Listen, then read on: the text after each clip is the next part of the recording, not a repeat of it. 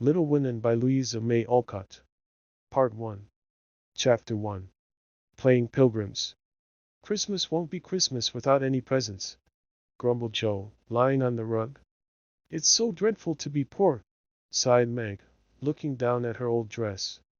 I don't think it's fair for some girls to have plenty of pretty things, and other girls nothing at all, added little Annie, with an injured sniff. We've got father and mother and each other, said Beth contentedly from her corner. The four young faces on which the firelight shone brightened at the cheerful words, but darkened again as Joe said sadly, "We haven't got father, and shall not have him for a long time." She didn't say, "Perhaps never," but each silently added it, thinking of father far away, where the fighting was. Nobody spoke for a minute, then Meg said in an altered tone, "You know the reason Mother proposed not having any presents this Christmas was because it is going to be a hard winter for everyone, and she thinks we ought not to spend money for pleasure, when our men are suffering so in the army. We can't do much, but we can make our little sacrifices, and ought to do it gladly. But I'm afraid I don't." And Meg shook her head, as she thought regretfully of all the pretty things she wanted. "But I don't think the little we should spend would do any good. We've each got $1, and the army wouldn't be much helped by our giving that. I agree not to expect anything from Mother or you, but I do want to buy Undine and Cintran for myself. I've wanted it so long," said Joe, who was a bookworm. "I plan to spend mine in new music," said Beth, with a little sigh, which no one heard but the hearth brush and kettle holder. "I shall get a nice box of Faber's drawing pencils. I really need them," said Amy decidedly. "Mother didn't say anything about our money, and she won't wish us to give up everything. Let's each buy what we want, and have a little fun. I'm sure we work hard enough to earn it," cried Joe, examining the heels of her shoes in a gentlemanly manner. "I know I do, teaching those tiresome children nearly all day, when I'm longing to enjoy myself at home," began Meg, in the complaining tone again. "You don't have half such a hard time as I do," said Joe. "How would you like to be shut up for hours with a nervous, fussy old lady, who keeps you trotting, is never satisfied, and worries you till you're ready to fly out the window or cry? It's naughty to fret, but I do think washing dishes and keeping things tidy is the worst work in the world. It makes me cross, and my hands get so stiff, I can't practice well at all." And Beth looked at her rough hands with a sigh that anyone could hear that time. "I don't believe any of you suffer as I do," cried Amy. "For you don't have to go to school with impertinent girls, who plague you if you don't know your lessons, and laugh at your dresses, and label your father if he isn't rich, and insult you when your nose isn't nice. If you mean libel, I'd say so, and not talk about labels, as if Papa was a pickle bottle," advised Joe, laughing. "I know what I mean, and you needn't be satirical about it. It's proper to use good words, and improve your vocabulary," returned Amy, with dignity. "Don't peck at one another, children. Don't you wish we had the money Papa lost when we were little, Joe? Dear me! How happy and good we'd be, if we had no worries," said Meg, who could remember better times. "You said the other day you thought we were a deal happier than the King children, for they were fighting and fretting all the time, in spite of their money." "So I did, Beth. Well, I think we are. For though we do have to work, we make fun of ourselves, and are a pretty jolly set, as Joe would say." "Joe does use such slang words," observed Amy, with a reproving look at the long figure stretched on the rug. Joe immediately sat up, put her hands in her pockets, and began to whistle. "Don't, Joe. It's so boyish. That's why I do it. I detest rude, unladylike girls. I hate affected, niminy-piminy chits. Birds in their little nests agree," sang Beth the peacemaker, with such a funny face that both sharp voices softened to a laugh, and that pecking ended for that time. "Really, girls, you are both to be blamed," said Meg, beginning to lecture in her elder sisterly fashion. "You are old enough to leave off boyish tricks, and to behave better, Josephine. It didn't matter so much when you were a little girl, but now you are so tall, and turn up your hair, you should remember that you are a young lady." "I'm not. And if turning up my hair makes me one, I'll wear it in 2 tails till I'm 20, cried Joe, pulling off her net, and shaking down a chestnut mane. I hate to think I've got to grow up, and be Miss March, and wear long gowns, and look as prim as a China aster. It's bad enough to be a girl, anyway, when I like boys' games and work and manners. I can't get over my disappointment in that being a boy. And it's worse than ever now, for I'm dying to go and fight with Papa. And I can only stay home and knit, like a poky old woman. And Jo shook the blue army sock till the needles rattled like castanets, and her ball bounded across the room. Poor Jo! It's too bad, but it can't be helped. So you must try to be contented with making your name boyish, and playing brother to us girls, said Beth, stroking the rough head with a hand that all the dish-washing and dusting in the world could not make ungentle in its touch. As for you, Amy, continued Meg, you are altogether too particular and prim. Your airs are funny now, but you'll grow up an affected little goose if you don't take care. I like your nice manners and refined ways of speaking, when you don't try to be elegant. But your absurd words are as bad as Jo's slang. If Jo is a tomboy and Amy a goose, what am I, please? Asked Beth, ready to share the lecture. You're a dear, and nothing else, answered Meg warmly, and no one contradicted her, for the mouse was the pet of the family.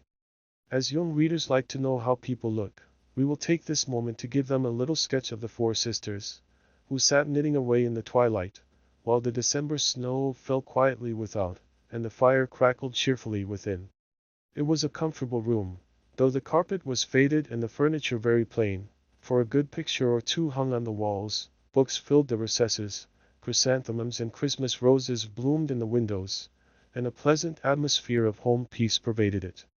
Margaret, the eldest of the four, was 16, and very pretty, being plump and fair, with large eyes, plenty of soft brown hair, a sweet mouth, and white hands, of which she was rather vain. 15-year-old Jo was very tall, thin, and brown, and reminded one of a colt, for she never seemed to know what to do with her long limbs, which were very much in her way.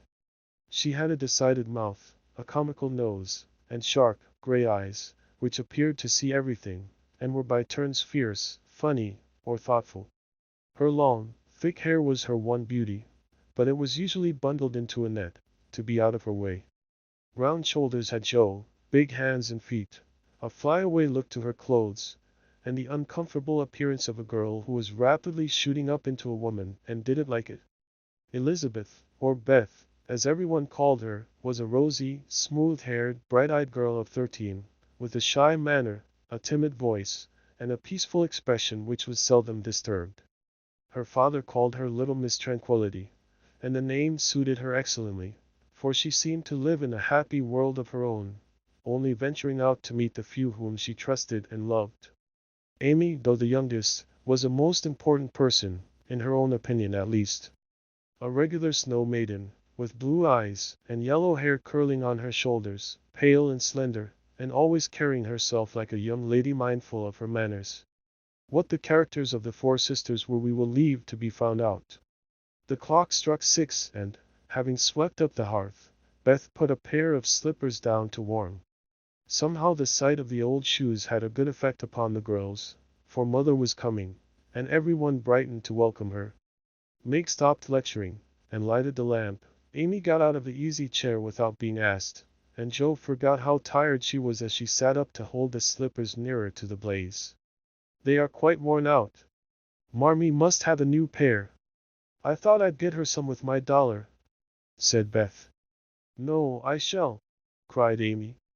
And the oldest, began Meg, but Jo cut in with a decided, I'm the man of the family now Papa is away, and I shall provide the slippers, for he told me to take special care of Mother while he was gone. I'll tell you what we'll do, said Beth.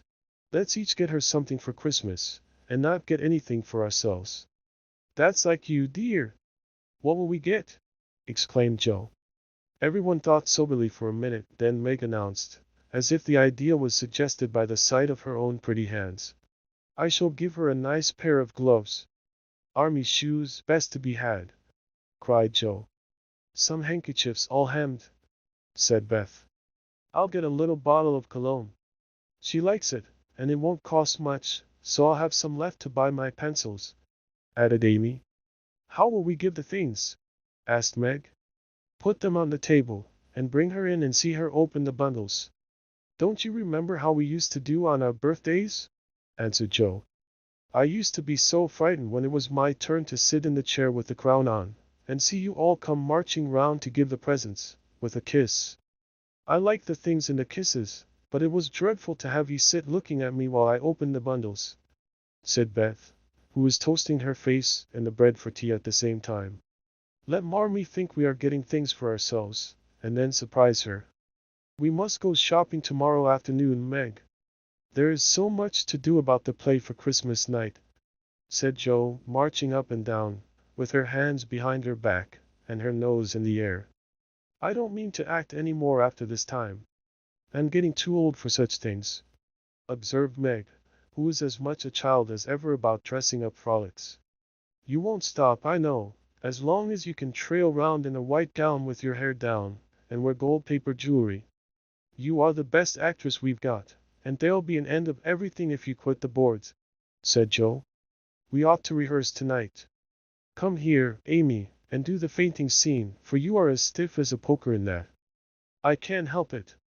I never saw anyone faint, and I don't choose to make myself all black and blue, tumbling flat as you do. If I can go down easily, I'll drop.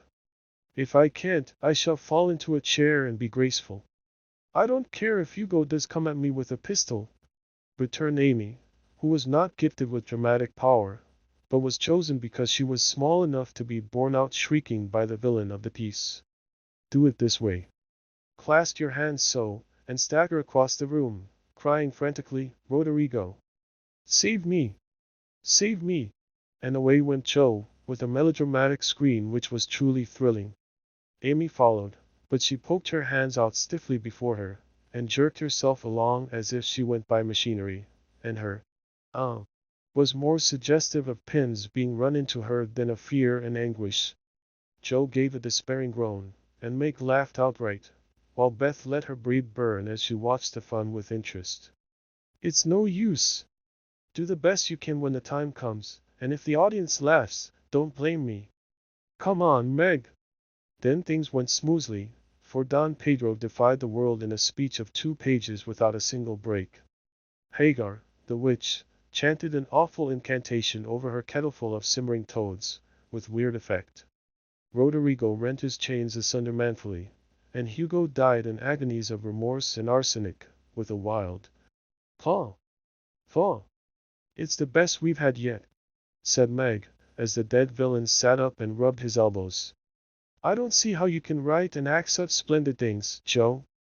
You're a regular Shakespeare, exclaimed Beth, who firmly believed that her sisters were gifted with wonderful genius in all things. Not quite, replied Joe modestly. I do think The Witch's Curse, an operatic tragedy, is rather a nice thing, but I'd like to try Macbeth, if we only had a trapdoor for Banquo. I always wanted to do the killing part. Is that a dagger that I see before me? Muttered Joe, rolling her eyes and clutching at the air, as she had seen a famous tragedian do. No, it's the toasting fork, with Mother's shoe on it instead of the bread. Best stage struck, cried Meg, and the rehearsal ended in a general burst of laughter. Glad to find you so merry, my girls, said a cheery voice at the door, and actors and audience turned to welcome a tall, motherly lady with a "Can I help you" look about her which was truly delightful. She was not elegantly dressed, but a noble-looking woman, and the girls thought the grey cloak and unfashionable bonnet covered the most splendid mother in the world. Well, dearies, how have you got on today?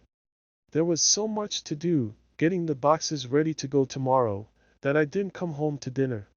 Has anyone called, Beth? How is your cold, Meg? Joe, you look tired to death. Come and kiss me, baby.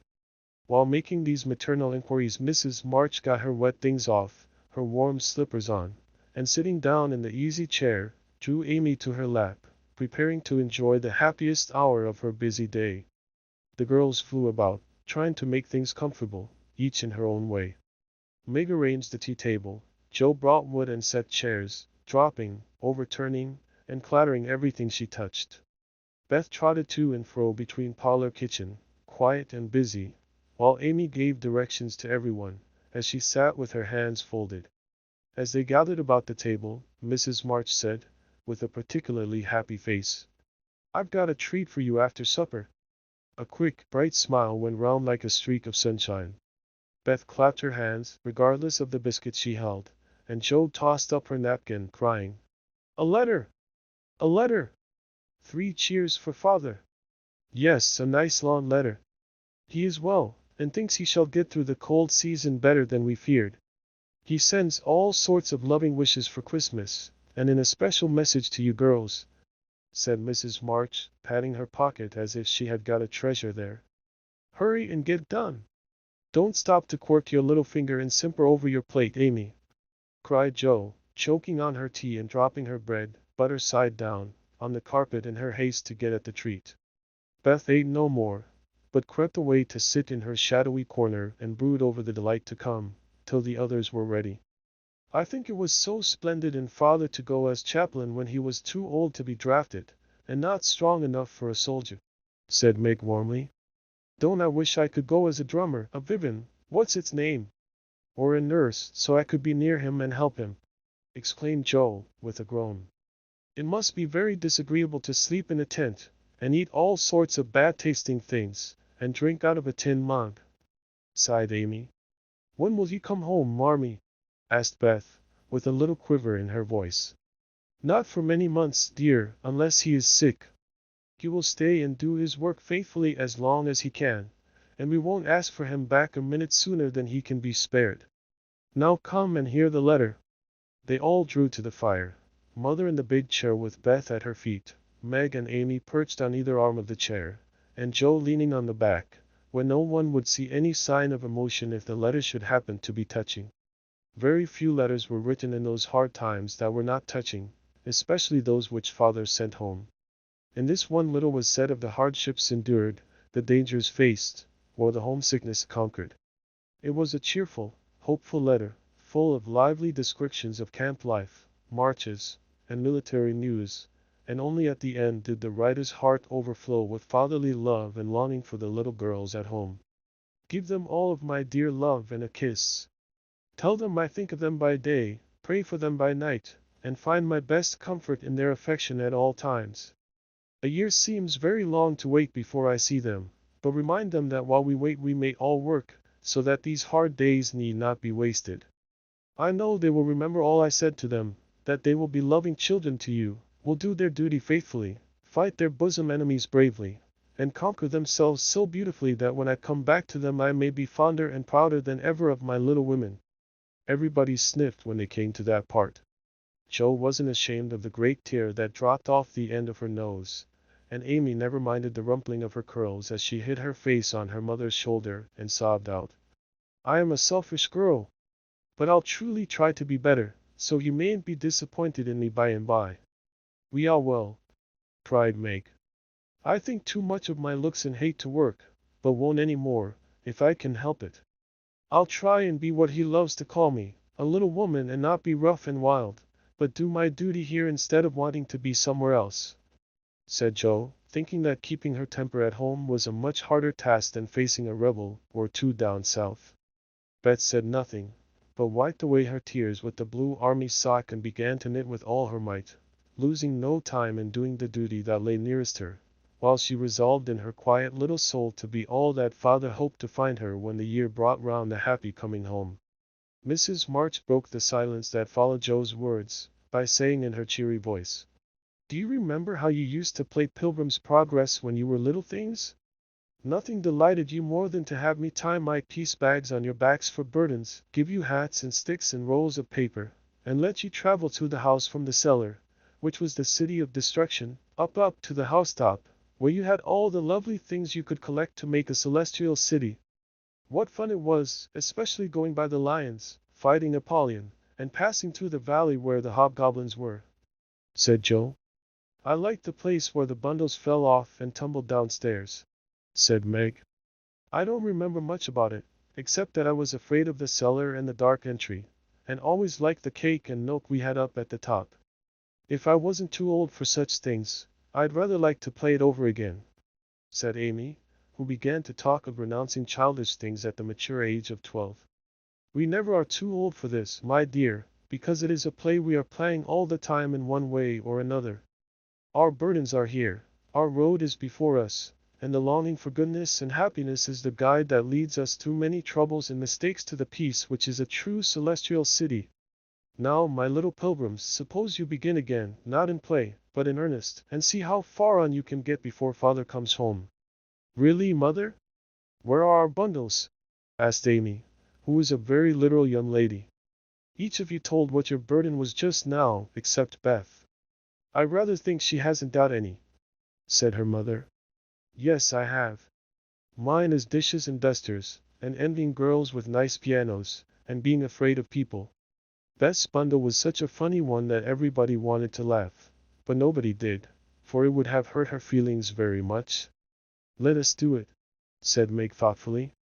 It is only another name for trying to be good, and the story may help us, for though we do want to be good, it's hard work and we forget, and don't do our best. We were in the Slough of Despond tonight, and Mother came and pulled us out as help did in the book.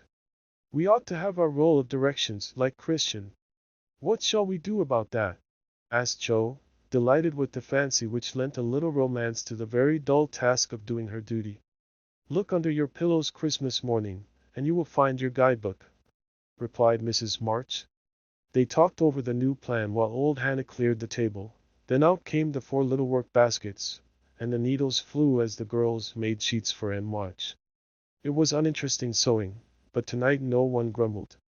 They adopted Joe's plan of dividing the long seams into 4 parts, and calling the quarters Europe, Asia, Africa, and America, and in that way got on capitally, especially when they talked about the different countries as they stitched their way through them. At 9 they stopped work, and sang, as usual, before they went to bed.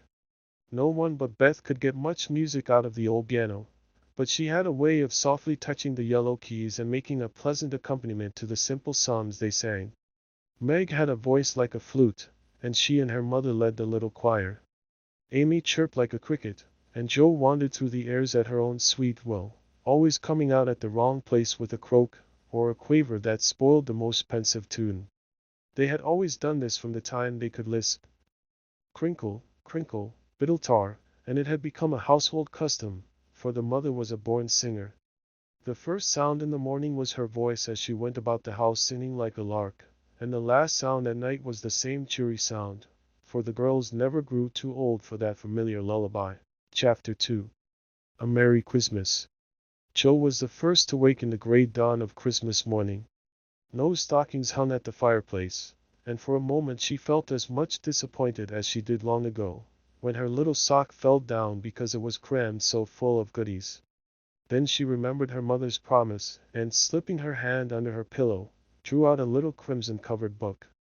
She knew it very well, for it was that beautiful old story of the best life ever lived, and Joe felt that it was a true guidebook for any pilgrim going on a long journey.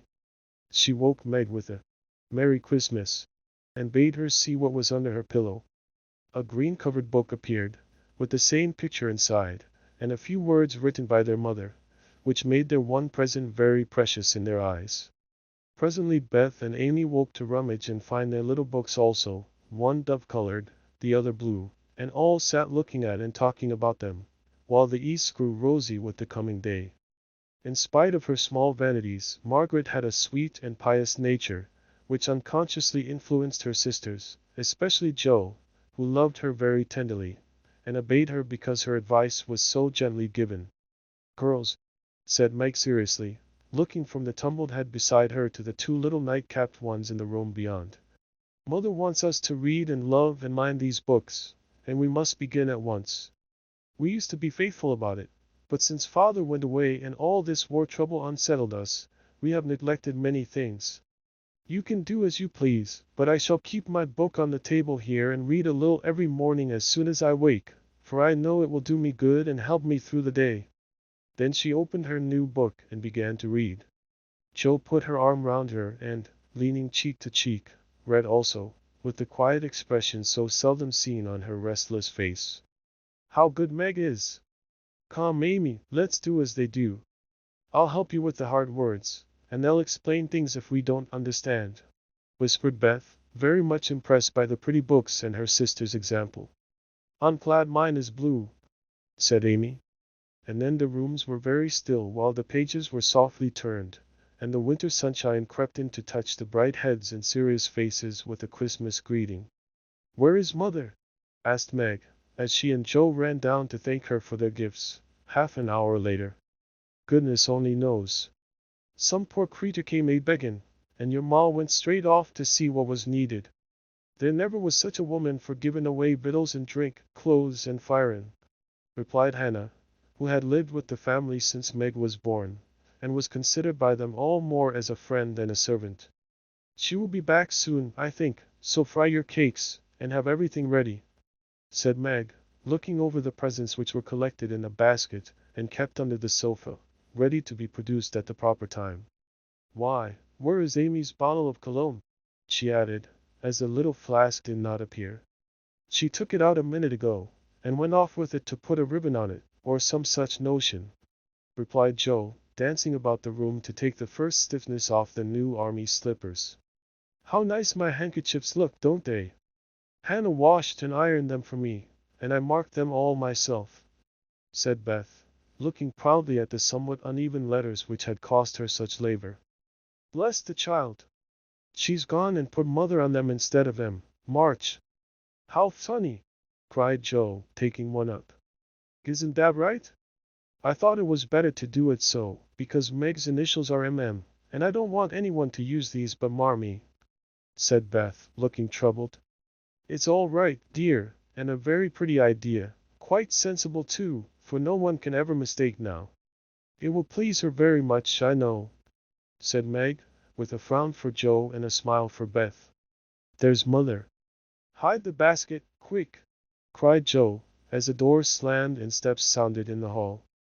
Amy came in hastily, and looked rather abashed when she saw her sisters all waiting for her. "Where have you been, and what are you hiding behind you?" asked Meg, surprised to see, by her hood and cloak, that lazy Amy had been out so early. "Don't laugh at me, Joe! I didn't mean anyone should know till the time came. I only meant to change the little bottle for a big one, and I gave all my money to get it, and I'm truly trying not to be selfish any more." As she spoke, Amy showed the handsome flask which replaced the cheap one, and looked so earnest and humble in her little effort to forget herself that Meg hugged her on the spot, and Joe pronounced her a trump, while Beth ran to the window, and picked her finest rose to ornament the stately bottle. "You see, I felt ashamed of my present, after reading and talking about being good this morning, so I ran round the corner and changed it the minute I was up, and I'm so glad, for mine is the handsomest now." Another bang of the street door sent the basket under the sofa, and the girls to the table, eager for breakfast. "Merry Christmas, Marmee! Many of them! Thank you for our books. We read some, and mean to every day," they all cried in chorus.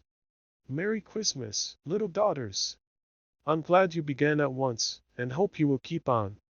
But I want to say one word before we sit down. Not far away from here lies a poor woman with a little newborn baby. 6 children are huddled into one bed to keep from freezing, for they have no fire. There is nothing to eat over there, and the oldest boy came to tell me they were suffering hunger and cold. My girls, will you give them your breakfast as a Christmas present?" They were all unusually hungry, having waited nearly an hour, and for a minute no one spoke, only a minute, for Joe exclaimed impetuously, "I'm so glad you came before we began." "May I go and help carry the things to the poor little children?" asked Beth eagerly. "I shall take the cream and the muffins," added Amy, heroically giving up the articles she most liked. Meg was already covering the buckwheats, and piling the bread into one big plate. "I thought you'd do it," said Mrs. March, smiling as if satisfied. "You shall all go and help me, and when we come back we will have bread and milk for breakfast, and make it up at dinner time." They were soon ready, and the procession set out. Fortunately it was early, and they went through back streets, so few people saw them, and no one laughed at the queer party.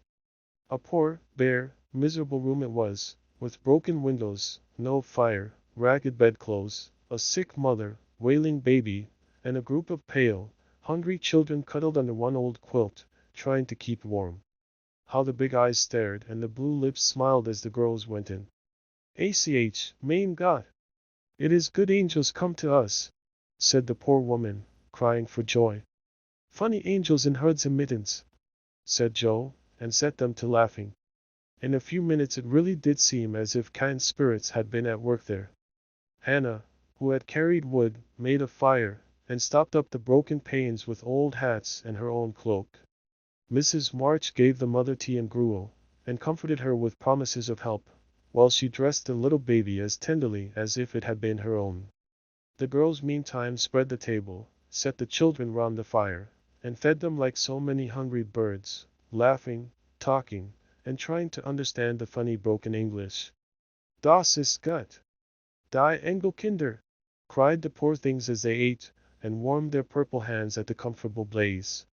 The girls had never been called angel children before, and thought it very agreeable, especially Joe, who had been considered a Sancho ever since she was born.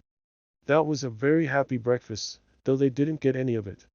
And when they went away, leaving comfort behind, I think there were not in all the city 4 merrier people than the hungry little girls who gave away their breakfasts, and contented themselves with bread and milk on Christmas morning.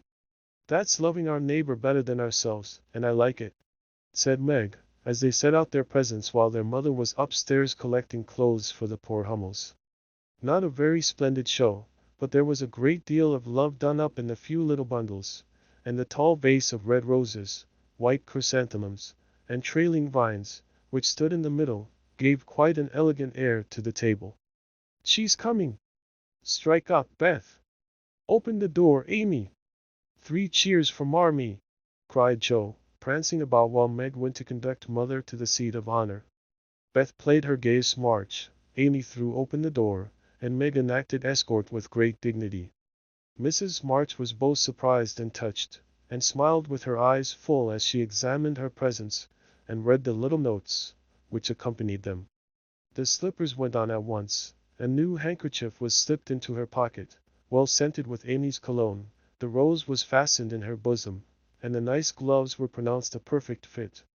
There was a good deal of laughing and kissing and explaining, in the simple, loving fashion which makes these home festivals so pleasant at the time, so sweet to remember long afterward, and then all fell to work.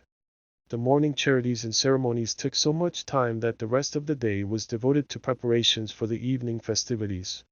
Being still too young to go often to the theater, and not rich enough to afford any great outlay for private performances, the girls put their wits to work, and necessity being the mother of invention, made whatever they needed. Very clever were some of their productions: pasteboard guitars, antique lamps made of old-fashioned butter boats covered with silver paper, gorgeous robes of old cotton, glittering with tin spangles from a pickle factory, and armor covered with the same useful diamond-shaped bits left in sheets when the lids of preserved pots were cut out. The big chamber was the scene of many innocent revels. No gentlemen were admitted, so Joe played male parts to her heart's content, and took immense satisfaction in a pair of russet leather boots given her by a friend, who knew a lady who knew an actor. These boots, an old foil, and a slashed doublet once used by an artist for some picture, were Joe's chief treasures and appeared on all occasions. The smallness of the company made it necessary for the 2 principal actors to take several parts apiece, and they certainly deserve some credit for the hard work they did in learning 3 or 4 different parts, whisking in and out of various costumes, and managing the stage besides. It was excellent drill for their memories, a harmless amusement, and employed many hours which otherwise would have been idle, lonely, or spent in less profitable society. On Christmas night, a dozen girls piled onto the bed which was the dress circle, and sat before the blue and yellow chintz curtains in a most flattering state of expectancy. There was a good deal of rustling and whispering behind the curtain, a trifle of lamp smoke, and an occasional giggle from Amy, who was apt to get hysterical in the excitement of the moment. Presently a bell sounded, the curtains flew apart, and the operatic tragedy began. A gloomy wood, according to the one playbill, was represented by a few shrubs in pots, green baize on the floor, and a cave in the distance. This cave was made with a clothes horse for a roof, bureaus for walls, and in it was a small furnace in full blast, with a black pot on it, and an old witch bending over it. The stage was dark, and the glow of the furnace had a fine effect, especially as real steam issued from the kettle when the witch took off the cover. A moment was allowed for the first thrill to subside, then Hugo, the villain, stalked in with a clanking sword at his side, a slouching hat, black beard, mysterious cloak, and the boots. After pacing to and fro in much agitation, he struck his forehead, and burst out in a wild strain, singing of his hatred for Roderigo, his love for Zara, and his pleasing resolution to kill the one and win the other. The gruff tones of Hugo's voice, with an occasional shout when his feelings overcame him, were very impressive, and the audience applauded the moment he paused for breath. Bowing with the air of one accustomed to public praise, he stole to the cavern and ordered Hagar to come forth with a commanding, "What ho, minion! I need thee!" Out came Med, with grey horsehair hanging about her face, a red and black robe, a staff, and cabalistic signs upon her cloak. Hugo demanded a potion to make Zara adore him, and one to destroy Roderigo. Hagar, in a fine dramatic melody, promised both, and proceeded to call up the spirit who would bring the love philtre. "Hither, hither, from thy home, airy sprite, I bid thee come. Born of roses, fed on dew, charms and potions canst thou brew? Bring me here, with elfin speed, the fragrant philtre which I need. Make it sweet and swift and strong, spirit, answer now my song." A soft strain of music sounded, and then at the back of the cave appeared a little figure in cloudy white, with glittering wings, golden hair, and a garland of roses on its head. Waving a wand it sang, "Hither I come, from my airy home, afar in the silver moon. Take the magic spell, and use it well, or its power will vanish soon." And dropping a small, gilded bottle at the witch's feet, the spirit vanished. Another chant from Hagar produced another apparition, not a lovely one, for with a bang an ugly black imp appeared and, having croaked a reply, tossed the dark bottle at Hugo and disappeared with a mocking laugh. Having warbled his thanks and put the potions in his boots, Hugo departed, and Hagar informed the audience that as he had killed a few of her friends in times past, she had cursed him, and intends to thwart his plans, and be revenged on him. Then the curtain fell, and the audience reposed and ate candy while discussing the merits of the play. A good deal of hammering went on before the curtain rose again, but when it became evident what a masterpiece of stage carpentry had been got up, no one murmured at the delay. It was truly superb. A tower rose to the ceiling, halfway up appeared a window with a lamp burning in it, and behind the white curtain appeared Zara in a lovely blue and silver dress, waiting for Roderigo. He came in gorgeous array, with plumed cap, red cloak, chestnut lovelocks, a guitar, and the boots, of course. Kneeling at the foot of the tower, he sang a serenade in melting tones. Zara replied and, after a musical dialogue, consented to fly. Then came the grand effect of the play. Roderigo produced a rope ladder, with 5 steps to it, 2 up one end, and invited Zara to descend. Timidly she crept from her lattice, put her hand on Roderigo's shoulder, and was about to leap gracefully down when, alas! Alas for Zara! She forgot her train. It caught in the window, the tower tottered, leaned forward, fell with a crash, and buried the unhappy lovers in the ruins. A universal shriek arose as the russet boots waved wildly from the wreck and a golden head emerged, exclaiming, "I told you so! I told you so!" With wonderful presence of mind, Don Pedro, the cruel sire, rushed in, dragged out his daughter, with a hasty aside. "Don't laugh! Act as if it was all right!" And, ordering Roderigo up, banished him from the kingdom with wrath and scorn. Though decidedly shaken by the fall from the tower upon him, Roderigo defied the old gentleman, and refused to stir. This dauntless example fired Zara.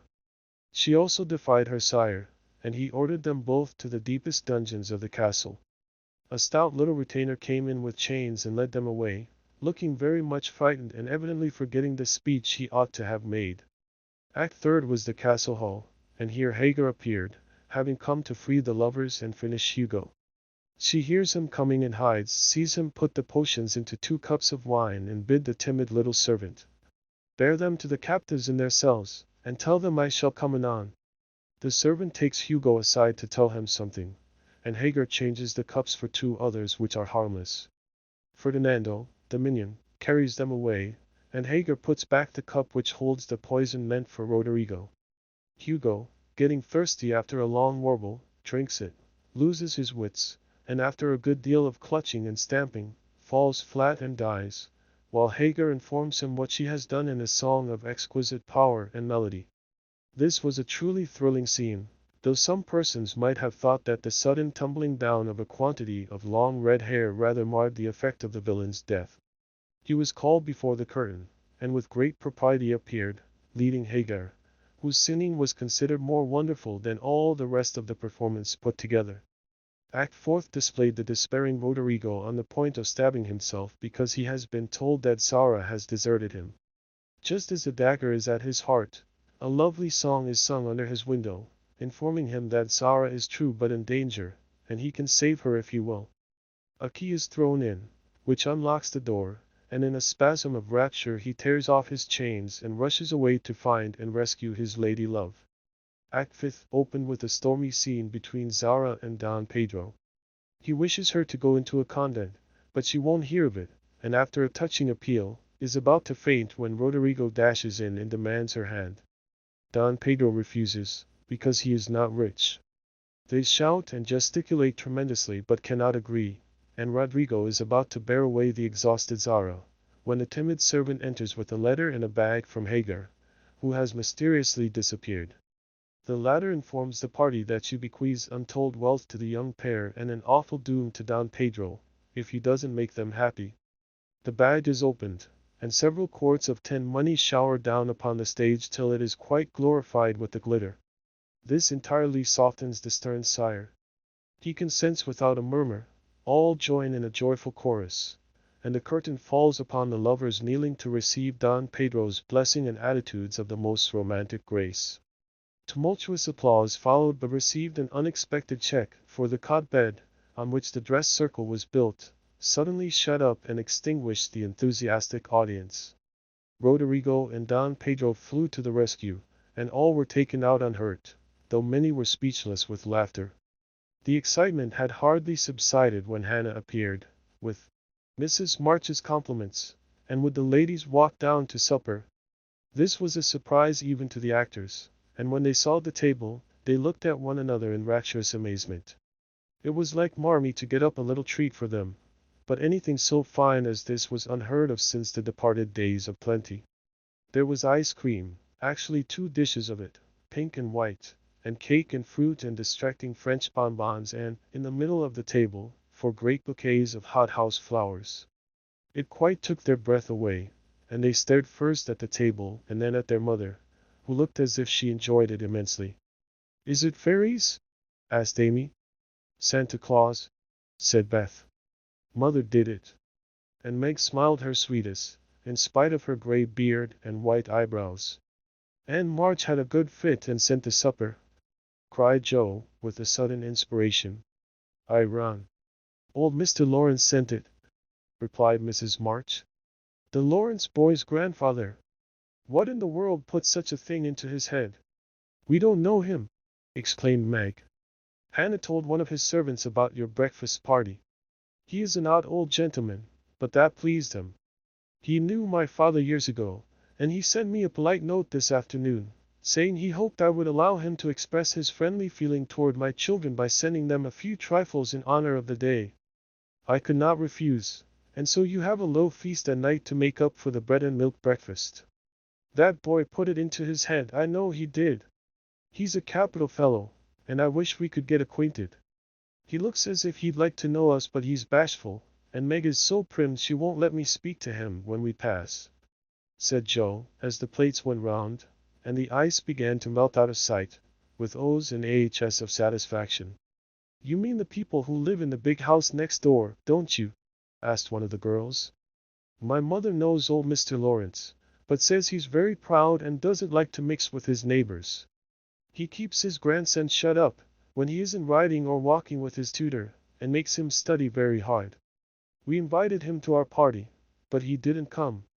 Mother says he's very nice, though he never speaks to us girls. Our cat ran away once, and he brought her back, and we talked over the fence, and were getting on capitally, all about cricket, and so on, when he saw Meg coming, and walked off. I mean to know him some day, for he needs fun, I'm sure he does." said Joe decidedly. "I like his manners, and he looks like a little gentleman, so I've no objection to your knowing him, if a proper opportunity comes. He brought the flowers himself, and I should have asked him in, if I had been sure what was going on upstairs. He looked so wistful as he went away, hearing the frolic and evidently having none of his own." "It's a mercy you didn't, Mother," laughed Joe, looking at her boots. "But we'll have another place sometime that he can see. Perhaps he'll help act. Wouldn't that be jolly? I never had such a fine bouquet before. How pretty it is!" And Meg examined her flowers with great interest. "They are lovely. But Beth's roses are sweeter to me," said Mrs. March, smelling the half-dead posy in her belt. Beth nestled up to her, and whispered softly, "I wish I could send my bunch to Father. I'm afraid he isn't having such a Merry Christmas as we are." Chapter 3. The Laurence Boy. "Joe! Joe! Where are you?" cried Meg at the foot of the garret stairs. "Cheer!" answered a husky voice from above, and running up, Meg found her sister eating apples and crying over the air of Redcliffe, wrapped up in a comforter on an old three-legged sofa by the sunny window. This was Joe's favorite refuge, and here she loved to retire with half a dozen russets and a nice book, to enjoy the quiet and the society of a pet rat who lived nearby and didn't mind her a particle. As Meg appeared, Scrabble whisked into his hole. Joe shook the tears off her cheeks and waited to hear the news. "Such fun! Only see! A regular note of invitation from Mrs. Gardiner for tomorrow night," cried Meg, waving the precious paper and then proceeding to read it with girlish delight. "Mrs. Gardiner would be happy to see Miss March and Miss Josephine at a little dance on New Year's Eve. Marmee is willing we should go. Now what shall we wear?" "What's the use of asking that, when you know we shall wear our poplins, because we haven't got anything else?" answered Joe with her mouth full. "If I only had a silk," sighed Meg. "Mother says I may when I'm 18 perhaps, but 2 years is an everlasting time to wait. I'm sure our pops look like silk, and they are nice enough for us. Yours is as good as new, but I forgot the burn and the tear in mine. Whatever shall I do? The burn shows badly, and I can't take any out. You must sit still all you can and keep your back out of sight. The front is all right. I shall have a new ribbon for my hair, and Marmee will lend me her little pearl pin, and my new slippers are lovely, and my gloves will do, though they aren't as nice as I'd like. Mine are spoiled with lemonade, and I can't get any new ones, so I shall have to go without," said Joe, who never troubled herself much about dress. "You must have gloves or I won't go," cried Meg decidedly. "Gloves are more important than anything else. You can't dance without them, and if you don't I should be so mortified. Then I'll stay still. I don't care much for company dancing. It's no fun to go sailing round. I like to fly about and cut capers. You can't ask Mother for new ones, they are so expensive, and you are so careless. She said when you spoiled the others that she shouldn't get you any more this winter. Can't you make them do? I can hold them crumpled up in my hand, so no one will know how stained they are. That's all I can do." "No. I'll tell you how we can manage, each wear one good one and carry a bad one. Don't you see? Your hands are bigger than mine, and you will stretch my glove dreadfully," began Meg, whose gloves were a tender point with her. "Then I'll go without." "I don't care what people say," cried Joe, taking up her book. "You may have it, you may. Only don't stain it, and do behave nicely. Don't put your hands behind you, or stare, or say Christopher Columbus, will you? Don't worry about me. I'll be as prim as I can and not get into any scrapes if I can help it. Now go and answer your note, and let me finish this splendid story." So Meg went away to accept with thanks, look over her dress, and sing blithely as she did up her one real lace frill, while Joe finished her story, her 4 apples, and had a game of romps with Scrabble. On New Year's Eve the parlor was deserted, for the 2 younger girls played dressing maids and the 2 elder were absorbed in the all-important business of getting ready for the party. Simple as the toilets were, there was a great deal of running up and down, laughing and talking, and at one time a strong smell of burned hair pervaded the house. Meg wanted a few curls about her face, and Joe undertook to pinch the papered locks with a pair of hot tongs. "Ought they to smoke like that?" asked Beth from her perch on the bed. "It's the dampness trying," replied Joe. "What a queer smell!" "It's like burned feathers," observed Amy, smoothing her own pretty curls with a superior air. "There, now I'll take off the papers and you'll see a cloud of little ringlets," said Joe, putting down the tongs. She did take off the papers, but no cloud of ringlets appeared, for the hair came with the papers, and the horrified hairdresser laid a row of little scorched bundles on the bureau before her victim. "Aimee, what have you done?" "And spoiled. I can't go. My hair, oh, my hair!" wailed Meg, looking with despair at the uneven frizzle on her forehead. "Just my luck. You shouldn't have asked me to do it. I always spoil everything.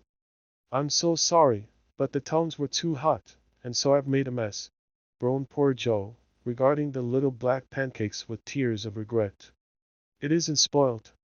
Just frizzle it, and tie your ribbons so the ends come on your forehead a bit, and it will look like the last fashion. I've seen many girls do it so," said Amy consolingly. "Serves me right for trying to be fine. I wish I'd let my hair alone," cried Meg petulantly. "So do I, it was so smooth and pretty. But it will soon grow out again," said Beth, coming to kiss and comfort the shorn sheep. After various lesser mishaps, Meg was finished at last, and by the united exertions of the entire family Joe's hair was got up and her dress on. They looked very well in their simple suits, Meg's in silvery drab, with a blue velvet snood, lace frills, and the pearl pin. Joe in maroon, with a stiff, gentlemanly linen collar, and a white chrysanthemum or two for her only ornament. Each put on one nice light glove, and carried one soiled one, and all pronounced the effect quite easy and fine. Meg's high-heeled slippers were very tight and hurt her, though she would not own it, and Joe's 19 hairpins all seemed stuck straight into her head, which was not exactly comfortable, but dear me, let us be elegant or die. "Have a good time, dearies," said Mrs. March, as the sisters went daintily down the walk. "Don't eat much supper, and come away at 11 when I send Hannah for you." As the gate clashed behind them, a voice cried from a window. Girls, have you both got nice pocket handkerchiefs?" Yes, spandy nice, and Meg has cologne on hers," cried Joe, adding with a laugh as they went on. "I do believe Marmee would ask that if we were all running away from an earthquake. It is one of her aristocratic tastes, and quite proper, for a real lady is always known by neat boots, gloves, and handkerchief," replied Meg, who had a good many little aristocratic tastes of her own. "Now don't forget to keep the bad breath out of sight, Joe. Is my sash right? And does my hair look very bad?" said Meg, as she turned from the glass in Mrs. Gardiner's dressing room after a prolonged prank. "I know I shall forget. If you see me doing anything wrong, just remind me by a wink, will you?" returned Joe, giving her collar a twitch and her head a hasty brush. "No, winking isn't ladylike. I'll lift my eyebrows if anything is wrong, and nod if you are all right. Now hold your shoulders straight, and take short steps, and don't shake hands if you are introduced to anyone. It isn't the thing. How do you learn all the proper ways? I never can. Isn't that music gay?" Down they went, feeling a trifle timid, for they seldom went to parties, and informal as this little gathering was, it was an event to them. Mrs. Gardiner, a stately old lady, greeted them kindly and handed them over to the eldest of her 6 daughters. Meg knew Sally and was at her ease very soon, but Joe, who didn't care much for girls or girlish gossip, stood about, with her back carefully against the wall, and felt as much out of place as a colt in a flower garden. Half a dozen jovial lads were talking about skates in another part of the room, and she longed to go and join them, for skating was one of the joys of her life. She telegraphed her wish to Meg, but the eyebrows went up so alarmingly that she dared not stir. No one came to talk to her, and one by one the group dwindled away till she was left alone. She could not roam about and amuse herself, for the burned breath would show, so she stared at people rather forlornly till the dancing began. Maid was asked at once, and the tight slippers tripped about so briskly that none would have guessed the pain their wearers suffered smilingly. Joe saw a big red-headed youth approaching her corner, and fearing he meant to engage her, she slipped into a curtained recess, intending to peep and enjoy herself in peace. Unfortunately, another bashful person had chosen the same refuge, for, as the curtain fell behind her, she found herself face to face with the Laurence boy. "Dear me, I didn't know anyone was here," stammered Joe, preparing to back out as speedily as she had bounced in.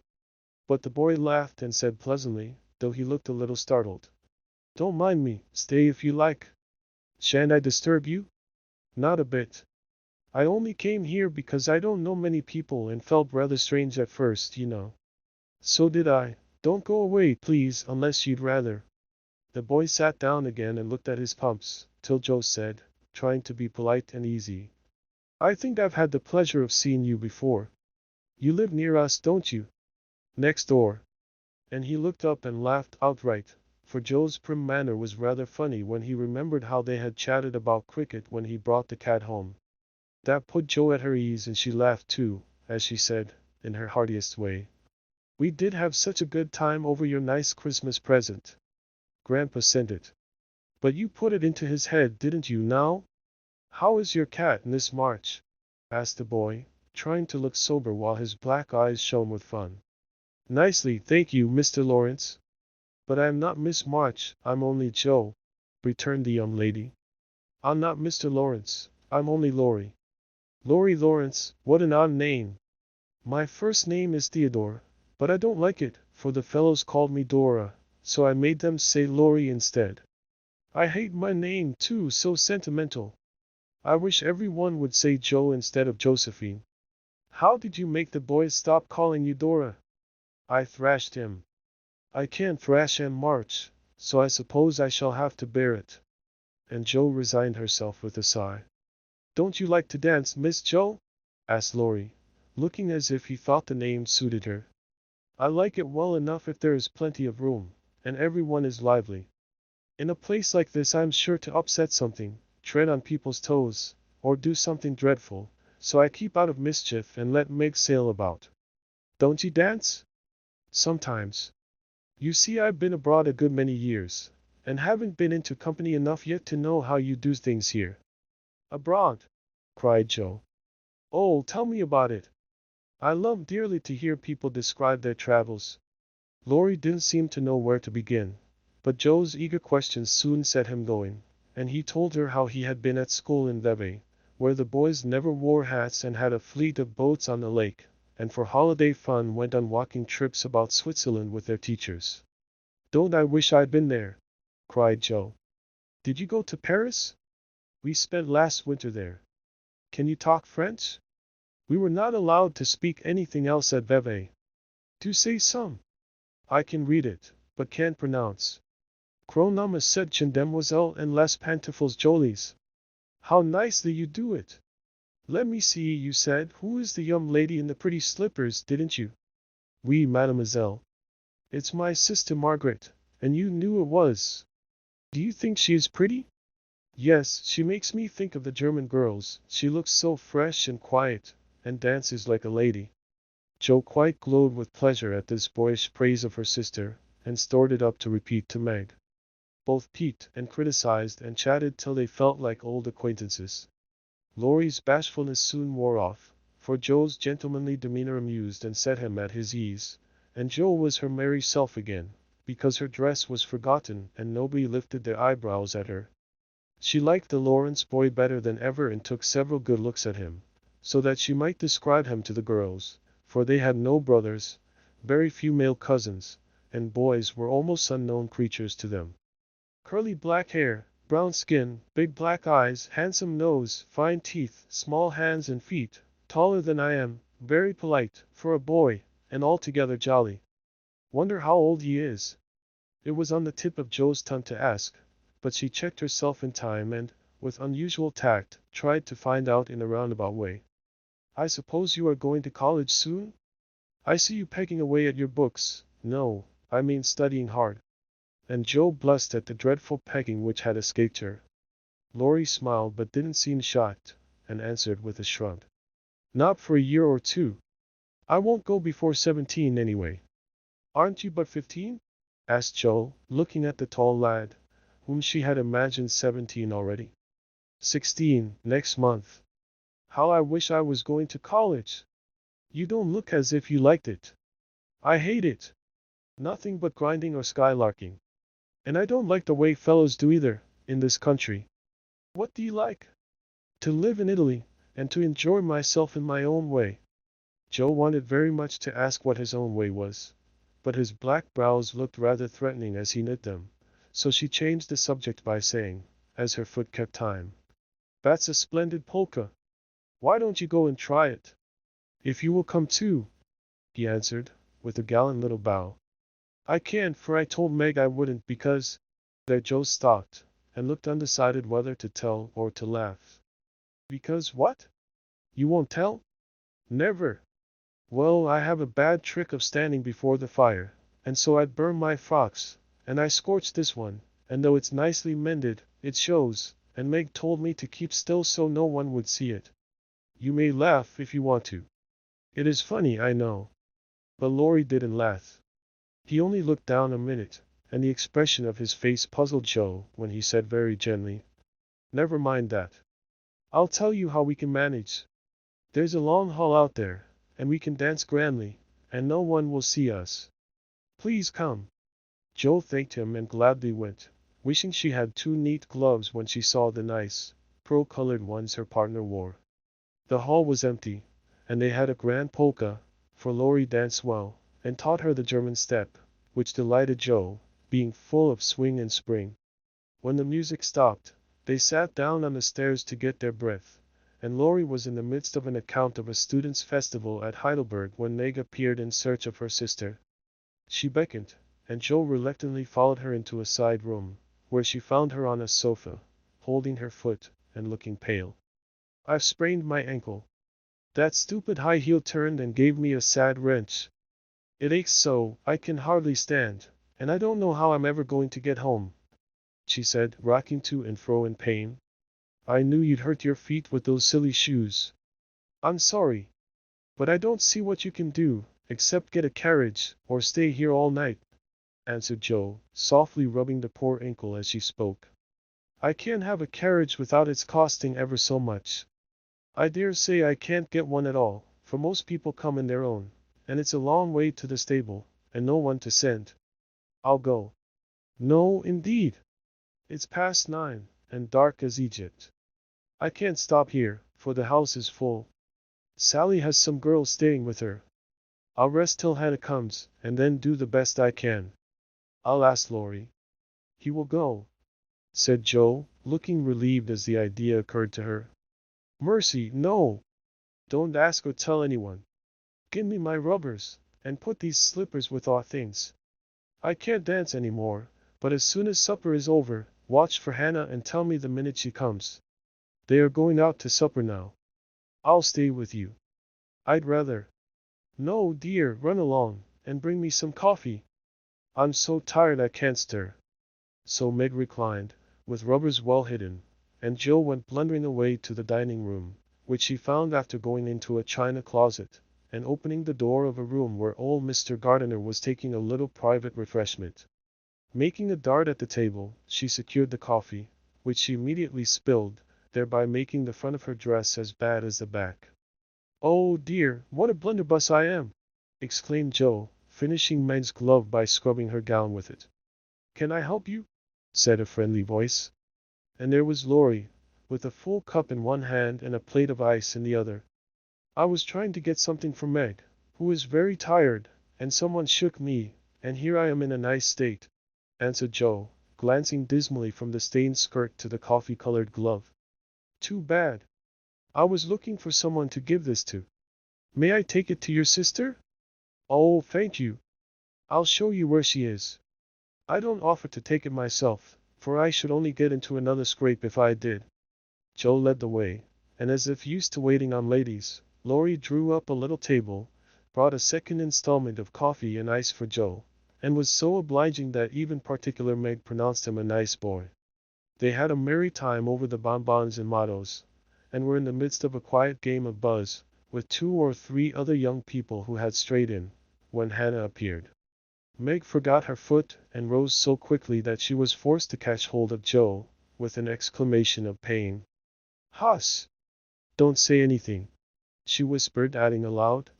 "It's nothing. I turned my foot a little, that's all," and limped upstairs to put her things on. Hannah scolded, Meg cried, and Joe was at her wits' end, till she decided to take things into her own hands. Slipping out, she ran down and finding a servant, asked if he could get her a carriage. It happened to be a hired waiter who knew nothing about the neighborhood, and Joe was looking round for help when Laurie, who had heard what she said, came up and offered his grandfather's carriage, which had just come for him. He said, "It's so early. You can't mean to go yet?" began Joe, looking relieved but hesitating to accept the offer. "I always go early, I do truly. Please let me take you home. It's all on my way, you know, and it rains, they say." That settled it, and telling him of Meg's mishap, Joe gratefully accepted and rushed up to bring down the rest of the party. Hannah hated rain as much as a cat does, so she made no trouble, and they rolled away in the luxurious close carriage, feeling very festive and elegant. Laurie went in the box so Meg could keep her foot up, and the girls talked over their party in freedom. "I had a capital time." "Did you?" asked Joe, rumpling up her hair, and making herself comfortable. "Yes, till I hurt myself. Sally's friend, Annie Moffat, took a fancy to me, and asked me to come and spend a week with her when Sally does. She is going in the spring when the opera comes, and it will be perfectly splendid, if Mother only lets me go," answered Meg, cheering up at the thought. "I saw you dancing with the red-headed man I ran away from. Was he nice?" "Oh, very. His hair is auburn, not red, and he was very polite, and I had a delicious redowa with him. He looked like a grasshopper in a fit when he did the new step. Laurie and I couldn't help laughing. Did you hear us?" "No, but it was very rude. What were you about all that time, hidden away there?" Joe told her adventures, and by the time she had finished they were at home. With many thanks, they said good night and crept in, hoping to disturb no one, but the instant their door creaked, two little nightcaps bobbed up, and two sleepy but eager voices cried out, "Tell about the party! Tell about the party!" With what Meg called a great want of manners, Joe had saved some bonbons for the little girls, and they soon subsided, after hearing the most thrilling events of the evening. "I declare, it really seems like being a fine young lady, to come home from the party in a carriage and sit in my dressing gown with a maid to wait on me," said Meg, as Joe bound up her foot with arnica and brushed her hair. "I don't believe fine young ladies enjoy themselves a bit more than we do, in spite of our burned hair, old gowns, one glove apiece, and tight slippers that sprain our ankles when we are silly enough to wear them." And I think Joe was quite right. Chapter 4. Pardons. "Oh dear, how hard it does seem to take up our packs and go on," sighed Meg the morning after the party, for now the holidays were over. The week of merrymaking did not fit her for going on easily with the task she never liked. "I wish it was Christmas or New Year's all the time." "Wouldn't it be fun?" answered Joe, yawning dismally. "We shouldn't enjoy ourselves half so much as we do now. But it does seem so nice to have little suppers and bouquets, and go to parties, and drive home, and read and rest, and not work. It's like other people, you know, and I always envy girls who do such things. I'm so fond of luxury," said Meg, trying to decide which of two shabby gowns was the least shabby. "Well, we can't have it, so don't let us grumble but shoulder our bundles and trudge along as cheerfully as Marmee does. I'm sure Aunt March is a regular old man of the sea to me, but I suppose when I've learned to carry her without complaining, she will tumble off, or get so light that I shan't mind her." This idea tickled Joe's fancy and put her in good spirits. But Meg didn't brighten, for her burden, consisting of 4 spoiled children, seemed heavier than ever. She had not heart enough even to make herself pretty as usual by putting on a blue neck ribbon and dressing her hair in the most becoming way. "Where's the use of looking nice, when no one sees me but those cross midgets, and no one cares whether I'm pretty or not?" she muttered, shutting her drawer with a jerk. "I shall have to toil and mull all my days, with only little bits of fun now and then, and get old and ugly and sour, because I'm poor and can't enjoy my life as other girls do. It's a shame." So Meg went down, wearing an injured look, and wasn't at all agreeable at breakfast time. Everyone seemed rather out of sorts and inclined to croak. Beth had a headache and lay on the sofa, trying to comfort herself with the cat and 3 kittens. Amy was fretting because her lessons were not learned, and she couldn't find her rubbers. Joe would whistle and make a great racket getting ready. Mrs. March was very busy trying to finish a letter, which must go at once, and Hannah had the grumps, for being up late didn't suit her. "There never was such a cross family," cried Joe, losing her temper when she had upset an inkstand, broken both boot lacings, and sat down upon her hat. "You're the crossest person in it," returned Amy, washing out the sum that was all wrong with the tears that had fallen on her slate. "Beth, if you don't keep these horrid cats down cellar I'll have them drowned," exclaimed Meg angrily as she tried to get rid of the kitten which had scrambled up her back and stalked like a bird just out of reach. Joe laughed, Meg scolded, Beth implored, and Amy wailed because she couldn't remember how much 9 times 12 was. Girls, do be quiet 1 minute. I must get this off by the early mail, and you drive me distracted with your worry," cried Mrs. March, crossing out the 3rd spoiled sentence in her letter. There was a momentary lull, broken by Hannah, who stalked in, laid 2 hot turnovers on the table, and stalked out again. These turnovers were an institution, and the girls called them muffs, for they had no others and found the hot pies very comforting to their hands on cold mornings.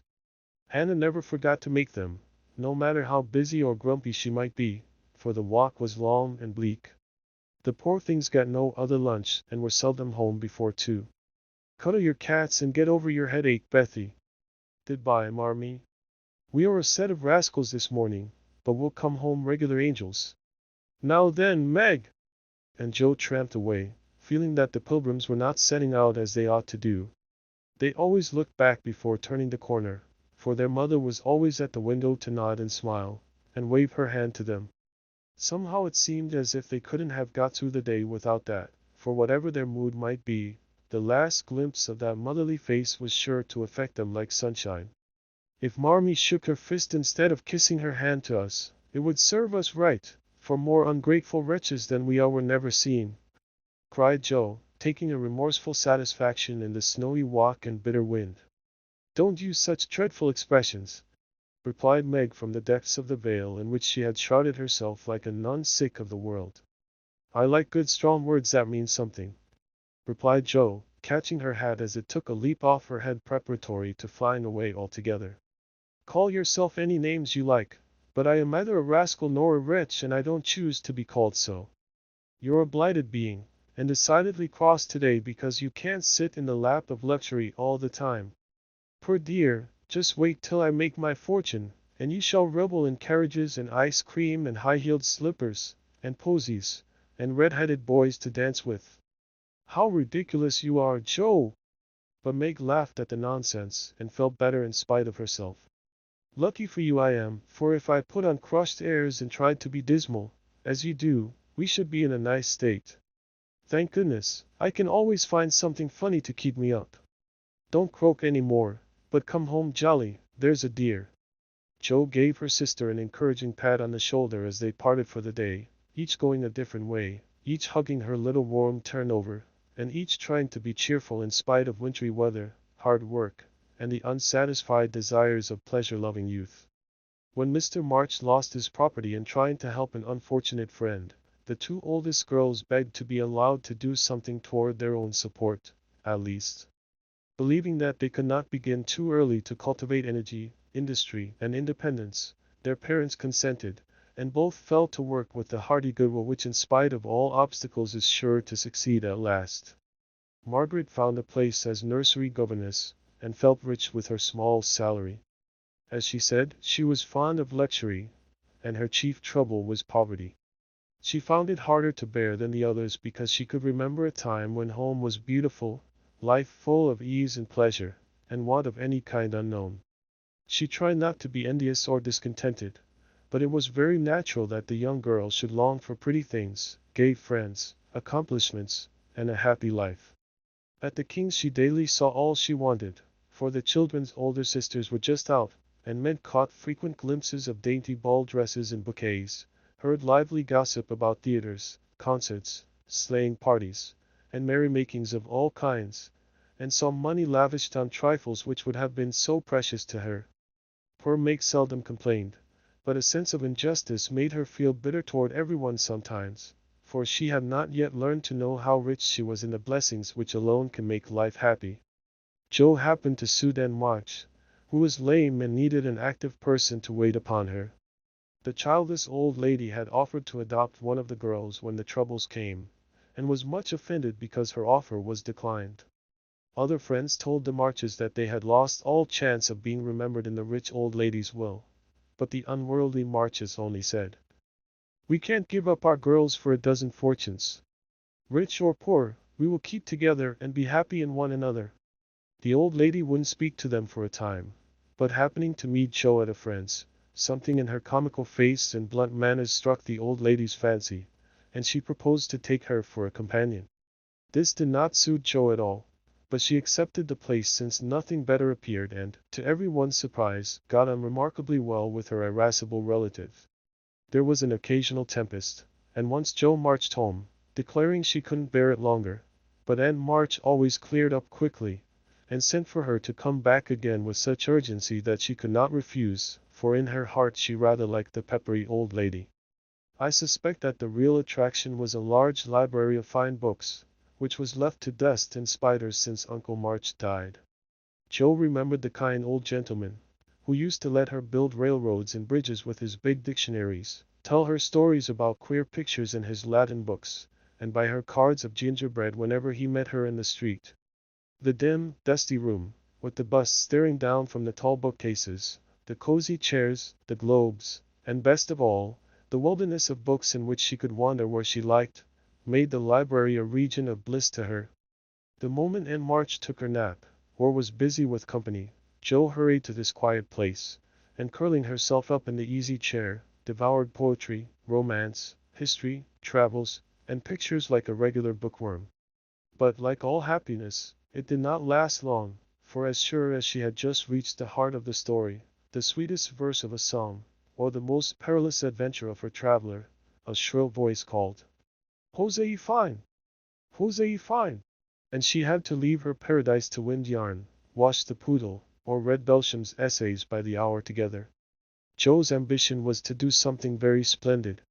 What it was, she had no idea as yet, but left it for time to tell her, and meanwhile, found her greatest affliction in the fact that she couldn't read, run, and ride as much as she liked.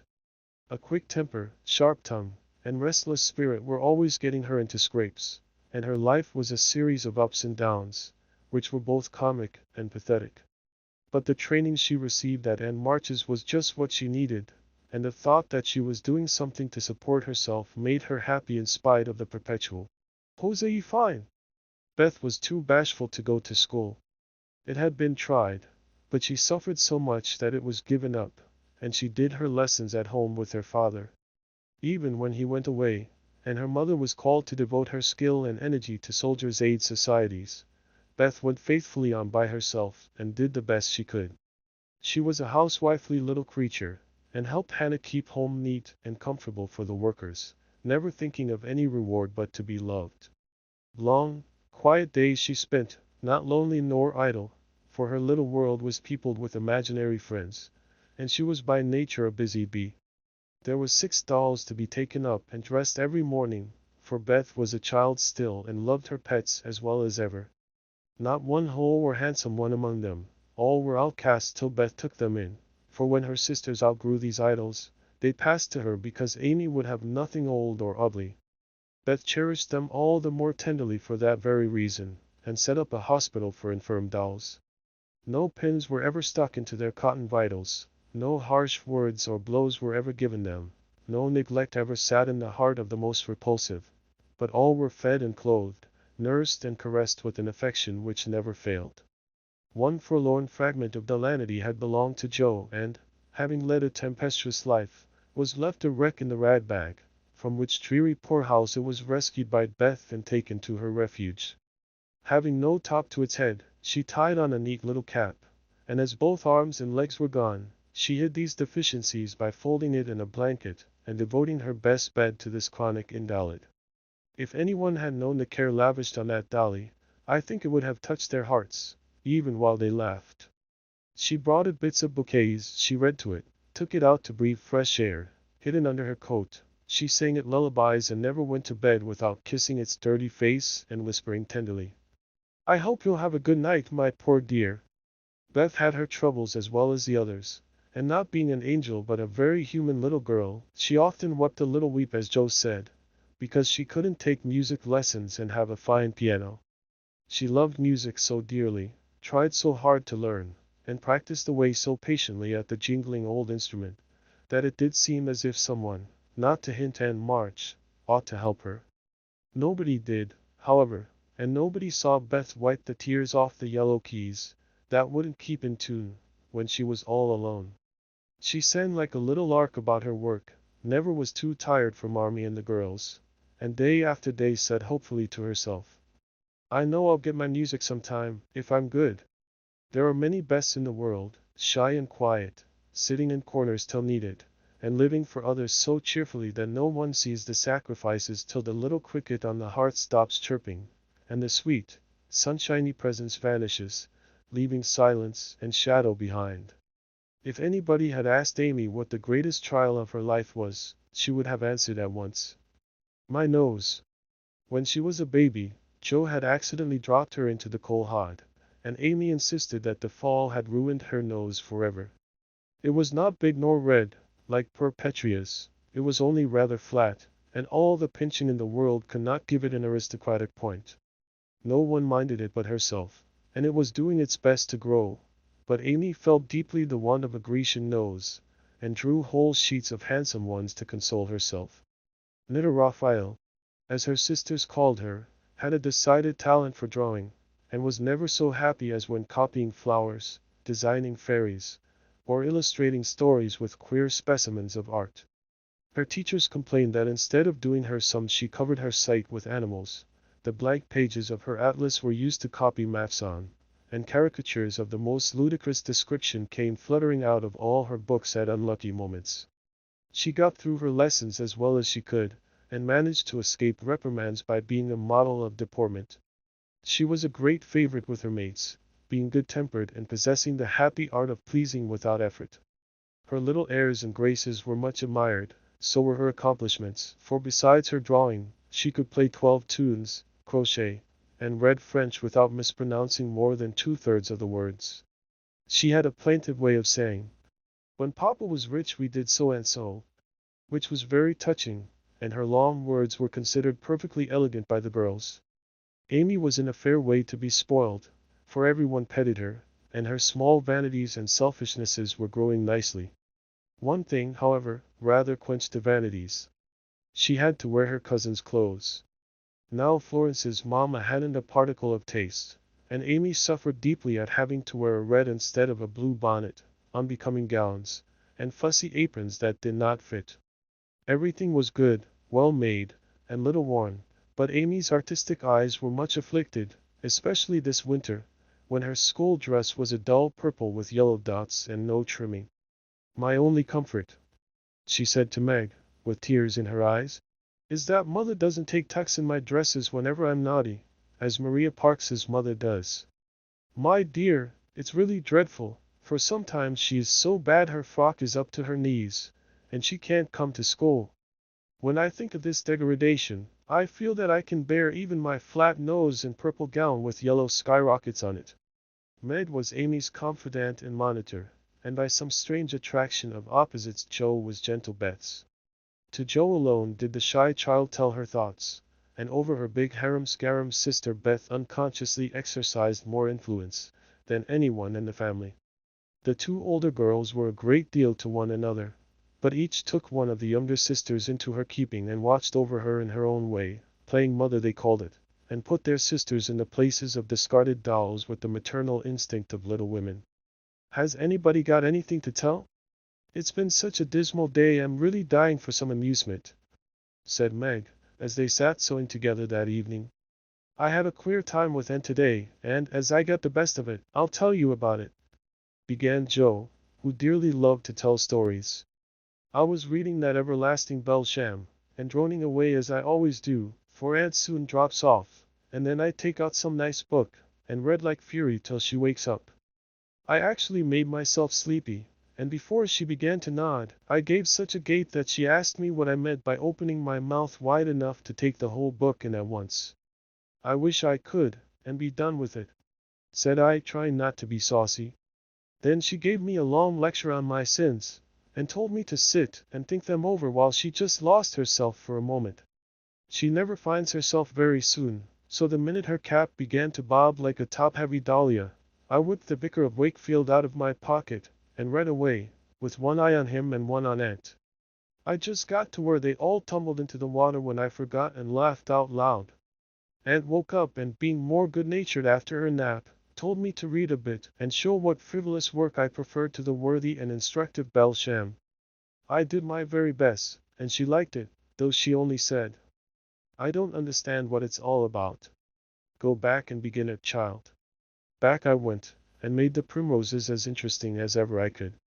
Once I was wicked enough to stop in a thrilling place, and say meekly, "I'm afraid it tires you, ma'am. Shan't I stop now?" She caught up her knitting, which had dropped out of her hands, gave me a sharp look through her specs, and said, in her short way, "Finish the chapter, and don't be impertinent, miss." "Did she own she liked it?" asked Meg. "Oh, bless you, no. But she let old Belsham rest, and when I ran back after my gloves this afternoon, there she was, so hard at the vicar that she didn't hear me laugh as I danced a jig in the hall because of the good time coming. What a pleasant life she might have if only she chose. I don't envy her much, in spite of her money, for after all rich people have about as many worries as poor ones, I think," added Joe. "That reminds me," said Meg, "that I've got something to tell. It isn't funny, like Joe's story, but I thought about it a good deal as I came home. At the King's today I found everybody in a flurry, and one of the children said that her oldest brother had done something dreadful, and Papa had sent him away. I heard Mrs. King crying and Mr. King talking very loud, and Grace and Ellen turned away their faces when they passed me, so I shouldn't see how red and swollen their eyes were. I didn't ask any questions, of course, but I felt so sorry for them and was rather glad I hadn't any wild brothers to do wicked things and disgrace the family. I think being disgraced in school is a great deal tryinger than anything bad boys can do," said Amy, shaking her head, as if her experience of life had been a deep one. "Susie Perkins came to school today with a lovely red carnelian ring. I wanted it dreadfully, and wished I was her with all my might. Well, she drew a picture of Mr. Davis, with a monstrous nose and a hump, and the words, 'Young ladies, my eyes upon you,' coming out of his mouth in a balloon thing. We were laughing over it when all of a sudden his eye was on us, and he ordered Susie to bring up her slate. She was peri-liz with fright, but she went, and oh, what do you think he did? He took her by the ear. Just fancy how horrid, and led her to the recitation platform, and made her stand there half an hour, holding the slate so everyone could see." "Didn't the girls laugh at the picture?" asked Joe, who relished the scrape. "Laugh? Not one. They sat still as mice, and Susie cried quarts, I know she did. I didn't envy her then, for I felt that millions of carnelian rings wouldn't have made me happy after that. I never should have got over such agonizing mortification." And Amy went on with her work, in the proud consciousness of virtue and the successful utterance of 2 long words in a breath. "I saw something I liked this morning, and I meant to tell it at dinner, but I forgot," said Beth, putting Joe's topsy-turvy basket in order as she talked. "When I went to get some oysters for Hannah, Mr. Laurence was in the fish shop, but he didn't see me, for I kept behind the fish barrel, and he was busy with Mr. Cutter the fishman. A poor woman came in with a pail and a mop, and asked Mr. Cutter if he would let her do some scrubbing for a bit of fish, because she hadn't any dinner for her children, and had been disappointed of a day's work. Mr. Cutter was in a hurry and said no, rather crossly, so she was going away, looking hungry and sorry, when Mr. Laurence hooked up a big fish with the crooked end of his cane and held it out to her. She was so glad and surprised she took it right into her arms, and thanked him over and over. He told her to go along and cook it, and she hurried off, so happy. Wasn't it good of him? Oh, she did look so funny, hugging the big, slippery fish, and hoping Mr. Lawrence's bed in heaven would be AC. When they had laughed at Beth's story, they asked their mother for one, and after a moment's thought, she said soberly, "As I sat cutting out blue flannel jackets today at the rooms, I felt very anxious about father, and thought how lonely and helpless we should be, if anything happened to him. It was not a wise thing to do, but I kept on worrying till an old man came in with an order for some clothes. He sat down near me, and I began to talk to him, for he looked poor and tired and anxious. 'Have you sons in the army?' I asked, for the note he brought was not to me. 'Yes, ma'am.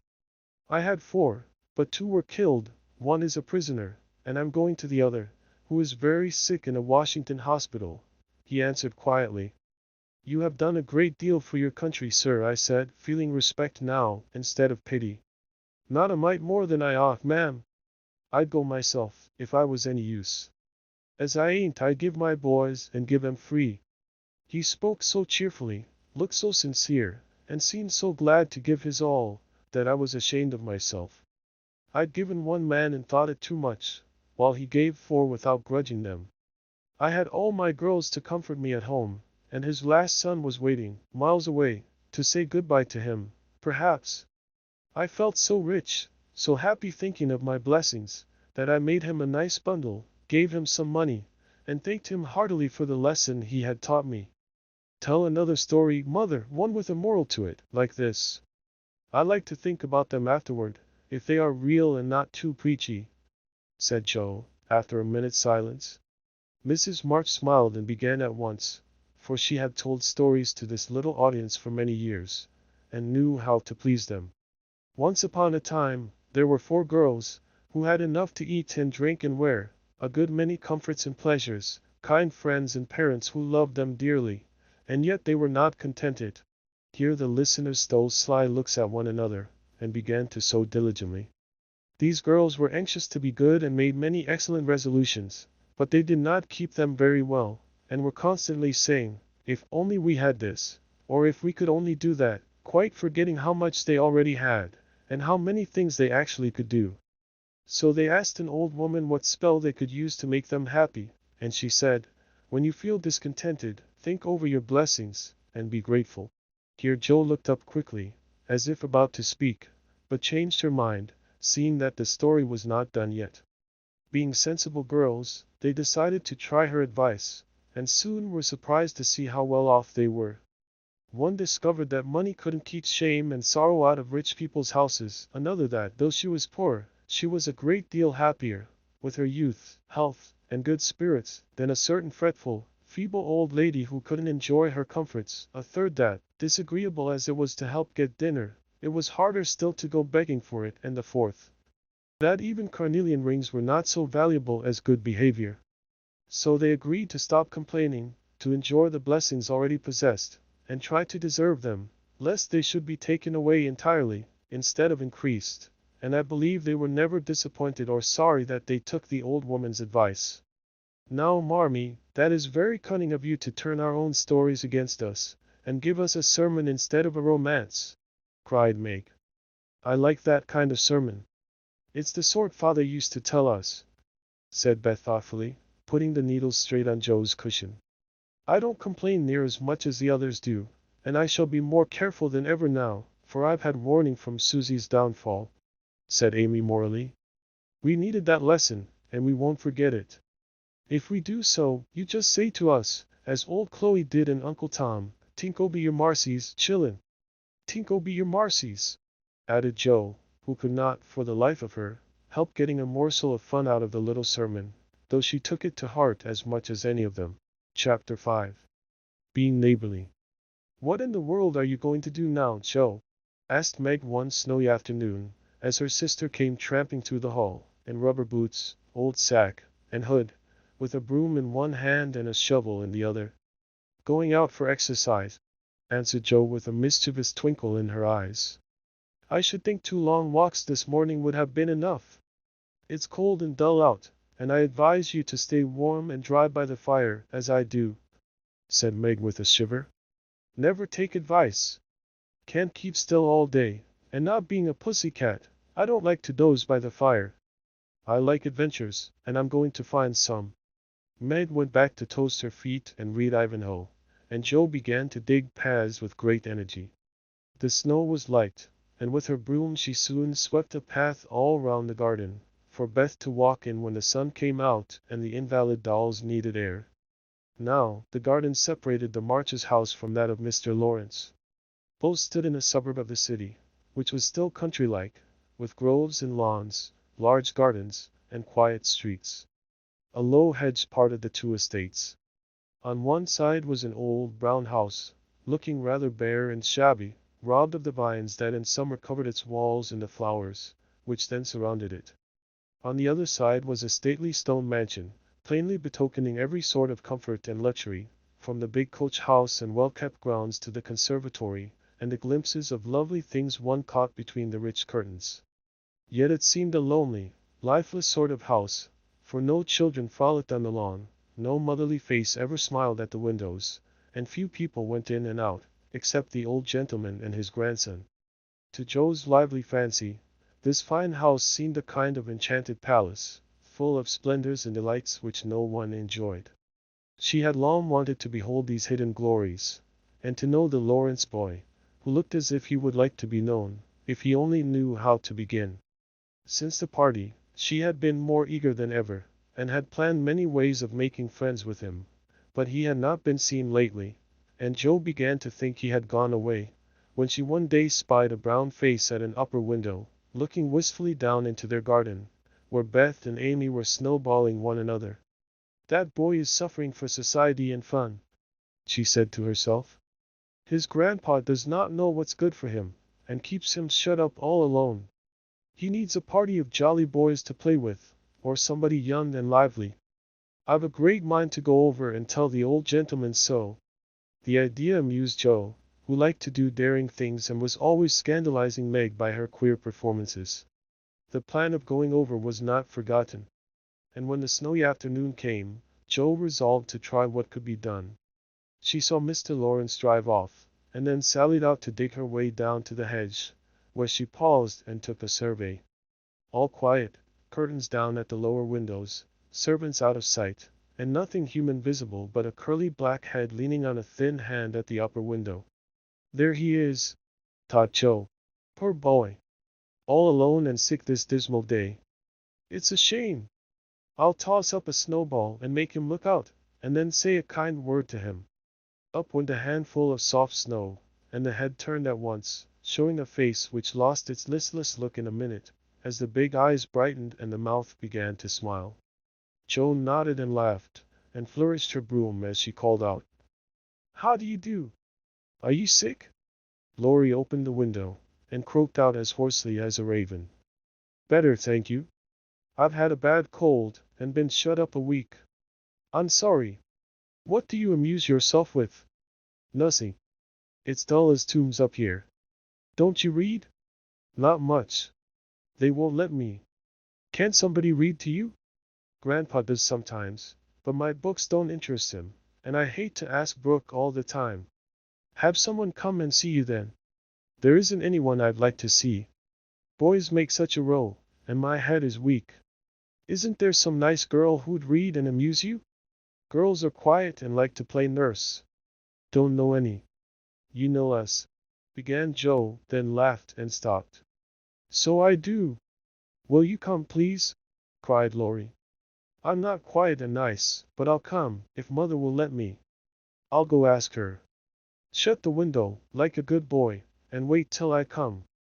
With that, Joe shouldered her broom and marched into the house, wondering what they would all say to her. Laurie was in a flutter of excitement at the idea of having company, and flew about to get ready, for as Mrs. March said, he was a little gentleman, and did honor to the coming guests by brushing his curly pate, putting on a fresh color, and trying to tidy up the room, which in spite of half a dozen servants, was anything but neat. Presently there came a loud ring, then a decided voice, asking for Mr. Laurie, and a surprised-looking servant came running up to announce a young lady.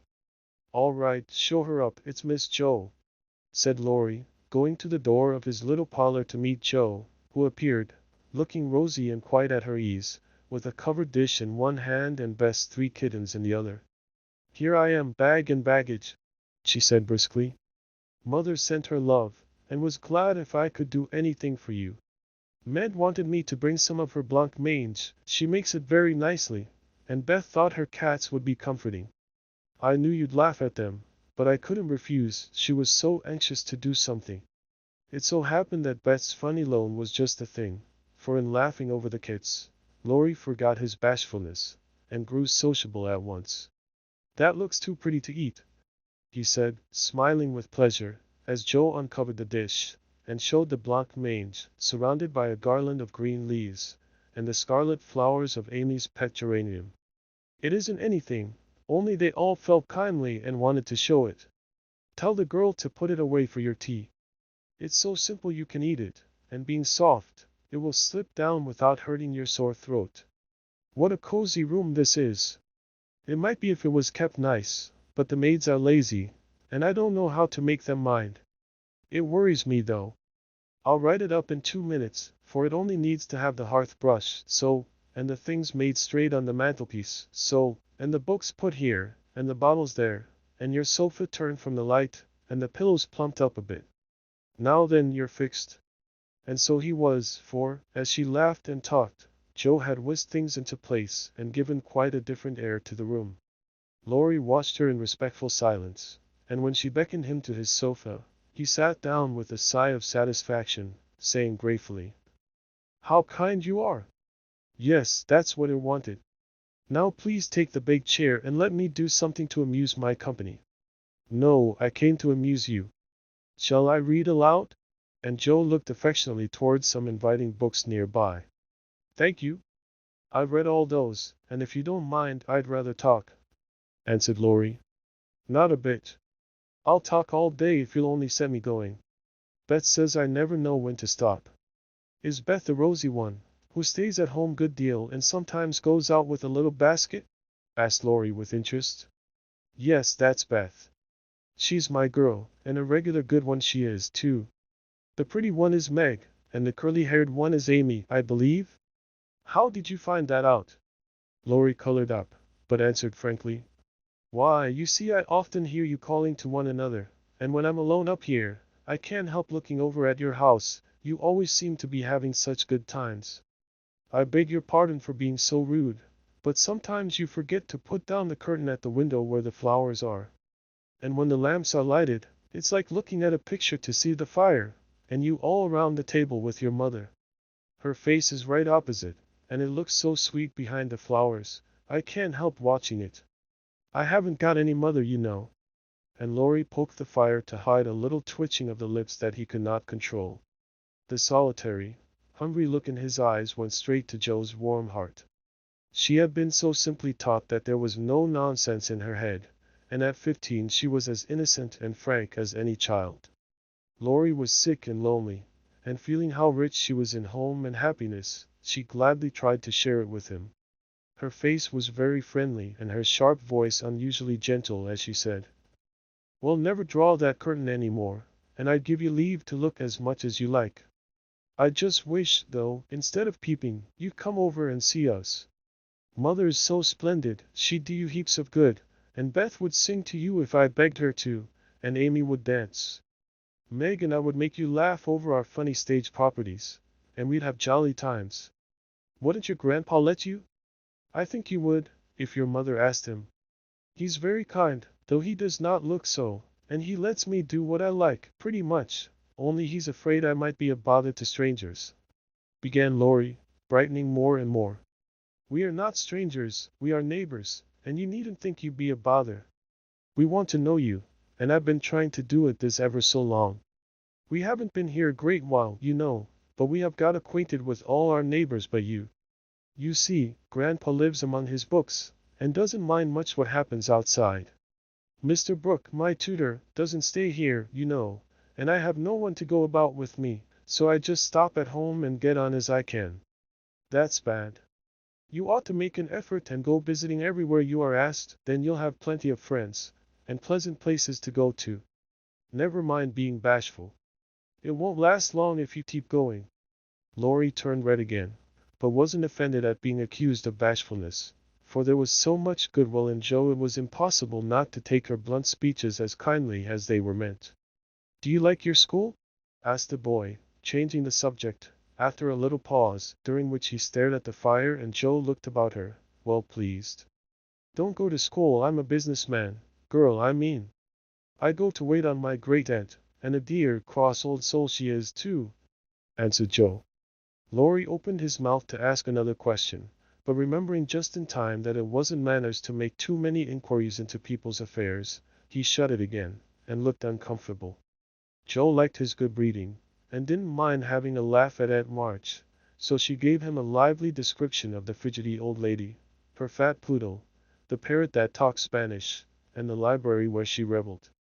Laurie enjoyed that immensely, and when she told about the prim old gentleman who came once to woo Aunt March, and in the middle of a fine speech, how Paul had tweaked his wig off to his great dismay, the boy lay back and laughed till the tears ran down his cheeks, and a maid popped her head in to see what was the matter. That does me no end of good. Tell on, please," he said, taking his face out of the sofa cushion, red and shining with merriment. Much elated with her success, Jo did tell on, all about their plays and plans, their hopes and fears for father, and the most interesting events of the little world in which the sisters lived. Then they got to talking about books, and to Jo's delight, she found that Laurie loved them as well as she did, and had read even more than herself. "If you like them so much, come down and see ours. Grandfather is out, so you needn't be afraid," said Laurie, getting up. "I'm not afraid of anything," returned Jo, with a toss of the head. "I don't believe you are," exclaimed the boy, looking at her with much admiration, though he privately thought she would have good reason to be a trifle afraid of the old gentleman, if she met him in some of his moods. The atmosphere of the whole house being summer-like, Laurie led the way from room to room, letting Jo stop to examine whatever struck her fancy. And so, at last they came to the library, where she clapped her hands and pranced, as she always did when especially delighted. It was lined with books, and there were pictures and statues, and distracting little cabinets full of coins and curiosities, and sleepy hollow chairs, and queer tables, and bronzes, and best of all, a great open fireplace with quaint tiles all round it. "What richness!" sighed Jo, sinking into the depth of a velour chair and gazing about her with an air of intense satisfaction. "Theodore Laurence, you ought to be the happiest boy in the world," she added impressively. "A fellow can't live on books," said Laurie, shaking his head as he perched on a table opposite. Before he could say more, a bell rang, and Jo flew up, exclaiming with alarm, "Mercy me! It's your grandpa." "Well, what if it is? You are not afraid of anything, you know," returned the boy, looking wicked. "I think I am a little bit afraid of him, but I don't know why I should be. Marmee said I might come, and I don't think you're any the worse for it," said Jo, composing herself, though she kept her eyes on the door. "I'm a great deal better for it, and ever so much obliged. I'm only afraid you are very tired of talking to me." "It was so pleasant, I couldn't bear to stop," said Laurie gratefully. "The doctor to see you, sir," and the maid beckoned as she spoke. "Would you mind if I left you for a minute?" "I suppose I must see him," said Laurie. "Don't mind me. Unhappy as a cricket here," answered Jo. Laurie went away, and his guest amused herself in her own way.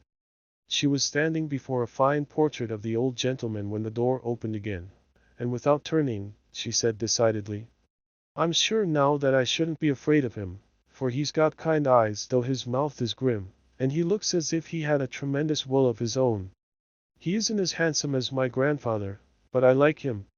"Thank you, ma'am," said a gruff voice behind her, and there, to her great dismay, stood old Mr. Laurence. Poor Jo blushed till she couldn't blush any redder, and her heart began to beat uncomfortably fast as she thought what she had said. For a minute a wild desire to run away possessed her, but that was cowardly, and the girls would laugh at her, so she resolved to stay and get out of the scrape as she could.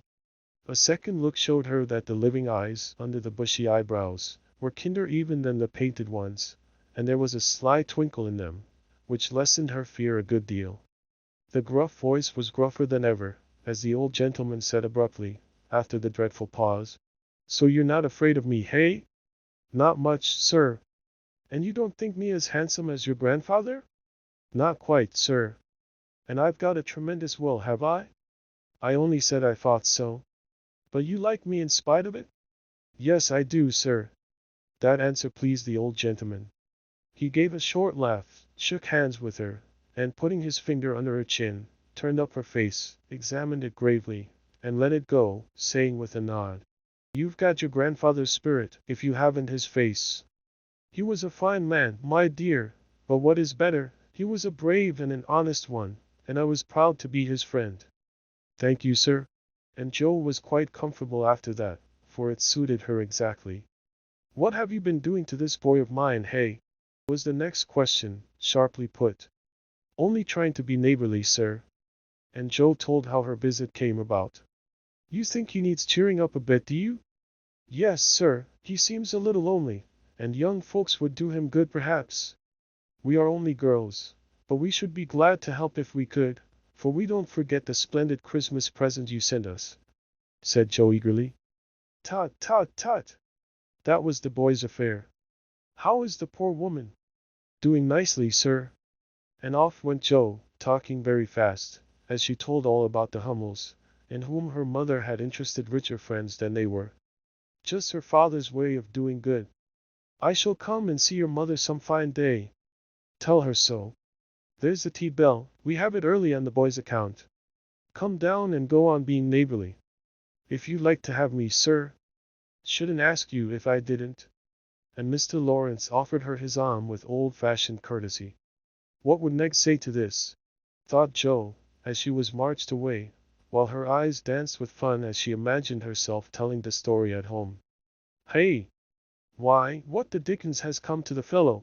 said the old gentleman, as Laurie came running downstairs and brought up with a start of surprise at the astounding sight of Joe arm in arm with his redoubtable grandfather.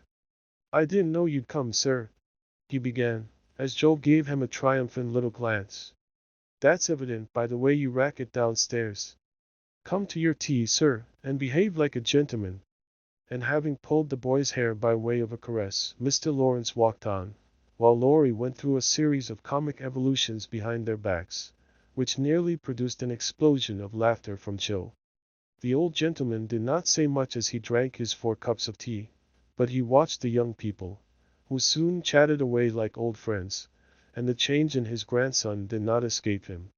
There was color, light, and life in the boy's face now, vivacity in his manner, and genuine merriment in his laugh. "She's right, the lad is lonely.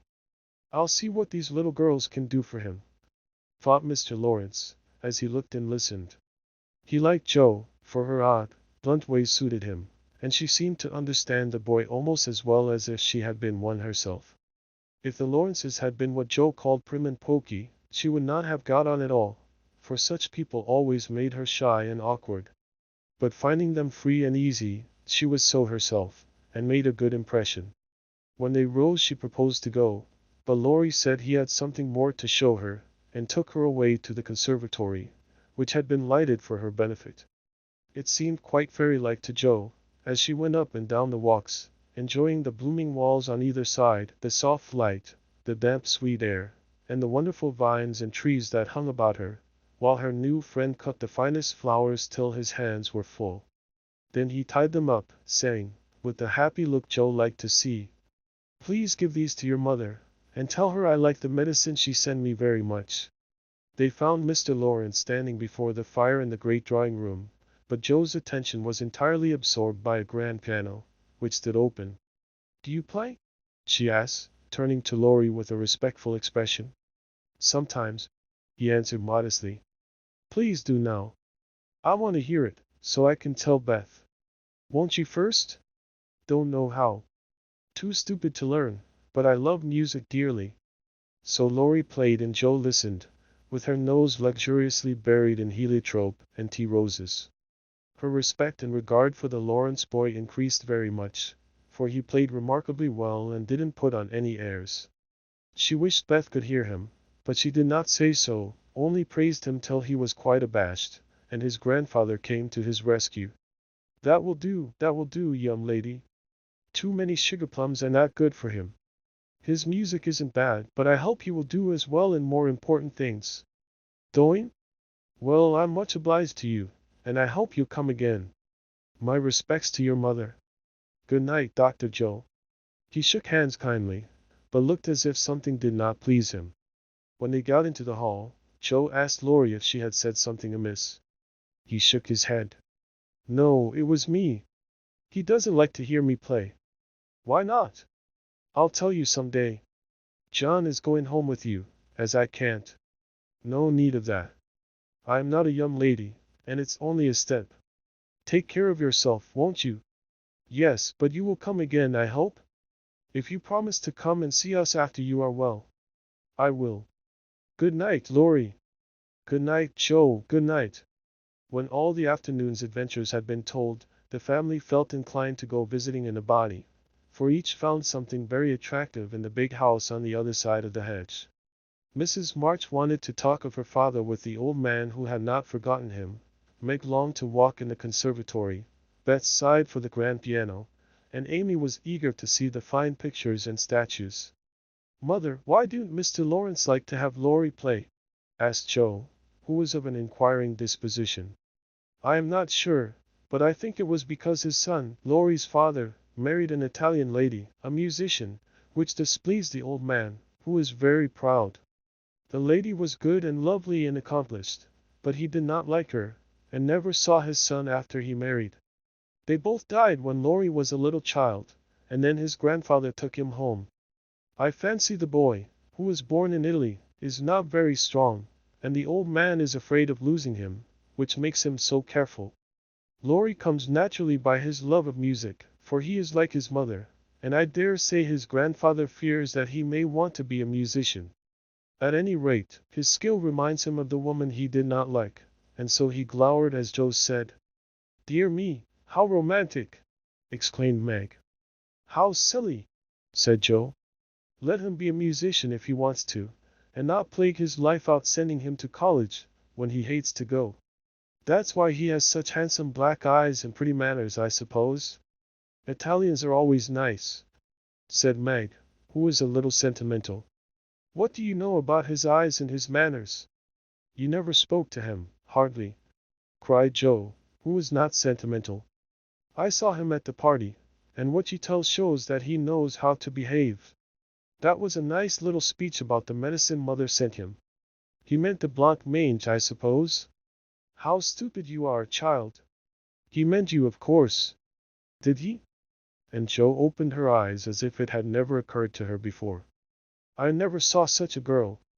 You don't know a compliment when you get it, said Meg, with the air of a young lady who knew all about the matter. I think they are great nonsense, and I'll thank you not to be silly and spoil my fun. Laurie's a nice boy and I like him, and I won't have any sentimental stuff about compliments, and such rubbish. We'll all be good to him because he hasn't got any mother, and he may come over and see us, mayn't he, Marmee? Yes, Joe, your little friend is very welcome, and I hope Meg will remember that children should be children as long as they can. I don't call myself a child, and I'm not in my teens yet, observed Amy. What do you say, Beth? I was thinking about our Pilgrim's Progress, answered Beth, who had not heard a word. How we got out of the slough and through the wicket gate by resolving to be good, and up the steep hill by trying, and that maybe the house over there, full of splendid things, is going to be our palace beautiful. We have got to get by the lions first, said Joe, as if she rather liked the prospect. Chapter 6. Beth finds the palace beautiful. The big house did prove a palace beautiful, though it took some time for all to get in, and Beth found it very hard to pass the lions. Old Mr. Laurence was the biggest one, but after he had called, said something funny or kind to each one of the girls, and talked over old times with their mother, nobody felt much afraid of him, except timid Beth. The other lion was the fact that they were poor and Laurie rich, for this made them shy of accepting favors which they could not return. But after a while, they found that he considered them the benefactors, and could not do enough to show how grateful he was for Mrs. March's motherly welcome, their cheerful society, and the comfort he took in that humble home of theirs. So they soon forgot their pride and interchanged kindnesses without stopping to think which was the greater. All sorts of pleasant things happened about that time, for the new friendship flourished like grass in spring. Everyone liked Laurie, and he privately informed his tutor that the Marches were regularly splendid girls. With the delightful enthusiasm of youth, they took the solitary boy into their midst and made much of him, and he found something very charming in the innocent companionship of these simple-hearted girls. Never having known mother or sisters, he was quick to feel the influences they brought about him, and their busy, lively ways made him ashamed of the indolent life he led. He was tired of books, and found people so interesting now that Mr. Brooke was obliged to make very unsatisfactory reports, for Laurie was always playing truant and running over to the Marches. "Never mind, let him take a holiday, and make it up afterward," said the old gentleman. "The good lady next door says he is studying too hard and needs young society, amusement, and exercise. I suspect she is right, and that I've been coddling the fellow as if I'd been his grandmother. Let him do what he likes, as long as he is happy. He can't get into mischief in that little nunnery over there, and Mrs. March is doing more for him than we can." What good times they had, to be sure. Such plays and tableaux, such sleigh rides and skating frolics, such pleasant evenings in the old parlor, and now and then such gay little parties at the great house. Meg could walk in the conservatory whenever she liked and revel in bouquets. Jo browsed over the new library voraciously, and convulsed the old gentleman with her criticisms. Amy copied pictures and enjoyed beauty to her heart's content, and Laurie played Lord of the Manor in the most delightful style. But Beth, though yearning for the grand piano, could not pluck up courage to go to the mansion of bliss, as Meg called it. She went once with Jo, but the old gentleman, not being aware of her infirmity, stared at her so hard from under his heavy eyebrows, and said, "Tay!" so loud, that he frightened her so much her feet chattered on the floor. She never told her mother, and she ran away, declaring she would never go there any more, not even for the dear piano. No persuasions or enticements could overcome her fear, till, the fact coming to Mr. Laurence's ear in some mysterious way, he set about mending matters. During one of the brief calls he made, he artfully led the conversation to music, and talked away about great singers whom he had seen, fine organs he had heard, and told such charming anecdotes that Beth found it impossible to stay in her distant corner, but crept nearer and nearer, as if fascinated. At the back of his chair she stopped, and stood listening, with her great eyes wide open and her cheeks red with excitement of this unusual performance. Taking no more notice of her than if she had been a fly, Mr. Laurence talked on about Laurie's lessons and teachers. And presently, as if the idea had just occurred to him, he said to Mrs. March, "The boy neglects his music now, and I'm glad of it, for he was getting too fond of it. But the piano suffers for want of use. Wouldn't some of your girls like to run over and practice on it now and then, just to keep it in tune, you know, ma'am?" Beth took a step forward, and pressed her hands tightly together to keep from clapping them, for this was an irresistible temptation, and the thought of practicing on that splendid instrument quite took her breath away. Before Mrs. March could reply, Mr. Laurence went on with an odd little nod and smile. "They needn't see or speak to anyone, but run in at any time. For I'm shut up in my study at the other end of the house. Laurie is out a great deal, and the servants are never near the drawing-room after 9 o'clock." Here he rose, as if going, and Beth made up her mind to speak, for that last arrangement left nothing to be desired. "Please tell the young ladies what I say, and if they don't care to come, why, never mind." Here a little hand slipped into his, and Beth looked up at him with a face full of gratitude, as she said, in her earnest yet timid way, "Oh, sir, they do care, very, very much." "Are you the musical girl?" he asked, without any startling. "Tay," as he looked down at her very kindly. "And Bess, I love it dearly, and I'll come, if you are quite sure nobody will hear me, and be disturbed," she added, fearing to be rude, and trembling at her own boldness as she spoke. "Not a soul, my dear. The house is empty half the day, so come and drum away as much as you like, and I shall be obliged to you." "How kind you are, sir!" Beth blushed like a rose under the friendly look he wore, but she was not frightened now, and gave the hand a grateful squeeze because she had no words to thank him for the precious gift he had given her. The old gentleman softly stroked the hair off her forehead, and stooping down, he kissed her, saying, in a tone few people ever heard, "I had a little girl once, with eyes like these. God bless you, my dear. Good day, madam."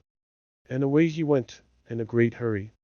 Beth had a rapture with her mother, and then rushed up to impart the glorious news to her family of invalids, as the girls were not home.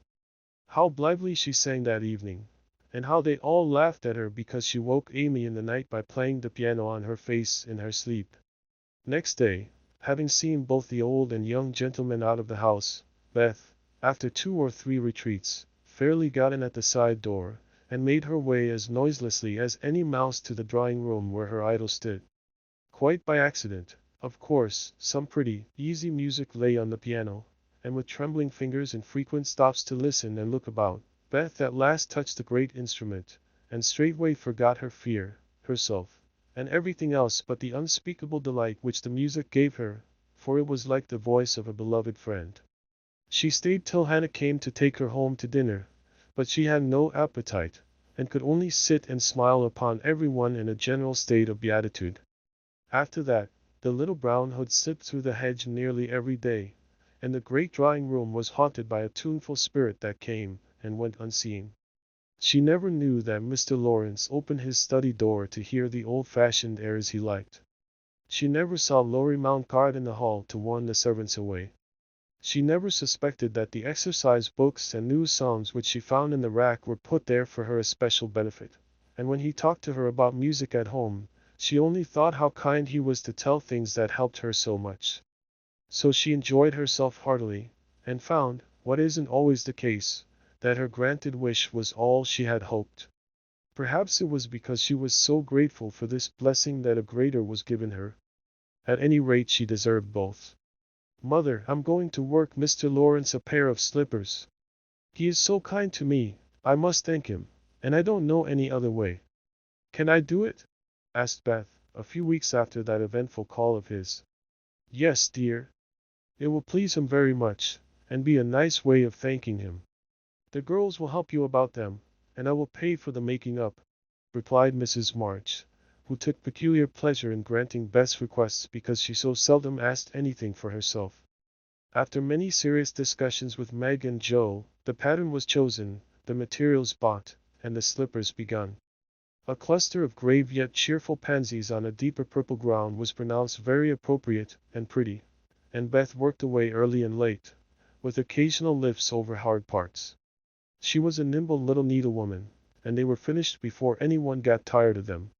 Then she wrote a short, simple note, and with Laurie's help, got them smuggled onto the study table one morning before the old gentleman was up. When this excitement was over, Beth waited to see what would happen. All day passed and a part of the next before any acknowledgment arrived, and she was beginning to fear she had offended her crochet friend. On the afternoon of the second day, she went out to do an errand, and give poor Joanna, the invalid doll, her daily exercise. As she came up the street, on her return, she saw 4 heads popping in and out of the parlor windows, and the moment they saw her, several hands were waved, and several joyful voices screamed, "Here's a letter from the old gentleman. Come quick, and read it."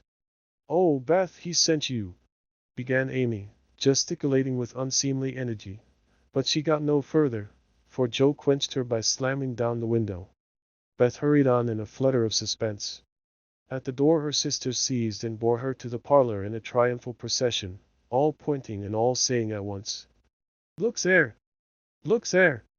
Beth did look, and turned pale with delight and surprise, for there stood a little cabinet piano, with a letter lying on the glossy lid, directed like a sign board to Miss Elizabeth March. "For me?" gasped Beth, holding on to Joe and feeling as if she should tumble down. It was such an overwhelming thing altogether. "Yes, all for you, my precious. Isn't it splendid of him?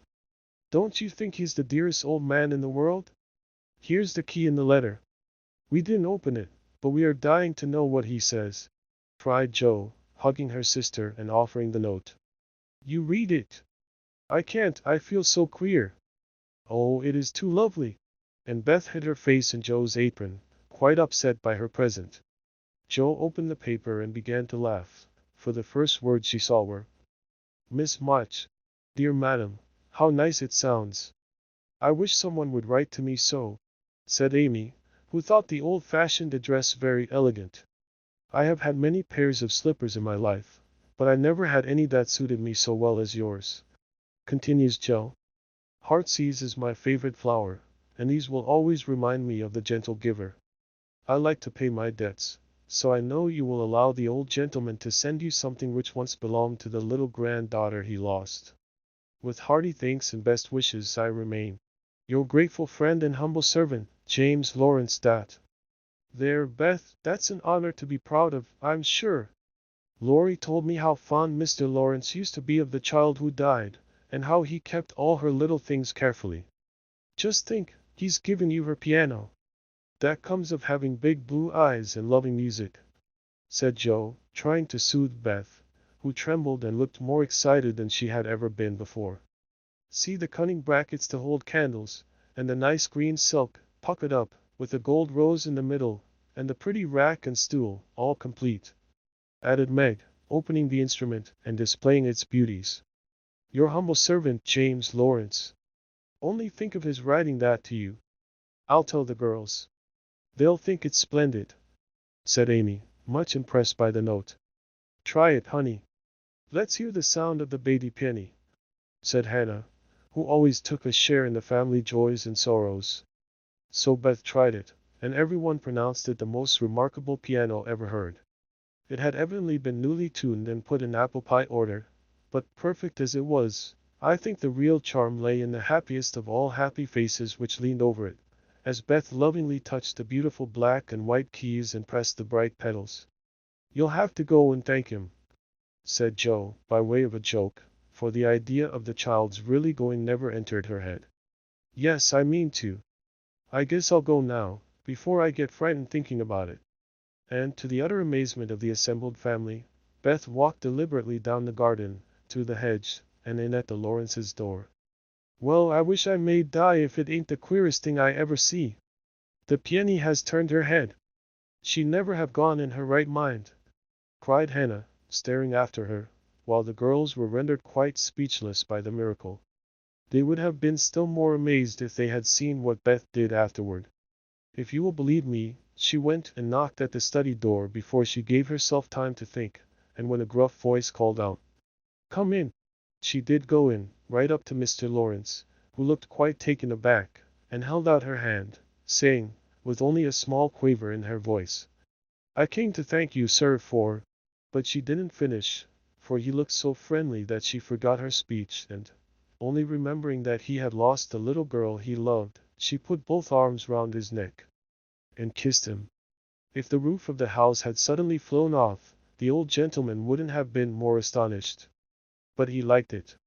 Oh dear, yes, he liked it amazingly, and was so touched and pleased by that confiding little kiss that all his crustiness vanished, and he just set her on his knee, and laid his wrinkled cheek against her rosy one, feeling as if he had got his own little granddaughter back again. Beth ceased to fear him from that moment, and sat there talking to him as cozily as if she had known him all her life, for love casts out fear, and gratitude can conquer pride. When she went home, he walked with her to her own gate, shook hands cordially, and touched his hat as he marched back again, looking very stately and erect, like a handsome, soldierly old gentleman, as he was. When the girls saw that performance, Joe began to dance a jig. By way of expressing her satisfaction, Amy nearly fell out of the window in her surprise, and Meg exclaimed, with uplifted hands, "Well, I do believe the world is coming to an end." Chapter 7. Amy's Valley of Humiliation. "That boy is a perfect cyclops, isn't he?" said Amy one day, as Laurie clattered by on horseback, with a flourish of his whip as he passed. "How dare you say so, when he's got both his eyes? And very handsome ones they are, too," cried Joe, who resented any slighting remarks about her friend. "I didn't say anything about his eyes, and I don't see why you need fire up when I admire his riding." "Oh my goodness! That little goose means a centaur, and she called him a cyclops!" exclaimed Joe, with a burst of laughter. "You needn't be so rude, it's only a lapse of linguae, as Mr. Davis says," retorted Amy, finishing Joe with her Latin. I just wish I had a little of the money Laurie spends on that horse," she added, as if to herself, yet hoping her sisters would hear. "Why?" asked Meg kindly, for Joe had gone off in another laugh at Amy's second blunder. "I need it so much. I'm dreadfully in debt, and it won't be my turn to have the rag money for a month." "In debt, Amy? What do you mean?" And Meg looked sober. "Why, I owe at least a dozen pickled limes, and I can't pay them, you know, till I have money, for Marmee forbade my having anything charged at the shop." "Tell me all about it. Are limes the fashion now? It used to be pricking bits of rubber to make balls." And Meg tried to keep her countenance. Amy looked so grave and important. "Why, you see, the girls are always buying them, and unless you want to be thought mean, you must do it too. It's nothing but limes now, for everyone is sucking them in their desks in school time, and trading them off for pencils, bead rings, paper dolls, or something else, at recess. If one girl likes another, she gives her a lime. If she's mad with her, she eats one before her face, and doesn't offer even a suck. They treat by turns, and I've had ever so many but haven't returned them, and I ought, for they are debts of honor, you know." "How much will pay them off and restore your credit?" asked Meg, taking out her purse. "A quarter would more than do it, and leave a few cents over for a treat for you. Don't you like limes?" "Not much. You may have my share. Here's the money. Make it last as long as you can, for it isn't very plenty, you know." "Oh, thank you. It must be so nice to have pocket money. I'll have a grand feast, for I haven't tasted a lime this week. I felt delicate about taking any, as I couldn't return them, and I'm actually suffering for one."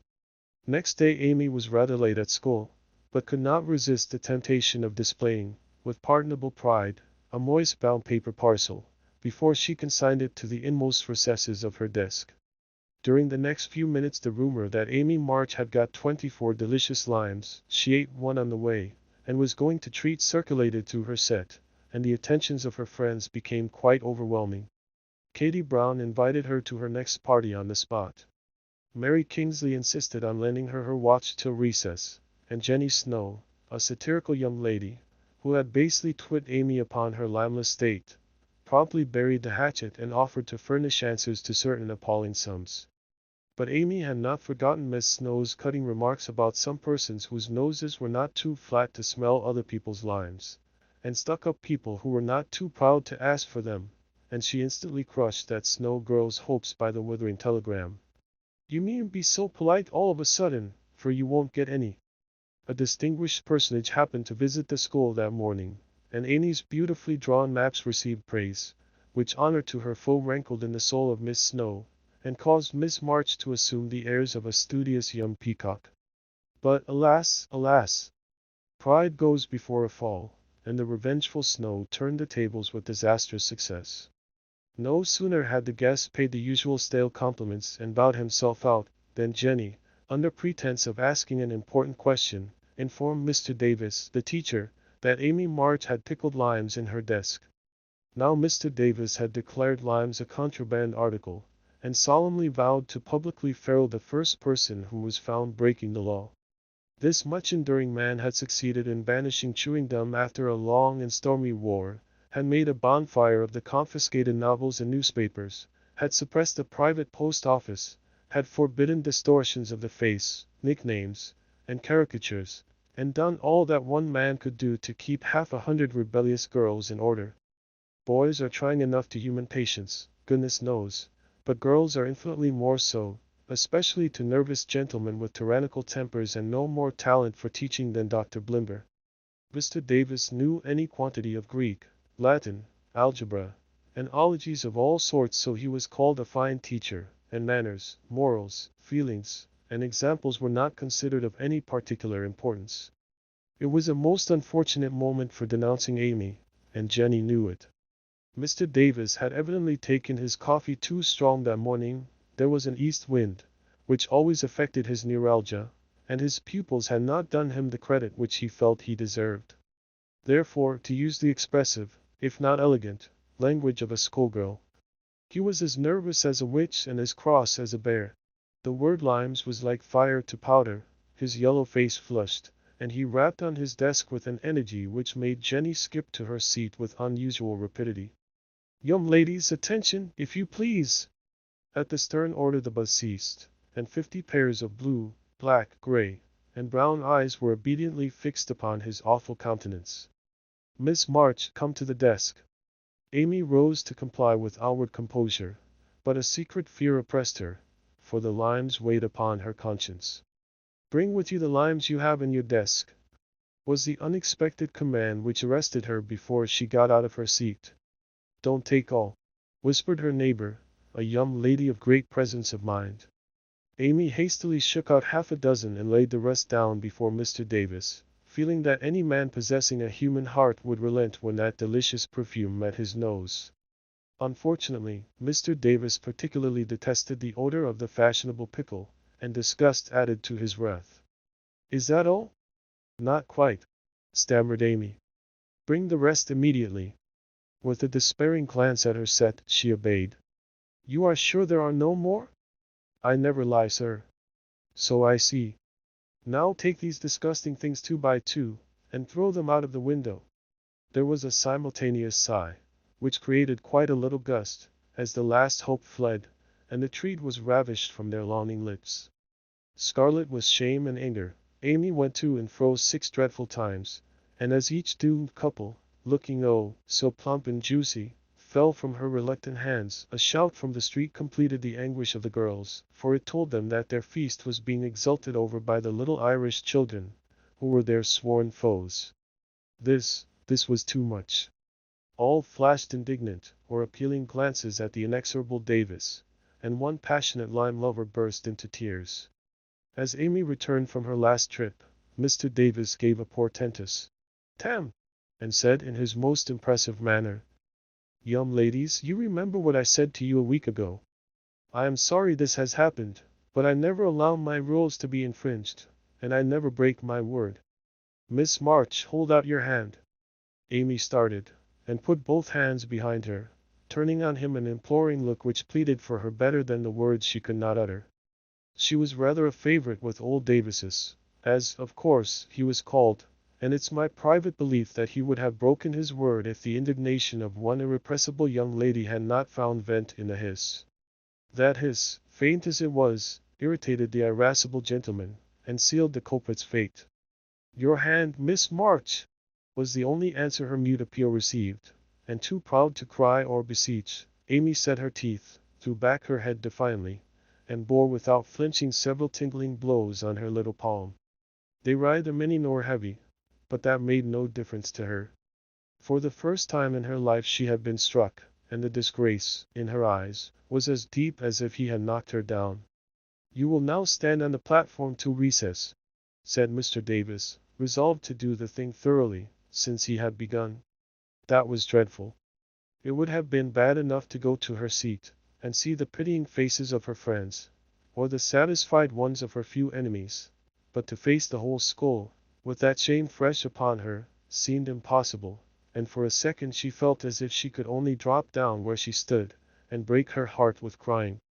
A bitter sense of wrong and the thought of Jenny Snow helped her to bear it, and taking the ignominious place, she fixed her eyes on the stove funnel above what now seemed a sea of faces, and stood there, so motionless and white that the girls found it hard to study with that pathetic figure before them. During the 15 minutes that followed, the proud and sensitive little girl suffered a shame and pain which she never forgot. To others it might seem a ludicrous or trivial affair, but to her it was a hard experience, for during the 12 years of her life she had been governed by love alone, and a blow of that sort had never touched her before. The smart of her hand and the ache of her heart were forgotten in the sting of the thought, "I shall have to tell at home, and they will be so disappointed in me." The 15 minutes seemed an hour, but they came to an end at last, and the word recess had never seemed so welcome to her before. "You can go, Miss March," said Mr. Davis, looking, as he felt, uncomfortable. He did not soon forget the reproachful glance Amy gave him, as she went, without a word to anyone, straight into the anteroom, snatched her things, and left the place. "Forever," as she passionately declared to herself. She was in a sad state when she got home, and when the older girls arrived, some time later, an indignation meeting was held at once. Mrs. March did not say much but looked disturbed, and comforted her afflicted little daughter in her tenderest manner. Meg bathed the insulted hand with glycerin and tears. Beth felt that even her beloved kittens would fail as a balm for griefs like this. Joe wrathfully proposed that Mr. Davis be arrested without delay, and Hannah shook her fist at the villain and pounded potatoes for dinner, as if she had him under her pestle. No notice was taken of Amy's flight, except by her mates, but the sharp-eyed demoiselles discovered that Mr. Davis was quite benignant in the afternoon, also unusually nervous. Just before school closed, Joe appeared, wearing a grim expression as she stalked up to the desk, and delivered a letter from her mother, then collected Amy's property, and departed, carefully scraping the mud from her boots on the doormat, as if she shook the dust of the place off her feet. "Yes, you can have a vacation from school, but I want you to study a little every day with Beth," said Mrs. March that evening. "I don't approve of corporal punishment, especially for girls. I dislike Mr. Davis's manner of teaching and don't think the girls you associate with are doing you any good, so I shall ask your father's advice before I send you anywhere else." "That's good. I wish all the girls would leave, and spoil his old school. It's perfectly maddening to think of those lovely lines," sighed Amy, with the air of a martyr. "I am not sorry you lost them, for you broke the rules, and deserve some punishment for disobedience," was the severe reply, which rather disappointed the young lady, who expected nothing but sympathy. "Do you mean you are glad I was disgraced before the whole school?" cried Amy. "I should not have chosen that way of mending a fault," replied her mother. "But I'm not sure that it won't do you more good than a bolder method. You are getting to be rather conceited, my dear, and it is quite time you set about correcting it. You have a good many little gifts and virtues, but there is no need of parading them, for conceit spoils the finest genius. There is not much danger that real talent or goodness will be overlooked long. Even if it is, the consciousness of possessing and using it well should satisfy one, and the great charm of all power is modesty." "So it is," cried Laurie, who was playing chess in a corner with Jill. "I knew a girl once, who had a really remarkable talent for music, and she didn't know it, never guessed what sweet little things she composed when she was alone, and wouldn't have believed it if anyone had told her. I wish I'd known that nice girl. Maybe she would have helped me. I'm so stupid," said Beth, who stood beside him, listening eagerly. "You do know her, and she helps you better than anyone else could," answered Laurie, looking at her with such mischievous meaning in his merry black eyes that Beth suddenly turned very red, and hid her face in the sofa cushion, quite overcome by such an unexpected discovery. Joe let Laurie win the game to pay for that praise of her Beth, who could not be prevailed upon to play for them after her compliment. So Laurie did his best, and sang delightfully, being in a particularly lively humor, for to the Marches he seldom showed the moody side of his character. When he was gone, Amy, who had been pensive all evening, said suddenly, as if busy over some new idea, "Is Laurie an accomplished boy?" "Yes, he has had an excellent education, and has much talent. He will make a fine man, if not spoiled by petting," replied her mother. "And he isn't conceited, is he?" asked Amy. "Not in the least. That is why he is so charming, and we all like him so much." "I see. It's nice to have accomplishments and be elegant, but not to show off or get perked up," said Amy thoughtfully. "These things are always seen and felt in a person's manner and conversations, if modestly used, but it is not necessary to display them," said Mrs. March. "Any more than it's proper to wear all your bonnets and gowns and ribbons at once, that folks may know you've got them," added Joe, and the lecture ended in a laugh. Chapter 8. Joe meets Apollyon. "Girls, where are you going?" asked Amy, coming into their room one Saturday afternoon, and finding them getting ready to go out with an air of secrecy which excited her curiosity. "Never mind. Little girls shouldn't ask questions," returned Joe sharply. "Now if there is anything mortifying to our feelings when we are young, it is to be told that, and to be bidden to run away, dear, is still more trying to us." Amy bridled up at this insult, and determined to find out the secret, if she teased for an hour. Turning to Meg, who never refused her anything very long, she said coaxingly. Do tell me. I should think you might let me go, too, for Beth is fussing over her piano, and I haven't got anything to do, and I'm so lonely. I can't, dear, because you aren't invited, began Meg, but Joe broke in impatiently. Now, Meg, be quiet or you will spoil it all. You can't go, Amy, so don't be a baby and whine about it. You are going somewhere with Laurie, I know you are. You were whispering and laughing together on the sofa last night, and you stopped when I came in. Aren't you going with him? Yes, we are. Now do be still, and stop bothering. Amy held her tongue, but used her eyes, and saw Meg slip a fan into her pocket. I know. I know. You're going to the theater to see the Seven Castles, she cried, adding resolutely. And I shall go, for Mother said I might see it, and I've got my rag money, and it was mean not to tell me in time. Just listen to me a minute, and be a good child, said Meg soothingly. Mother doesn't wish you to go this week, because your eyes are not well enough yet to bear the light of this fairy piece. Next week you can go with Beth and Hannah, and have a nice time. I don't like that half as well as going with you and Laurie. Please let me. I've been sick with this cold so long, and shut up, I'm dying for some fun. Do, Meg. I'll be ever so good, pleaded Amy, looking as pathetic as she could. Suppose we take her. I don't believe Mother would mind, if we bundle her up well, began Meg. If she goes I shan't, and if I don't, Laurie won't like it, and it will be very rude, after he invited only us, to go and drag in Amy. I should think she'd hate to poke herself where she isn't wanted, said Joe crossly, for she disliked the trouble of overseeing a fidgety child when she wanted to enjoy herself. Her tone and manner angered Amy, who began to put her boots on, saying, in her most aggravating way, I shall go. Meg says I may, and if I pay for myself, Laurie hasn't anything to do with it. You can't sit with us, for our seats are reserved, and you mustn't sit alone, so Laurie will give you his place, and that will spoil our pleasure. Or he'll get another seat for you, and that isn't proper when you weren't asked. You shan't stir a step, so you may just stay where you are, scolded Joe, crosser than ever, having just pricked her finger in her hurry. Sitting on the floor with one boot on, Amy began to cry and Meg to reason with her, when Laurie called from below, and the two girls hurried down, leaving their sister wailing. For now and then she forgot her grown-up ways and acted like a spoiled child. Just as the party was setting out, Amy called over the banisters in a threatening tone. You'll be sorry for this, Joe March, see if you ain't. Fiddlesticks, returned Joe, slamming the door. They had a charming time, for the Seven Castles of the Diamond Lake was as brilliant and wonderful as heart could wish. But in spite of the comical red imps, sparkling elves, and the gorgeous princes and princesses, Joe's pleasure had a drop of bitterness in it. The fairy queen's yellow curls reminded her of Amy, and between the acts she amused herself with wondering what her sister would do to make her sorry for it.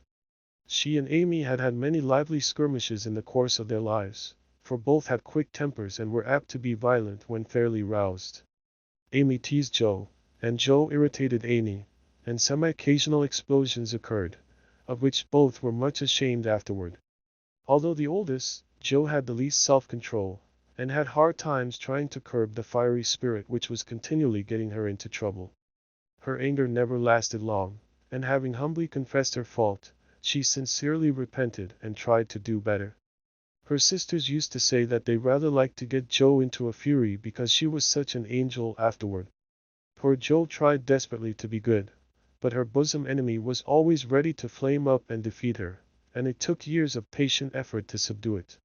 When they got home, they found Amy reading in the parlor. She assumed an injured air as they came in, never lifted her eyes from her book, or asked a single question. Perhaps curiosity might have conquered resentment, if Beth had not been there to inquire and receive a glowing description of the play. On going up to put away her best hat, Joe's first look was toward the bureau, for in their last quarrel Amy had soothed her feelings by turning Joe's top drawer upside down on the floor. Everything was in its place, however, and after a hasty glance into her various closets, bags, and boxes, Joe decided that Amy had forgiven and forgotten her wrongs. There Joe was mistaken, For next day she made a discovery which produced a tempest. Meg, Beth, and Amy were sitting together, late in the afternoon, when Joe burst into the room, looking excited and demanding breathlessly, "Has anyone taken my book?" Meg and Beth said, "No," at once, and looked surprised. Amy poked the fire and said nothing. Joe saw her color rise and was down upon her in a minute. "Amy, you've got it." "No, I haven't." "You know where it is, then?" "No, I don't." "That's a fib," cried Joe, taking her by the shoulders, and looking fierce enough to frighten a much braver child than Amy. "It isn't. I haven't got it, don't know where it is now, and don't care. You know something about it, and you'd better tell at once, or I'll make you." And Joe gave her a slight shake. "Scold as much as you like, you'll never see your silly old book again," cried Amy, getting excited in her turn. "Why not?" "I burned it up." "What?" "My little book I was so fond of, and worked over, and meant to finish before father got home." "Have you really burned it?" said Joe, turning very pale, while her eyes kindled and her hands clutched Amy nervously. "Yes, I did. I told you I'd make you pay for being so cross yesterday, and I have, so—" Amy got no farther, for Joe's hot temper mastered her, and she shook Amy till her teeth chattered in her head, crying in a passion of grief and anger, "You wicked, wicked girl! I never can write it again, and I'll never forgive you as long as I live." Meg flew to rescue Amy, and Beth to pacify Joe, but Joe was quite beside herself, and with a parting box on her sister's ear, she rushed out of the room up to the old sofa in the garret, and finished her fight alone. The storm cleared up below, for Mrs. March came home, and, having heard the story, soon brought Amy to a sense of the wrong she had done her sister. Joe's book was the pride of her heart, and was regarded by her family as a literary sprout of great promise. It was only half a dozen little fairy tales, but Joe had worked over them patiently, putting her whole heart into her work, hoping to make something good enough to print. She had just copied them with great care, and had destroyed the old manuscript, so that Amy's bonfire had consumed the loving work of several years. It seemed a small loss to others, but to Joe it was a dreadful calamity, and she felt that it never could be made up to her. Beth mourned as for a departed kitten, and Meg refused to defend her pet. Mrs. March looked grave and grieved, and Amy felt that no one would love her till she had asked pardon for the act which she now regretted more than any of them. When the tea bell rang, Joe appeared, looking so grim and unapproachable that it took all Amy's courage to say meekly, "Please forgive me, Joe. I'm very, very sorry." "I never shall forgive you," was Joe's stern answer, and from that moment she ignored Amy entirely. No one spoke of the great trouble, not even Mrs. March, for all had learned by experience that when Joe was in that mood words were wasted, and the wisest course was to wait till some little accident, or her own generous nature, softened Joe's resentment, and healed the breach. It was not a happy evening, for though they sewed as usual, while their mother read aloud from Bremer, Scott, or Edgeworth, something was wanting, and the sweet home peace was disturbed. They felt this most when singing time came, for Beth could only play, Joe stood dumb as a stone, and Amy broke down, so Meg and Mother sang alone. But in spite of their efforts to be as cheery as larks, the flute-like voices did not seem to chord as well as usual, and all felt out of tune. As Joe received her good-night kiss, Mrs. March whispered gently, "My dear, don't let the sun go down upon your anger. Forgive each other, help each other, and begin again tomorrow." Joe wanted to lay her head down on that motherly bosom, and cry her grief and anger all away, but tears were an unmanly weakness, and she felt so deeply injured that she really couldn't quite forgive yet.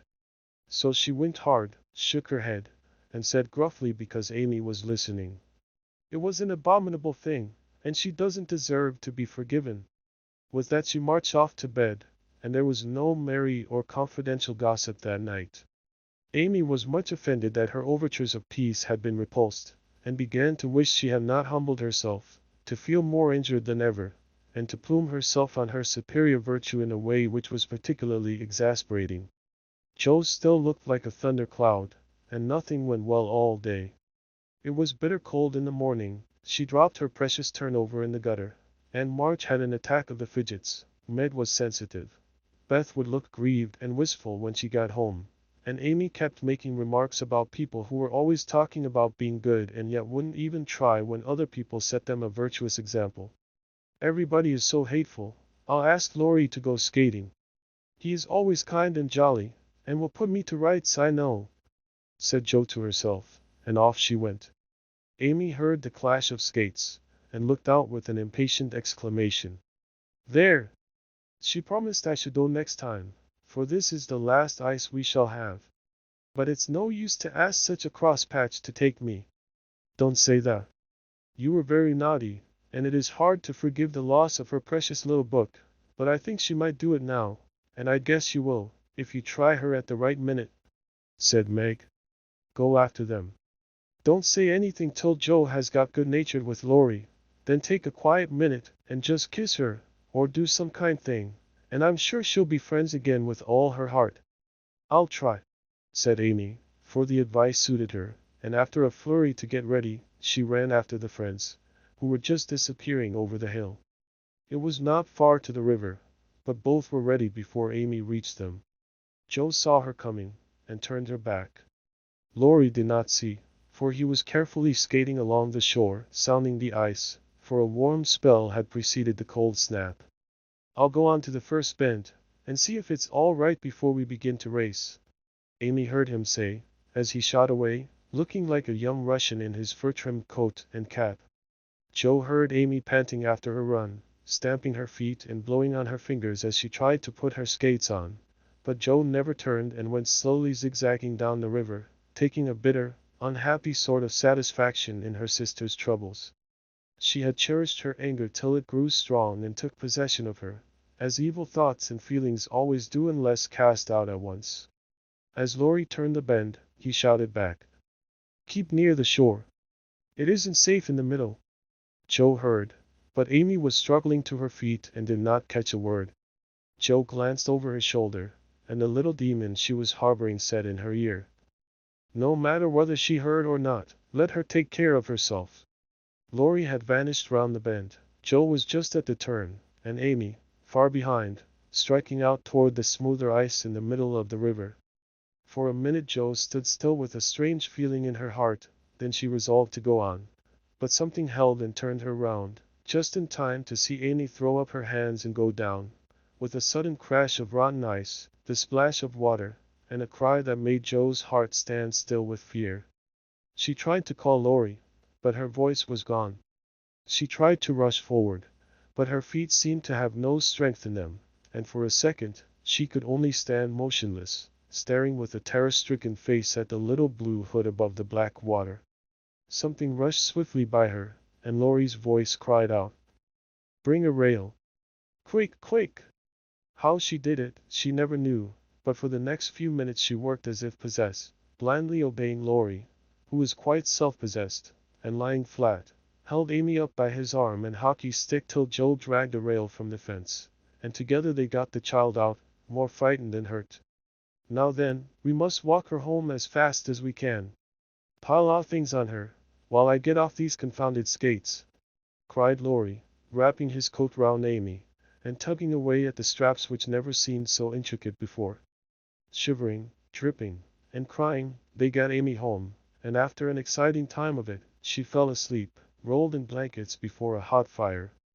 During the bustle Jo had scarcely spoken but flown about, looking pale and wild, with her things half off, her dress torn, and her hands cut and bruised by ice and rails and refractory buckles. When Amy was comfortably asleep, the house quiet, and Mrs. March sitting by the bed, she called Jo to her and began to bind up the hurt hands. "Are you sure she is safe?" whispered Jo, looking remorsefully at the golden head, which might have been swept away from her sight forever under the treacherous ice.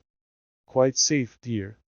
She is not hurt, and won't even take cold, I think. You were so sensible in covering and getting her home quickly," replied her mother cheerfully. "Laurie did it all. I only let her go. Mother, if she should die, it would be my fault." And Jo dropped down beside the bed in a passion of penitent tears, telling all that had happened, bitterly condemning her hardness of heart, and sobbing out her gratitude for being spared the heavy punishment which might have come upon her. "It's my dreadful temper," I tried to cure it, I think I have, and then it breaks out worse than ever. Oh, mother, what shall I do? What shall I do? Cried poor Joe, in despair. Watch and pray, dear, never get tired of trying, and never think it is impossible to conquer your fault, said Mrs. March, drawing the blousy head to her shoulder, and kissing the wet cheek so tenderly that Joe cried even harder. You don't know, you can't guess how bad it is. It seems as if I could do anything when I'm in a passion. I get so savage, I could hurt anyone and enjoy it. I'm afraid I shall do something dreadful some day, and spoil my life, and make everybody hate me. Oh, mother, help me, do help me. I will, my child, I will. Don't cry so bitterly, but remember this day, and resolve with all your soul that you will never know another like it. Joe, dear, we all have our temptations, some far greater than yours, and it often takes us all our lives to conquer them. You think your temper is the worst in the world, but mine used to be just like it. Yours, mother? Why, you are never angry. And for the moment Joe forgot remorse in surprise. I've been trying to cure it for 40 years, and have only succeeded in controlling it. I am angry nearly every day of my life, Joe, but I have learned not to show it, and I still hope to learn not to feel it, though it may take me another 40 years to do so. The patience and the humility of the face she loved so well was a better lesson to Joe than the wisest lecture, the sharpest reproof. She felt comforted at once by the sympathy and confidence given her. The knowledge that her mother had a fault like hers, and tried to mend it, made her own easier to bear and strengthened her resolution to cure it, though 40 years seemed rather a long time to watch and pray to a girl of 15. Mother, are you angry when you fold your lips tight together and go out of the room sometimes, when Aunt March scolds or people worry you? Asked Joe, feeling nearer and dearer to her mother than ever before. Yes, I've learned to check the hasty words that rise to my lips, and when I feel that they mean to break out against my will, I just go away for a minute, and give myself a little shake for being so weak and wicked, answered Mrs. March with a sigh and a smile, as she smoothed and fastened up Joe's disheveled hair.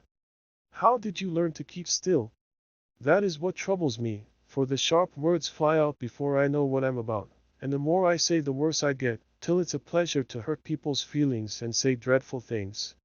Tell me how you do it, Marmee dear. My good mother used to help me, as you do us, interrupted Joe, with a grateful kiss. But I lost her when I was a little older than you are, and for years had to struggle on alone, for I was too proud to confess my weakness to anyone else. I had a hard time, Joe, and shed a good many bitter tears over my failures, for in spite of my efforts I never seemed to get on. Then your father came, and I was so happy that I found it easy to be good. But by and by, when I had 4 little daughters round me and we were poor, then the old trouble began again, for I am not patient by nature, and it tried me very much to see my children wanting anything. Poor mother! What helped you then? Your father, Joe.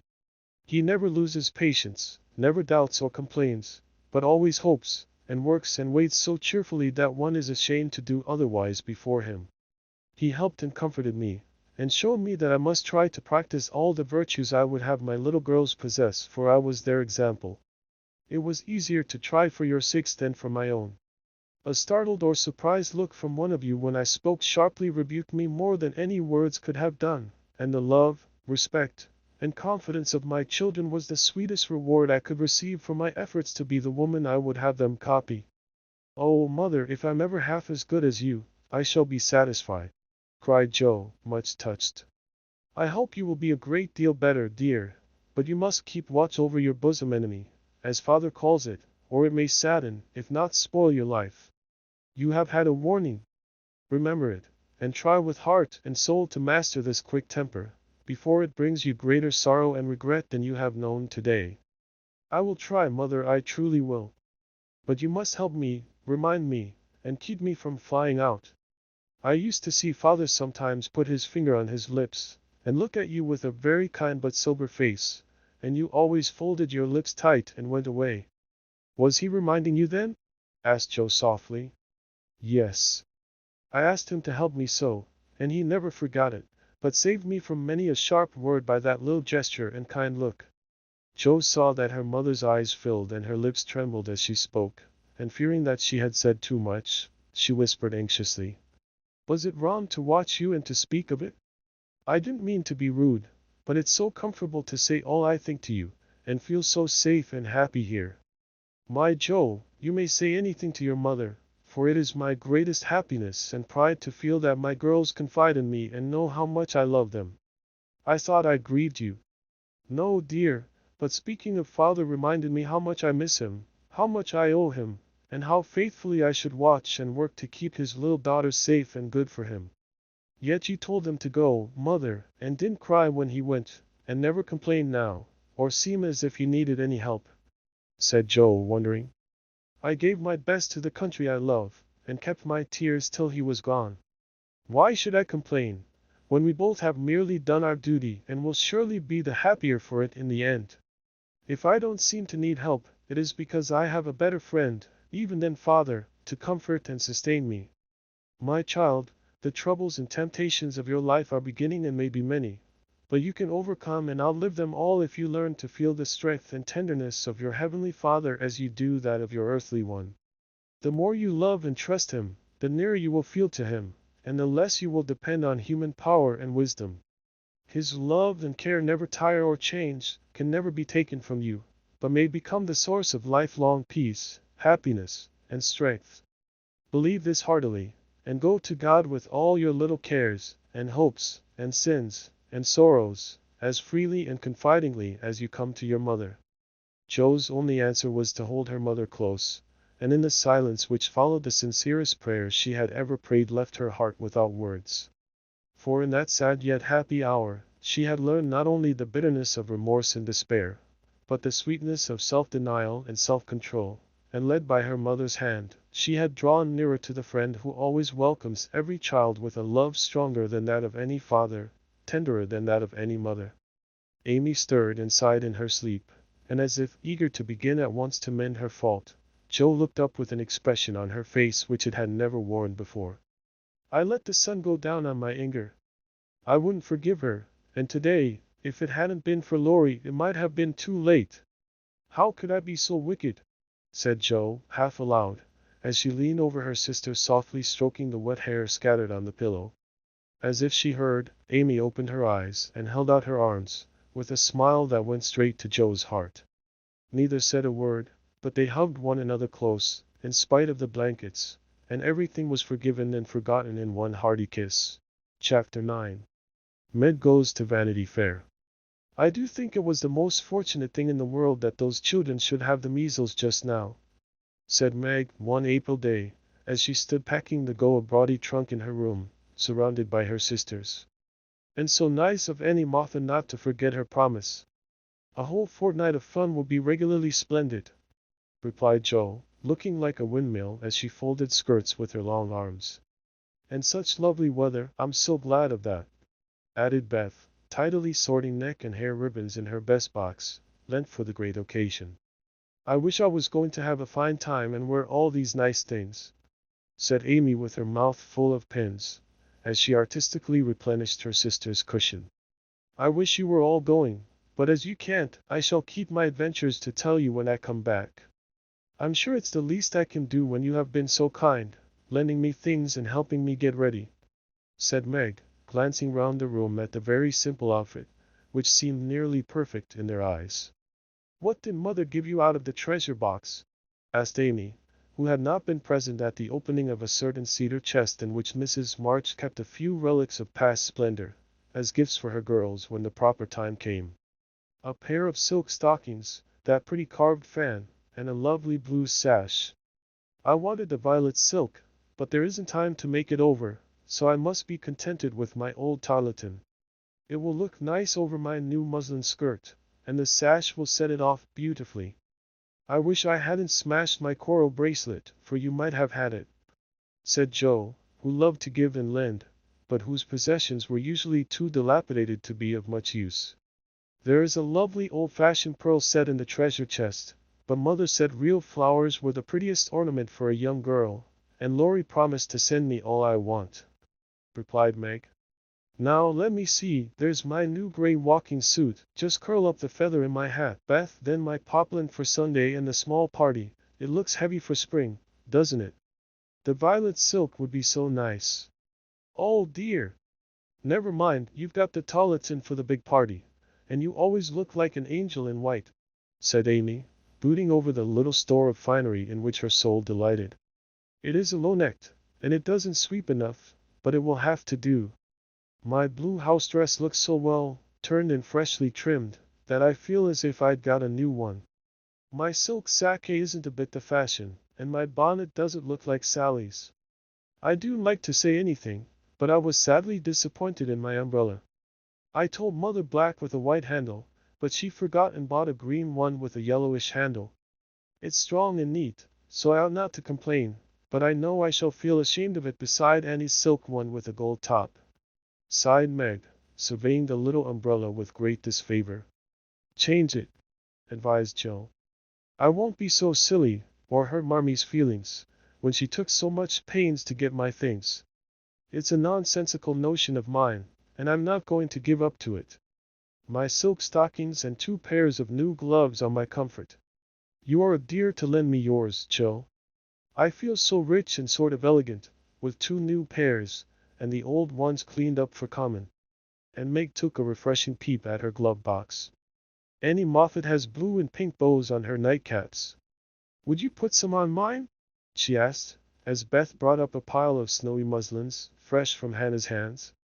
"No, I wouldn't, for the smart caps won't match the plain gowns without any trimming on them. Poor folks shouldn't rake," said Joe decidedly. "I wonder if I shall ever be happy enough to have real lace on my clothes and bows on my caps?" said Meg impatiently. "You said the other day that you'd be perfectly happy if you could only go to Annie Moffat's," observed Beth in her quiet way. "So I did. Well, I am happy, and I won't fret, but it does seem as if the more one gets the more one wants, doesn't it? There now, the trays are ready, and everything in but my ball dress, which I shall leave for Mother to pack," said Meg, cheering up, as she glanced from the half-filled trunk to the many times pressed and mended white tarlatan, which she called her ball dress with an important air. The next day was fine, and Meg departed in style for a fortnight of novelty and pleasure. Mrs. March had consented to the visit rather reluctantly, fearing that Margaret would come back more discontented than she went. But she begged so hard, and Sally had promised to take good care of her, and a little pleasure seemed so delightful after a winter of irksome work that the mother yielded, and the daughter went to take her first taste of fashionable life. The Moffats were very fashionable, and simple Meg was rather daunted, at first, by the splendor of the house and the elegance of its occupants. But they were kindly people, in spite of the frivolous life they led, and soon put their guest at her ease. Perhaps Meg felt, without understanding why, that they were not particularly cultivated or intelligent people, and that all their gilding could not quite conceal the ordinary material of which they were made. It certainly was agreeable to fare sumptuously, drive in a fine carriage, wear her best frock every day, and do nothing but enjoy herself. It suited her exactly, and soon she began to imitate the manners and conversation of those about her, to put on little airs and graces, use French phrases, crimp her hair, take in her dresses, and talk about the fashions as well as she could. The more she saw of Annie Moffat's pretty things, the more she envied her and sighed to be rich. Home now looked bare and dismal as she thought of it. Work grew harder than ever, and she felt that she was a very destitute and much injured girl, in spite of the new gloves and silk stockings. She had not much time for repining, however, for the 3 young girls were busily employed in having a good time. They shopped, walked, rode, and called all day, went to theaters and operas or frolicked at home in the evening, for Annie had many friends and knew how to entertain them. Her older sisters were very fine young ladies, and one was engaged, which was extremely interesting and romantic, Meg thought. Mr. Moffat was a fat, jolly old gentleman, who knew her father, and Mrs. Moffat, a fat, jolly old lady, who took as great a fancy to Meg as her daughter had done. Everyone petted her, and Daisy, as they called her, was in a fair way to have her head turned. When the evening for the small party came, she found that the poplin wouldn't do at all, for the other girls were putting on thin dresses and making themselves very fine indeed. So out came the tarlatan, looking older, limper, and shabbier than ever beside Sally's crisp new one. Meg saw the girls glance at it, and then at one another, and her cheeks began to burn, for with all her gentleness she was very proud. No one said a word about it, but Sally offered to dress her hair, and Annie to tie her sash, and Belle, the engaged sister, praised her white arms. But in their kindness Meg saw only pity for her poverty, and her heart felt very heavy as she stood by herself, while the others laughed, chattered, and flew about like gauzy butterflies. The hard, bitter feeling was getting pretty bad, when the maid brought in a box of flowers. Before she could speak, Annie had the cover off, and all were exclaiming at the lovely roses, heath, and fern within. "It's for Belle, of course, George always sends her some, but these are altogether ravishing," cried Annie, with a great sniff. "They are for Miss March," the man said. "And here's a note," put in the maid, holding it to Meg. "What fun! Who are they from? Didn't know you had a lover," cried the girls, fluttering about Meg in a high state of curiosity and surprise. "The note is from Mother, and the flowers from Laurie," said Meg simply, yet much gratified that he had not forgotten her.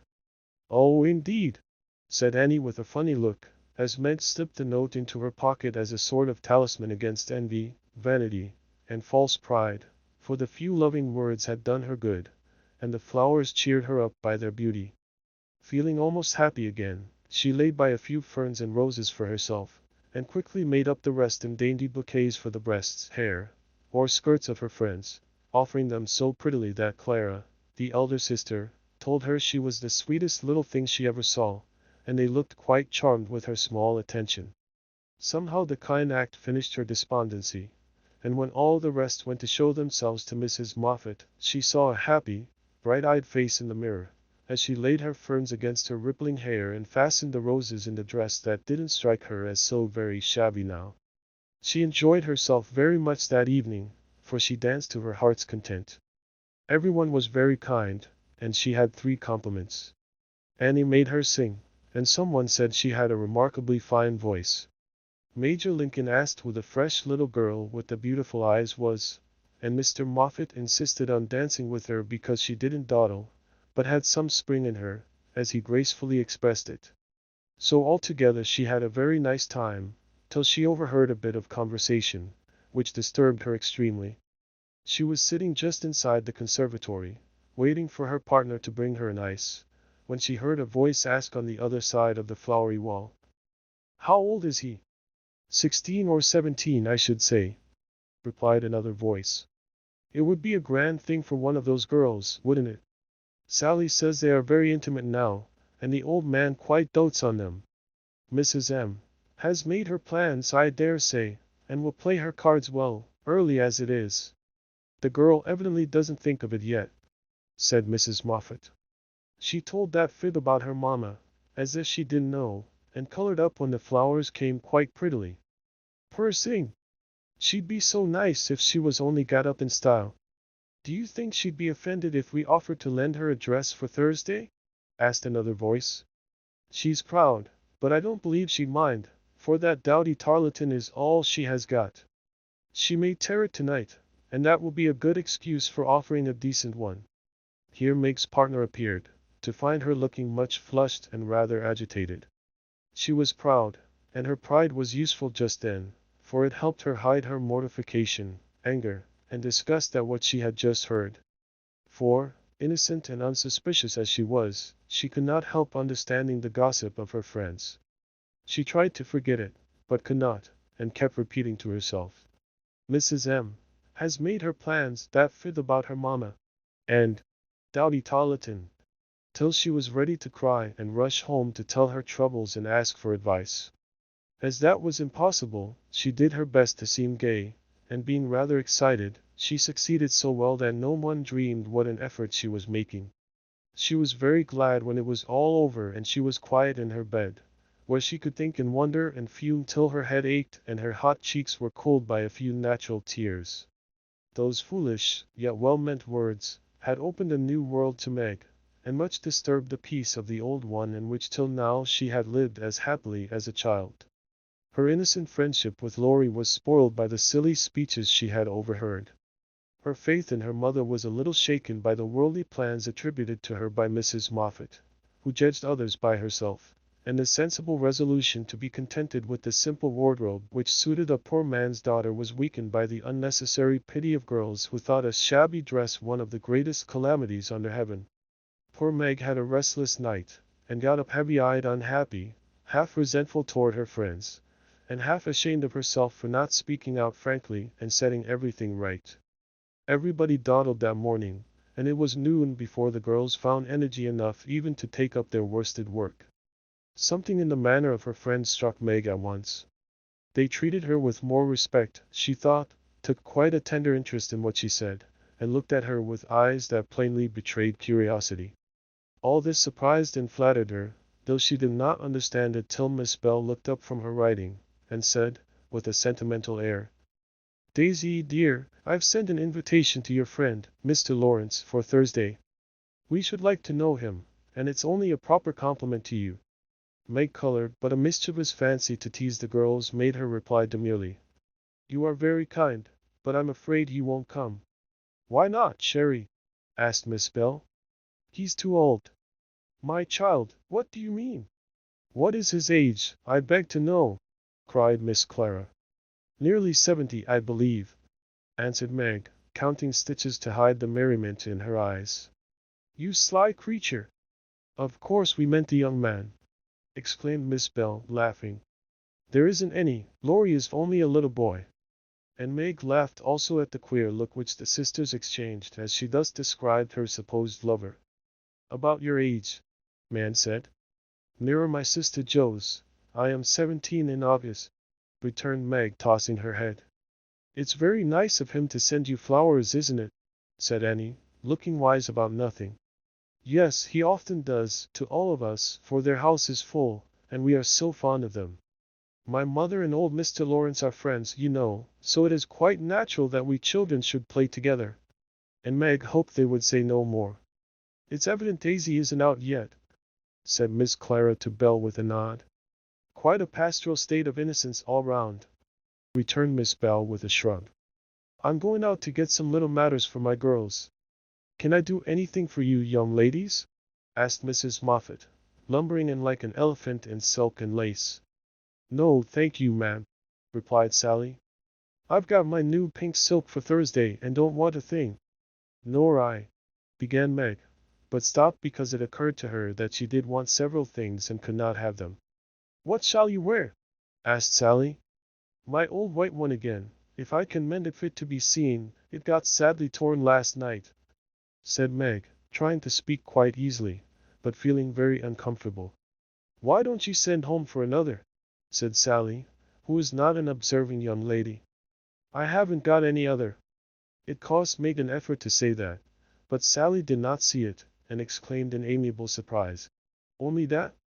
How funny!" She did not finish her speech, for Belle shook her head at her and broke in, saying kindly, "Not at all. Where is the use of having a lot of dresses when she isn't out yet? There's no need of sending home, Daisy, even if you had a dozen, for I've got a sweet blue silk laid away, which I've outgrown, and you shall wear it to please me, won't you, dear?" "You are very kind, but I don't mind my old dress if you don't, it does well enough for a little girl like me," said Meg. "Now do let me please myself by dressing you up in style. I admire to do it, and you be a regular low beauty with a touch here and there. I shan't let anyone see you till you are done, and then we'll burst upon them like Cinderella and her godmother going to the ball," said Belle in her persuasive tone. Meg couldn't refuse the offer so kindly made, for a desire to see if she would be a little beauty after touching up caused her to accept and forget all her former uncomfortable feelings toward the Moffats. On the Thursday evening Belle shut herself up with her maid, and between them they turned Meg into a fine lady. They crimped and curled her hair, they polished her neck and arms with some fragrant powder, touched her lips with coralline salve to make them redder, and Hortense would have added a soupçon of rouge, if Meg had not rebelled. They laced her into a sky-blue dress, which was so tight she could hardly breathe and so low in the neck that modest Meg blushed at herself in the mirror. A set of silver filigree was added, bracelets, necklace, brooch, and even earrings, for Hortense tied them on with a bit of pink silk which did not show. A cluster of tea rose buds at the bosom, and a ruche, reconciled Meg to the display of her pretty, white shoulders, and a pair of high-heeled silk boots satisfied the last wish of her heart. A lace handkerchief, a plumy fan, and a bouquet in a shoulder-holder finished her off, and Miss Bell surveyed her with the satisfaction of a little girl with a newly dressed doll. "Mademoiselle is charmante, très jolie, is she not?" cried Hortense, clasping her hands in an affected rapture. "Come and show yourself," said Miss Bell, leading the way to the room where the others were waiting. As Meg went rustling after, with her long skirts trailing, her earrings tinkling, her curls waving, and her heart beating, she felt as if her fun had really begun at last, for the mirror had plainly told her that she was a little beauty. Her friends repeated the pleasing phrase enthusiastically, and for several minutes she stood, like a jackdaw in the fable, enjoying her borrowed plumes, while the rest chatted like a party of magpies. "While I dress, do you drill her, Nan, in the management of her skirt and those French heels, or she will trip herself up. Take your silver butterfly, and catch up that long curl on the left side of her head, Clara, and don't any of you disturb the charming work of my hands," said Belle, as she hurried away, looking well pleased with her success. "You don't look a bit like yourself, but you are very nice. I'm nowhere beside you, for Belle has heaps of taste, and you're quite French, I assure you. Let your flowers hang, don't be so careful of them, and be sure you don't trip," returned Sally, trying not to care that Meg was prettier than herself. Keeping that warning carefully in mind, Margaret got safely downstairs and sailed into the drawing rooms where the Moffats and a few early guests were assembled. She very soon discovered that there is a charm about fine clothes which attracts a certain class of people and secures their respect. Several young ladies, who had taken no notice of her before, were very affectionate all of a sudden. Several young gentlemen, who had only stared at her at the other party, now not only stared, but asked to be introduced, and said all manner of foolish but agreeable things to her, and several old ladies, who sat on the sofas, and criticized the rest of the party, inquired who she was with an air of interest. She heard Mrs. Moffat reply to one of them, "Daisy March, father a colonel in the army, one of our first families, but reverses of fortune, you know, intimate friends of the Laurences. Sweet creature, I assure you, my Ned is quite wild about her." "Dear me," said the old lady, putting up her glass for another observation of Meg, who tried to look as if she had not heard and been rather shocked at Mrs. Moffat's fibs. The queer feeling did not pass away, but she imagined herself acting the new part of fine lady and so got on pretty well, though the tight dress gave her a side ache, the train kept getting under her feet, and she was in constant fear lest her earrings should fly off and get lost or broken. She was flirting her fan and laughing at the feeble jokes of a young gentleman who tried to be witty, when she suddenly stopped laughing and looked confused, for just opposite, she saw Laurie. He was staring at her with undisguised surprise, and disapproval also, she thought, for though he bowed and smiled, yet something in his honest eyes made her blush and wish she had her old dress on. To complete her confusion, she saw Belle nudge Annie, and both glanced from her to Laurie, who, she was happy to see, looked unusually boyish and shy. "Silly creatures, to put such thoughts into my head. I won't care for it, well let it change me a bit," thought Meg, and rustled across the room to shake hands with her friend. "I'm glad you came, I was afraid you wouldn't," she said, with her most grown-up air.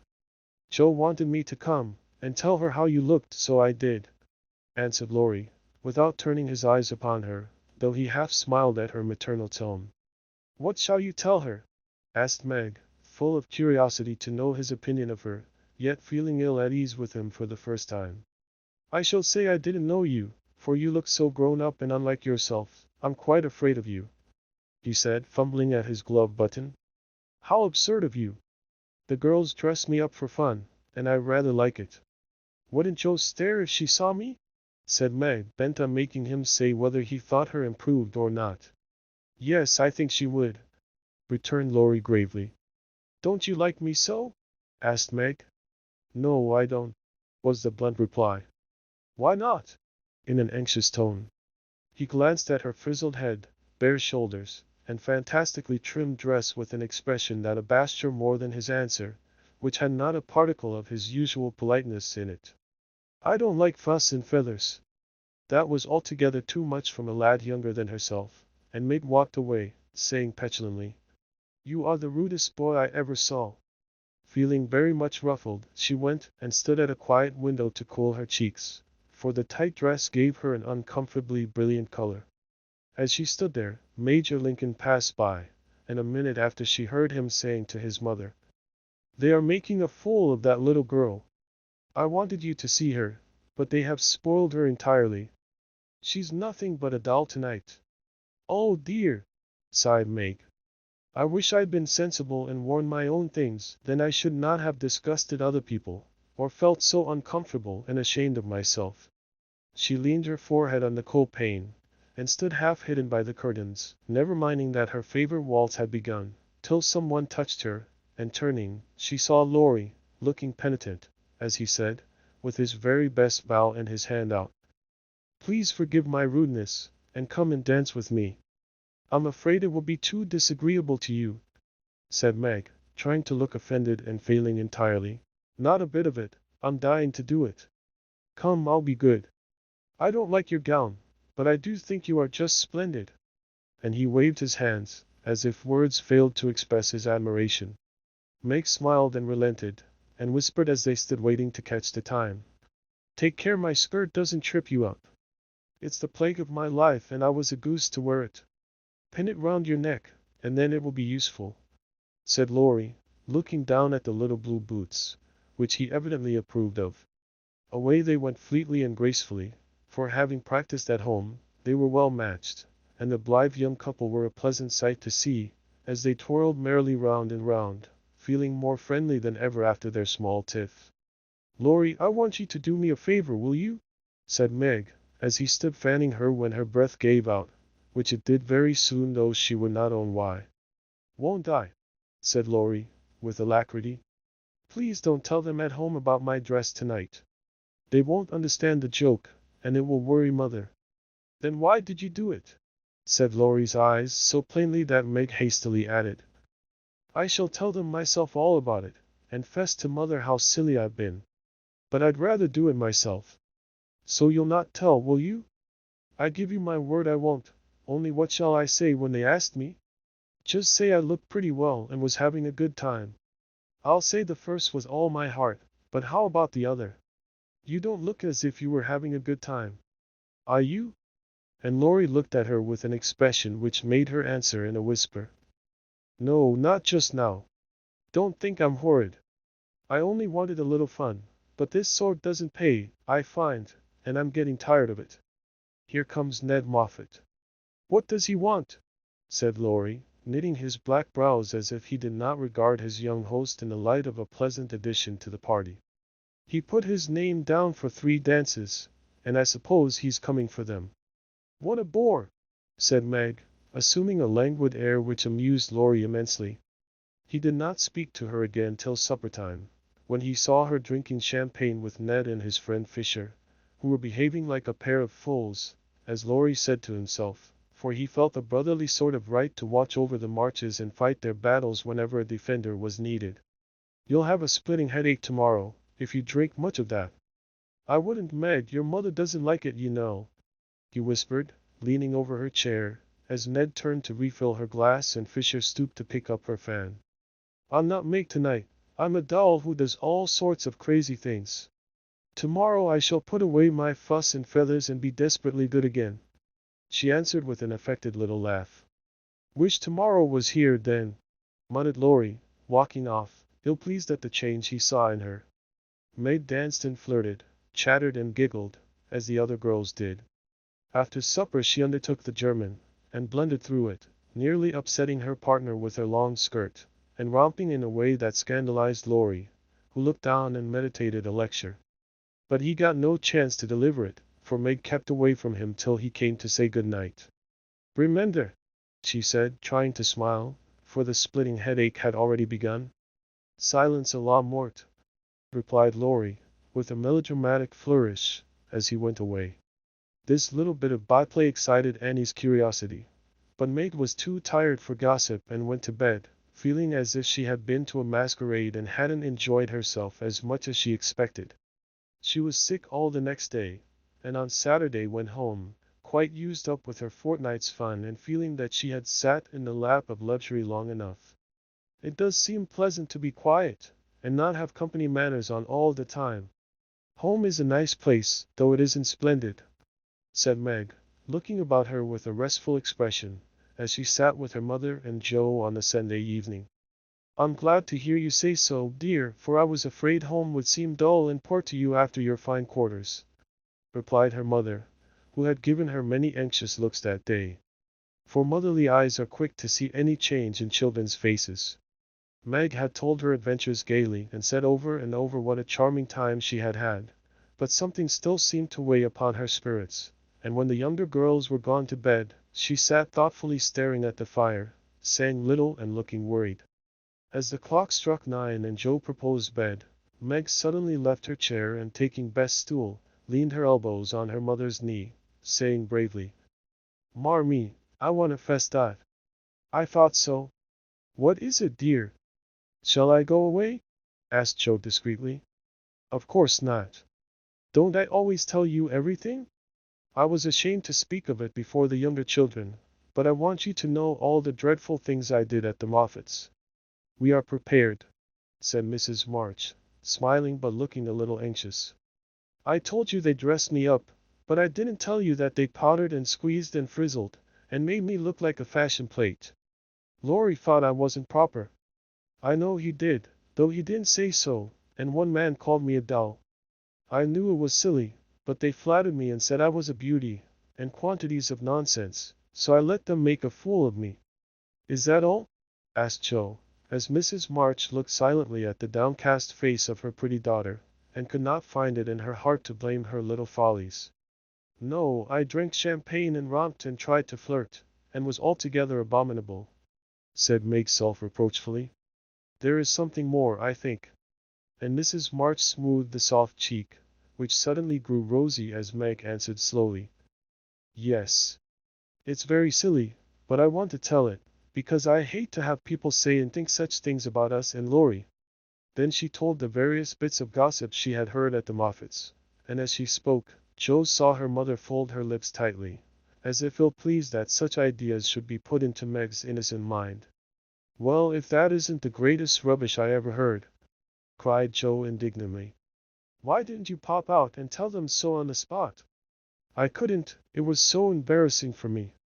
I couldn't help hearing at first, and then I was so angry and ashamed, I didn't remember that I ought to go away. Just wait till I see Annie Moffat, and I'll show you how to settle such ridiculous stuff. The idea of having plans and being kind to Laurie because he's rich and may marry us by and by. Won't he shout when I tell him what those silly things say about us poor children?" And Joe laughed, as if on second thoughts the thing struck her as a good joke. "If you tell Laurie, I'll never forgive you." "She mustn't, must she, mother?" said Meg, looking distressed.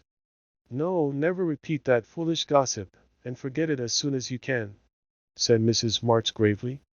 "I was very unwise to let you go among people of whom I know so little, kind, I dare say, but worldly, ill-bred, and full of these vulgar ideas about young people. I am more sorry than I can express for the mischief this visit may have done you, Meg. Don't be sorry, I won't let it hurt me. I'll forget all the bad and remember only the good, for I did enjoy a great deal, and thank you very much for letting me go. I'll not be sentimental or dissatisfied, mother. I know I'm a silly little girl, and I'll stay with you till I'm fit to take care of myself. But it is nice to be praised and admired, and I can't help saying I like it," said Meg, looking half ashamed of the confession. "That is perfectly natural, and quite harmless, if the liking does not become a passion and lead one to do foolish or unmaidenly things. Learn to know and value the praise which is worth having, and to excite the admiration of excellent people by being modest as well as pretty, Meg." Margaret sat thinking a moment, while Joe stood with her hands behind her, looking both interested and a little perplexed, for it was a new thing to see Meg blushing and talking about admiration, lovers, and things of that sort. And Joe felt as if during that fortnight her sister had grown up amazingly, and was drifting away from her into a world where she could not follow. "Mother, do you have plans, as Mrs. Moffat said?" asked Meg bashfully. "Yes, my dear, I have a great many, all mothers do, but mine differ somewhat from Mrs. Moffat's, I suspect. I will tell you some of them, for the time has come when a word may set this romantic little head and heart of yours right, on a very serious subject. You are young, Meg, but not too young to understand me, and mother's lips are the fittest to speak of such things to girls like you. Joe, your turn will come in time, perhaps, so listen to my plans and help me carry them out, if they are good. Joe went and sat on one arm of the chair, looking as if she thought they were about to join in some very solemn affair. Holding a hand of each, and watching the two young faces wistfully, Mrs. March said, in her serious yet cheery way, I want my daughters to be beautiful, accomplished, and good. To be admired, loved, and respected. To have a happy youth, to be well and wisely married, and to lead useful, pleasant lives, with as little care and sorrow to try them as God sees fit to send. To be loved and chosen by a good man is the best and sweetest thing which can happen to a woman, and I sincerely hope my girls may know this beautiful experience. It is natural to think of it, Meg, right to hope and wait for it, and wise to prepare for it, so that when the happy time comes, you may feel ready for the duties and worthy of the joy. My dear girls, I am ambitious for you, but not to have you make a dash in the world, marry rich men merely because they are rich, or have splendid houses, which are not homes because love is wanting. Money is a needful and precious thing, and when well used, a noble thing, but I never want you to think it is the first or only prize to strive for. I'd rather see you poor men's wives if you were happy, beloved, contented, than queens on thrones, without self-respect and peace. Poor girls don't stand any chance, Belle says, unless they put themselves forward, sighed Meg. Then we'll be old maids, said Joe stoutly. Right, Joe. Better be happy old maids than unhappy wives, or unmaidenly girls, running about to find husbands, said Mrs. March decidedly. Don't be troubled, Meg, poverty seldom daunts a sincere lover. Some of the best and most honored women I know were poor girls, but so love-worthy that they were not allowed to be old maids. Leave these things to time. Make this home happy, so that you may be fit for homes of your own, if they are offered you, and contented here if they are not. One thing remember, my girls.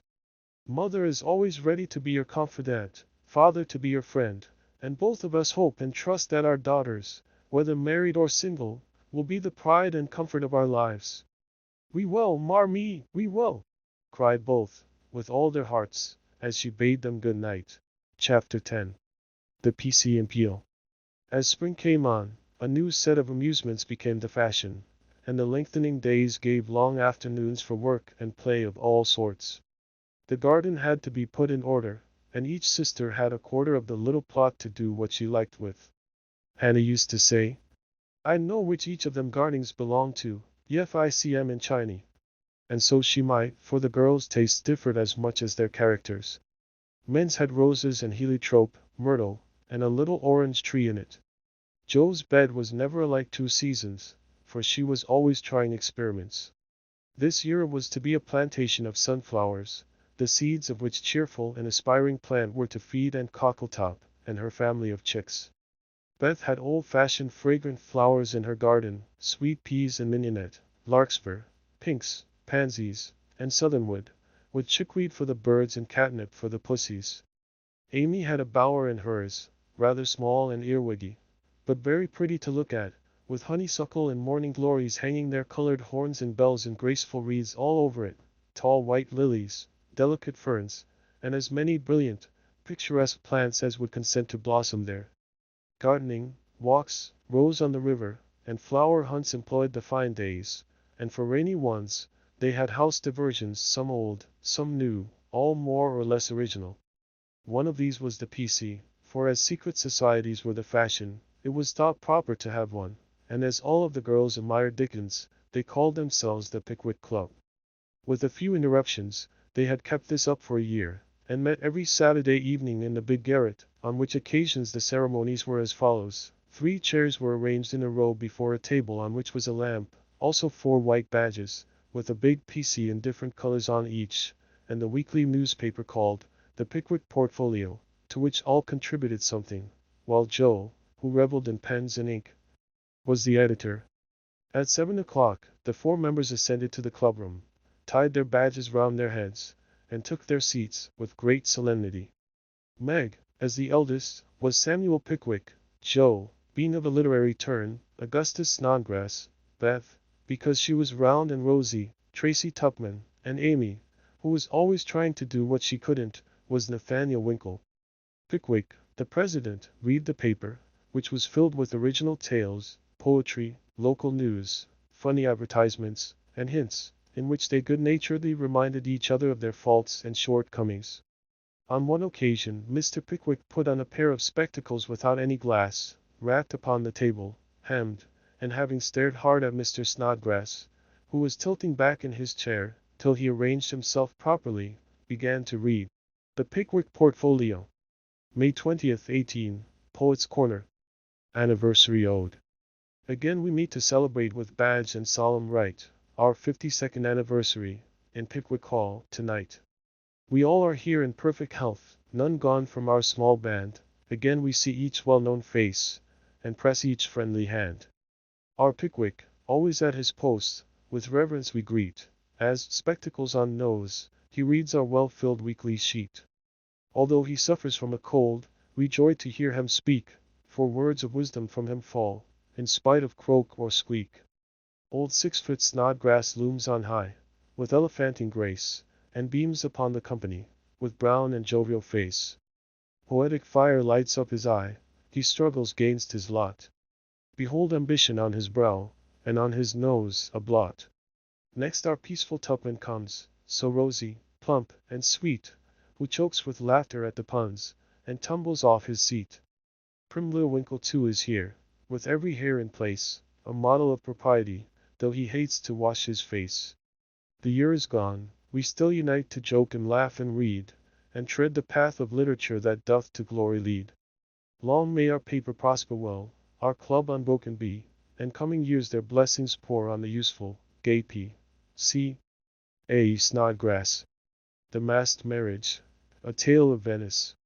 Gondola after gondola swept up to the marble steps, and left its lovely load to swell the brilliant throng that filled the stately halls of Count Adelon. Knights and ladies, elves and pages, monks and flower girls, all mingled gaily in the dance. Sweet voices and rich melody filled the air, and so with mirth and music the masquerade went on. "Has your highness seen the Lady Viola tonight?" asked the gallant troubadour of the fairy queen who floated down the hall upon his arm. "Yes, is she not lovely, though so sad? Her dress is well chosen, too, for in a week she weds Count Antonio, whom she passionately hates. By my faith, I envy him. Yonder he comes, arrayed like a bridegroom, except the black mask. When that is off we shall see how he regards the fair maid whose heart he cannot win, though her stern father bestows her hand," returned the troubadour. "'Tis whispered that she loves the young English artist who haunts her steps, and is spurned by the old count," said the lady, as they joined the dance. The revel was at its height when a priest appeared, and withdrawing the young pair to an alcove, hung with purple velvet, he motioned them to kneel. Instant silence fell on the gay throng, and not a sound, but the dash of fountains or the rustle of orange groves sleeping in the moonlight, broke the hush, as Count Adelon spoke thus. "My lords and ladies, pardon the ruse by which I have gathered you here to witness the marriage of my daughter. Father, we wait your services." All eyes turned toward the bridal party, and a murmur of amazement went through the throng, for either bride nor groom removed their masks. Curiosity and wonder possessed all hearts, but respect restrained all tongues till the holy rite was over. Then the eager spectators gathered round the count, demanding an explanation. "Gladly would I give it if I could, but I only know that it was the whim of my timid Viola, and I yielded to it. Now, my children, let the play end. Unmask and receive my blessing." But neither bent the knee, for the young bridegroom replied in a tone that startled all listeners as the mask fell, disclosing the noble face of Ferdinand Devereux, the artist lover, and leaning on the breast where now flashed the star of an English earl was the lovely Viola, radiant with joy and beauty. "My lord, you scornfully bade me claim your daughter when I could boast as high a name and vast a fortune as the Count Antonio. I can do more, for even your ambitious soul cannot refuse the Earl of Devereux and de Vere, when he gives his ancient name and boundless wealth in return for the beloved hand of this fair lady, now my wife. The Count stood like one changed to stone, and turning to the bewildered crowd, Ferdinand added, with a gay smile of triumph. To you, my gallant friends, I can only wish that your wooing may prosper as mine has done, and that you may all win as fair a bride as I have by this masked marriage. Asks Pickwick. Why is the P.C. like the Tower of Babel? It is full of unruly members. The history of a squash. Once upon a time a farmer planted a little seed in his garden, and after a while it sprouted and became a vine and bore many squashes. One day in October, when they were ripe, he picked one and took it to market. A grocer man bought and put it in his shop. That same morning, a little girl in a brown hat and blue dress, with a round face and snub nose, went and bought it for her mother. She lugged it home, cut it up, and boiled it in the big pot, mashed some of it with salt and butter, for dinner.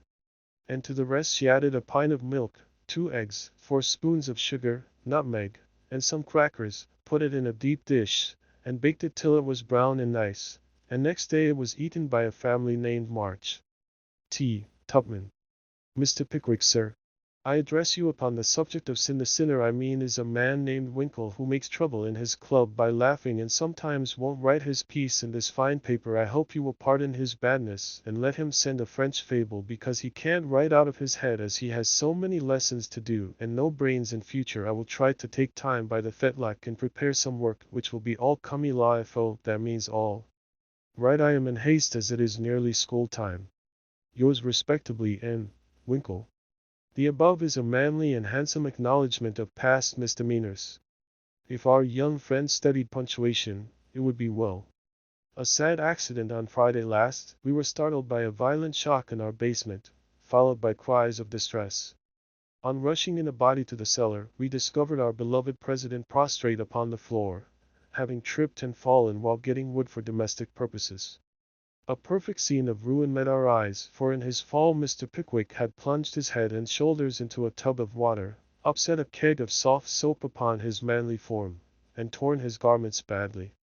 On being removed from this perilous situation, it was discovered that he had suffered no injury but several bruises, and we are happy to add, is now doing well. Ed. The public bereavement. It is our painful duty to record the sudden and mysterious disappearance of our cherished friend, Mrs. Snowball Pat Paul. This lovely and beloved cat was the pet of a large circle of warm and admiring friends, for her beauty attracted all eyes, her graces and virtues endeared her to all hearts, and her loss is deeply felt by the whole community. When last seen, she was sitting at the gate, watching the butcher's cart, and it is feared that some villain, tempted by her charms, basely stole her. Weeks have passed, but no trace of her has been discovered, and we relinquish all hope, tie a black ribbon to her basket, set aside her dish, and weep for her as one lost to us forever. A sympathizing friend sends the following gem, a lament. For S.B. Pat Paul. We mourn the loss of our little pet, and sigh over her hapless fate, for never more by the fire she'll sit, nor play by the old green gate. The little grave where her infant sleeps is 'neath the chestnut tree. But o'er her grave we may not weep, we know not where it may be. Her empty bed, her idle ball, we'll never see her more, no gentle tap, no loving purr is heard at the parlor door. Another cat comes after her mice, a cat with a dirty face, but she does not hunt as our darling did, nor play with her airy grace. Her stealthy paws tread the very hall where Snowball used to play, but she only spits at the dogs our pet so gallantly drove away. She is useful and mild, and does her best, but she is not fair to see, and we cannot give her your place, dear, nor worship her as we worship thee. E.S. Advertisements. Miss Oranthy Blegage, the accomplished strong-minded lecturer, will deliver her famous lecture on Woman and Her Position at Pickwick Hall next Saturday evening, after the usual performances. A weekly meeting will be held at Kitchen Place, to teach young ladies how to cook. Hannah Brown will preside, and all are invited to attend. The Dustpan Society will meet on Wednesday next, and parade in the upper story of the clubhouse. All members to appear in uniform and shoulder their brooms at 9 precisely. M.R.S. Beth Bouncer will open her new assortment of dolls millinery next week. The latest Paris fashions have arrived, and orders are respectfully solicited. A new play will appear at the Barneville Theatre, in the course of a few weeks, which will surpass anything ever seen on the American stage. The Greek Slave, or Constantine the Avenger, is the name of this thrilling drama. Hence, if SB didn't use so much soap on his hands, he wouldn't always be late at breakfast. AS is requested not to whistle in the street. TT, please don't forget Amy's napkin. NW must not fret because his dress has not 9 tucks. Weekly report. Meg, good. Joe, bad. Bess, very good. Amy, middling. As the president finished reading the paper, which I beg leave to assure my readers is a bona fide copy of one written by bona fide girls once upon a time, a round of applause followed, and then Mr. Snodgrass rose to make a proposition. Mr. President and gentlemen, he began, assuming a parliamentary attitude and tone, I wish to propose the admission of a new member, one who highly deserves the honor, would be deeply grateful for it, and would add immensely to the spirit of the club, the literary value of the paper, and be no end jolly and nice. I propose Mr. Theodore Laurence as an honorary member of the P.C. Come now, do have him. Joe's sudden change of tone made the girls laugh, but all looked rather anxious, and no one said a word as Snodgrass took his seat. We'll put it to a vote, said the president. All in favor of this motion please to manifest it by saying aye. A loud response from Snodgrass followed, to everybody's surprise, by a timid one from Beth. Contrary-minded say, no. Meg and Amy were contrary-minded, and Mr. Winkle rose to say with great elegance, we don't wish any boys, they only joke and bounce about. This is a ladies' club, and we wish to be private and proper. I'm afraid he'll laugh at our paper, and make fun of us afterward, observed Pickwick, pulling the little curl on her forehead, as she always did when doubtful. Up rose Snodgrass, very much in earnest. Sir, I'd give you my word as a gentleman, Laurie won't do anything of the sort. He likes to write, and he'll give a tone to our contributions and keep us from being sentimental, don't ye see? We can do so little for him, and he does so much for us. I think the least we can do is to offer him a place here, and make him welcome if he comes. This artful allusion to benefits conferred brought Tupman to his feet, looking as if he had quite made up his mind. Yes, we ought to do it, even if we are afraid. I say he may come, and his grandpa too if he likes. This spirited burst from Beth electrified the club, and Joe left her seat to shake hands approvingly. Now then, vote again. Everybody remember it's our Laurie, and say, aye, cried Snodgrass excitedly. Aye. Aye. Aye, replied 3 voices at once. Good. Bless you.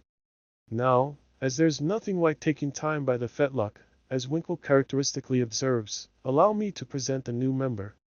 And to the dismay of the rest of the club, Joe threw open the door of the closet, and displayed Laurie sitting on a rag bag, flushed and twinkling with suppressed laughter. You rogue! You traitor! Joe, how could you? Cried the 3 girls, as Snodgrass led her friend triumphantly forth, and producing both a chair and a badge, installed them in a jiffy. The coolness of you 2 rascals is amazing, began Mr. Pickwick, trying to get up an awful frown and only succeeding in producing an amiable smile. But the new member was equal to the occasion, and rising, with a grateful salutation to the chair, said in the most engaging manner, Mr. President and ladies, I beg pardon, gentlemen, allow me to introduce myself as Sam Weller, the very humble servant of the club. Good! Good! Cried Joe, pounding with the handle of the old warming pan on which she leaned. My faithful friend and noble patron, continued Laurie with a wave of the hand, who has so flatteringly presented me, is not to be blamed for the base stratagem of tonight. I planned it, and she only gave in after lots of teasing. Come now, don't lay it all on yourself. You know I proposed the cupboard, broke in Snodgrass, who was enjoying the joke amazingly. Never mind what she says. On the wretch that did it, sir, said the new member, with a Welleresque nod to Mr. Pickwick. But on my honor, I never will do so again, and henceforth devote myself to the interest of this immortal club. Cheer. Here! Cried Joe, clashing the lid of the warming pan like a cymbal. Go on, added Winkle and Tupman, while the president bowed benignly. I merely wish to say, that as a slight token of my gratitude for the honor done me, and as a means of promoting friendly relations between adjoining nations, I have set up a post office in the hedge in the lower corner of the garden, a fine, spacious building with padlocks on the doors and every convenience for the males, also the females, if I may be allowed the expression. It's the old Martin house, but I've stopped up the door and made the roof open, so it will hold all sorts of things, and save our valuable time. Letters, manuscripts, books, and bundles can be passed in there, and as each nation has a key, it will be uncommonly nice, I fancy. Allow me to present the club key, and with many thanks for your favor, take my seat. Great applause as Mr. Weller deposited a little key on the table and subsided. The warming pan clashed and waved wildly, and it was some time before order could be restored. A long discussion followed, and everyone came out surprising, for everyone did her best. So it was an unusually lively meeting, and did not adjourn till a late hour, when it broke up with 3 shrill cheers for the new member. No one ever regretted the admittance of Sam Weller, for a more devoted, well-behaved, and jovial member no club could have. He certainly did add spirit to the meetings, and a tone to the paper, for his orations convulsed his hearers and his contributions were excellent, being patriotic, classical, comical, or dramatic, but never sentimental. Joe regarded them as worthy of Bacon, Milton, or Shakespeare, and remodeled her own works with good effect, she thought. The P.O. was a capital little institution, and flourished wonderfully, for nearly as many queer things passed through it as through the real post office. Tragedies and cravats, poetry and pickles, garden seeds and long letters, music and gingerbread, rubbers, invitations, scoldings, and puppies. The old gentleman liked the fun, and amused himself by sending out bundles, mysterious messages, and funny telegrams, and his gardener, who was smitten with Hannah's charms, actually sent a love letter to Joe's care. How they laughed when the secret came out, never dreaming how many love letters that little post office would hold in the years to come. Chapter 11. Experiments. The 1st of June. The Kings are off to the seashore tomorrow, and I'm free. 3 months' vacation. How I shall enjoy it! Exclaimed Meg, coming home one warm day to find Joe laid upon the sofa in an unusual state of exhaustion, while Beth took off her dusty boots, and Amy made lemonade for the refreshment of the whole party. Aunt March went today, for which, oh, be joyful, said Joe. I was mortally afraid she asked me to go with her. If she had, I should have felt as if I ought to do it, but Plumfield is about as gay as a churchyard, you know, and I'd rather be excused. We had a flurry getting the old lady off, and I had a fright every time she spoke to me, for I was in such a hurry to be through that I was uncommonly helpful and sweet, and feared she'd find it impossible to part from me. I quaked till she was fairly in the carriage, and had a final fright, for as it drove up she popped out her head, saying, "Josephine, won't you?" I didn't hear any more, for I basely turned and fled. I did actually run, and whisked round the corner where I felt safe. Poor old Joe! She came in looking as if bears were after her, said Beth, as she cuddled her sister's feet with a motherly air. Aunt March is a regular samphire, is she not? Observed Amy, tasting her mixture critically. She means vampire, not seaweed, but it doesn't matter. It's too warm to be particular about one's parts of speech, murmured Joe. What shall you do all your vacation? Asked Amy, changing the subject with tact. I shall lie abed late, and do nothing, replied Meg, from the depths of the rocking chair. I've been routed up early all winter, and had to spend my days working for other people, so now I'm going to rest and revel to my heart's content. No, said Joe, that dozy way wouldn't suit me. I've laid in a heap of books, and I'm going to improve my shining hours reading on my perch in the old apple tree, when I'm not having ale. Don't say larks, implored Amy, as a return snub for the samphire correction. I'll say nightingales then, with Laurie. That's proper and appropriate, since he's a warbler. Don't let us do any lessons, Beth, for a while, but play all the time and rest, as the girls mean to, proposed Amy. Well, I will, if Mother doesn't mind. I want to learn some new sounds, and my children need fitting up for the summer. They are dreadfully out of order and really suffering for clothes. May we, mother? Asked Meg, turning to Mrs. March, who sat sewing in what they called Marmie's corner. You may try your experiment for a week and see how you like it. I think by Saturday night you will find that all play and no work is as bad as all work and no play. Oh dear, no. It will be delicious, I'm sure, said Meg complacently. I now propose a toast, as my friend and partner Sari Gamp says.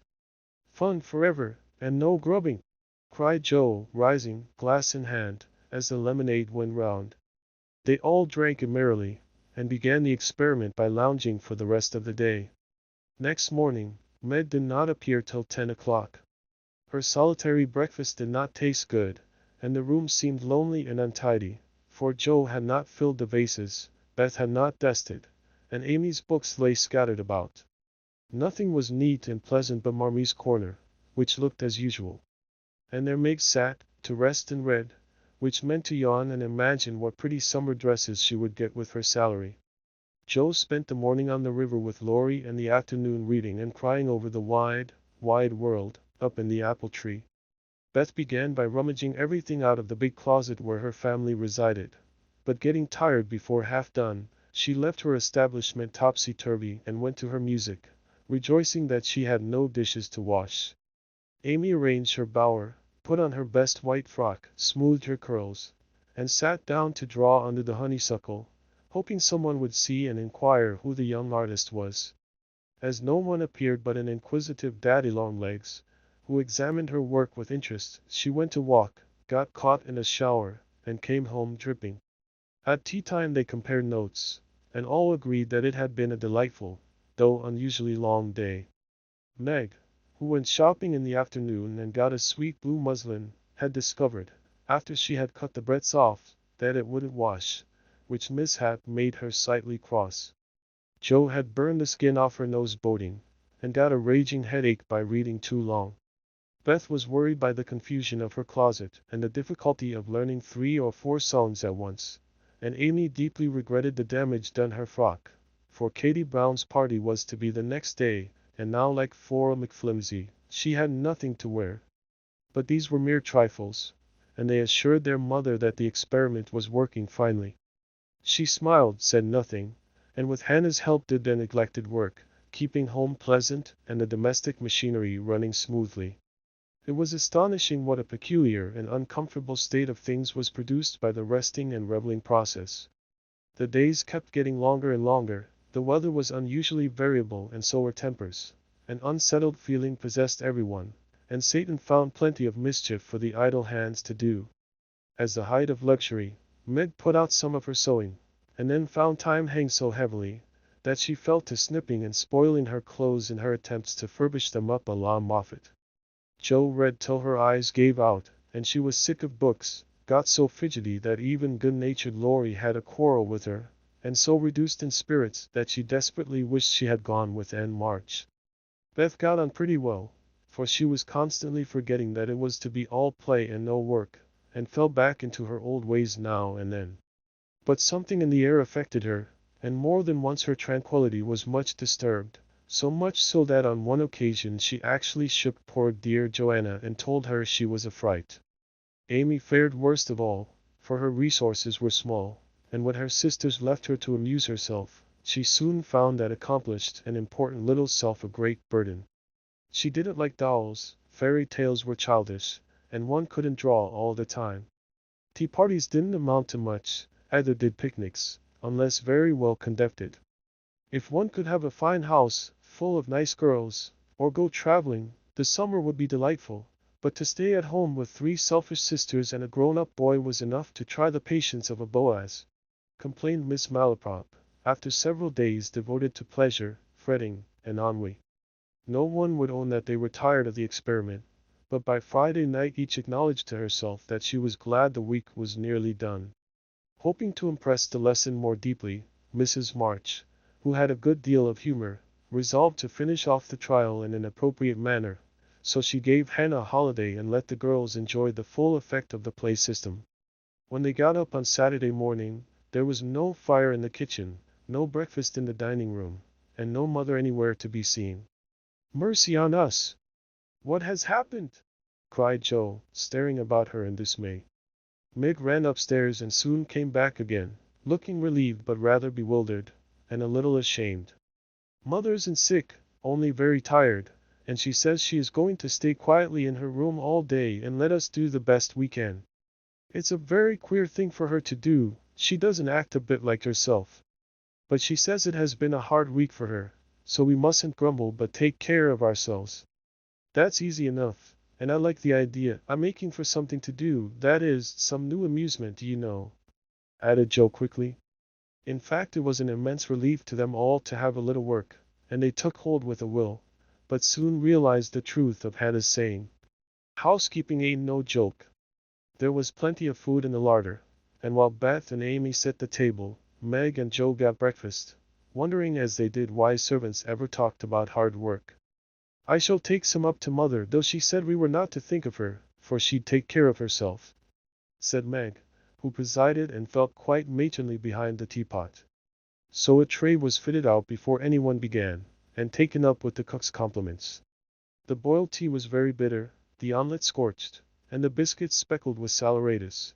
But Mrs. March received her repast with thanks and laughed heartily over it after Joe was gone. "Poor little souls, they will have a hard time, I'm afraid, but they won't suffer, and it will do them good," she said, producing the more palatable viands with which she had provided herself, and disposing of the bad breakfast, so that their feelings might not be hurt, a motherly little dissection for which they were grateful. Many were the complaints below, and great the chagrin of the head cook at her failures. "Never mind, I'll get the dinner and be servant, you be mistress, keep your hands nice, see company, and give orders," said Joe, who knew still less than Meg about culinary affairs. This obliging offer was gladly accepted, and Margaret retired to the parlor, which she hastily put in order by whisking the litter under the sofa and shutting the blinds to save the trouble of dusting. Joe, with perfect faith in her own powers and a friendly desire to make up the quarrel, immediately put a note in the office, inviting Laurie to dinner. "You'd better see what you have got before you think of having company," said Meg, when informed of the hospitable but rash act. "Oh, there's corned beef and plenty of potatoes, and I shall get some asparagus and a lobster, for a relish, as Hannah says. We'll have lettuce and make a salad. I don't know how, but the book tells. I'll have blanc mange and strawberries for dessert, and coffee too, if you want to be elegant. Don't try too many messes, Joe, for you can't make anything but gingerbread and the lasses candy fit to eat. I wash my hands of the dinner party, and since you have asked Laurie on your own responsibility, you may just take care of him. I don't want you to do anything but be civil to him and help to the pudding. You'll give me your advice if I get in a muddle, won't you?" asked Joe, rather hurt. "Yes, but I don't know much, except about bread and a few trifles. You had better ask Mother's leave before you order anything," returned Meg prudently. "Of course I shall. I'm not a fool." And Joe went off in a huff at the doubts expressed of her powers. "Get what you like, and don't disturb me. I'm going out to dinner and can't worry about things at home," said Mrs. March, when Joe spoke to her. "I never enjoyed housekeeping, and I'm going to take a vacation today, and read, write, go visiting and amuse myself." The unusual spectacle of her busy mother rocking comfortably and reading early in the morning made Joe feel as if some unnatural phenomenon had occurred, for an eclipse, an earthquake, or a volcanic eruption would hardly have seemed stranger. "Everything is out of sorts somehow," she said to herself, going downstairs. "There's Beth crying, that's a sure sign that something is wrong in this family. If Amy is bothering, I'll shake her." Feeling very much out of sorts herself, Joe hurried into the parlor to find Beth sobbing over Pip, the canary, who lay dead in the cage with his little claws pathetically extended, as if imploring the food for want of which he had died. "It's all my fault, I forgot him, there isn't a seed or a drop left. Oh, Pip! Oh, Pip! How could I be so cruel to you?" cried Beth, taking the poor thing in her hands and trying to restore him. Joe peeped into his half-open eye, felt his little heart, and finding him stiff and cold, shook her head, and offered her domino box for a coffin. "Put him in the oven, and maybe you will get warm and revive," said Amy hopefully. "He's been starved, and he shan't be baked now he's dead. I'll make him a shroud, and he shall be buried in the garden, and I'll never have another bird, never, my Pip, for I am too bad to own one," murmured Beth, sitting on the floor with her pet folded in her hands. "The funeral shall be this afternoon, and we will all go. Now don't cry, Bessie. It's a pity, but nothing goes right this week, and Pip has had the worst of the experiment. Make the shroud, and lay him in my box, and after the dinner party, we'll have a nice little funeral," said Jo, beginning to feel as if she had undertaken a good deal. Leaving the others to console Beth, she departed to the kitchen, which was in a most discouraging state of confusion. Putting on a big apron, she fell to work and got the dishes piled up ready for washing, when she discovered that the fire was out. "Here's a sweet prospect," muttered Jo, slamming the stove door open, and poking vigorously among the cinders. Having rekindled the fire, she thought she would go to market while the water heated. The walk revived her spirits, and flattering herself that she had made good bargains, she trudged home again, after buying a very young lobster, some very old asparagus, and 2 boxes of acid strawberries. By the time she got cleared up, the dinner arrived and the stove was red hot. Hannah had left a pan of bread to rise. Meg had worked it up early, set it on the hearth for a second rising, and forgotten it. Med was entertaining Sally Gardiner in the parlor, when the door flew open and a floury, crocky, flushed, and disheveled figure appeared, demanding tartly, "I say, isn't bread risen enough when it runs over the pans?" Sally began to laugh, but Meg nodded and lifted her eyebrows as high as they would go, which caused the apparition to vanish and put the sour bread into the oven without further delay. Mrs. March went out, after peeping here and there to see how matters went, also saying a word of comfort to Beth, who sat making a winding sheet, while the dear departed lay in state in the domino box. A strange sense of helplessness fell upon the girls as the gray bonnet vanished round the corner, and despair seized them when a few minutes later Miss Crocker appeared, and said she'd come to dinner. Now this lady was a thin, yellow spinster, with a sharp nose and inquisitive eyes, who saw everything and gossiped about all she saw. They disliked her, but had been taught to be kind to her, simply because she was old and poor and had few friends. So Meg gave her the easy chair and tried to entertain her, while she asked questions, criticized everything, and told stories of the people whom she knew. Language cannot describe the anxieties, experiences, and exertions which Jo underwent that morning, and the dinner she served up became a standing joke. Fearing to ask any more advice, she did her best alone, and discovered that something more than energy and goodwill is necessary to make a cook. She boiled the asparagus for an hour and was grieved to find the heads cooked off and the stalks harder than ever. The bread burned black, for the salad dressing so aggravated her that she could not make it fit to eat. The lobster was a scarlet mystery to her, but she hammered and poked till it was unshelled and its meager proportions concealed in a grove of lettuce leaves. The potatoes had to be hurried, not to keep the asparagus waiting, and were not done at the last. The blancmange was lumpy, and the strawberries not as ripe as they looked, having been skillfully decant. "Well, they can eat beef and bread and butter, if they are hungry, only it's mortifying to have to spend your whole morning for nothing," thought Jo, as she rang the bell half an hour later than usual, and stood, hot, tired, and dispirited, surveying the feast spread before Laurie, accustomed to all sorts of elegance, and Miss Crocker, whose tattling tongue would report them far and wide. Poor Jo would gladly have gone under the table, as one thing after another was tasted and left. While Amy giggled, Meg looked distressed, Miss Crocker pursed her lips, and Laurie talked and laughed with all his might to give a cheerful tone to the festive scene. Jo's one strong point was the fruit, for she had sugared it well, and had a pitcher of rich cream to eat with it. Her hot cheeks cooled a trifle, and she drew a long breath as the pretty glass plates went round, and everyone looked graciously at the little rosy islands floating in a sea of cream.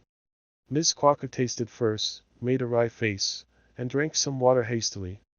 Jo, who refused, thinking there might not be enough, for they dwindled sadly after the picking over, glanced at Laurie, but he was eating away manfully, though there was a slight pucker about his mouth and he kept his eye fixed on his plate. Amy, who was fond of delicate fare, took a heaping spoonful, choked, hid her face in her napkin, and left the table precipitately. "Oh, what is it?" exclaimed Joe, trembling. "Salt instead of sugar, and the cream is sour," replied Meg with a tragic gesture. Joe uttered a groan and fell back in her chair, remembering that she had given a last hasty powdering to the berries out of one of the 2 boxes on the kitchen table, and had neglected to put the milk in the refrigerator. She turned scarlet, and was on the verge of crying, when she met Laurie's eyes, which would look merry in spite of his heroic efforts. The comical side of the affair suddenly struck her, and she laughed till the tears ran down her cheeks. So did everyone else, even Croaker, as the girls called the old lady, and the unfortunate dinner ended gaily, with bread and butter, olives and fun. "I haven't strength of mind enough to clear up now, so we will sober ourselves with the funeral," said Joe, as they rose, and Miss Crocker made ready to go, being eager to tell the news story at another friend's dinner table. They did sober themselves for Beth's sake. Laurie dug a grave under the ferns in the grove.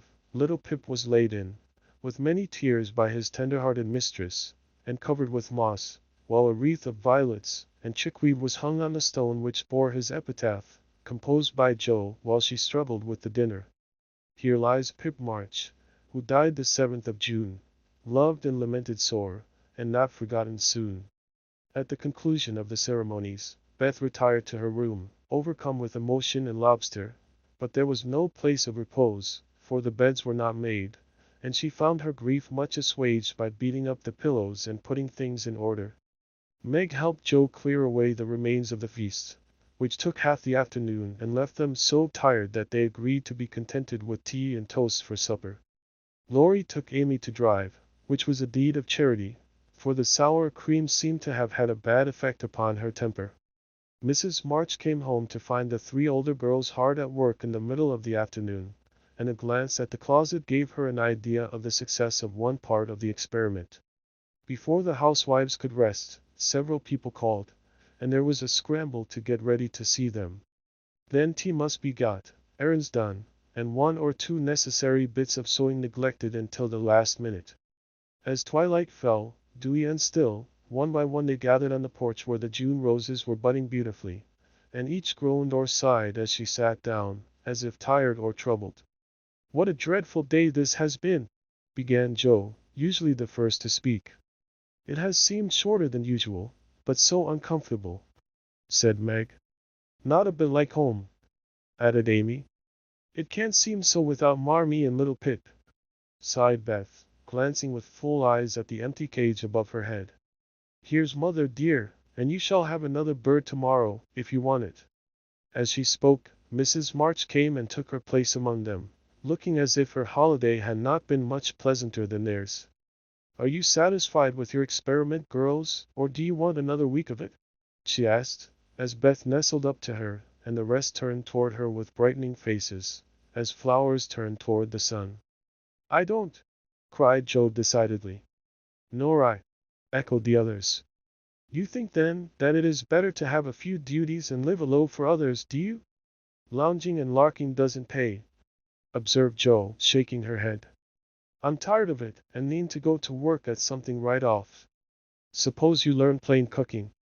"That's a useful accomplishment, which no woman should be without," said Mrs. March, laughing inaudibly at the recollection of Joe's dinner party, for she had met Miss Crocker and heard her account of it. "Mother, did you go away and let everything be, just to see how we'd get on?" cried Meg, who had had suspicions all day. "Yes, I wanted you to see how the comfort of all depends on each doing her share faithfully. While Hannah and I did your work, you got on pretty well, though I don't think you were very happy or amiable. So I thought, as a little lesson, I would show you what happens when everyone thinks only of herself. Don't you feel that it is pleasanter to help one another, to have daily duties which make leisure sweet when it comes, and to bear and forbear, that home may be comfortable and lovely to us all?" "We do, Mother, we do," cried the girls. "Then let me advise you to take up your little burdens again, for though they seem heavy sometimes, they are good for us, and lighten as we learn to carry them. Work is wholesome, and there is plenty for everyone. It keeps us from ennui and mischief, is good for health and spirits, and gives us a sense of power and independence better than money or fashion. We'll work like bees and love it too, see if we don't," said Joe. "I'll learn plain cooking for my holiday task, and the next dinner party I have shall be a success. I'll make the set of shirts for father, instead of letting you do it, Marmee.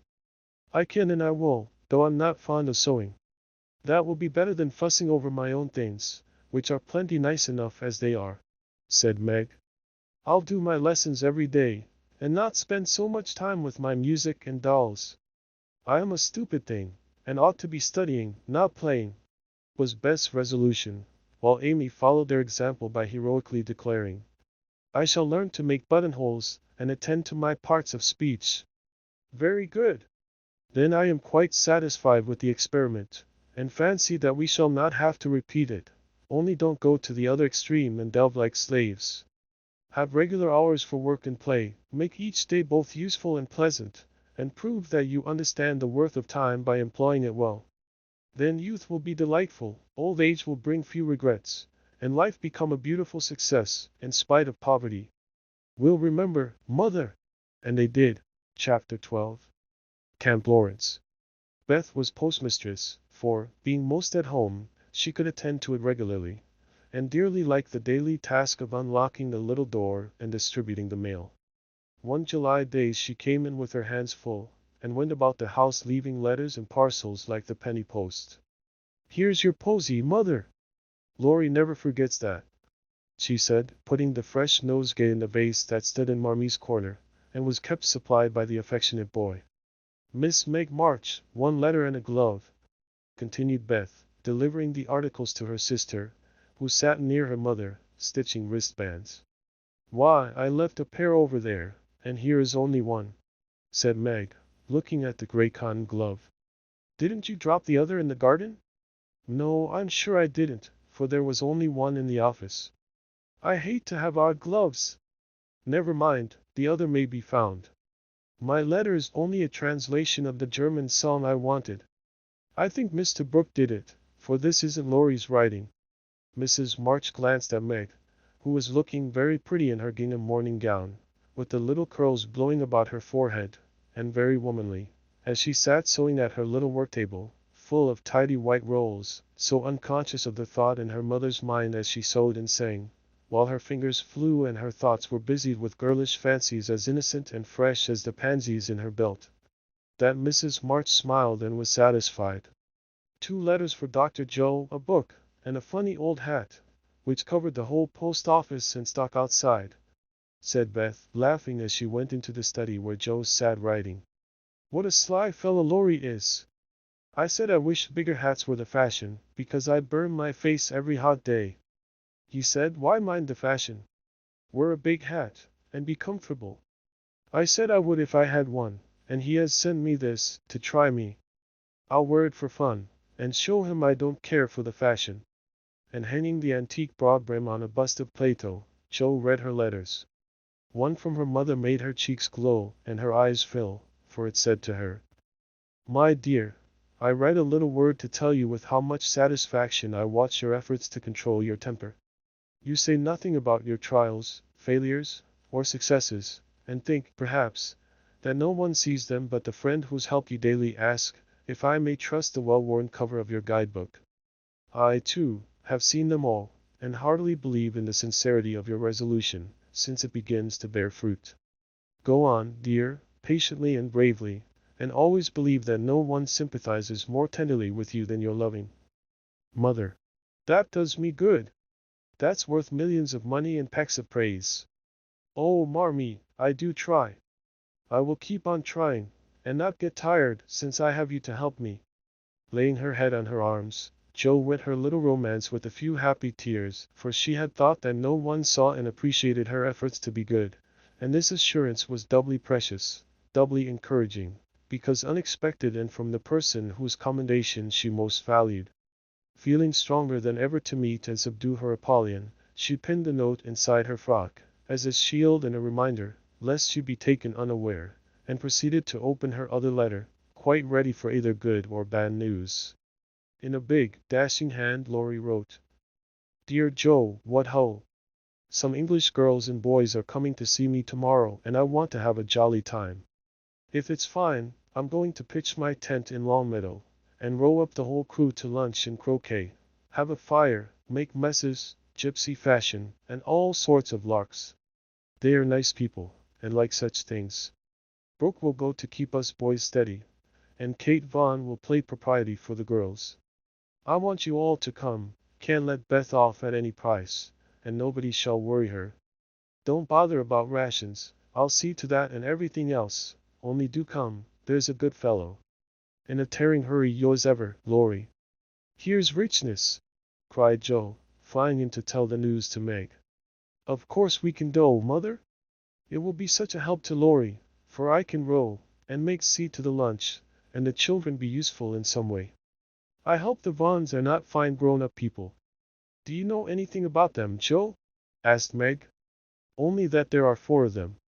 Kate is older than you, Fred and Frank, twins, about my age, and a little girl, Grace, who is 9 or 10. Laurie knew them abroad, and liked the boys. I fancied from the way he primed up his mouth in speaking of her, that he didn't admire Kate much. I'm so glad my French print is clean, it's just the thing and so becoming, observed Meg complacently. Have you anything decent, Joe? Scarlet and grey boating suit, good enough for me. I shall row and tramp about, so I don't want any starch to think of. You'll come, Betty? If you won't let any boys talk to me. Not a boy. I like to please Laurie, and I'm not afraid of Mr. Brooke, he is so kind. But I don't want to play, or sing, or say anything. I'll work hard and not trouble anyone, and you'll take care of me, Joe, so I'll go. That's my good girl. You do try to fight off your shyness, and I love you for it. Fighting faults isn't easy, as I know, and a cheery word kind of gives a lift. Thank you, Mother. And Joe gave the thin cheek a grateful kiss, more precious to Mrs. March than if it had given back the rosy roundness of her youth. I had a box of chocolate drops, and a picture I wanted to copy, said Amy, showing her mail. And I got a note from Mr. Laurence, asking me to come over and play to him tonight, before the lamps are lighted, and I shall go, added Beth, whose friendship with the old gentleman prospered finely. Now let's fly round, and do double duty today, so that we can play tomorrow with free minds, said Joe, preparing to replace her pen with a broom. When the sun peeped into the girls' room early next morning to promise them a fine day, he saw a comical sight. Each had made such preparation for the fete as seemed necessary and proper. Meg had an extra row of little curl papers across her forehead, Joe had copiously anointed her afflicted face with cold cream, Beth had taken Joanna to bed with her to atone for the approaching separation, and Amy had capped the climax by putting a clothespin on her nose to uplift the offending feature. It was one of the kind artists used to hold the paper on their drawing boards, therefore quite appropriate and effective for the purpose it was now being put. This funny spectacle appeared to amuse the son, for he burst out with such radiance that Joe woke up and roused her sisters by a hearty laugh at Amy's ornament. Sunshine and laughter were good omens for a pleasure party, and soon a lively bustle began in both houses. Beth, who was ready first, kept reporting what went on next door, and enlivened her sisters' toilets by frequent telegrams from the window. There goes the man with the tent. I see Mrs. Barker doing up the lunch in a hamper and a great basket. Now Mr. Laurence is looking up at the sky and the weathercock. I wish she would go too. There's Laurie, looking like a sailor, nice boy. Oh, mercy me. Here's a carriage full of people, a tall lady, a little girl, and 2 dreadful boys. One is lame, poor thing, he's got a crutch. Laurie didn't tell us that. Be quick, girls. It's getting late. Why, there's Ned Moffat, I do declare. Meg, isn't that the man who bowed to you one day when we were shopping? So it is. How queer that he should come. I thought he was at the mountains. There is Sally. I'm glad she got back in time. Am I all right, Joe? Cried Meg in a flutter. A regular daisy. Hold up your dress and put your hat on straight. It looks sentimental tipped that way and will fly off at the first puff. Now then, come on. Oh, Joe, you are not going to wear that awful hat? It's too absurd. You shall not make a guy of yourself. remonstrated Meg, as Joe tied down with a red ribbon the broad-brimmed, old-fashioned leghorn Laurie had sent for a joke. I just will, though, for it's capital, so shady, light and big. It will make fun, and I don't mind being a guy if I'm comfortable. With that Joe marched straight away and the rest followed, a bright little band of sisters, all looking their best in summer suits, with happy faces under the jaunty hatbrims. Laurie ran to meet and present them to his friends in the most cordial manner. The lawn was the reception room, and for several minutes a lively scene was enacted there. Meg was grateful to see that Miss Kate, though 20, was dressed with a simplicity which American girls would do well to imitate, and who was much flattered by Mr. Ned's assurances that he came especially to see her. Joe understood why Laurie primed up his mouth when speaking of Kate, for that young lady had a stand-off don't-touch-me air, which contrasted strongly with the free and easy demeanor of the other girls. Beth took an observation of the new boys and decided that the lame one was not dreadful, but gentle and feeble, and she would be kind to him on that account. Amy found Grace a well-mannered, merry, little person, and after staring dumbly at one another for a few minutes, they suddenly became very good friends. Tents, lunch, and croquet utensils having been sent on beforehand, the party was soon embarked, and the two boats pushed off together, leaving Mr. Laurence waving his hat on the shore. Laurie and Joe rowed one boat, Mr. Brooke and Ned the other, while Fred Vaughn, the riotous twin, did his best to upset both by paddling about in a wherry like a disturbed water-bug. Joe's funny hat deserved a vote of thanks, for it was of general utility. It broke the ice in the beginning by producing a laugh. It created quite a refreshing breeze, flapping to and fro as she rowed, and would make an excellent umbrella for the whole party, if a shower came up, she said. Miss Kate decided that she was odd, but rather clever, and smiled upon her from afar. Meg, in the other boat, was delightfully situated, face to face with the rowers, who both admired the prospect and feathered their oars with uncommon skill and dexterity. Mr. Brooke was a grave, silent young man, with handsome brown eyes and a pleasant voice. Meg liked his quiet manners and considered him a walking encyclopedia of useful knowledge. He never talked to her much, but he looked at her a good deal, and she felt sure that he did not regard her with aversion. Ned, being in college, of course put on all the airs which freshmen think it their bounden duty to assume.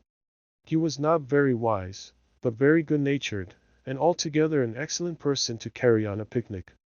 Sally Gardiner was absorbed in keeping her white piqué dress clean and chattering with the ubiquitous Fred, who kept Beth in constant terror by his pranks. It was not far to Longmeadow, but the tent was pitched and the wickets down by the time they arrived. A pleasant green field, with 3 wide spreading oaks in the middle and a smooth strip of turf for croquet. "Welcome to Camp Laurence," said the young host, as they landed with exclamations of delight. "Brooke is commander-in-chief, I am commissary general, the other fellows are staff officers, and you, ladies, are company. The tent is for your especial benefit, and that oak is your drawing room, this is the mess room and the third is the camp kitchen. Now let's have a game before it gets hot, and then we'll see about dinner." Frank, Beth, Amy, and Grace sat down to watch the game played by the other 8. Mr. Brooke chose Meg, Kate, and Fred. Laurie took Sally, Joe, and Ned. The English played well, but the Americans played better, and contested every inch of the ground as strongly as if the spirit of '76 inspired them. Joe and Fred had several skirmishes and once narrowly escaped high words. Joe was to the last wicket and had missed a stroke, which failure ruffled her a good deal. Fred was close behind her, and his turn came before hers. He gave a stroke, his ball hit the wicket, and stopped an inch on the wrong side. No one was very near, and running up to examine, he gave it a sly nudge with his toe, which put it just an inch on the right side. "I'm through. Now, Miss Joe, I'll settle you, and get in first," cried the young gentleman, swinging his mallet for another blow. "You pushed it. I saw you." "It's my turn now," said Joe sharply. "Upon my word I didn't move it. It rolled a bit perhaps, but that is allowed. So stand off please, and let me have a go at the stake. We don't cheat in America, but you can if you choose," said Joe angrily. "Yankees are deal the most tricky, everybody knows." There you go, returned Fred, croqueting her ball far away. Jo opened her lips to say something rude, but checked herself in time, colored up to her forehead and stood a minute, hammering down a wicket with all her might, while Fred hit the stake and declared himself out with much exultation. She went off to get her ball, and was a long time finding it among the bushes, but she came back, looking cool and quiet, and waited her turn patiently. It took several strokes to regain the place she had lost, and when she got there, the other side had nearly won, for Kate's ball was the last but one and lay near the stake. By George, it's all up with us. Goodbye, Kate. Miss Jo owes me one, so you are finished, cried Fred excitedly, as they all drew near to see the finish. Yankees have a trick of being generous to their enemies, said Jo, with a look that made the lad redden.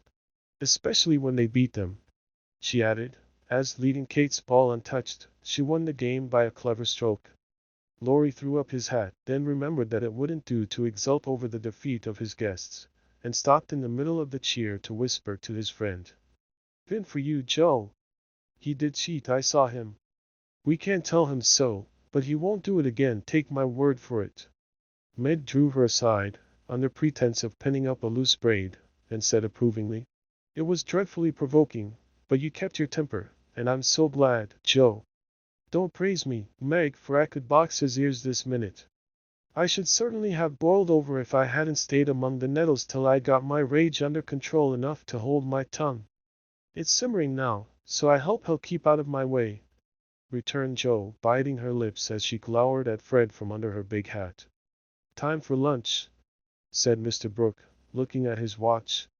"Commissary General, will you make the fire and get water, while Miss March, Miss Sally, and I spread the table?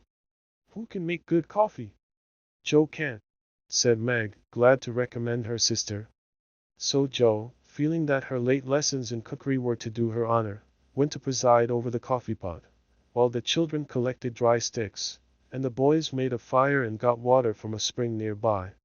Miss Kate sketched and Frank talked to Beth, who was making little mats of braided rushes to serve as plates.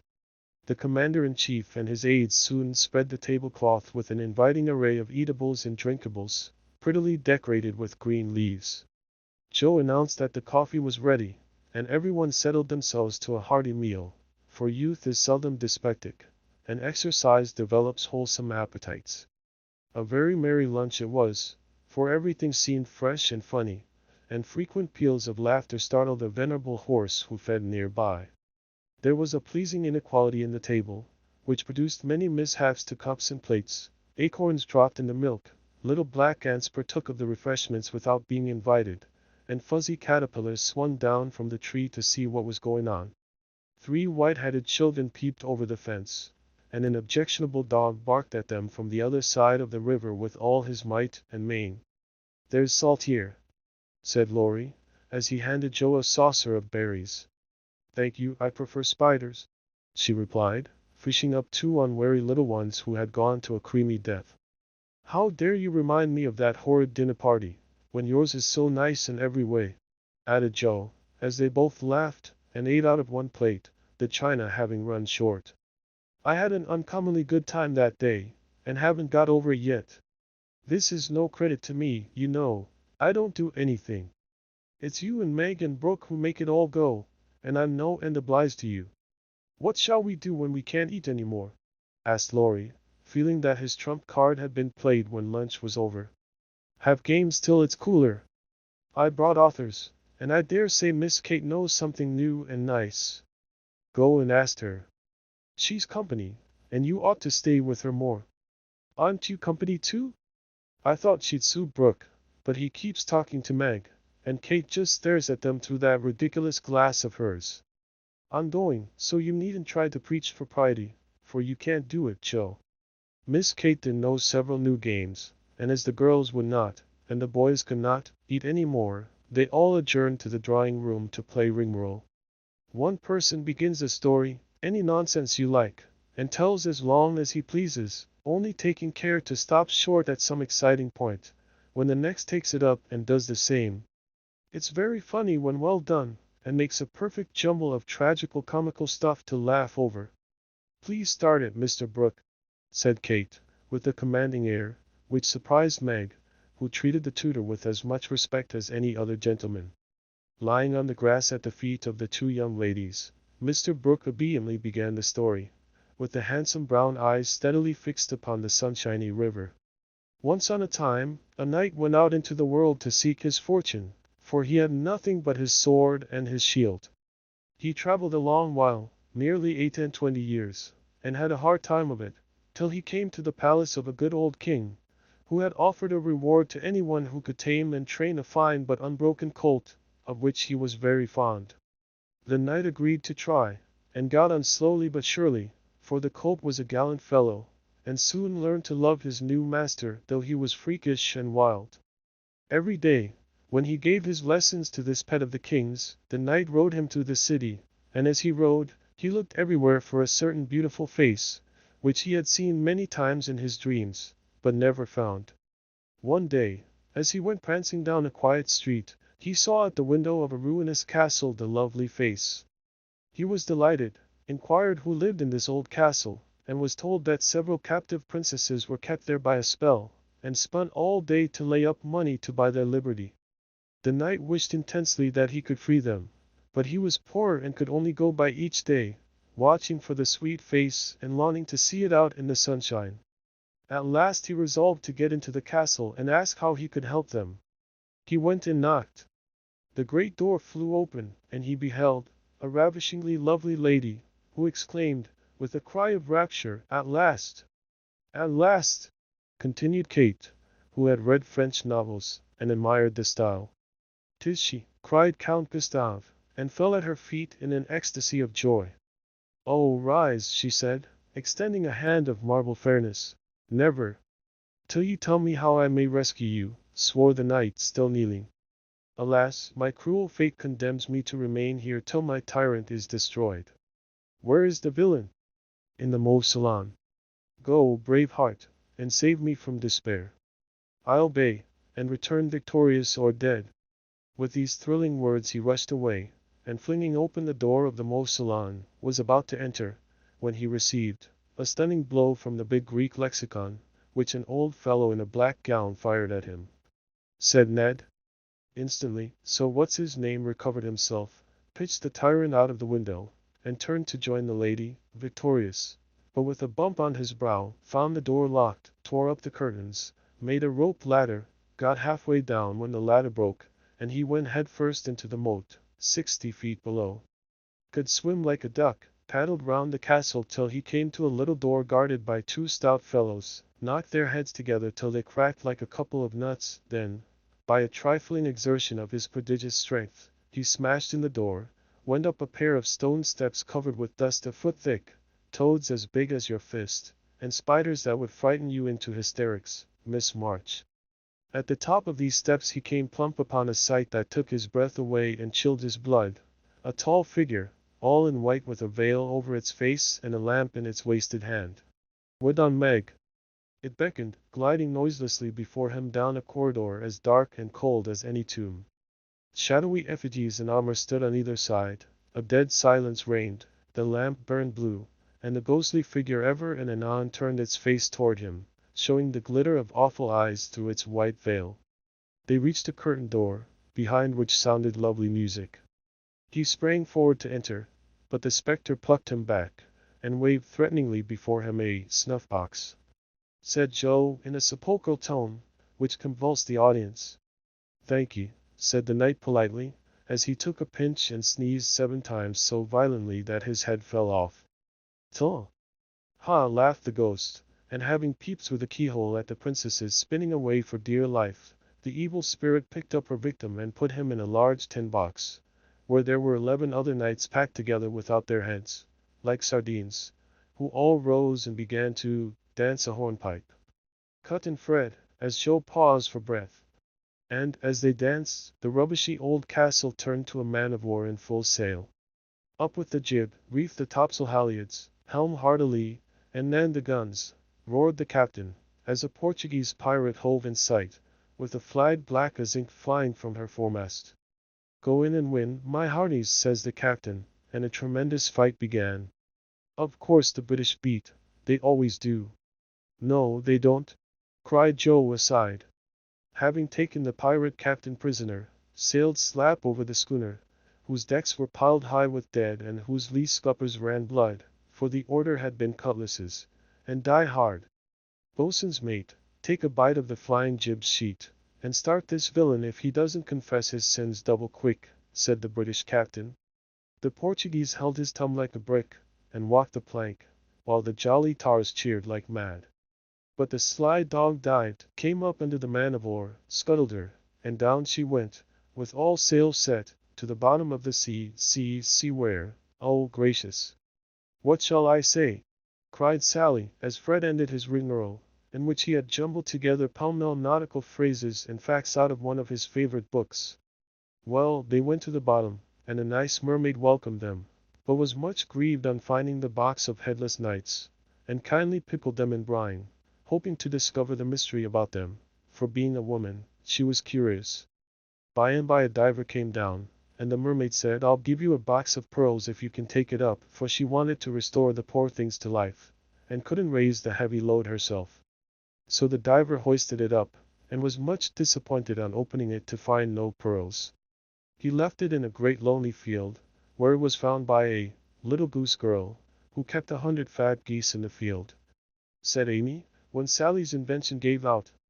The little girl was sorry for them, and asked an old woman what she should do to help them. Your geese will tell you, they know everything, said the old woman. So she asked what she should use for new heads, since the old ones were lost, and all the geese opened their 100 mouths and screamed, cabbages, continued Laurie promptly. Just the thing, said the girl, and ran to get 12 fine ones from her garden. She put them on, the knights revived at once, thanked her, and went on their way rejoicing, never knowing the difference, for there were so many other heads like them in the world that no one thought anything of it. The knight in whom I'm interested went back to find the pretty face, and learned that the princesses had spun themselves free and all gone and married, but one. He was in a great state of mind at that, and mounting the colt, who stood by him through thick and thin, rushed to the castle to see which was left. Peeping over the hedge, he saw the queen of his affections picking flowers in her garden. Will you give me a rose? Said he. You must come and get it. I can't come to you, it isn't proper, said she, as sweet as honey. He tried to climb over the hedge, but it seemed to grow higher and higher. Then he tried to push through, but it grew thicker and thicker, and he was in despair. So he patiently broke twig after twig till he had made a little hole through which he peeped, saying imploringly, Let me in. Let me in. But the pretty princess did not seem to understand, for she picked her roses quietly, and left him to fight his way in. Whether he did or not, Frank will tell you. I can't. I'm not playing, I never do, said Frank, dismayed at the sentimental predicament out of which he was to rescue the absurd couple. Beth had disappeared behind Joe, and Grace was asleep. So the poor knight is to be left sticking in the hedge, is he? Asked Mr. Brooke, still watching the river, and playing with the wild rose in his buttonhole. I guess the princess gave him a posy, and opened the gate after a while, said Laurie, smiling to himself, as he threw acorns at his tutor. What a piece of nonsense we have made. With practice we might do something quite clever. Do you know Truth? I hope so, said Meg soberly. The game, I mean? What is it? Said Fred. Why, you pile up your hands, choose a number, and draw out in turn, and the person who draws at the number has to answer truly any question put by the rest. It's great fun. Let's try it, said Joe, who liked new experiments. Miss Kate and Mr. Brooke, Meg, and Ned declined, but Fred, Sally, Joe, and Laurie piled and drew, and the lot fell to Laurie. Who are your heroes? Asked Joe. Grandfather and Napoleon. Which lady here do you think prettiest? Said Sally. Margaret. Which do you like best? Some Fred. Jill, of course. What silly questions you ask. And Joe gave a disdainful shrug as the rest laughed at Laurie's matter-of-fact tone. Try again. Truth isn't a bad game, said Fred. It's a very good one for you, retorted Joe in a low voice. Her turn came next. What is your greatest fault? asked Fred, by way of testing in her the virtue he lacked himself. A quick temper. What do you most wish for? Said Laurie. A pair of boot lacings, returned Joe, guessing and defeating his purpose. Not a true answer. You must say what you really do want most. Genius. Don't you wish you could give it to me, Laurie? And she slyly smiled in his disappointed face. What virtues do you most admire in a man? Asked Sally. Courage and honesty. Now my turn, said Fred, as his hand came last. Let's give it to him, whispered Laurie to Joe, who nodded and asked at once. Didn't you cheat at croquet? Well, yes, a little bit. Good. Didn't you take your story out of the Sea Lion? Said Laurie. Rather. Don't you think the English nation perfect in every respect? Asked Sally. I should be ashamed of myself if I didn't. He's a true John Bull. Now, Miss Sally, you shall have a chance without waiting to draw. I'll harrow up your feelings first by asking if you don't think you are something of a flirt, said Laurie, as Joe nodded to Fred as a sign that peace was declared. You impertinent boy. Of course I'm not, exclaimed Sally, with an air that proved the contrary. What do you hate most? Asked Fred. Spiders and rice pudding. What do you like best? Asked Joe. Dancing in French gloves. Well, I think truth is a very silly play. Let's have a sensible game of authors to refresh our minds, proposed Joe. Ned, Frank, and the little girls joined in this, and while it went on, the three elders sat apart, talking. Miss Kate took out her sketch again, and Margaret watched her, while Mr. Brooke lay on the grass with a book, which he did not read. How beautifully you do it. I wish I could draw, said Meg, with mingled admiration and regret in her voice. Why don't you learn? I should think you had taste and talent for it, replied Miss Kate graciously. I haven't time. Your mamma prefers other accomplishments, I fancy. So did mine, but I proved to her that I had talent by taking a few lessons privately, and then she was quite willing I should go on. Can't you do the same with your governess? I have none. I forgot young ladies in America go to school more than with us. Very fine schools they are, too, Papa says. You go to a private one, I suppose? I don't go at all. I am a governess myself. Oh, indeed, said Miss Kate, but she might as well have said, dear me, how dreadful, for her tone implied it, and something in her face made Meg color, and wished she had not been so frank. Mr. Brooke looked up and said quickly, young ladies in America love independence as much as their ancestors did, and are admired and respected for supporting themselves. Oh yes, of course it's very nice and proper in them to do so. We have many most respectable and worthy young women who do the same and are employed by the nobility, because, being the daughters of gentlemen, they are both well bred and accomplished, you know, said Miss Kate in a patronizing tone that hurt Meg's pride, and made her work seem not only more distasteful, but degrading. Did the German psalm suit Miss March? Inquired Mr. Brooke, breaking an awkward pause. Oh yes. It was very sweet, and I'm much obliged to whoever translated it for me. And Meg's downcast face brightened as she spoke. Don't you read German? Asked Miss Kate with a look of surprise. Not very well. My father, who taught me, is away, and I don't get on very fast alone, for I've no one to correct my pronunciation. Try a little now. Here is Schiller's Mary Stuart and a tutor who loves to teach. And Mr. Brooke laid his book on her lap with an inviting smile. It's so hard I'm afraid to try, said Meg, grateful, but bashful in the presence of the accomplished young lady beside her. I'll read a bit to encourage you. And Miss Kate read one of the most beautiful passages in a perfectly correct but perfectly expressionless manner. Mr. Brooke made no comment as she returned the book to Meg, who said innocently, I thought it was poetry. Some of it is. Try this passage. There was a queer smile about Mr. Brooke's mouth as he opened that poor Mary's lament. Meg, obediently following the long grass blade which her new tutor used to point with, read slowly and timidly, unconsciously making poetry of the hard words by the soft intonation of her musical voice. Down the page went the green guide, and presently, forgetting her listener in the beauty of the sad scene, Meg read as if alone, giving a little touch of tragedy to the words of the unhappy queen. If she had seen the brown eyes then, she would have stopped short, but she never looked up, and the lesson was not spoiled for her. Very well indeed, said Mr. Brooke, as she paused, quite ignoring her many mistakes, and looking as if he did indeed love to teach. Miss Kate put up her glass, and having taken a survey of the little tableau before her, shut her sketch-book, saying with condescension, "You've a nice accent, and in time will be a clever reader. I advise you to learn, for German is a valuable accomplishment to teachers. I must look after Grace, she is romping." And Miss Kate strolled away, adding to herself with a shrug, "I didn't come to chaperone a governess, though she is young and pretty. What odd people these Yankees are. I'm afraid Laurie will be quite spoiled among them. I forgot that English people rather turn up their noses at governesses and don't treat them as we do," said Meg, looking after the retreating figure with an annoyed expression. "Tutors also have rather a hard time of it there, as I know to my sorrow. There's no place like America for us workers, Miss Margaret." And Mr. Brooke looked so contented and cheerful that Meg was ashamed to lament her hard lot. "I'm glad I live in it then. I don't like my work, but I get a good deal of satisfaction out of it after all, so I won't complain. I only wished I liked teaching as you do.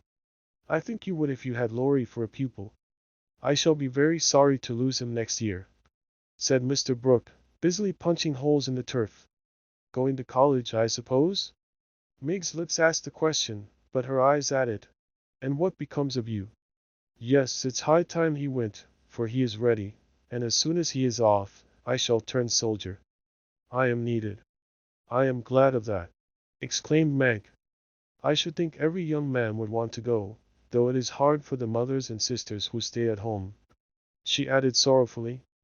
"I have either, and very few friends to care whether I live or die," said Mr. Brooke rather bitterly as he absently put the dead rose in the hole he had made and covered it up, like a little grave. "Laurie and his grandfather would care a great deal, and we should all be very sorry to have any harm happen to you," said Meg heartily. "Thank you, that sounds pleasant," began Mr. Brooke, looking cheerful again, but before he could finish his speech, Ned, mounted on the old horse, came lumbering up to display his equestrian skill before the young ladies, and there was no more quiet that day. "Don't you love to ride?" asked Grace of Amy, as they stood resting after a race round the field with the others, led by Ned. "I dote upon it. My sister Meg used to ride when Papa was rich, but we don't keep any horses now, except Ellen-Tree," added Amy, laughing. "Tell me about Ellen-Tree. Is it a donkey?" asked Grace curiously. "Why, you see, Joe is crazy about horses and so am I, but we've only got an old side saddle and no horse. Out in our garden is an apple tree that has a nice low branch, so Joe put the saddle on it, fixed some reins on the part that turns up, and we bounce away on Ellen-Tree whenever we like." "How funny!" laughed Grace. "I have a pony at home, and ride nearly every day in the park with Fred and Kate. It's very nice, for my friends go too, and the row is full of ladies and gentlemen." "Dear, how charming! I hope I shall go abroad some day, but I'd rather go to Rome than the row," said Amy, who had not the remotest idea what the row was and wouldn't have asked for the world. Frank, sitting just behind the little girls, heard what they were saying, and pushed his crutch away from him with an impatient gesture, as he watched the active lads going through all sorts of comical gymnastics. Beth, who was collecting the scattered author cards, looked up and said, in her shy yet friendly way, "I'm afraid you are tired. Can I do anything for you? Talk to me, please." "It's dull, sitting by myself," answered Frank, who had evidently been used to being made much of at home. If he asked her to deliver a Latin oration, it would not have seemed a more impossible task to bashful Beth, but there was no place to run to, no Joe to hide behind now, and the poor boy looked so wistfully at her that she bravely resolved to try. "What do you like to talk about?" she asked, fumbling over the cards and dropping half as she tried to tie them up. "Well, I like to hear about cricket and boating and hunting," said Frank, who had not yet learned to suit his amusements to his strength. "My heart! What shall I do? I don't know anything about them," thought Beth, and forgetting the boy's misfortune in her flurry, she said, hoping to make him talk. I never saw any hunting, but I suppose you know all about it. I did once, but I can never hunt again, for I got hurt leaping a confounded 5-barred gate, so there are no more horses and hounds for me," said Frank with a sigh that made Beth hate herself for her innocent blunder. "Your deer are much prettier than our ugly buffaloes," she said, turning to the prairies for help and feeling glad that she had read one of the boys' books in which Joe delighted. Buffaloes proved soothing and satisfactory, and in her eagerness to amuse another, Beth forgot herself, and was quite unconscious of her sister's surprise and delight at the unusual spectacle of Beth talking away to one of the dreadful boys, against whom she had begged protection. "Bless her heart. She pities him, so she is good to him," said Joe, beaming at her from the croquet ground.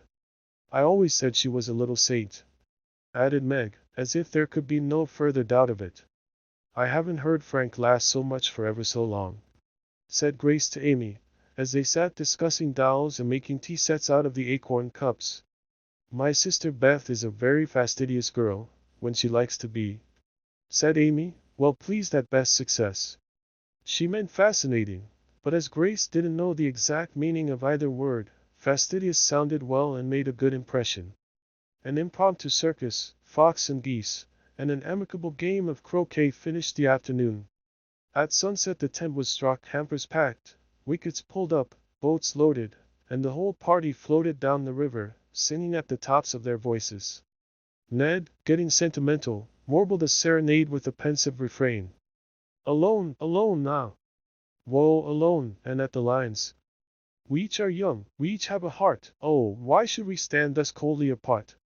He looked at Meg with such a lackadaisical expression that she laughed outright and spoiled his song. "How can you be so cruel to me?" he whispered, under cover of a lively chorus. "You've kept close to that starched-up Englishwoman all day, and now you snub me." "I didn't mean to, but you looked so funny I really couldn't help it," replied Meg, passing over the first part of his reproach, for it was quite true that she had shunned him, remembering the Moffat party and the talk after it. Ned was offended and turned to Sally for consolation, saying to her rather pettishly, "There isn't a bit of flirt in that girl, is there?" "Not a particle, but she's a dear," returned Sally, defending her friend even while confessing her shortcomings. "She's not a stricken deer anyway," said Ned, trying to be witty, and succeeding as well as very young gentlemen usually do. On the lawn where it had gathered, the little party separated with cordial good nights and goodbyes, for the Vaughans were going to Canada. As the four sisters went home through the garden, Miss Kate looked after them, saying, without the patronizing tone in her voice, "In spite of their demonstrative manners, American girls are very nice when one knows them." "I quite agree with you," said Mr. Brooke. Chapter 13. Castles in the Air. Laurie lay luxuriously swinging to and fro in his hammock one warm September afternoon, wondering what his neighbors were about, but too lazy to go and find out. He was in one of his moods, for the day had been both unprofitable and unsatisfactory, and he was wishing he could live it over again. The hot weather made him indolent, and he had shirked his studies, tried Mr. Brooks' patience to the utmost, displeased his grandfather by practicing half the afternoon, frightened the maidservants half out of their wits by mischievously hinting that one of his dogs was going mad, and, after high words with the stableman about some fancied neglect of his horse, he had flung himself into his hammock to fume over the stupidity of the world in general, till the peace of the lovely day quieted him. In spite of himself, staring up into the green gloom of the horse-chestnut trees above him, he dreamed dreams of all sorts, and was just imagining himself tossing on the ocean in a voyage round the world, when the sound of voices brought him ashore in a flash. Peeping through the meshes of the hammock, he saw the Marches coming out, as if bound on some expedition. "What in the world are those girls about now?" thought Laurie, opening his sleepy eyes to take a good look, for there was something rather peculiar in the appearance of his neighbors. Each wore a large, flapping hat, a brown linen pouch slung over one shoulder, and carried a long staff. Meg had a cushion, Joe a book, Beth a basket, and Amy a portfolio. All walked quietly through the garden, out at the little back gate, and began to climb the hill that lay between the house and river.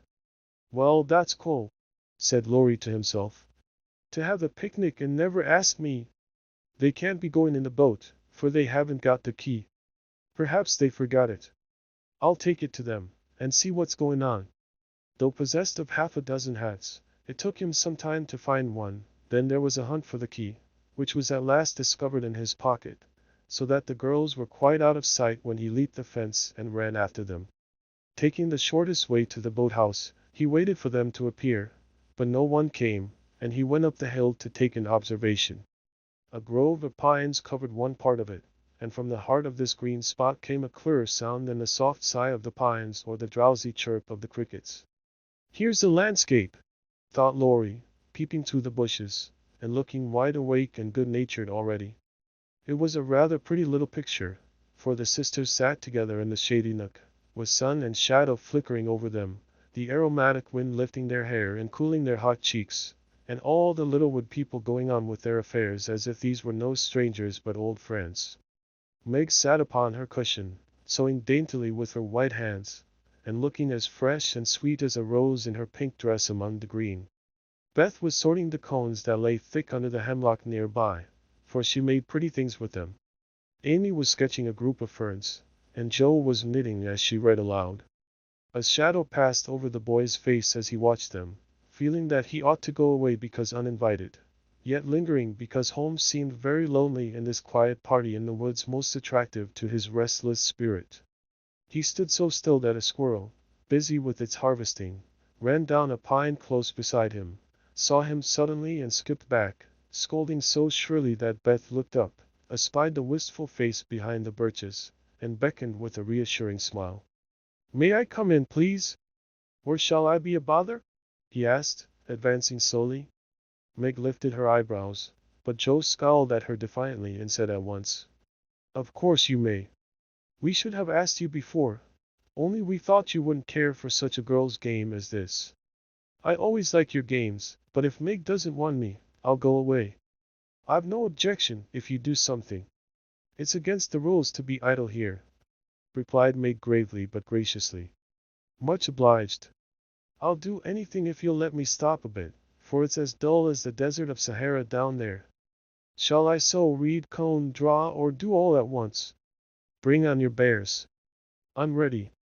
And Laurie sat down with a submissive expression delightful to behold. "Finish this story while I set my heel," said Joe, handing him the book. "Yes'm," was the meek answer, as he began, doing his best to prove his gratitude for the favor of admission into the busy bee society. The story was not a long one, and when it was finished, he ventured to ask a few questions as a reward of merit. "Please, ma'am, could I inquire if this highly instructive and charming institution is a new one?" "Would you tell him?" asked Meg of her sisters. "He'll last," said Amy warningly. "Who cares?" said Joe. "I guess he'll like it," added Beth. "Of course I shall. I give you my word I won't laugh. Tell away, Joe, and don't be afraid." "The idea of being afraid of you!" "Well, you see we used to play Pilgrim's Progress, and we have been going on with it in earnest, all winter and summer." "Yes, I know," said Laurie, nodding wisely. "Who told you?" demanded Joe. "Spirits." "No, I did. I wanted to amuse him one night when you were all away, and he was rather dismal. He did like it, so don't scold, Joe," said Beth weakly. "You can't keep a secret." "Never mind, it saves trouble now." "Go on, please," said Laurie, as Joe became absorbed in her work, looking a trifle displeased. "Oh, didn't she tell you about this new plan of ours? Well, we have tried not to waste our holiday, but each has had a task and worked at it with a will. The vacation is nearly over, the stints are all done, and we are ever so glad that we didn't dawdle." "Yes, I should think so." And Laurie thought regretfully of his own idle days. "Mother likes to have us out of doors as much as possible, so we bring our work here and have nice times. For the fun of it we bring our things in these bags, wear the old hats, use poles to climb the hill, and play pilgrims, as we used to do years ago. We call this hill the Delectable Mountain, for we can look far away and see the country where we hope to live some time." Joe pointed, and Laurie sat up to examine, for through an opening in the wood one could look across the wide, blue river, the meadows on the other side, far over the outskirts of the great city, to the green hills that rose to meet the sky. The sun was low, and the heavens glowed with the splendor of an autumn sunset. Gold and purple clouds lay on the hilltops, and rising high into the ruddy light were silvery white peaks that shone like the airy spires of some celestial city. "How beautiful that is," said Laurie softly, for he was quick to see and feel beauty of any kind. "It's often so, and we like to watch it, for it is never the same, but always splendid," replied Amy, wishing she could paint it. "Joe talks about the country where we hope to live sometime, the real country, she means, with pigs and chickens and haymaking. It would be nice, but I wish the beautiful country up there was real, and we could ever go to it," said Beth musingly. "There is a lovelier country even than that, where we shall go by and by, when we are good enough," answered Meg with her sweetest voice. "It seems so long to wait, so hard to do. I want to fly away at once, as those swallows fly, and go in at that splendid gate." "You'll get there, Beth, sooner or later, no fear of that," said Joe. "I'm the one that will have to fight and work, and climb and wait, and maybe never get in after all. You'll have me for company, if that's any comfort. I shall have to do a deal of traveling before I come in sight of your celestial city. If I arrive late, you'll say a good word for me, won't you, Beth?" Something in the boy's face troubled his little friend, but she said cheerfully, with her quiet eyes on the changing clouds, "If people really want to go, and really try all their lives, I think they will get in, for I don't believe there are any locks on that door or any guards at the gate. I always imagine it is as it is in the picture, where the shining ones stretch out their hands to welcome poor Christian as he comes up from the river. Wouldn't it be fun if all the castles in the air which we make could come true, and we could live in them?" said Joe, after a little pause. "I've made such quantities it would be hard to choose which I'd have," said Laurie, lying flat and throwing cones at the squirrel who had betrayed him. "You'd have to take your favorite one." "What is it?" asked Meg.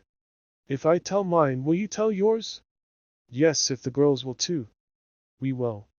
Now, Laurie, after I'd seen as much of the world as I want to, I'd like to settle in Germany, and have just as much music as I choose.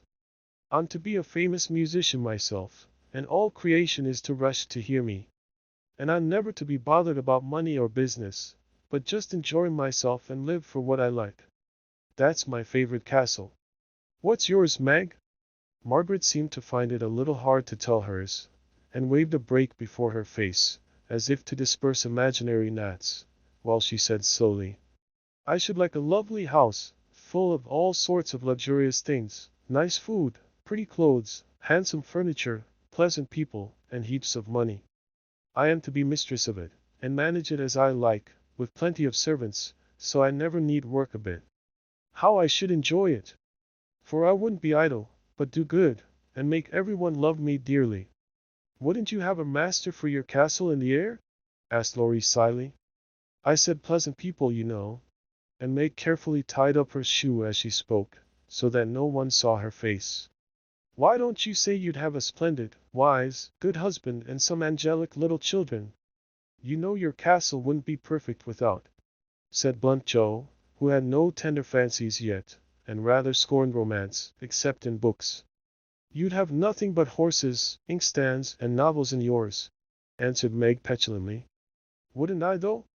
I'd have a stable full of Arabian steeds, rooms piled high with books, and I'd write out of a magic inkstand, so that my work should be as famous as Laurie's music.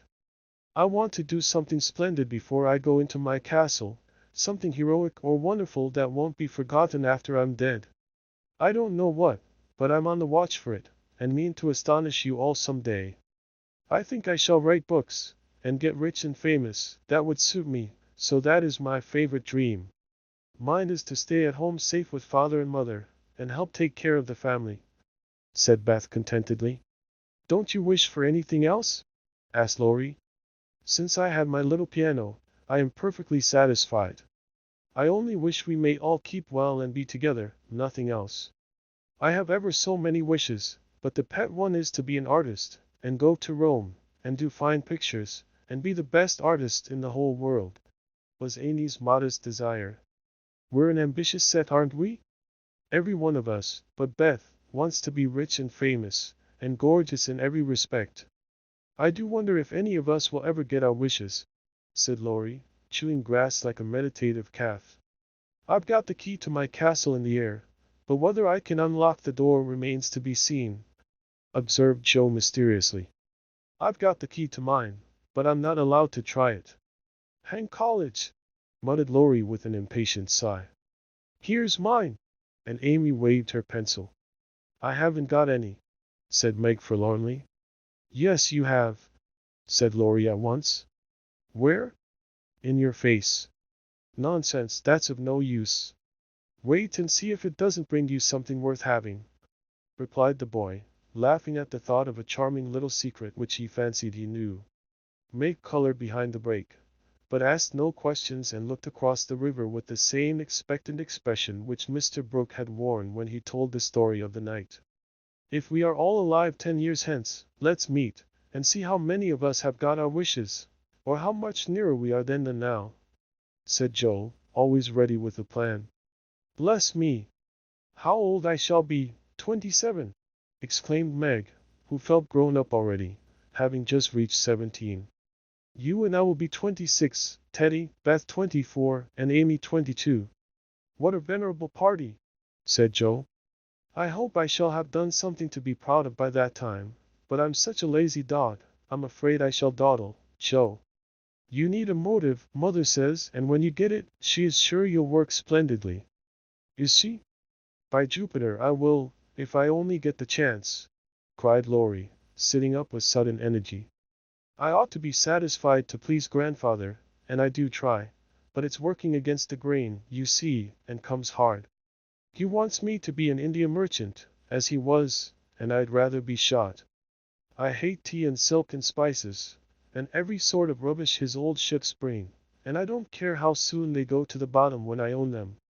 Going to college ought to satisfy him, for if I give him 4 years he ought to let me off from the business. But he's set, and I've got to do just as he did, unless I break away and please myself, as my father did. If there was anyone left to stay with the old gentleman, I'd do it tomorrow. Laurie spoke excitedly, and looked ready to carry his threat into execution on the slightest provocation, for he was growing up very fast and, in spite of his indolent ways, had a young man's hatred of subjection, a young man's restless longing to try the world for himself. I advise you to sail away in one of your ships, and never come home again till you have tried your own way, said Joe, whose imagination was fired by the thought of such a daring exploit, and whose sympathy was excited by what she called Teddy's wrongs. That's not right, Joe.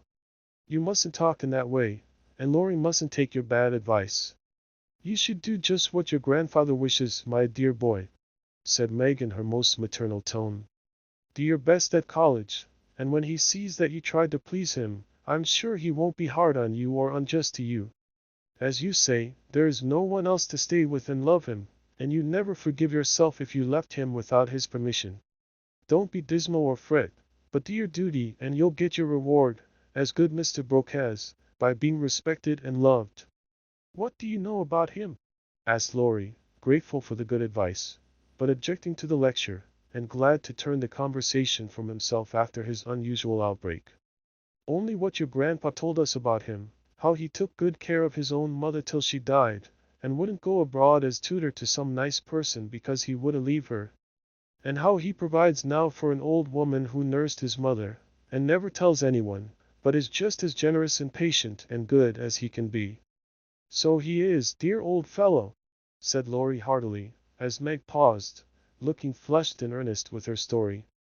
It's like Grandpa to find out all about him without letting him know, and to tell all his goodness to others, so that they might like him. Brooke couldn't understand why your mother was so kind to him, asking him over with me and treating him in her beautiful friendly way. He thought she was just perfect, and talked about it for days and days, and went on about you all in flaming style. If ever I do get my wish, you see what I'll do for Brooke. Begin to do something now by not plaguing his life out, said Meg sharply. How do you know I do, miss? I can always tell by his face when he goes away. If you have been good, he looks satisfied and walks briskly. If you have plagued him, he's sober and walks slowly, as if he wanted to go back and do his work better. Well, I like that. So you keep an account of my good and bad marks in Brooks' face, do you? I see him bow and smile as he passes your window, but I didn't know you'd got up a telegraph. We haven't. Don't be angry, and oh, don't tell him I said anything. It was only to show that I cared how you get on, and what is said here is said in confidence, you know, cried Meg, much alarmed at the thought of what might follow from her careless speech. I don't tell tales, replied Laurie, with his high and mighty air, as Joe called a certain expression which he occasionally wore. Only if Brooke is going to be a thermometer, I must mind and have fair weather for him to report. Please don't be offended. I didn't mean to preach or tell tales or be silly. I only thought Joe was encouraging you in a feeling which you'd be sorry for by and by. You are so kind to us, we feel as if you were our brother, and say just what we think. Forgive me, I meant it kindly. And Meg offered her hand with a gesture both affectionate and timid. Ashamed of his momentary pique, Laurie squeezed the kind little hand, and said frankly, I'm the one to be forgiven. And cross and have been out of sorts all day. I like to have you tell me my faults and be sisterly, so don't mind if I am grumpy sometimes. I thank you all the same. Bent on showing that he was not offended, he made himself as agreeable as possible, wound cotton for Meg, recited poetry to please Joe, shook down cones for Beth, and helped Amy with her ferns, proving himself a fit person to belong to the busy bee society. In the midst of an animated discussion on the domestic habits of turtles, one of those amiable creatures having strolled up from the river, the faint sound of a bell warned them that Hannah had put the tea to draw, and they would just have time to get home to supper. May I come again? Asked Laurie. Yes, if you are good, and love your book, as the boys in the primer are told to do, said Meg, smiling. I'll try. Then you may come, and I'll teach you to knit as the Scotchmen do. There's a demand for socks just now, added Joe, waving hers like a big blue worsted banner as they parted at the gate. That night, when Beth played to Mr. Laurence in the twilight, Laurie, standing in the shadow of the curtain, listened to the little David, whose simple music always quieted his moody spirit, and watched the old man, who sat with his gray head on his hand, thinking tender thoughts of the dead child he had loved so much. Remembering the conversation of the afternoon, the boy said to himself, with the resolve to make the sacrifice cheerfully, I'll let my castle go, and stay with the dear old gentleman while he needs me, for I am all he has. Chapter 14. Secrets. Joe was very busy in the garret, for the October days began to grow chilly, and the afternoons were short. For 2 or 3 hours the sun lay warmly in the high window, showing Joe seated on the old sofa, writing busily, with her papers spread out upon a trunk before her, while Scrabble, the pet rat, promenaded the beams overhead, accompanied by his oldest son, a fine young fellow, who was evidently very proud of his whiskers. Quite absorbed in her work, Joe scribbled away till the last page was filled, when she signed her name with a flourish and threw down her pen, exclaiming, There, I've done my best. If this won't suit I shall have to wait till I can do better. Lying back on the sofa, she read the manuscript carefully through, making dashes here and there, and putting in many exclamation points, which looked like little balloons. Then she tied it up with a smart red ribbon, and sat a minute looking at it with a sober, wistful expression, which plainly showed how earnest her work had been. Joe's desk up here was an old tin kitchen which hung against the wall. In it she kept her papers, and a few books, safely shut away from Scrabble, who, being likewise of a literary turn, was fond of making a circulating library of such books as were left in his way by eating the leaves. From this tin receptacle Joe produced another manuscript, and putting both in her pocket, crept quietly downstairs, leaving her friends to nibble on her pens and taste her ink. She put on her hat and jacket as noiselessly as possible, and going to the back entry window, got out upon the roof of a low porch, swung herself down to the grassy bank, and took a roundabout way to the road. Once there, she composed herself, hailed a passing omnibus, and rolled away to town, looking very merry and mysterious. If anyone had been watching her, he would have thought her movements decidedly peculiar, for on alighting, she went off at a great pace till she reached a certain number in a certain busy street. Having found the place with some difficulty, she went into the doorway, looked up the dirty stairs, and after standing stock still a minute, suddenly dived into the street, and walked away as rapidly as she came. This maneuver she repeated several times, to the great amusement of a black-eyed young gentleman lounging in the window of a building opposite. On returning for the third time, Jo gave herself a shake, pulled her hat over her eyes, and walked up the stairs, looking as if she were going to have all her teeth out.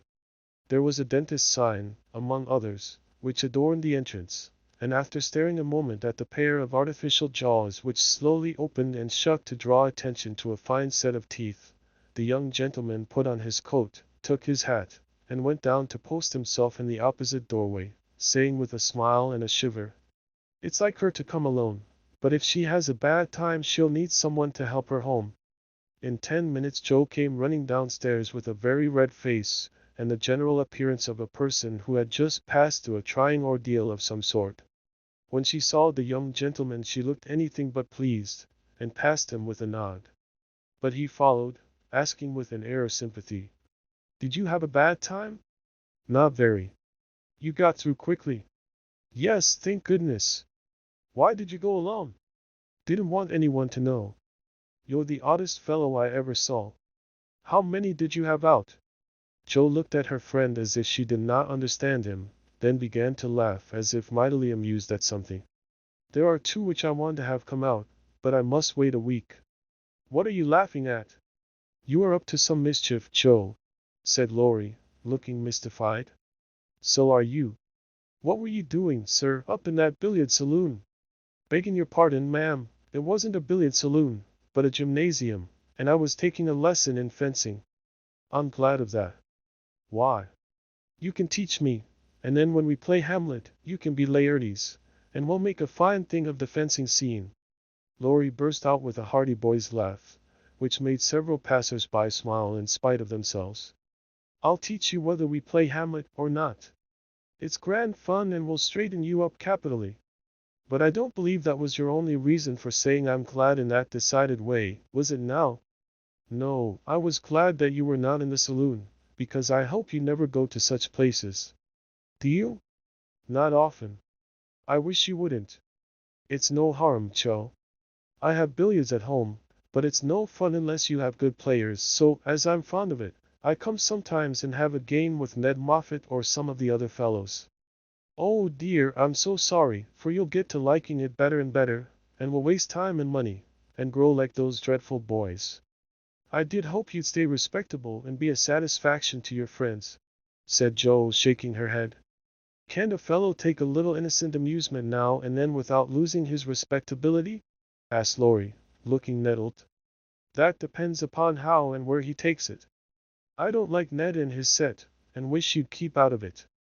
Mother won't let us have him at our house, though he wants to come. And if you grow like him she won't be willing to have us frolic together as we do now." "Won't she?" asked Laurie anxiously. "No, she can't bear fashionable young men, and she'd shut us all up in bandboxes rather than have us associate with them." "Well, she needn't get out her bandboxes yet. I'm not a fashionable party and don't mean to be, but I do like harmless larks now and then, don't you?" "Yes, nobody minds them, so lark away, but don't get wild, will you? Or there will be an end of all our good times. I'll be a double distilled saint." "I can't bear saints." "Just be a simple, honest, respectable boy, and we'll never desert you." "I don't know what I should do if you acted like Mr. King's son. He had plenty of money, but didn't know how to spend it, and got tipsy and gambled, and ran away, and forged his father's name, I believe, and was altogether horrid. You think I'm likely to do the same?" "Much obliged." "No, I don't, oh dear no, but I hear people talking about money being such a temptation, and I sometimes wish you were poor." "I shouldn't worry then." "Do you worry about me, Jo?" "A little, when you look moody and discontented, as you sometimes do, for you've got such a strong will. If you once get started wrong, I'm afraid it would be hard to stop you." Laurie walked in silence a few minutes, and Jo watched him, wishing she had held her tongue, for his eyes looked angry, though his lips smiled as if at her warnings. "Are you going to deliver lectures all the way home?" he asked presently. "Of course not." "Why?" "Because if you are, I'll take a bus." If you're not, I'd like to walk with you and tell you something very interesting. I won't preach any more, and I'd like to hear the news immensely. Very well then, come on. It's a secret, and if I tell you, you must tell me yours. I haven't got any, began Joe, but stopped suddenly, remembering that she had. You know you have. You can't hide anything, so up and fess or I won't tell, cried Laurie. Is your secret a nice one? Oh, isn't it? All about people you know, and such fun. You ought to hear it, and I've been aching to tell it this long time. Come, you begin. You'll not say anything about it at home, will you? Not a word. And you won't tease me in private? I never tease. Yes, you do. You get everything you want out of people. I don't know how you do it, but you are a born wheedler. Thank you. Fire away. Well, I've left 2 stories with a newspaperman, and he's to give his answer next week, whispered Joe in her confidant's ear. Hurrah for Miss March, the celebrated American authoress, cried Laurie, throwing up his hat and catching it again, to the great delight of 2 ducks, 4 cats, 5 hens, and half a dozen Irish children, for they were out of the city now. Hush! It won't come to anything, I dare say, but I couldn't rest till I had tried, and I said nothing about it because I didn't want anyone else to be disappointed. It won't sail. Why, Joe, your stories are works of Shakespeare compared to half the rubbish that is published every day. Won't it be fun to see them in print, and shan't we feel proud of our authoress? Joe's eyes sparkled, for it is always pleasant to be believed in, and a friend's praise is always sweeter than a dozen newspaper puffs. What is your secret? Play fair, Teddy, or I'll never believe you again, she said, trying to extinguish the brilliant hopes that blazed up at a word of encouragement. I may get into a scrape for telling, but I didn't promise not to, so I will, for I never feel easy in my mind till I've told you any plummy bit of news I get. I know where Meg's glove is. Is that all? Said Joe, looking disappointed, as Laurie nodded and twinkled with a face full of mysterious intelligence. It's quite enough for the present, as you'll agree when I tell you where it is. Tell then. Laurie bent, and whispered 3 words in Joe's ear, which produced a comical change. She stood and stared at him for a minute, looking both surprised and displeased, then walked on, saying sharply, How do you know? Side. Where? Pocket. All this time? Yes, isn't that romantic? No, it's horrid. Don't you like it? Of course I don't. It's ridiculous, it won't be allowed. My patience! What would Meg say? You are not to tell anyone. Mind that. I didn't promise. That was understood, and I trusted you. Well, I won't for the present, anyway, but I'm disgusted, and wish you hadn't told me. I thought you'd be pleased. At the idea of anybody coming to take Meg away? No, thank you. You'll feel better about it when somebody comes to take you away. I'd like to see anyone try it, cried Joe fiercely. So should I. And Laurie chuckled at the idea. I don't think secrets agree with me. I feel rumpled up in my mind since you told me that, said Joe rather ungratefully. Race down this hill with me, and you'll be all right, suggested Laurie. No one was in sight. The smooth road sloped invitingly before her, and finding the temptation irresistible, Joe darted away, soon leaving hat and comb behind her and scattering hairpins as she ran. Laurie reached the goal first, and was quite satisfied with the success of his treatment, for his Atlanta came panting up with flying hair, bright eyes, ruddy cheeks, and no signs of dissatisfaction in her face. I wish I was a horse, then I could run for miles in this splendid air, and not lose my breath. It was capital, but see what a guy it's made me.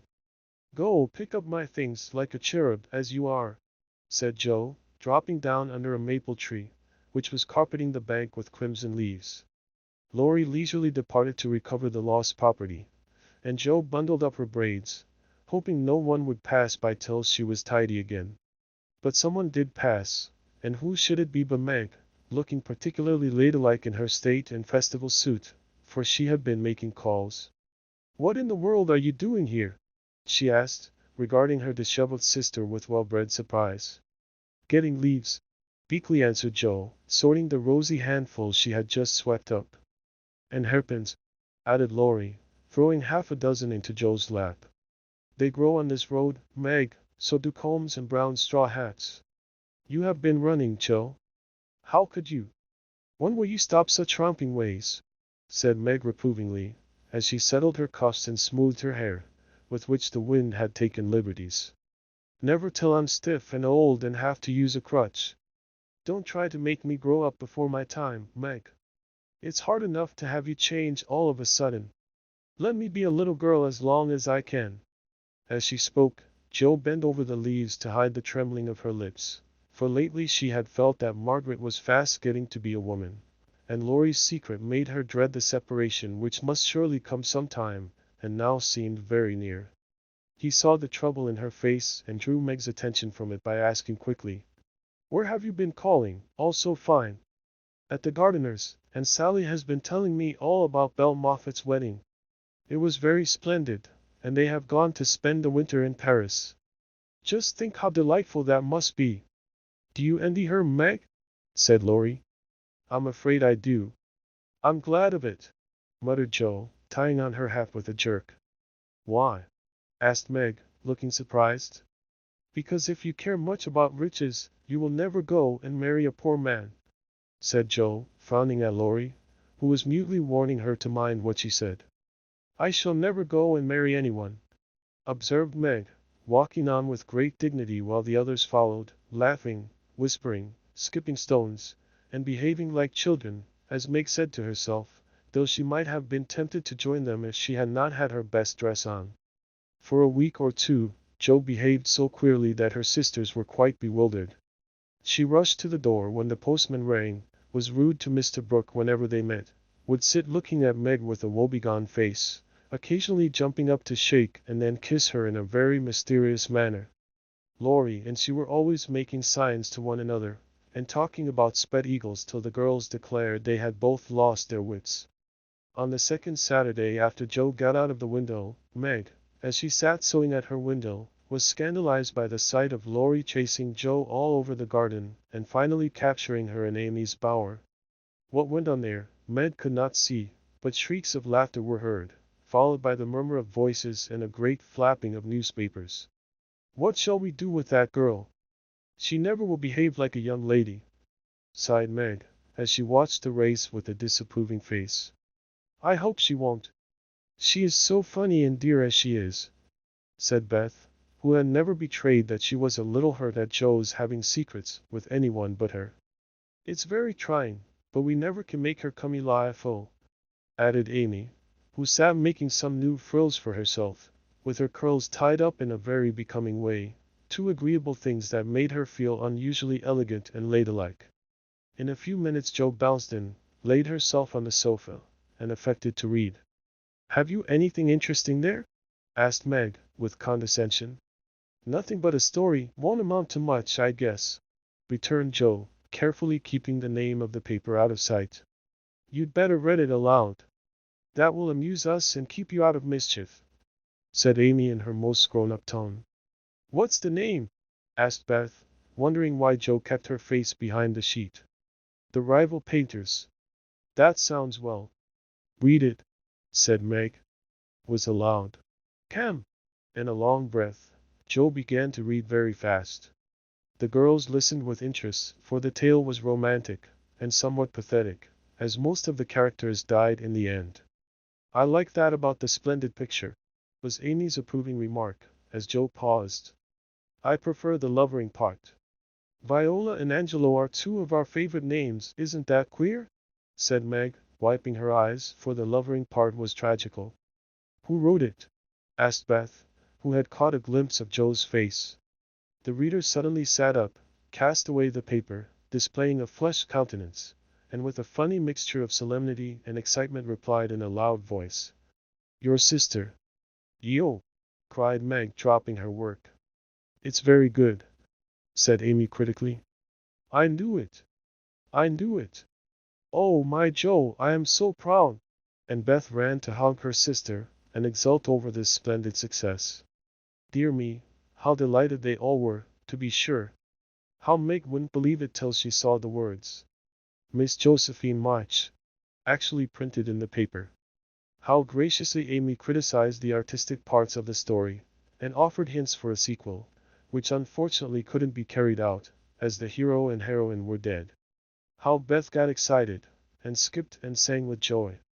How Hannah came in to exclaim, "Sakes alive, well I never!"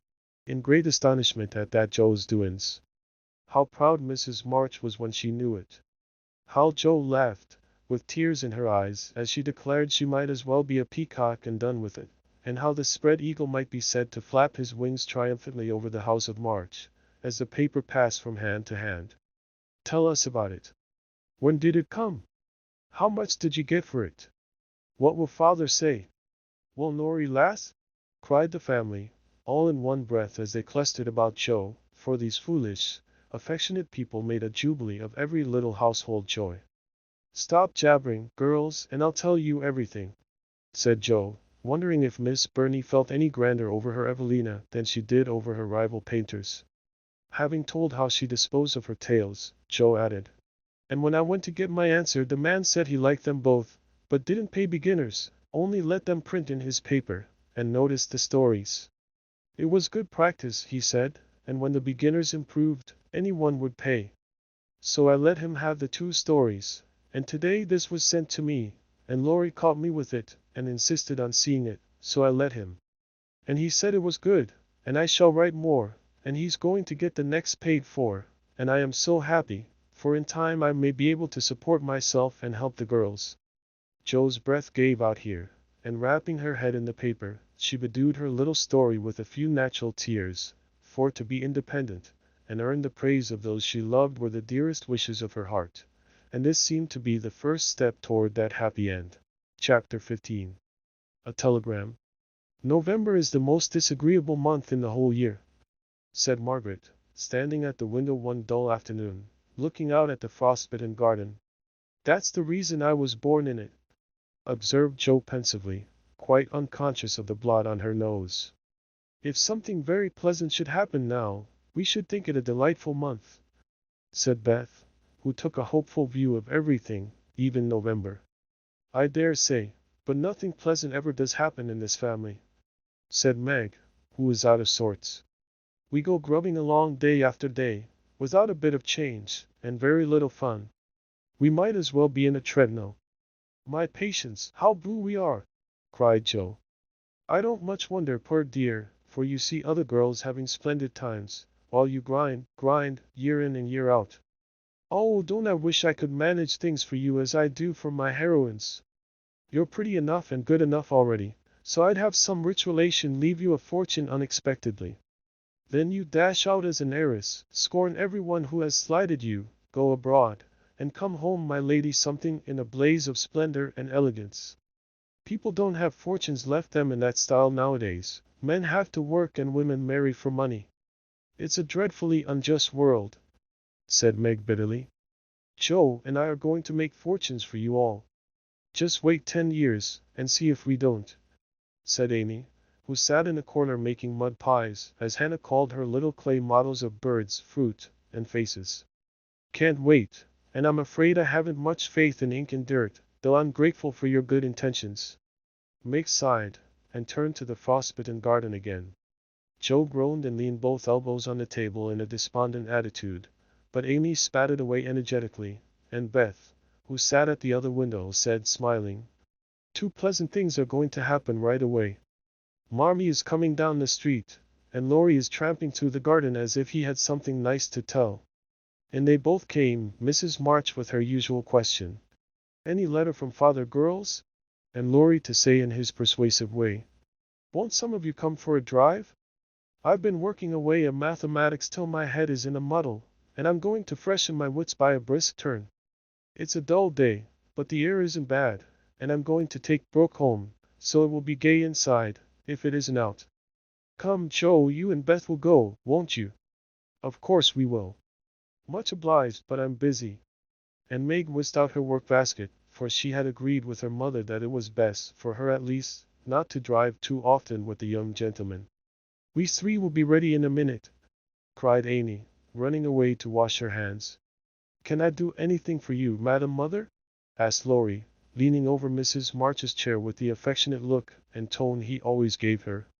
"No, thank you, except call at the office, if you'll be so kind, dear. It's our day for a letter, and the postman hasn't been. Father is as regular as the sun, but there's some delay on the way, perhaps." A sharp ring interrupted her, and a minute after Hannah came in with a letter. "It's one of them horrid telegraph things, Mom," she said, handling it as if she was afraid it would explode and do some damage. At the word telegraph, Mrs. March snatched it, read the 2 lines it contained, and dropped back into her chair as white as if the little paper had sent a bullet to her heart. Laurie dashed downstairs for water, while Meg and Hannah supported her, and Joe read aloud, in a frightened voice. "Mrs. March, your husband is very ill. Come at once. S. Hill Blank Hospital, Washington." How still the room was as they listened breathlessly. How strangely the day darkened outside, and how suddenly the whole world seemed to change, as the girls gathered about their mother, feeling as if all the happiness and support of their lives was about to be taken from them. Mrs. March was herself again directly, read the message over, and stretched out her arms to her daughters, saying, in a tone they never forgot, "I shall go at once, but it may be too late. Oh, children, children, help me to bear it." For several minutes there was nothing but the sound of sobbing in the room, mingled with broken words of comfort, tender assurances of help, and hopeful whispers that died away in tears. Poor Hannah was the first to recover, and with unconscious wisdom she set all the rest a good example, for with her, work was panacea for most afflictions. "The Lord keep the dear man. I won't waste no time crying, but get your things ready right away, Mom," she said heartily, as she wiped her face on her apron, gave her mistress a warm shake of the hand with her own hard one, and went away to work like 3 women in one. "She's right, there's no time for tears now. Be calm, girls, and let me think."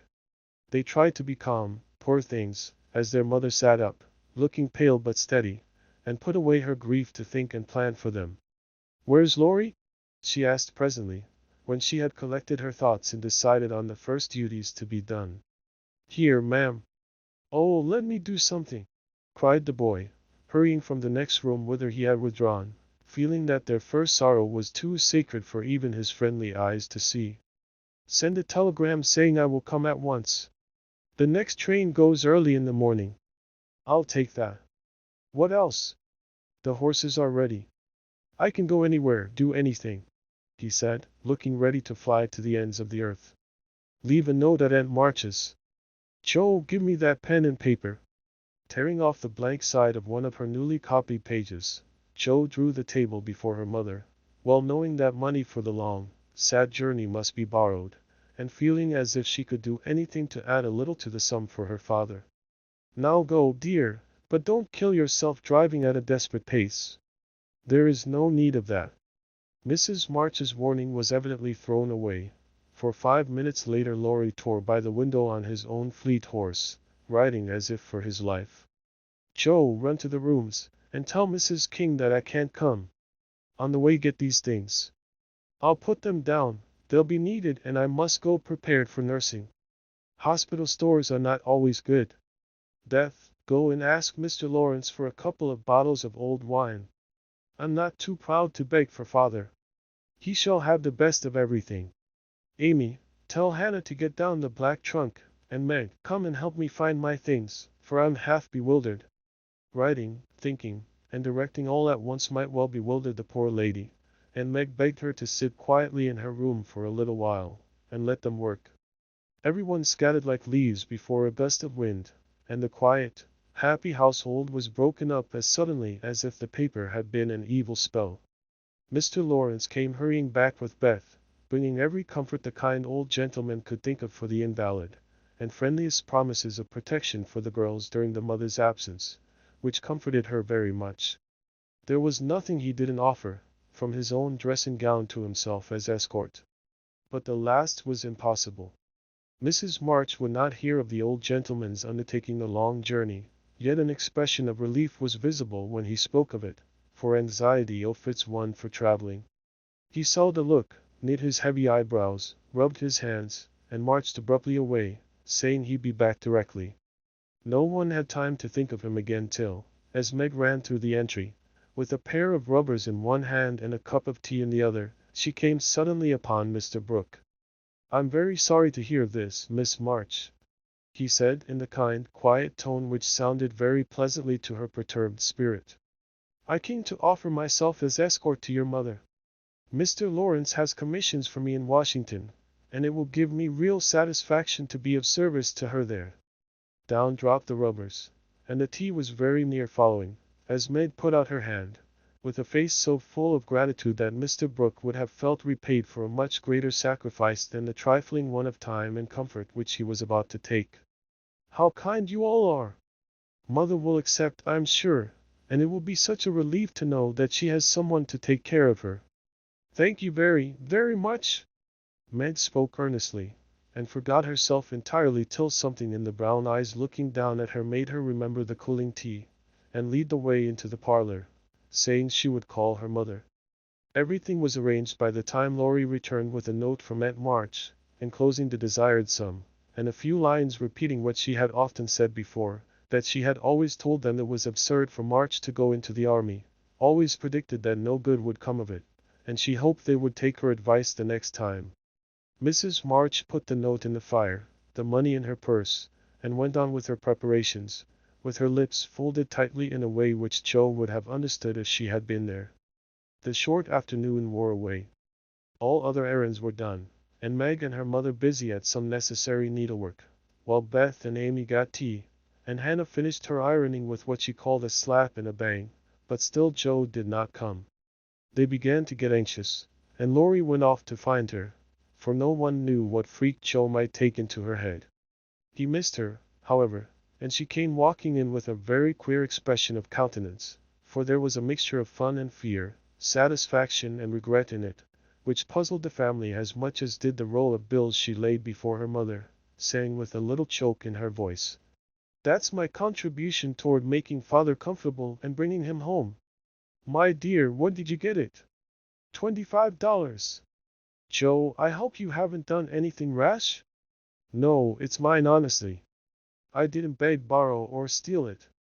I earned it, and I don't think you'll blame me, for I only sold what was my own." As she spoke, Joe took off her bonnet, and a general outcry arose, for all her abundant hair was cut short. "Your hair! Your beautiful hair! Oh, Joe, how could you? Your one beauty. My dear girl, there was no need of this. She doesn't look like my Joe anymore, but I love her dearly for it." As everyone exclaimed, and Beth hugged the cropped head tenderly, Joe assumed an indifferent air, which did not deceive anyone a particle, and said, rumpling up the brown bush and trying to look as if she liked it, "It doesn't affect the fate of the nation, so don't wail, Beth. It will be good for my vanity. I was getting too proud of my wig. It will do my brains good to have that mop taken off. My head feels deliciously light and cool, and the barber said I could soon have a curly crop, which will be boyish, becoming, and easy to keep in order. I'm satisfied, so please take the money and let's have supper. Tell me all about it, Joe. I am not quite satisfied, but I can't blame you, for I know how willingly you sacrificed your vanity, as you call it, to your love. But, my dear, it was not necessary, and I'm afraid you will regret it one of these days," said Mrs. March. "No, I won't," returned Joe stoutly, feeling much relieved that her prank was not entirely condemned. "What made you do it?" asked Amy, who would as soon have thought of cutting off her head as her pretty hair. "Well, I was wild to do something for father," replied Joe, as they gathered about the table, for healthy young people can eat even in the midst of trouble. "I hate to borrow as much as mother does, and I knew Aunt March would croak, she always does, if you ask for a 9 pence. Meg gave all her quarterly salary toward the rent, and I only got some clothes with mine, so I felt wicked, and was bound to have some money, if I sold the nose off my face to get it." "You needn't feel wicked, my child. You had no winter things and got the simplest with your own hard earnings," said Mrs. March with a look that warmed Joe's heart. "I hadn't the least idea of selling my hair at first, but as I went along I kept thinking what I could do, and feeling as if I'd like to dive into some of the rich stores and help myself. In a barber's window I saw tails of hair with the prices marked, and one black tail, not so thick as mine, was $40. It came to me all of a sudden that I had one thing to make money out of, and without stopping to think, I walked in, asked if they bought hair, and what they would give for mine. "I don't see how you dare to do it," said Beth in a tone of awe. Oh, he was a little man who looked as if he merely lived to roll his hair.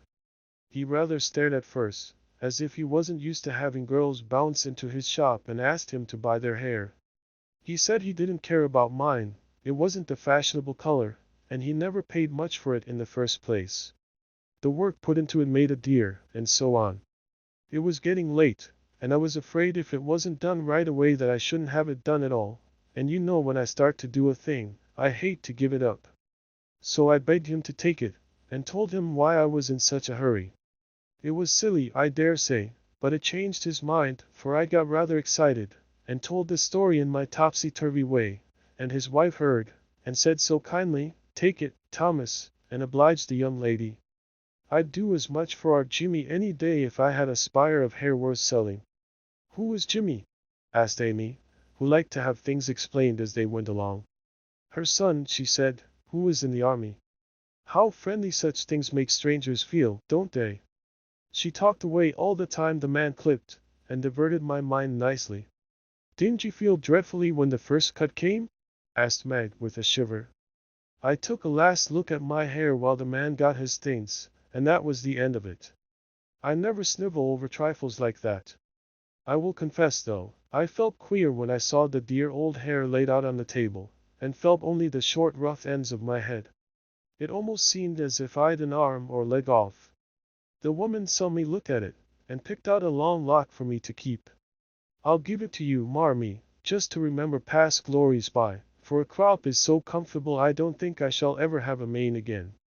Mrs. March folded the wavy chestnut lock, and laid it away with a short gray one in her desk. She only said, "Thank you, dearie," but something in her face made the girls change the subject, and talk as cheerfully as they could about Mr. Brooks' kindness, the prospect of a fine day tomorrow, and the happy times they would have when father came home to be nursed. No one wanted to go to bed when at 10 o'clock Mrs. March put by the last finished job, and said, "Come, girls." Beth went to the piano and played the father's favorite hymn. All began bravely, but broke down one by one till Beth was left alone, singing with all her heart, for to her music was always a sweet consoler. "Go to bed and don't talk, for we must be up early, and shall need all the sleep we can get. Good night, my darlings," said Mrs. March, as the hymn ended, for no one cared to try another. They kissed her quietly, and went to bed as silently as if the dear invalid lay in the next room. Beth and Amy soon fell asleep in spite of the great trouble, but Meg lay awake, thinking the most serious thoughts she had ever known in her short life. Jo lay motionless, and her sister fancied that she was asleep, till a stifled sob made her exclaim, as she touched a wet cheek, "Jo, dear, what is it? Are you crying about father?" "No, not now." "What then?" My hair!" burst out poor Jo, trying vainly to smother her emotion in the pillow.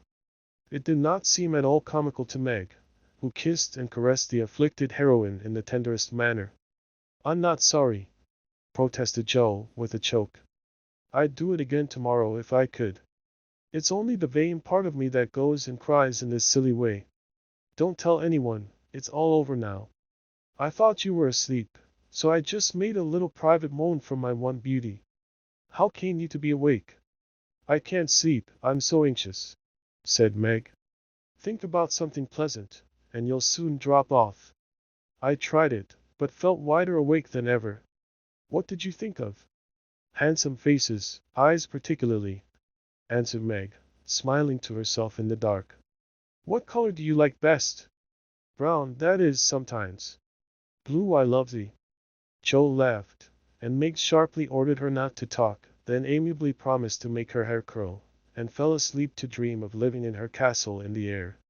The clocks were striking midnight and the rooms were very still as a figure glided quietly from bed to bed, smoothing a coverlet here, settling a pillow there, and pausing to look long and tenderly at each unconscious face, to kiss each with lips that mutely blessed, and to pray the fervent prayers which only mothers utter. As she lifted the curtain to look out into the dreary night, the moon broke suddenly from behind the clouds and shone upon her like a bright, benignant face, which seemed to whisper in the silence, "Be comforted, dear soul! There is always light behind the clouds." Chapter 16. Letters. In the cold gray dawn the sisters lit their lamp and read their chapter with an earnestness never felt before. For now the shadow of a real trouble had come. The little books were full of help and comfort, and as they dressed, they agreed to say goodbye cheerfully and hopefully, and send their mother on her anxious journey unsaddened by tears or complaints from them. Everything seemed very strange when they went down, so dim and still outside, so full of light and bustle within. Breakfast at that early hour seemed odd, and even Hannah's familiar face looked unnatural as she flew about her kitchen with her nightcap on. The big trunk stood ready in the hall, Mother's cloak and bonnet lay on the sofa, and Mother herself sat trying to eat, but looking so pale and worn with sleeplessness and anxiety that the girls found it very hard to keep their resolution.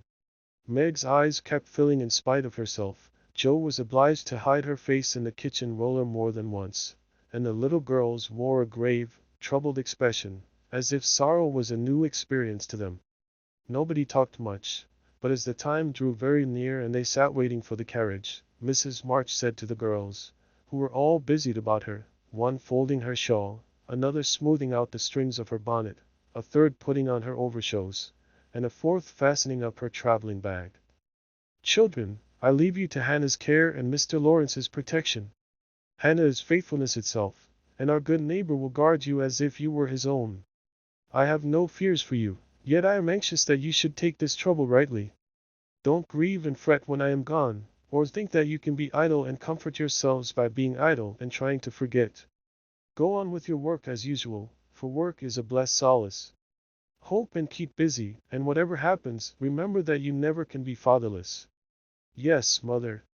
"Meg, dear, be prudent. Watch over your sisters, consult Hannah, and in any perplexity, go to Mr. Laurence. Be patient, Jo, don't get despondent or do rash things. Write to me often, and be my brave girl, ready to help and cheer all. Beth, comfort yourself with your music, and be faithful to the little home duties, and you, Amy, help all you can, be obedient, and keep Happy safe at home." "We will, Mother. We will." The rattle of an approaching carriage made them all start and listen. That was the hard minute, but the girls stood it well. No one cried, no one ran away or uttered a lamentation, though their hearts were very heavy as they sent loving messages to Father, remembering, as they spoke, that it might be too late to deliver them. They kissed their mother quietly, clung about her tenderly, and tried to wave their hands cheerfully when she drove away. Laurie and his grandfather came over to see her off, and Mr. Brooke looked so strong and sensible and kind that the girls christened him Mr. Great Heart on the spot. "Goodbye, my darlings. God bless and keep us all," whispered Mrs. March, as she kissed one dear little face after the other, and hurried into the carriage. As she rolled away, the sun came out, and looking back, she saw it shining on the group at the gate like a good omen.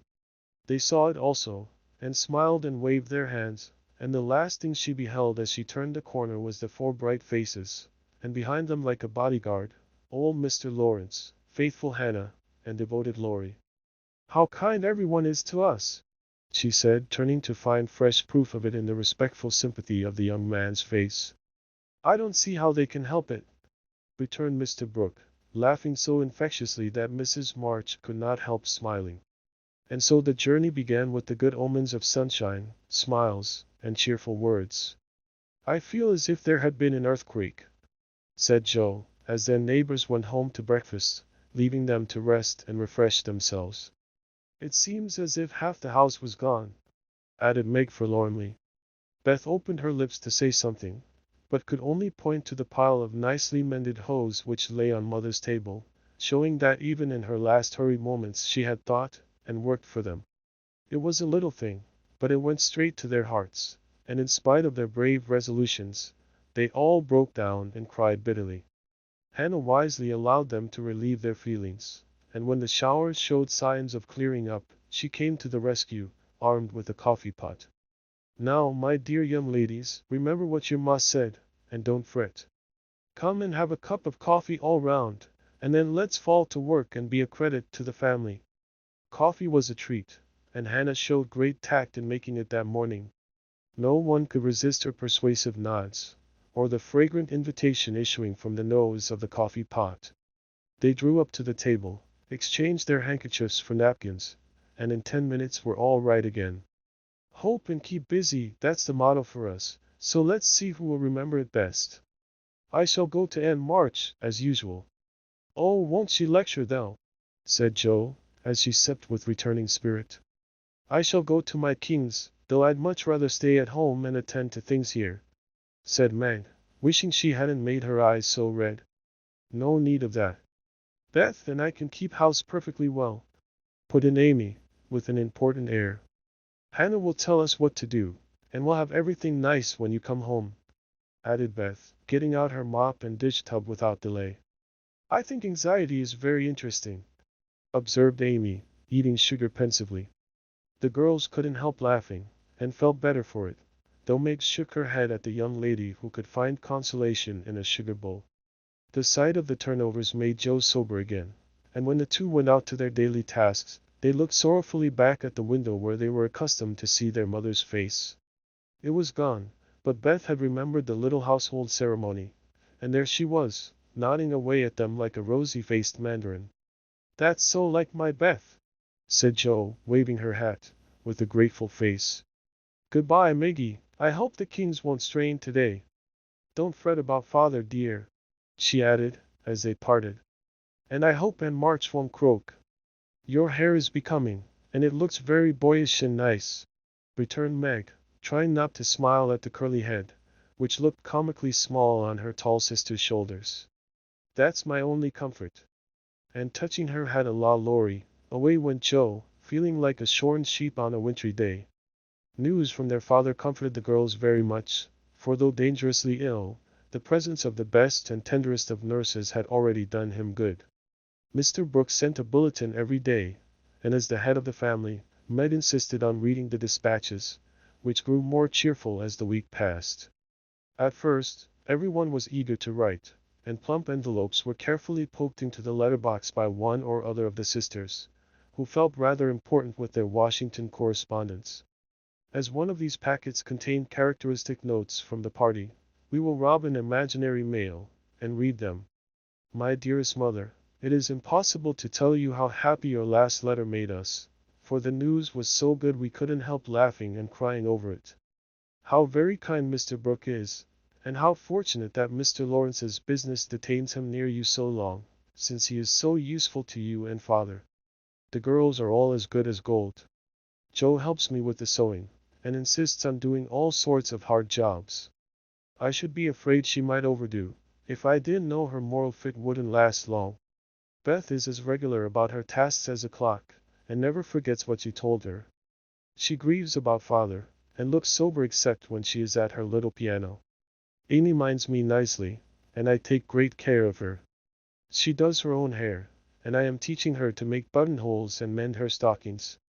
She tries very hard, and I know you will be pleased with her improvement when you come. Mr. Laurence watches over us like a motherly old hen, as Jo says, and Laurie is very kind and neighborly. He and Jo keep us merry, for we get pretty blue sometimes, and feel like orphans, with you so far away. Hannah is a perfect saint. She does not scold at all, and always calls me Miss Margaret, which is quite proper, you know, and treats me with respect. We are all well and busy, but we long day and night to have you back. Give my dearest love to father, and believe me, ever your own. Amiji. This note, prettily written on scented paper, was a great contrast to the next, which was scribbled on a big sheet of thin foreign paper, ornamented with blots and all manner of flourishes and curly-tailed letters. My precious Marmee, 3 cheers for dear father.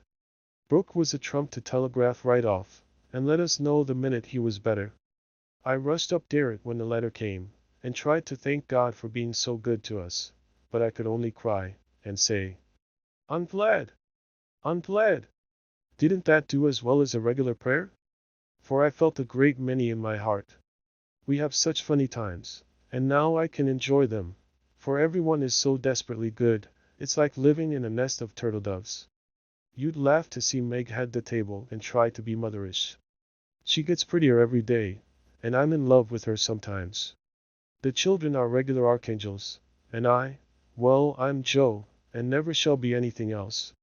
Oh, I must tell you that I came near having a quarrel with Laurie. I freed my mind about a silly little thing, and he was offended. I was right, but didn't speak as I ought, and he marched home, saying he wouldn't come again till I begged pardon. I declared I wouldn't and got mad. It lasted all day.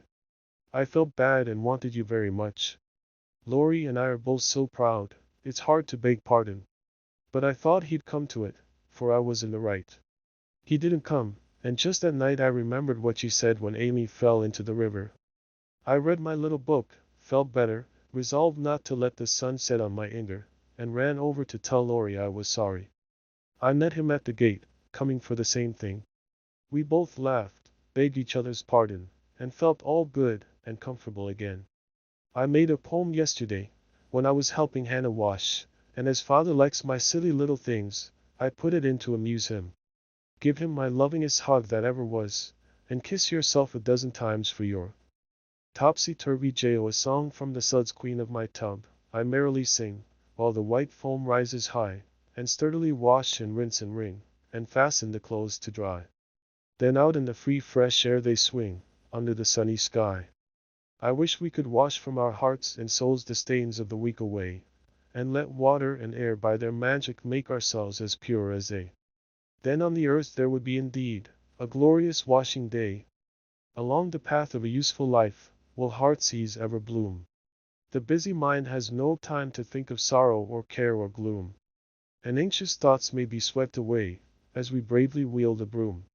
I am glad a task to me is given, to labor at day by day, for it brings me health and strength and hope, and I cheerfully learn to say, Head you may think, heart you may feel, but hand ye shall work alway. Dear mother, there is only room for me to send my love, and some pressed pansies from the root I have been keeping safe in the house for father to see. I read every morning, try to be good all day, and sing myself to sleep with father's tune. I can't sing Land of the Leal now, it makes me cry. Everyone is very kind, and we are as happy as we can be without you. Amy wants the rest of the page, so I must stop. I didn't forget to cover the holders, and I wind the clock and air the rooms every day. Kiss dear father on the cheek he calls mine. Oh, do come soon to your loving little Beth, ma chère mama. We are all well. I do my lessons always and never corroborate the girls. Meg says I mean contradict, so I put in both words and you can take the properest. Meg is a great comfort to me and lets me have jelly every night at tea. It's so good for me, Joe says, because it keeps me sweet-tempered. Laurie is not as respectful as he ought to be now I am almost in my teens. He calls me chick and hurts my feelings by talking French to me very fast when I say merci or bonjour as Hattie King does. The sleeves of my blue dress were all worn out, and Meg put in new ones, but the full front came wrong and they are more blue than the dress. I felt bad but did not fret. I'd bear my troubles well, but I do wish Hannah would put more starch in my aprons and have buckwheats every day. Can't she? Didn't I make that interrogation point nice? Meg says my punctuation and spelling are disgraceful and I am mortified, but dear me, I have so many things to do, I can't stop. Adieu, I send heaps of love to Papa. Your affectionate daughter, Amy Curtis March. Dear Ms. March, I just drop a line to say we get on first rate. The girls is clever and fly round right smart. Miss Meg is going to make a proper good housekeeper. She's the liking for it, and gets the hang of things so prison quick. Joe do speed all for going ahead, but she don't stop to calculate first, and you never know where she's like to bring up. She done out a tub of clothes on Monday, but she starched them before they was wrenched, and blued a pink calico dress till I thought I should a died a Logan. Beth is the best of little creeters, and a sight of help to me, bein' so forehand and dependable. She tries to learn everything, and really goes to market beyond her years, likewise keeps accounts, with my help, quite wonderful. We have got on very economical so far. I don't let the girls have coffee only once a week, according to your wish, and keep them on plain wholesome victuals. Amy does well without frettin', wearin' her best clothes and eatin' sweet stuff. Mr. Laurie is as full of didos as usual, and turns the house upside down frequent, but he heartens the girls, so I let MHEV full swing. The old gentleman sends heaps of things, and is rather wearin', but means wall, and it ain't my place to say nothin'. My bread is riz, so no more at this time. I send my duty to Mr. March, and hope he's seen the last of his pneumonia. Yours respectful, Hannah Mullet, Head Nurse of Ward No. 2, all serene on the Rappahannock, troops in fine condition, commissary department well conducted, the home guard under Colonel Teddy always on duty, Commander-in-Chief General Lawrence reviews the army daily, Quartermaster Mullet keeps order in camp, and Major Lyon does picket duty at night. A salute of 24 guns was fired on receipt of good news from Washington, and a dress parade took place at headquarters. Commander-in-Chief sends best wishes, in which he is heartily joined by Colonel Teddy. Dear Madam, the little girls are all well. Beth and my boy report daily. Hannah is a model servant, and darts pretty Meg like a dragon. Glad the fine weather holds. Pray make broke useful, and draw on me for funds if expenses exceed your estimate. Don't let your husband want anything. Thank God he is mending. Your sincere friend and servant, James Lawrence. Chapter 17. Little Faithful. For a week the amount of virtue in the old house would have supplied the neighborhood. It was really amazing, for everyone seemed in a heavenly frame of mind, and self-denial was all the fashion. Relieved of their first anxiety about their father, the girls insensibly relaxed their praiseworthy efforts a little, and began to fall back into old ways. They did not forget their motto, but hoping and keeping busy seemed to grow easier, and after such tremendous exertions, they felt that endeavor deserved a holiday, and gave it a good many. Joe caught a bad cold through neglect to cover the shorn head enough, and was ordered to stay at home till she was better, for Aunt March didn't like to hear people read with colds in their heads. Joe liked this, and after an energetic rummage from garret to cellar, subsided on the sofa to nurse her cold with arsenicum and books. Amy found that housework and art did not go well together, and returned to her mud pies.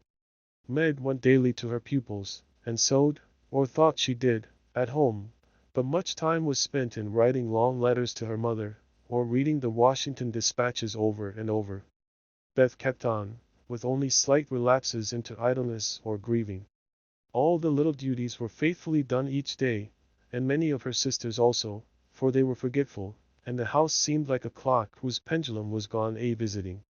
When her heart got heavy with longings for mother or fears for father, she went away into a certain closet, hid her face in the folds of a dear old gown, and made her little moan, and prayed her little prayer quietly by herself. Nobody knew what cheered her up after a sober fit, but everyone felt how sweet and helpful Beth was, and fell into a way of going to her for comfort or advice in their small affairs. All were unconscious that this experience was a test of character, and when the first excitement was over, felt that they had done well and deserved praise. So they did, but their mistake was in ceasing to do well, and they learned this lesson through much anxiety and regret. Meg, I wish you'd go and see the Hummels. You know Mother told us not to forget them, said Beth, 10 days after Mrs. March's departure. I'm too tired to go this afternoon, replied Meg, rocking comfortably as she sewed. Can't you, Joe? Asked Beth. Too stormy for me with my cold. I thought it was almost well. It's well enough for me to go out with Laurie, but not well enough to go to the Hummels, said Joe, laughing, but looking a little ashamed of her inconsistency. Why don't you go yourself? Asked Meg. I have been every day, but the baby is sick, and I don't know what to do for it. Mrs. Hummel goes away to work, and Lottchen takes care of it. But it gets sicker and sicker, and I think you or Hannah ought to go. Beth spoke earnestly, and Meg promised she would go tomorrow. Ask Hannah for some nice little mess, and take it round, Beth, the air will do you good, said Joe, adding apologetically. I'd go, but I want to finish my writing. My head aches and I'm tired, so I thought maybe some of you would go, said Beth. Amy will be in presently, and she will run down for us, suggested Meg. So Beth lay down on the sofa, the others returned to their work, and the Hummels were forgotten. An hour passed. Amy did not come. Meg went to her room to try on a new dress. Joe was absorbed in her story, and Hannah was sound asleep before the kitchen fire, when Beth quietly put on her hood, filled her basket with odds and ends for the poor children, and went out into the chilly air with a heavy head and a grieved look in her patient eyes. It was late when she came back, and no one saw her creep upstairs and shut herself into her mother's room. Half an hour after, Joe went to mother's closet for something, and there found little Bess sitting on the medicine chest, looking very grave, with red eyes and a camphor bottle in her hand. "Christopher Columbus! What's the matter?" cried Joe, as Beth put out her hand as if to warn her off, and asked quickly. "You've had the scarlet fever, haven't you?" "Years ago, when Meg did." "Why?" "Then I'll tell you. Oh, Joel, the baby's dead." "What baby?" "Mrs. Hummel's. It died in my lap before she got home," cried Beth with a sob. "My poor dear, how dreadful for you." "I ought to have gone," said Joe, taking her sister in her arms as she sat down in her mother's big chair, with a remorseful face. "It wasn't dreadful, Joe, only so sad. I saw in a minute it was sicker, but Lottchen said her mother had gone for a doctor, so I took baby and let Lottie rest. It seemed asleep, but all of a sudden it gave a little cry and trembled, and then lay very still. I tried to warm its feet, and Lottie gave it some milk, but it didn't stir, and I knew it was dead." "Don't cry, dear." "What did you do?" "I just sat and held it softly till Mrs. Hummel came with the doctor. He said it was dead, and looked at Heinrich and Minna, who have sore throats. "Scarlet fever, ma'am. Ought to have called me before," he said crossly. Mrs. Hummel told him she was poor, and had tried to cure baby herself, but now it was too late, and she could only ask him to help the others and trust to charity for his pay. He smiled then, and was kinder, but it was very sad, and I cried with them till he turned round all of a sudden, and told me to go home and take belladonna right away, or I'd have the fever." "No, you won't," cried Joe, hugging her close, with a frightened look. "Oh, Beth, if he should be sick I never could forgive myself. What shall we do?" "Don't be frightened, I guess I shan't have it badly. I looked in Mother's book, and saw that it begins with headache, sore throat, and queer feelings like mine, so I did take some belladonna, and I feel better," said Beth, laying her cold hands on her hot forehead and trying to look well. "If Mother was only at home!" exclaimed Joe, seizing the book, and feeling that Washington was an immense way off. She read a page, looked at Beth, felt her head, peeped into her throat, and then said gravely, "You've been over the baby every day for more than a week, and among the others who are going to have it, so I'm afraid you are going to have it, Beth. I'll call Hannah, she knows all about sickness. Don't let Amy come. She never had it, and I should hate to give it to her." "Can't you and Meg have it over again?" asked Beth anxiously. "I guess not. Don't care if I do. Serve me right, selfish pig, to let you go, and stay writing rubbish myself," muttered Joe, as she went to consult Hannah. The good soul was wide awake in a minute, and took the lead at once, assuring that there was no need to worry. Every one had scarlet fever, and if rightly treated, nobody died, all of which Joe believed, and felt much relieved as they went up to call Meg. "Now I'll tell you what we'll do," said Hannah, when she had examined and questioned Beth. "We will have Dr. Banks, just to take a look at you, dear, and see that we start right. Then we'll send Amy off to Aunt March's for a spell, to keep her out of harm's way, and one of you girls can stay at home and amuse Beth for a day or two." "I shall stay, of course, I'm oldest," began Meg, looking anxious and self-reproachful. "I shall, because it's my fault she is sick. I told Mother I'd do the errands, and I haven't," said Joe decidedly. "Which will you have, Beth?" "There ain't no need of but one," ate Hannah. "Joe, please." And Beth leaned her head against her sister with a contented look, which effectually settled that point. "I'll go and tell Amy," said Meg, feeling a little hurt, yet rather relieved on the whole, for she did not like nursing, and Joe did. Amy rebelled outright, and passionately declared that she had rather have the fever than go to Aunt March. Meg reasoned, pleaded, and commanded, all in vain. Amy protested that she would not go, and Meg left her in despair to ask Hannah what should be done. Before she came back, Laurie walked into the parlor to find Amy sobbing, with her head in the sofa cushions. She told her story, expecting to be consoled, but Laurie only put his hands in his pockets and walked about the room, whistling softly, as he knit his brows in deep thought. Presently he sat down beside her, and said, in his most sweetesome tone, "Now be a sensible little woman, and do as they say. No, don't cry, but hear what a jolly plan I've got. You go to Aunt March's, and I'll come and take you out every day, driving or walking, and we'll have capital times. Won't that be better than moping here? I don't wish to be sent off as if I was in the way," began Amy, in an injured voice. "Bless your heart, child, it's to keep you well. You don't want to be sick, do you?" "No, I'm sure I don't, but I dare say I shall be, for I've been with Beth all the time." "That's the very reason you ought to go away at once, so that you may escape it. Change of air and care will keep you well, I dare say, or if it does not entirely, you will have the fever more lightly.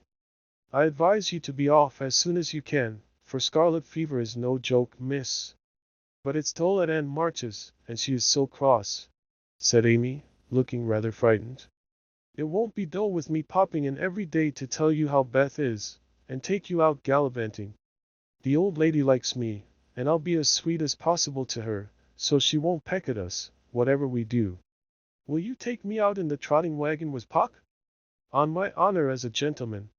And come every single day? See if I don't. And bring me back the minute Beth is well? The identical minute. And go to the theater, truly? A dozen theaters if we may." "Well, I guess I will," said Amy sullenly. "Good girl. Call Meg, and tell her you'll give in," said Laurie, with an approving pat, which annoyed Amy more than the giving in. Meg and Joe came running down to behold the miracle which had been wrought, and Amy, feeling very precious and self-sacrificing, promised to go, if the doctor said Beth was going to be ill. "How is the little dear?" asked Laurie, for Beth was his especial pet, and he felt more anxious about her than he liked to show. "She is lying down on mother's bed, and feels better. The baby's death troubled her, but I dare say she has only got cold. Hannah says she thinks so, but she looks worried, and that makes me fidgety," answered Meg.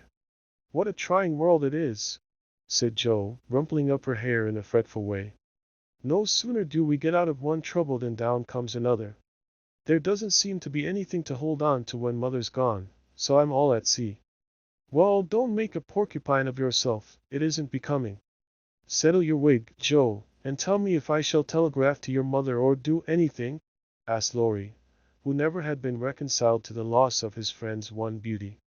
"That is what troubles me," said Meg. "I think we ought to tell her if Beth is really ill, but Hannah says we mustn't, for mother can't leave father, and it will only make them anxious. Beth won't be sick long, and Hannah knows just what to do, and mother said we were to mind her, so I suppose we must, but it doesn't seem quite right to me." Well, I can't say. Suppose you ask grandfather after the doctor has been." "We will." "Joe, go and get Dr. Bangs at once," commanded Meg. "We can't decide anything till he has been." "Stay where you are, Joe. I'm errand boy to this establishment," said Laurie, taking up his cap. "I'm afraid you are busy," began Meg.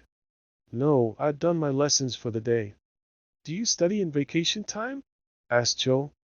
"I follow the good example my neighbors set me," was Laurie's answer, as he swung himself out of the room. "I have great hopes for my boy," observed Joe, watching him fly over the fence with an approving smile. "He does very well, for a boy," was Meg's somewhat ungracious answer, for the subject did not interest her. Dr. Bangs came, said Beth had symptoms of the fever, but he thought she would have it lightly, though he looked sober over the Hummel story.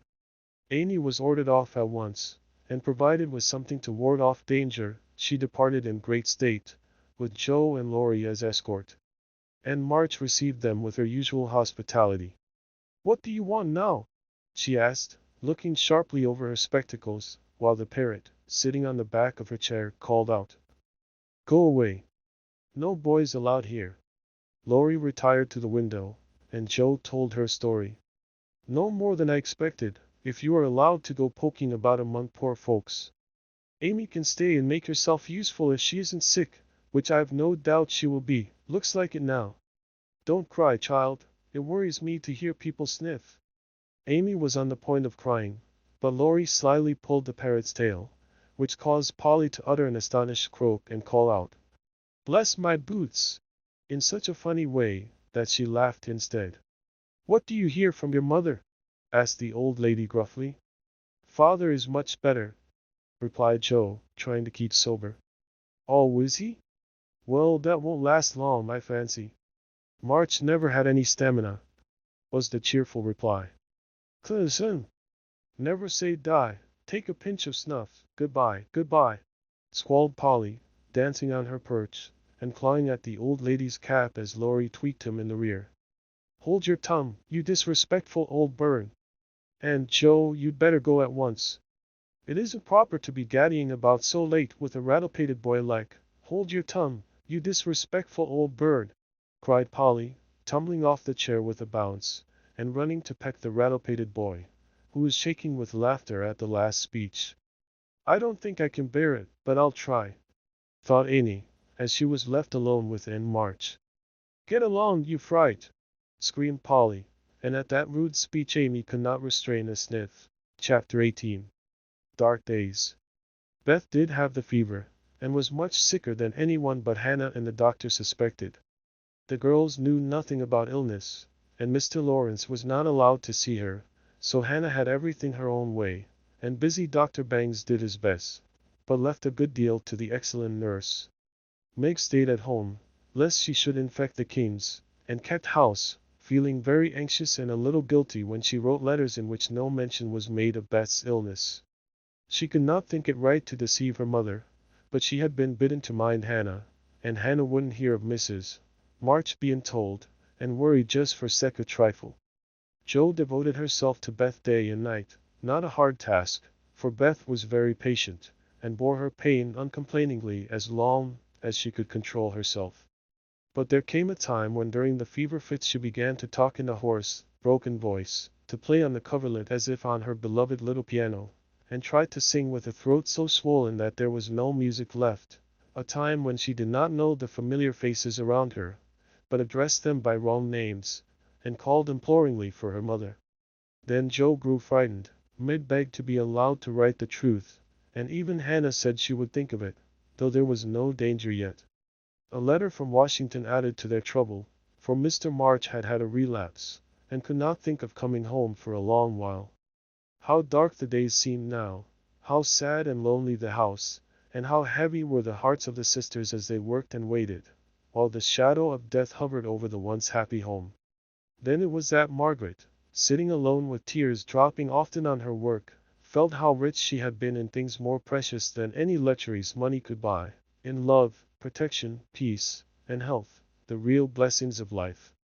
Then it was that Joe, living in the darkened room, with that suffering little sister always before her eyes and that pathetic voice sounding in her ears, learned to see the beauty and the sweetness of Beth's nature, to feel how deep and tender a place she filled in all hearts, and to acknowledge the worth of Beth's unselfish ambition to live for others, and make home happy by that exercise of those simple virtues which all may possess, and which all should love and value more than talent, wealth, or beauty. And Amy, in her exile, longed eagerly to be at home, that she might work for Beth, feeling now that no service would be hard or irksome, and remembering, with regretful grief, how many neglected tasks those willing hands had done for her. Laurie haunted the house like a restless ghost, and Mr. Laurence locked the grand piano, because he could not bear to be reminded of the young neighbor who used to make the twilight pleasant for him. Everyone missed Beth. The milkman, baker, grocer, and butcher inquired how she did. Poor Mrs. Hummel came to beg pardon for her thoughtlessness and to get a shroud for Minna. The neighbors sent all sorts of comforts and good wishes, and even those who knew her best were surprised to find how many friends shy little Beth had made. Meanwhile she lay on her bed with old Joanna at her side, for even in her wanderings she did not forget her forlorn protégé. She longed for her cats, but would not have them brought, lest they should get sick, and in her quiet hours she was full of anxiety about Joe. She sent loving messages to Amy, bade them tell her mother that she would write soon, and often begged for pencil and paper to try to say a word, that father might not think she had neglected him. But soon even these intervals of consciousness ended, and she lay hour after hour, tossing to and fro, with incoherent words on her lips, or sank into a heavy sleep which brought her no refreshment. Dr. Bangs came twice a day. Hannah sat up at night. Meg kept a telegram in her desk all ready to send off at any minute, and Joe never stirred from Beth's side. The 1st of December was a wintry day indeed to them, for a bitter wind blew, snow fell fast, and the year seemed getting ready for its death. When Dr. Bangs came that morning, he looked long at Beth, held the hot hand in both his own for a minute, and laid it gently down, saying, in a low voice to Hannah, "If Mrs. March can leave her husband she'd better be sent for." Hannah nodded without speaking, for her lips twitched nervously. Meg dropped down into a chair as the strength seemed to go out of her limbs at the sound of those words, and Joe, standing with a pale face for a minute, ran to the parlor, snatched up the telegram, and throwing on her things, rushed out into the storm. She was soon back, and while noiselessly taking off her cloak, Laurie came in with a letter, saying that Mr. March was mending again. Joe read it thankfully, but the heavy weight did not seem lifted off her heart, and her face was so full of misery that Laurie asked quickly, "What is it? Is Beth worse?" "I've sent for Mother," said Joe, tugging at her rubber boots with a tragic expression. "Good for you, Joe. Did you do it on your own responsibility?" asked Laurie, as he seated her in the hall chair and took off the rebellious boots, seeing how her hands shook. "No. The doctor told us to." "Oh, Joe, it's not so bad as that," cried Laurie, with a startled face. "Yes, it is. She doesn't know us. She doesn't even talk about the flocks of green doves, as she calls the vine leaves on the wall. She doesn't look like my Beth, and there's nobody to help us bear it. Mother and father both gone, and Dad seems so far away I can't find him." As the tears streamed fast down poor Joe's cheeks, she stretched out her hand in a helpless sort of way, as if groping in the dark, and Laurie took it in his, whispering as well as he could with a lump in his throat, "I'm here. Hold on to me, Joe dear." She could not speak, but she did hold on, and the warm grasp of the friendly human hand comforted her sore heart, and seemed to lead her nearer to the divine arm which alone could uphold her in her trouble. Laurie longed to say something tender and comfortable, but no fitting words came to him, so he stood silent, gently stroking her bent head as her mother used to do. It was the best thing he could have done, far more soothing than the most eloquent words, for Joe felt the unspoken sympathy, and in the silence learned the sweet solace which affection administers to sorrow. Soon she dried the tears which had relieved her, and looked up with a grateful face. "Thank you, Teddy, I'm better now. I don't feel so forlorn, and will try to bear it if it comes. Keep hoping for the best, that will help you, Joe. Soon your mother will be here, and then everything will be all right. I'm so glad father is better. Now she won't feel so bad about leaving him. Oh me. It does seem as if all the troubles came in a heap, and I got the heaviest part on my shoulders," sighed Joe, spreading her wet handkerchief over her knees to dry. "Doesn't Meg pull fair?" asked Laurie, looking indignant. "Oh yes, she tries to, but she can't love Bethy as I do, and she won't miss her as I shall. Beth is my conscience, and I can't give her up. I can't! I can't!" Down went Joe's face into the wet handkerchief, and she cried despairingly, for she had kept up bravely till now and never shed a tear.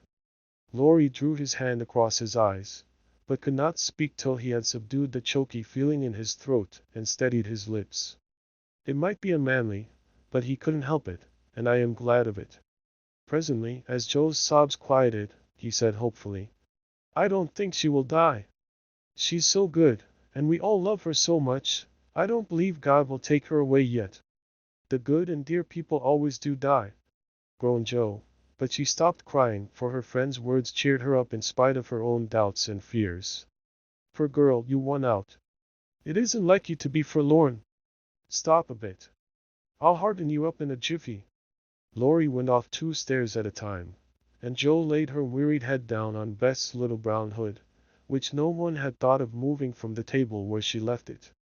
It must have possessed some magic, for the submissive spirit of its gentle owner seemed to enter into Joe, and when Laurie came running down with a glass of wine, she took it with a smile, and said bravely, "I drink health to my Beth. You are a good doctor, Teddy, and such a comfortable friend. How can I ever pay you?" she added, as the wine refreshed her body, as the kind words had done her troubled mind. "I'll send my bill by and by, and tonight I'll give you something that will warm the cockles of your heart better than quarts of wine," said Laurie, beaming at her with a face of suppressed satisfaction at something. "What is it?" cried Joe, forgetting her woes for a minute in her wonder. "I telegraphed to your mother yesterday, and Brooke answered she'd come at once, and she'll be here tonight, and everything will be all right. Aren't you glad I did it?" Laurie spoke very fast, and turned red and excited all in a minute, for he had kept his plot a secret, for fear of disappointing the girls or harming Beth. Joe grew quite white, flew out of her chair, and the moment he stopped speaking she electrified him by throwing her arms round his neck, and crying out, with a joyful cry, "Oh, Laurie! Oh, mother! I am so glad!" She did not weep again, but laughed hysterically, and trembled and clung to her friend as if she was a little bewildered by the sudden news. Laurie, though decidedly amazed, behaved with great presence of mind. He patted her back soothingly, and finding that she was recovering, followed it up by a bashful kiss or two, which brought Joe round at once. Holding on to the banisters, she put him gently away, saying breathlessly, "Oh, don't! I didn't mean to. It was dreadful of me. But you were such a dear to go and do it in spite of Hannah that I couldn't help flying at you. Tell me all about it, and don't give me wine again, it makes me act so." "I don't mind," laughed Laurie, as he settled his tie. "Why, you see I got fidgety, and so did Grandpa. We thought Hannah was overdoing the authority business, and your mother ought to know. She'd never forgive us if Beth. Well, if anything happened, you know. So I got Grandpa to say it was high time we did something, and off I pelted to the office yesterday, for the doctor looked sober, and Hannah most took my head off when I proposed a telegram. I never can bear to be lorded over, so that settled my mind, and I did it. Your mother will come, I know, and the late train is in at 2 a.m. I shall go for her, and you've only got to bottle up your rapture, and keep Beth quiet till that blessed lady gets here. Laurie, you're an angel! How shall I ever thank you? Sly at me again." "I rather liked it," said Laurie, looking mischievous, a thing he had not done for a fortnight. "No, thank you. I'll do it by proxy, when your grandpa comes. Don't tease, but go home and rest, for you'll be up half the night." "Bless you, Teddy, bless you!" Joe had backed into a corner, and as she finished her speech, she vanished precipitately into the kitchen, where she sat down upon a dresser and told the assembled cats that she was happy, oh so happy, while Laurie departed, feeling that he had made a rather neat thing of it.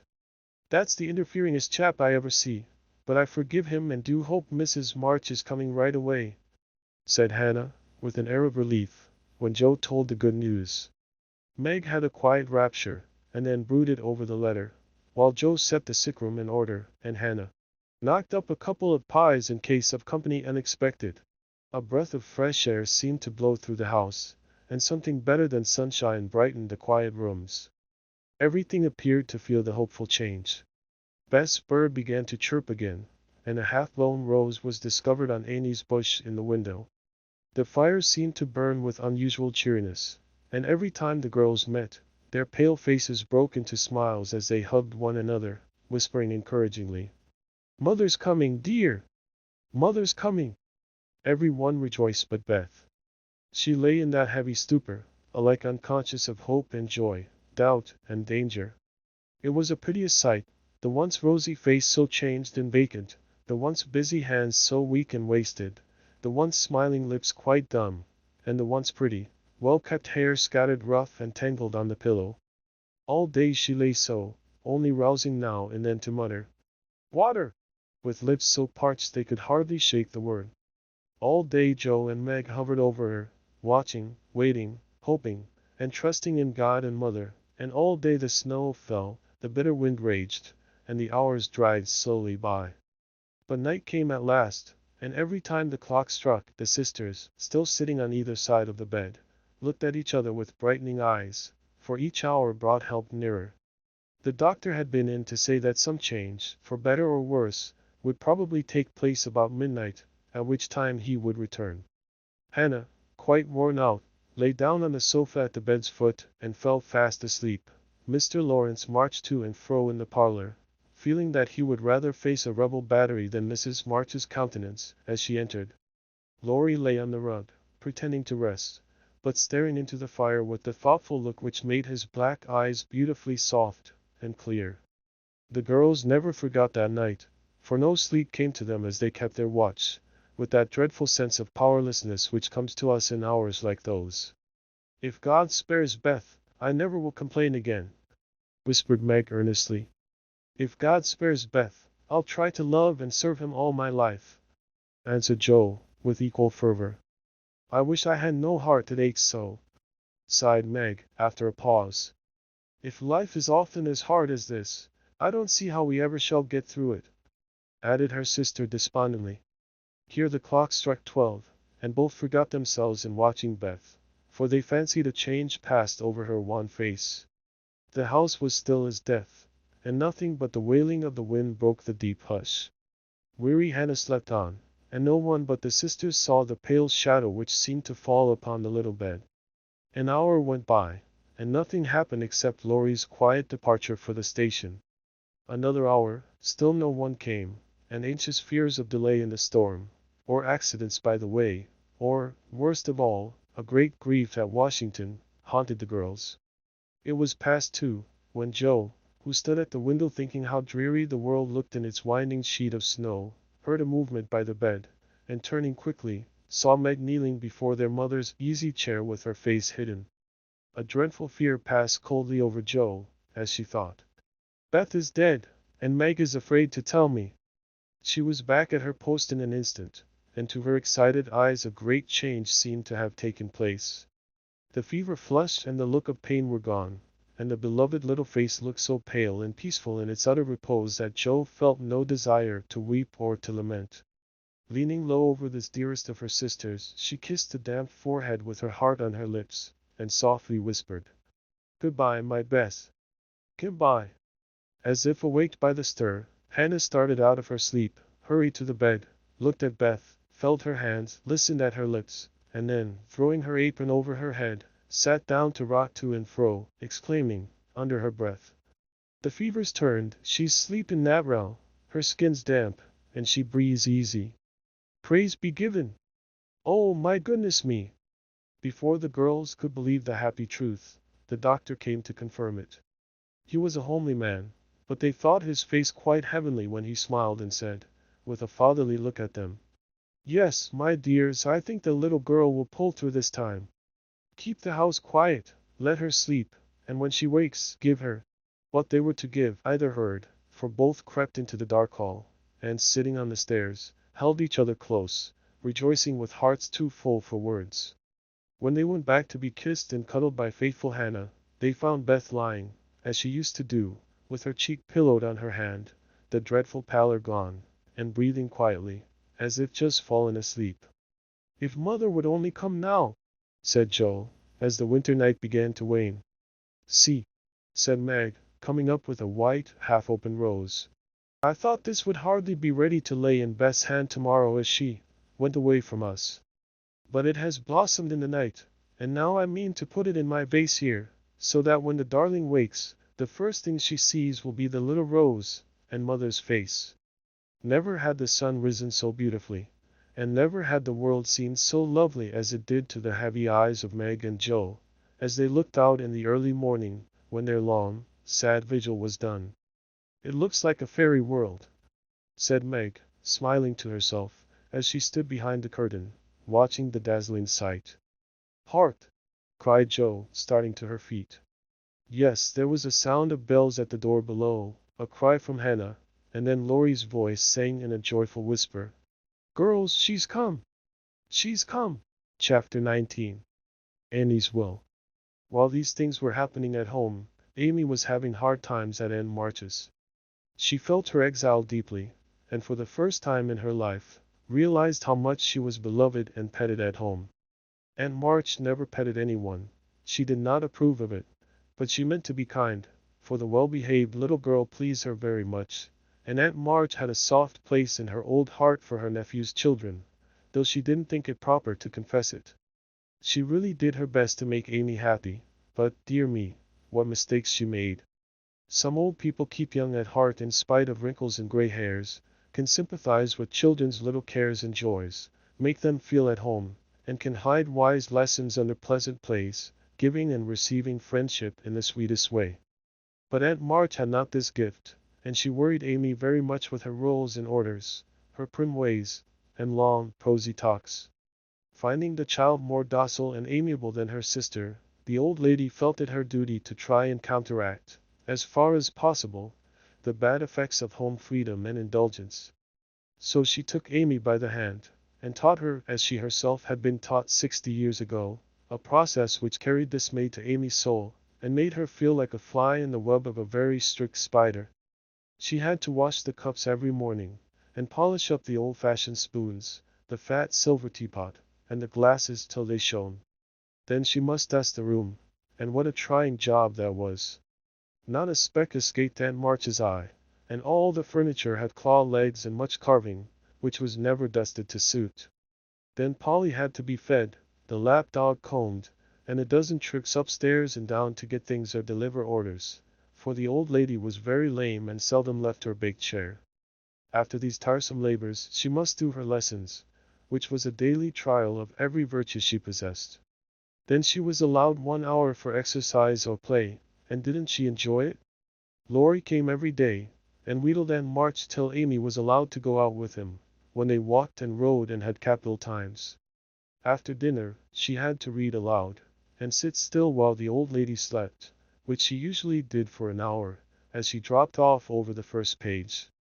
Then patchwork, or towels appeared, and Amy sewed with outward meekness and inward rebellion till dusk, when she was allowed to amuse herself as she liked till tea time.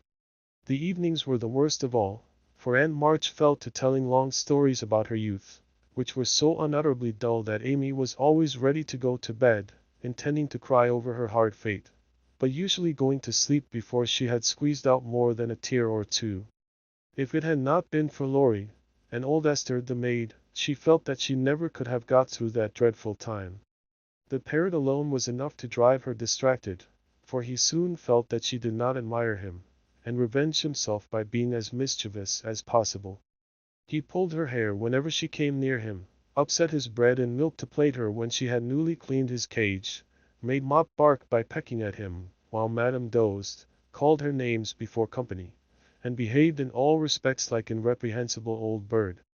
Then she could not endure the dog, a fat, cross beast who snarled and yelped at her when she made his toilet, and who lay on his back with all his legs in the air and a most idiotic expression of countenance when he wanted something to eat, which was about a dozen times a day. The cook was bad-tempered, the old coachman was deaf, and Esther the only one who ever took any notice of the young lady.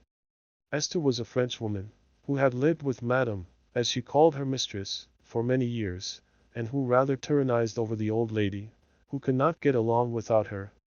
Her real name was Estelle, but Aunt March ordered her to change it, and she obeyed, on condition that she was never asked to change her religion. She took a fancy to Mademoiselle, and amused her very much with odd stories of her life in France, when Amy sat with her while she got up Madame's laces. She also allowed her to roam about the great house, and examine the curious and pretty things stored away in the big wardrobes and the ancient chests, for Aunt March hoarded like a magpie. Amy's chief delight was an Indian cabinet, full of queer drawers, little pigeonholes, and secret places, in which were kept all sorts of ornaments, some precious, some merely curious, all more or less antique.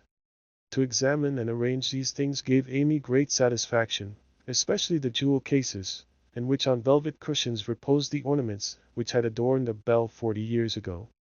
There was the garnet set which Aunt March wore when she came out, the pearls her father gave her on her wedding day, her lover's diamonds, the jet mourning rings and pins, the queer lockets, with portraits of dead friends and weeping willows made of hair inside, the baby bracelets her one little daughter had worn, Uncle March's big watch, with the red seals so many childish hands had played with. And in a box all by itself lay Aunt March's wedding ring, too small now for her fat finger, but put carefully away like the most precious jewel of them all. "Which would mademoiselle choose if she had her will?" asked Esther, who always sat near to watch over and lock up the valuables. "I like the diamonds best, but there is no necklace among them, and I'm fond of necklaces, they are so becoming." "I should choose this if I might," replied Amy, looking with great admiration at a string of gold and ebony beads from which hung a heavy cross of the same. "I too covet that, but not as a necklace." "I know. To me it is a rosary, and as such I should use it like a good Catholic," said Esther, eyeing the handsome thing wistfully. "Is it meant to use as you use the string of good-smelling wooden beads hanging over your glass?" asked Amy. "Truly, yes, to pray with. It would be pleasing to the saints if one used so fine a rosary as this, instead of wearing it as a vain bijou. You seem to take a great deal of comfort in your prayers, Esther, and always come down looking quiet and satisfied." "I wish I could. If mademoiselle was a Catholic, she would find true comfort, but as that is not to be, it would be well if you went apart each day to meditate and pray, as did the good mistress whom I served before madam. She had a little chapel, and in it found solacement for much trouble." "Would it be right for me to do so too?" asked Amy, who in her loneliness felt the need of help of some sort, and found that she was apt to forget her little book, now that Beth was not there to remind her of it. "It would be excellent and charming, and I shall gladly arrange the little dressing room for you if you like it. Say nothing to madam, but when she sleeps go you and sit alone a while to think good thoughts, and pray the dear God preserve your sister." Esther was truly pious, and quite sincere in her advice, for she had an affectionate heart, and felt much for the sisters in their anxiety. Amy liked the idea, and gave her leave to arrange the light closet next her room, hoping it would do her good. "I wish I knew where all these pretty things would go when Aunt March dies," she said, as she slowly replaced the shining rosary and shut the jewel cases one by one. "To you and your sisters." "I know it, madam confides in me. I witness her will, and it is to be so," whispered Esther smiling. "How nice! But I wish she'd let us have them now." "Procrastination is not agreeable," observed Amy, taking a last look at the diamonds. "It is too soon yet for the young ladies to wear these things. The first one who is affianced will have the pearls, madam has said it, and I have a fancy that the little turquoise ring will be given to you when you go, for madam approves your good behavior and charming manners." "Do you think so?" "Oh, I'll be a lamb, if I can only have that lovely ring. It's ever so much prettier than Kitty Bryant's. I do like Aunt March after all." And Amy tried on the blue ring with a delighted face and a firm resolve to earn it. From that day she was a model of obedience, and the old lady complacently admired the success of her training. Esther fitted up the closet with a little table, placed a footstool before it, and over it a picture taken from one of the shut-up rooms. She thought it was of no great value, but being appropriate, she borrowed it, well knowing that madam would never know it, nor care as she did.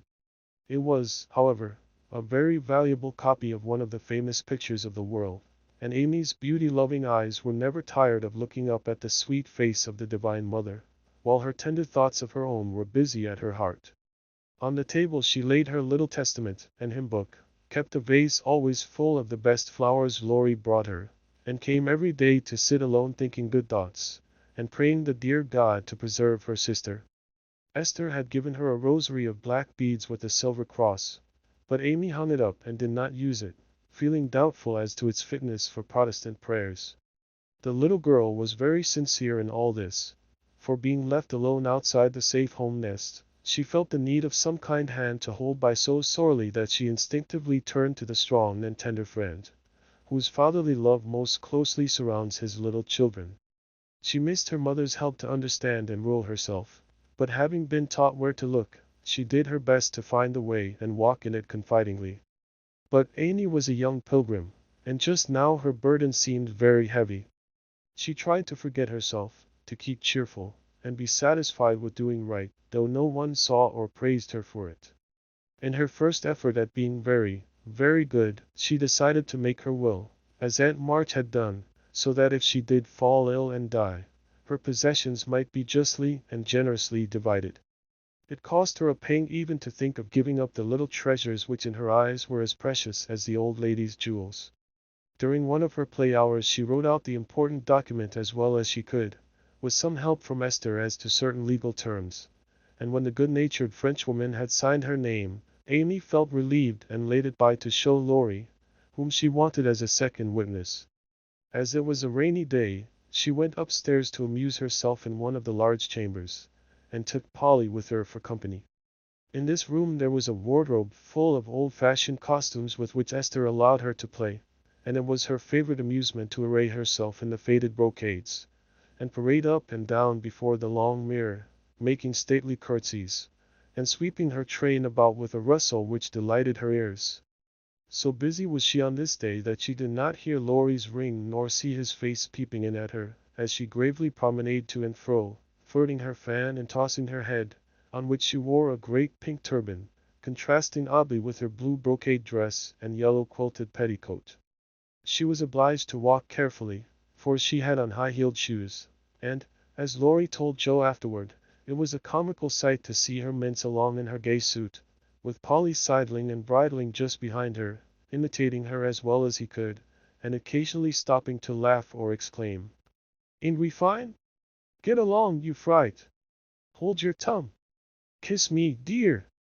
So! Thaw!" Having with difficulty restrained an explosion of merriment, lest it should offend Her Majesty, Laurie tapped and was graciously received. "Sit down and rest while I put these things away, then I want to consult you about a very serious matter," said Amy, when she had shown her splendor and driven Polly into a corner. "That bird is the trial of my life," she continued, removing the pink mountain from her head, while Laurie seated himself astride a chair. "Yesterday, when Anne was asleep and I was trying to be as still as a mouse, Polly began to squall and flap about in his cage, so I went to let him out, and found a big spider there. I poked it out, and it ran under the bookcase. Polly marched straight after it, stooped down and peeped under the bookcase, saying, in his funny way, with the cock of his eye, 'Come out and take a walk, my dear.' I couldn't help laughing, which made Pole swear, and Aunt woke up and scolded us both." "Did the spider accept the old fellow's invitation?" asked Laurie, yawning. "Yes, out it came, and away ran Polly, frightened to death, and scrambled up on Aunt's chair, calling out, 'Catch her! Catch her! Catch her!' as I chased the spider." "That's a lie." "Bo nor!" cried the parrot, pecking at Laurie's toes. "I'd wring your neck if you were mine, you old torment!" cried Laurie, shaking his fist at the bird, who put his head on one side and gravely croaked, "Hallelujah! Bless your buttons, dear!" "Now I'm ready," said Amy, shutting the wardrobe and taking a piece of paper out of her pocket. "I want you to read that, please, and tell me if it is legal and right. I felt I ought to do it, for life is uncertain and I don't want any ill feeling over my tomb." Laurie bit his lips, and turning a little from the pensive speaker, read the following document, with praiseworthy gravity, considering the spelling: "My last will and testament I, Amy Curtis March, being in my sane mind, go give and bequeath all my earthly property, viz. to wit, namely to my father, my best pictures, sketches, maps, and works of art, including frames. Also my $100, to do what he likes with. To my mother, all my clothes, except the blue apron with pockets, also my likeness, and my medal, with much love. To my dear sister Margaret, I give my turquoise ring, if I get it, also my green box with the doves on it, also my piece of real lace for her neck, and my sketch of her as a memorial of her little girl. To Joe I leave my breast pin, the one mended with sealing wax, also my bronze inkstand, she lost the cover, and my most precious plaster rabbit, because I am sorry I burned up her story. To Beth, if she lives after me, I give my dolls in the little bureau, my fan, my linen collars and my new slippers if she can wear them being thin when she gets well. And I herewith also leave her my regret that I ever made fun of old Joanna. To my friend and neighbor Theodore Laurence I bequeath my paper mache portfolio, my clay model of a horse though he did say it hadn't any neck. Also in return for his great kindness in the hour of affliction any one of my artistic works he likes, Notre Dame is the best. To our venerable benefactor Mr. Laurence I leave my purple box with a looking glass in the cover which will be nice for his pens and remind him of the departed girl who thanks him for his favors to her family, especially Beth. I wished my favorite playmate Kitty Bryant to have the blue silk apron and my gold bead ring with a kiss. To Hannah I'd give the bandbox she wanted and all the patchwork I leave hoping she will remember me, when you see. And now having disposed of my most valuable property I hope all will be satisfied and not blame the dead. I forgive everyone, and trust we may all meet when the trump shall sound. Amen. To this will and testament I set my hand and seal on this 20th day of November. Annie Domino 1861. Annie Curtis March witnesses, Estelle Valnor, Theodore Laurence.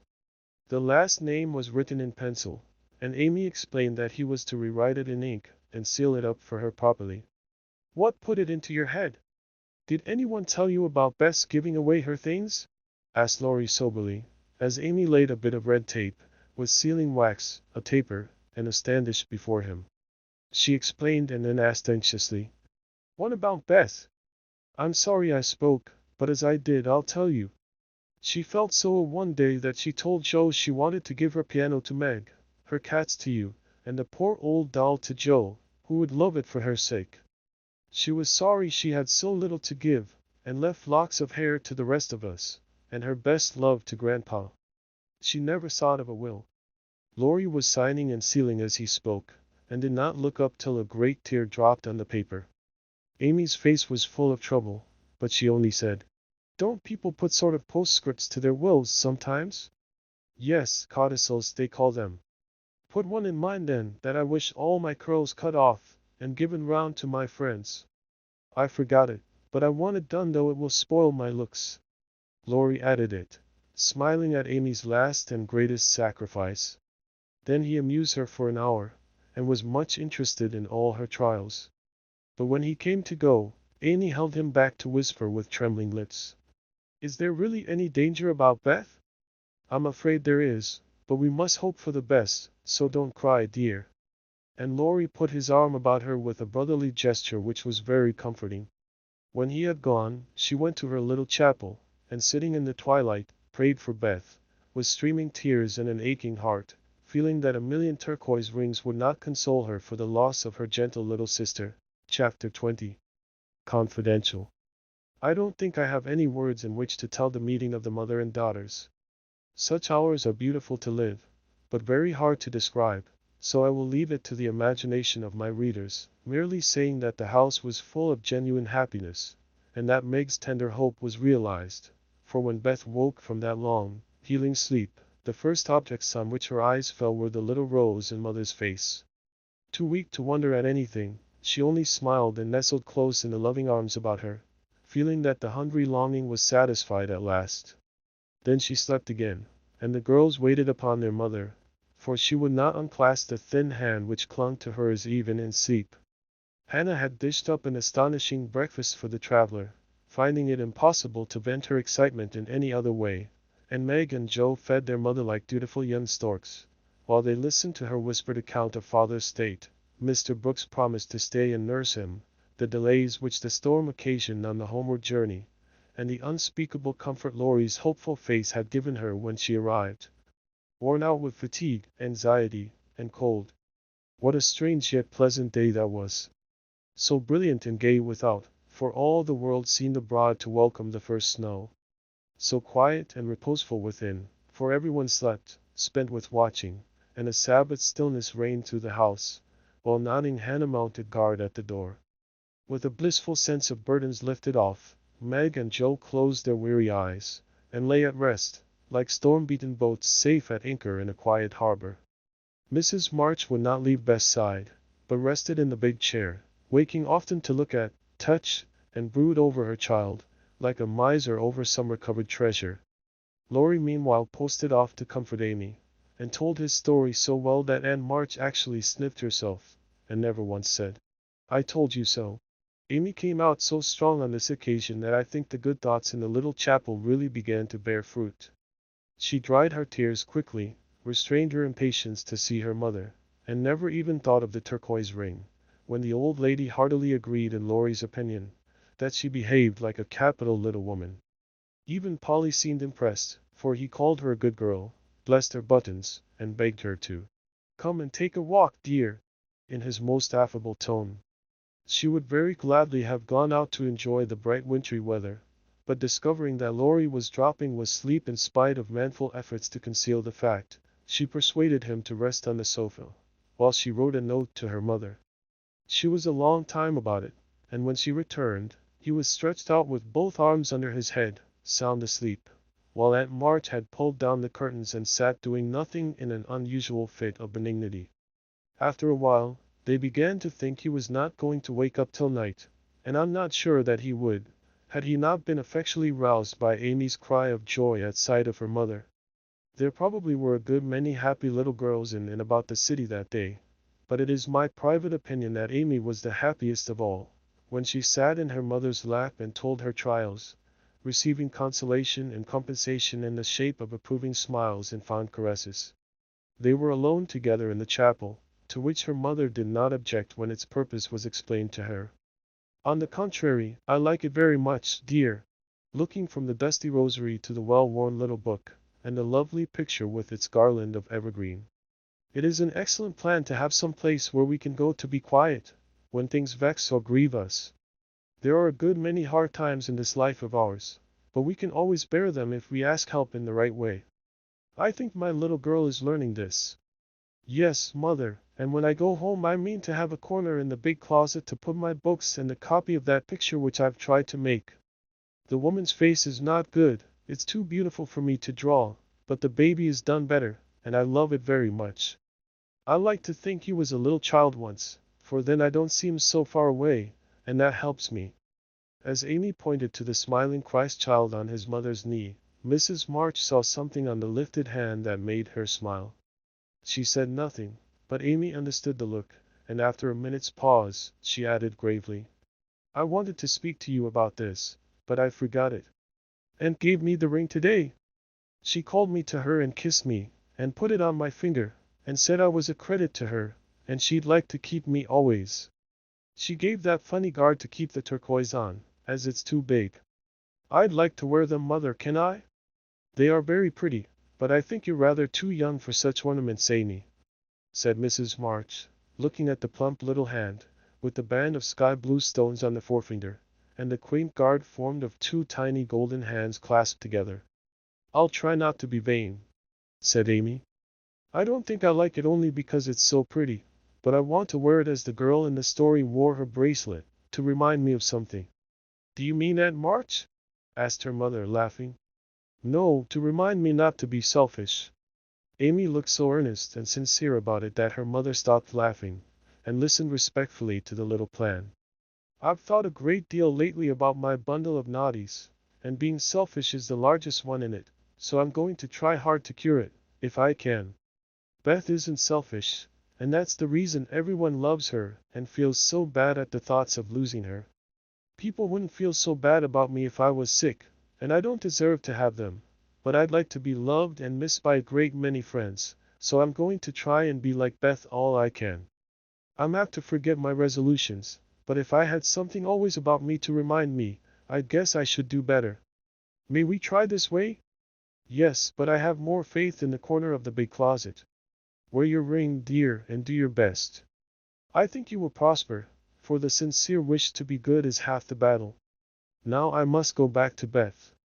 Keep up your heart, little daughter, and we will soon have you home again. That evening, while Meg was writing to her father to report the traveler's safe arrival, Jo slipped upstairs into Beth's room, and finding her mother in her usual place, stood a minute twisting her fingers in her hair, with a worried gesture and an undecided look. What is it, dearie? Asked Mrs. March, holding out her hand, with a face which invited confidence. I want to tell you something, mother. About Meg? How quickly you guessed. Yes, it's about her, and though it's a little thing, it fidgets me. Beth is asleep. Speak low, and tell me all about it. That Moffat hasn't been here, I hope? Asked Mrs. March rather sharply. No. I should have shut the door in his face if he had," said Jo, settling herself on the floor at her mother's feet. "Last summer Meg left a pair of gloves over at the Laurences and only one was returned. We forgot about it, till Teddy told me that Mr. Brooke owned that he liked Meg but didn't dare say so, she was so young and he so poor. Now, isn't it a dreadful state of things?" "Do you think Meg cares for him?" asked Mrs. March, with an anxious look. "Mercy me! I don't know anything about love and such nonsense," cried Jo, with a funny mixture of interest and contempt. "In novels the girls show it by starting and blushing, fainting away, growing thin, and acting like fools. Now Meg does not do anything of the sort. She eats and drinks and sleeps like a sensible creature. She looks straight in my face when I talk about that man, and only blushes a little bit when Teddy jokes about lovers. I forbid him to do it, but he doesn't mind me as he ought."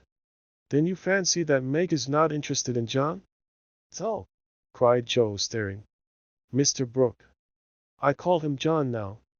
We fell into the way of doing so at the hospital, and he likes it. Oh dear! I know you'll take his part. He's been good to father, and you won't send him away, but let Meg marry him, if she wants to. Mean thing! To go petting Papa and helping you, just to wheedle you into liking him." And Jo pulled her hair again with a wrathful tweak.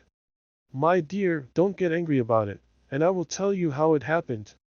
John went with me at Mr. Lawrence's request, and was so devoted to poor father that we couldn't help getting fond of him. He was perfectly open and honorable about Meg, for he told us he loved her, but would earn a comfortable home before he asked her to marry him. He only wanted our leave to love her and work for her, and the right to make her love him if he could. He is a truly excellent young man, and we could not refuse to listen to him, but I will not consent to Meg's engaging herself so young. Of course not. It would be idiotic. I knew there was mischief brewing. I felt it, and now it's worse than I imagined. I just wish I could marry Meg myself, and keep her safe in the family." This odd arrangement made Mrs. March smile, but she said gravely, "Jo, I confide in you and don't wish you to say anything to Meg yet. When John comes back, and I see them together, I can judge better of her feelings toward him. She'll see those handsome eyes that she talks about, and then it will be all up with her. She's got such a soft heart, it will melt like butter in the sun if anyone looks sentimentally at her. She read the short reports he sent more than she did your letters, and pinched me when I spoke of it, and likes brown eyes, and doesn't think John an ugly name, and she'll go and fall in love, and there's an end of peace and fun, and cozy times together. I see it all. They'll go lovering around the house, and we shall have to dodge. Meg will be absorbed and no good to me anymore. Brooke will scratch up a fortune somehow, carry her off, and make a hole in the family, and I shall break my heart, and everything will be abominably uncomfortable. Oh dear me! Why weren't we all boys, then there wouldn't be any bother." Jo leaned her chin on her knees in a disconsolate attitude, and shook her fist at the reprehensible John. Mrs. March sighed, and Jo looked up with an air of relief. "You don't like it, Mother? I'm glad of it. Let's send him about his business, and not tell Meg a word of it, but all be happy together, as we always have been. I did wrong to sigh, Jo. It is natural and right you should all go to homes of your own in time, but I do want to keep my girls as long as I can, and I am sorry that this happened so soon, for Meg is only 17 and it will be some years before John can make a home for her. Your father and I have agreed that she shall not bind herself in any way, nor be married, before 20. If she and John love one another, they can wait, and test the love by doing so. She is conscientious, and I have no fear of her treating him unkindly. My pretty, tender-hearted girl. I hope things will go happily with her." "Hadn't you rather have her marry a rich man?" asked Jo, as her mother's voice faltered a little over the last words. "Money is a good and useful thing, Jo, and I hope my girls will never feel the need of it too bitterly, nor be tempted by too much. I should like to know that John was firmly established in some good business, which gave him an income large enough to keep free from debt, and make Meg comfortable. I'm not ambitious for a splendid fortune, a fashionable position, or a great name for my girls. If rank and money come with love and virtue, also, I should accept them gratefully, and enjoy your good fortune, but I know, by experience, how much genuine happiness can be had in a plain little house, where the daily bread is earned, and some privations give sweetness to the few pleasures. I am content to see May begin humbly, for if I am not mistaken, she will be rich in the possession of a good man's heart, and that is better than a fortune. I understand, mother, and quite agree, but I'm disappointed about Meg, for I'd planned to have her marry Teddy by and by and sit in the lap of luxury all her days. Wouldn't it be nice? Asked Joe, looking up with a brighter face. He is younger than she, you know, began Mrs. March, but Joe broke in. Only a little. He's old for his age, and tall, and can be quite grown up in his manners if he likes. Then he's rich and generous and good, and loves us all, and I say it's a pity my plan is spoiled. I'm afraid Laurie is hardly grown up enough for Meg, and altogether too much of a weathercock just now for anyone to depend on. Don't make plans, Joe, but let time and their own hearts make your friends. We can't meddle safely in such matters, and had better not get romantic rubbish, as you call it, into our heads, lest it spoil our friendship. Well, I won't, but I hate to see things going all crisscross and getting snarled up, when a pull here and a snip there would straighten it out. I wish wearing flat irons on our heads would keep us from growing up. But buds will be roses, and kittens cats, more's the pity. What's that about flat irons and cats? Asked Meg, as she crept into the room with the finished letter in her hand. Only one of my stupid speeches. I'm going to bed. Come, Peggy, said Joe, unfolding herself like an animated puzzle. Quite right, and dutifully written. Please add that I send my love to John, said Mrs. March, as she glanced over the letter and gave it back. Do you call him John? Asked Meg, smiling, with her innocent eyes looking down into her mother's. Yes, he has been like a son to us, and we are very fond of him, replied Mrs. March, returning the look with a keen one. I'm glad of that, he is so lonely. Good night, mother dear. It is so inexpressibly comfortable to have you here, was Meg's answer. The kiss her mother gave her was a very tender one, and as she went away, Mrs. March said, with a mixture of satisfaction and regret, she does not love John yet, but will soon learn to. Chapter 21. Laurie makes mischief, and Joe makes peace. Joe's face was a study next day, for the secret rather weighed upon her, and she found it hard not to look mysterious and important. Meg observed it, but did not trouble herself to make inquiries, for she had learned that the best way to manage Joe was by the law of contraries, so she felt sure of being told everything if she did not ask. She was rather surprised, therefore, when the silence remained unbroken, and Joe assumed a patronizing air, which decidedly aggravated Meg, who in turn assumed an air of dignified reserve and devoted herself to her mother. This left Joe to her own devices, for Mrs. March had taken her place as nurse, and bade her rest, exercise, and amuse herself after her long confinement. Amy being gone, Laurie was her only refuge, and much as she enjoyed his society, she rather dreaded him just then, for he was an incorrigible tease, and she feared he would coax the secret from her. She was quite right, for the mischief-loving lad no sooner suspected a mystery than he set himself to find it out, and led Joe a trying life of it. He wheedled, bribed, ridiculed, threatened, and scolded, affected indifference, that he might surprise the truth from her, declared he knew then that he didn't care, and at last, by dint of perseverance, he satisfied himself that it concerned Meg and Mr. Brooke. Feeling indignant that he was not taken into his tutor's confidence, he set his wits to work to devise some proper retaliation for the slight. Meg meanwhile had apparently forgotten the matter and was absorbed in preparations for her father's return, but all of a sudden a change seemed to come over her, and for a day or two, she was quite unlike herself. She started when spoken to, blushed when looked at, was very quiet, and sat over her sewing, with a timid, troubled look on her face. To her mother's inquiries she answered that she was quite well, and Joe's she silenced by begging to be let alone. She feels it in the air, love, I mean, and she's going very fast. She's got most of the symptoms, is twittery and cross, doesn't eat, lies awake, and mopes in corners. I caught her singing that song he gave her, and once she said John, as you do, and then turned as red as a poppy. Whatever shall we do? Said Joe, looking ready for any measures, however violent. Nothing but wait. Let her alone, be kind and patient, and father's coming will settle everything, replied her mother. Here's a note to you, Meg, all sealed up. How odd. Teddy never seals mine, said Joe next day, as she distributed the contents of the little post office. Mrs. March and Joe were deep in their own affairs, when a sound from Meg made them look up to see her staring at her note with a frightened face. My child, what is it? Cried her mother, running to her, while Joe tried to take the paper which had done the mischief. It's all a mistake, he didn't send it. Oh, Joe, how could you do it? And Meg hid her face in her hands, crying as if her heart were quite broken. Me? I've done nothing. What's she talking about? Cried Joe, bewildered. Meg's mild eyes kindled with anger as she pulled a crumpled note from her pocket and threw it at Joe, saying reproachfully, You wrote it, and that bad boy helped you. How could you be so rude, so mean, and cruel to us both? Joe hardly heard her, for she and her mother were reading the note, which was written in a peculiar hand. My dearest Margaret, I can no longer restrain my passion, and must know my fate before I return.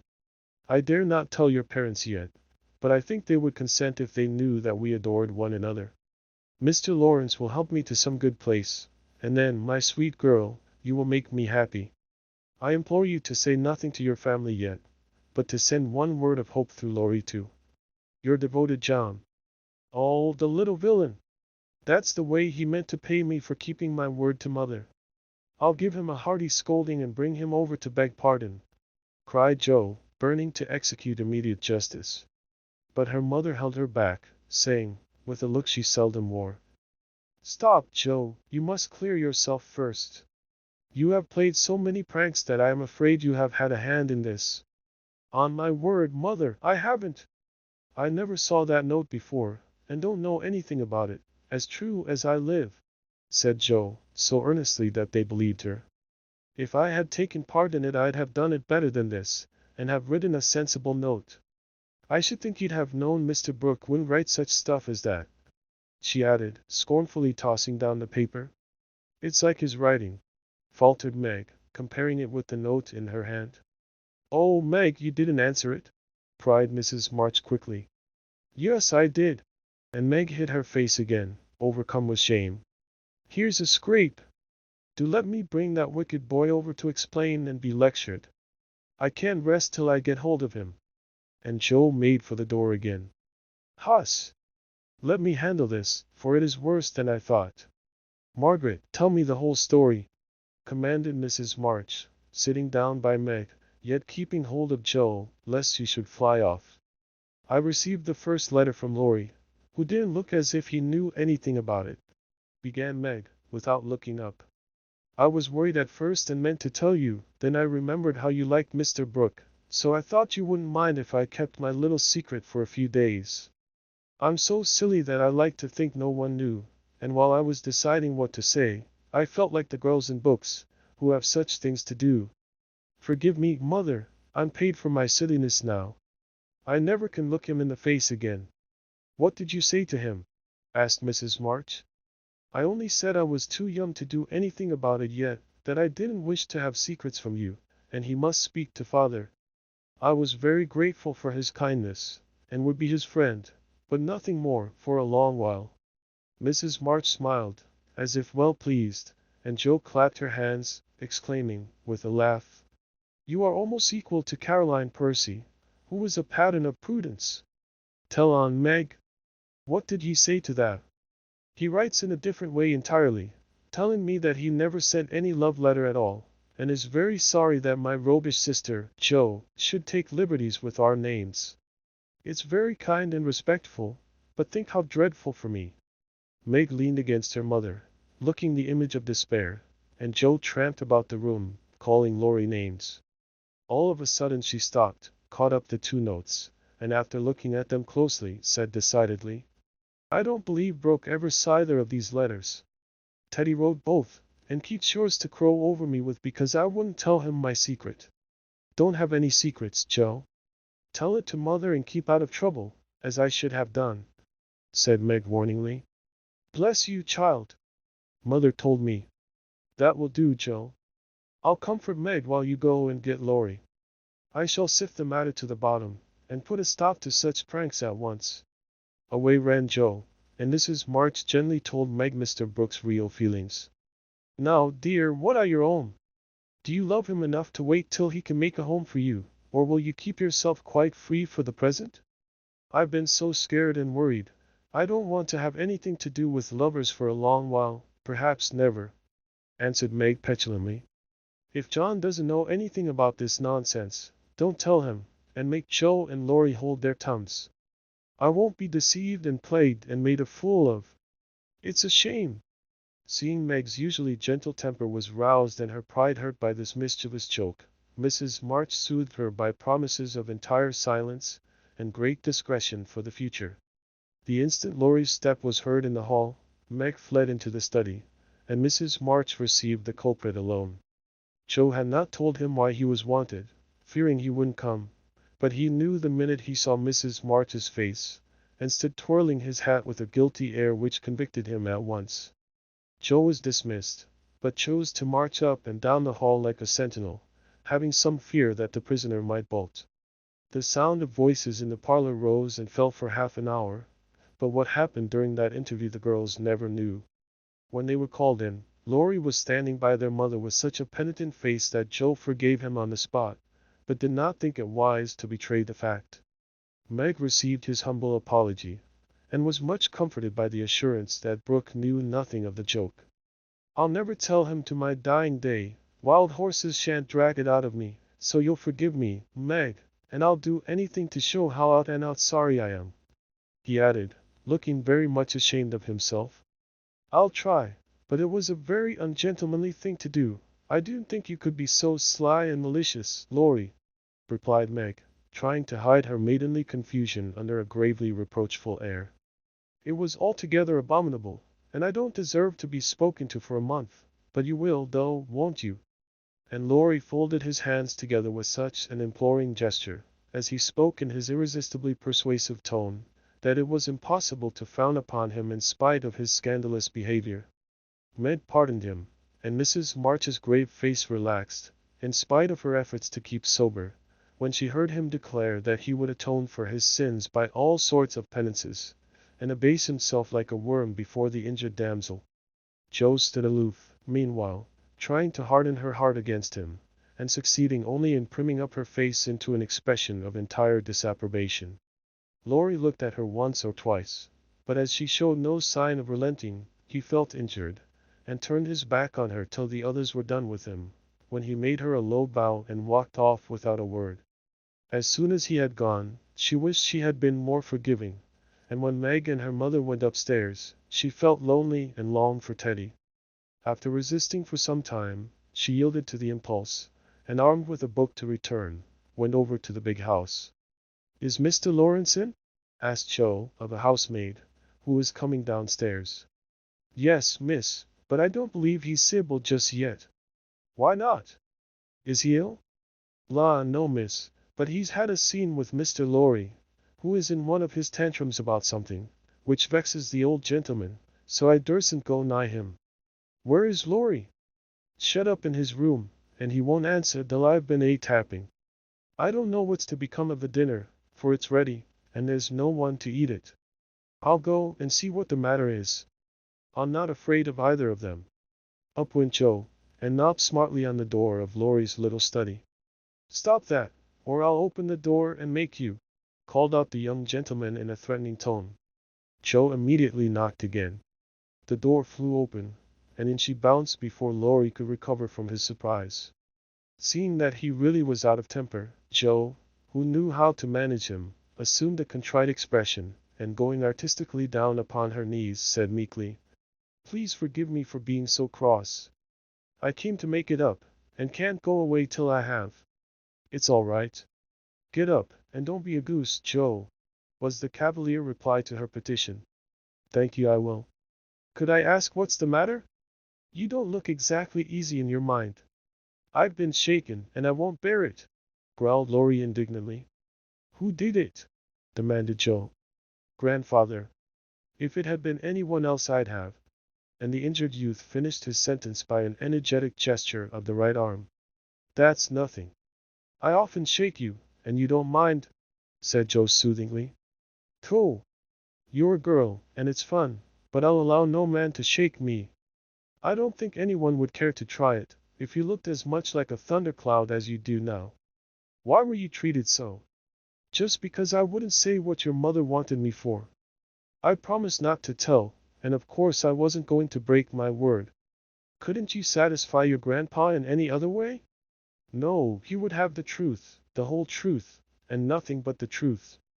I'd have told my part of the scrape, if I could without bringing Meg in. As I couldn't, I held my tongue, and bore the scolding till the old gentleman collared me. Then I bolted, for fear I should forget myself. It wasn't nice, but he's sorry I know, so go down and make up. I'll help you. Hanged if I do. I'm not going to be lectured and pummeled by everyone, just for a bit of a frolic. I was sorry about Meg, and beg pardon like a man, but I won't do it again, when I wasn't in the wrong. He didn't know that. He ought to trust me, and not act as if I was a baby. It's no use, Joe, he's got to learn that I'm able to take care of myself, and don't need anyone's apron string to hold on by. What pepper pots you are, sighed Joe. How do you mean to settle this affair? Well, he ought to beg pardon, and believe me when I say I can't tell him what the fuss is about. Bless you! He won't do that. I won't go down till he does. Now, Teddy, be sensible.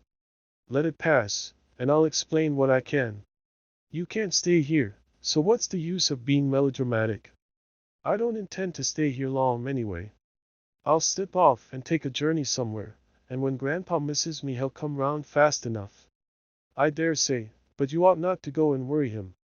Don't preach. I'll go to Washington and see Brooke. It's gay there, and I'll enjoy myself after the troubles. What fun you'd have! I wish I could run off too, said Joe, forgetting her part of mentor in lively visions of martial life at the Capitol. Come on, then. Why not? You go and surprise your father, and I'll stir up old Brooke. It would be a glorious joke. Let's do it, Joe. We'll leave a letter saying we are all right, and trot off at once. I've got money enough. It will do you good, and no harm, as you go to your father. For a moment Joe looked as if she would agree, for wild as the plan was, it just suited her. She was tired of care and confinement, longed for change, and thoughts of her father blended temptingly with the novel charms of camps and hospitals, liberty and fun. Her eyes kindled as they turned wistfully toward the window, but they fell on the old house opposite, and she shook her head with sorrowful decision. If I was a boy, we'd run away together and have a capital time, but as I'm a miserable girl, I must be proper and stop at home. Don't tempt me, Teddy, it's a crazy plan. That's the fun of it, began Laurie, who had got a willful fit on him and was possessed to break out of bounds in some way. Hold your tongue, cried Joe, covering her ears. Prunes and prisms are my doom, and I may as well make up my mind to it.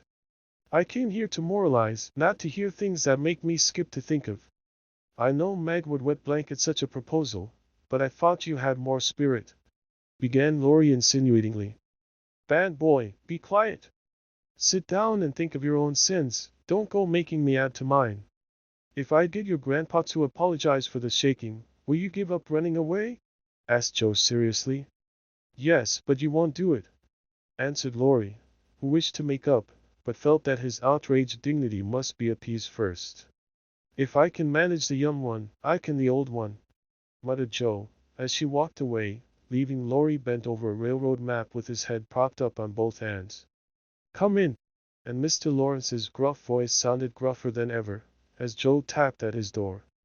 It's only me, sir, come to return a book, she said blandly as she entered. Want any more? Asked the old gentleman, looking grim and vexed, but trying not to show it. Yes, please. I like old Sam so well, I think I'll try the second volume, returned Joe, hoping to propitiate him by accepting a second dose of Boswell's Johnson, as he had recommended that lively work. His shaggy eyebrows unbent a little as he rolled the steps toward the shelf where the Johnsonian literature was placed. Joe skipped up, and sitting on the top step, affected to be searching for her book, but was really wondering how best to introduce the dangerous object of her visit. Mr. Laurence seemed to suspect that something was brewing in her mind, for after taking several brisk turns about the room, he faced round on her, speaking so abruptly that Rasselas tumbled face downward on the floor. "What has that boy been about? Don't try to shield him.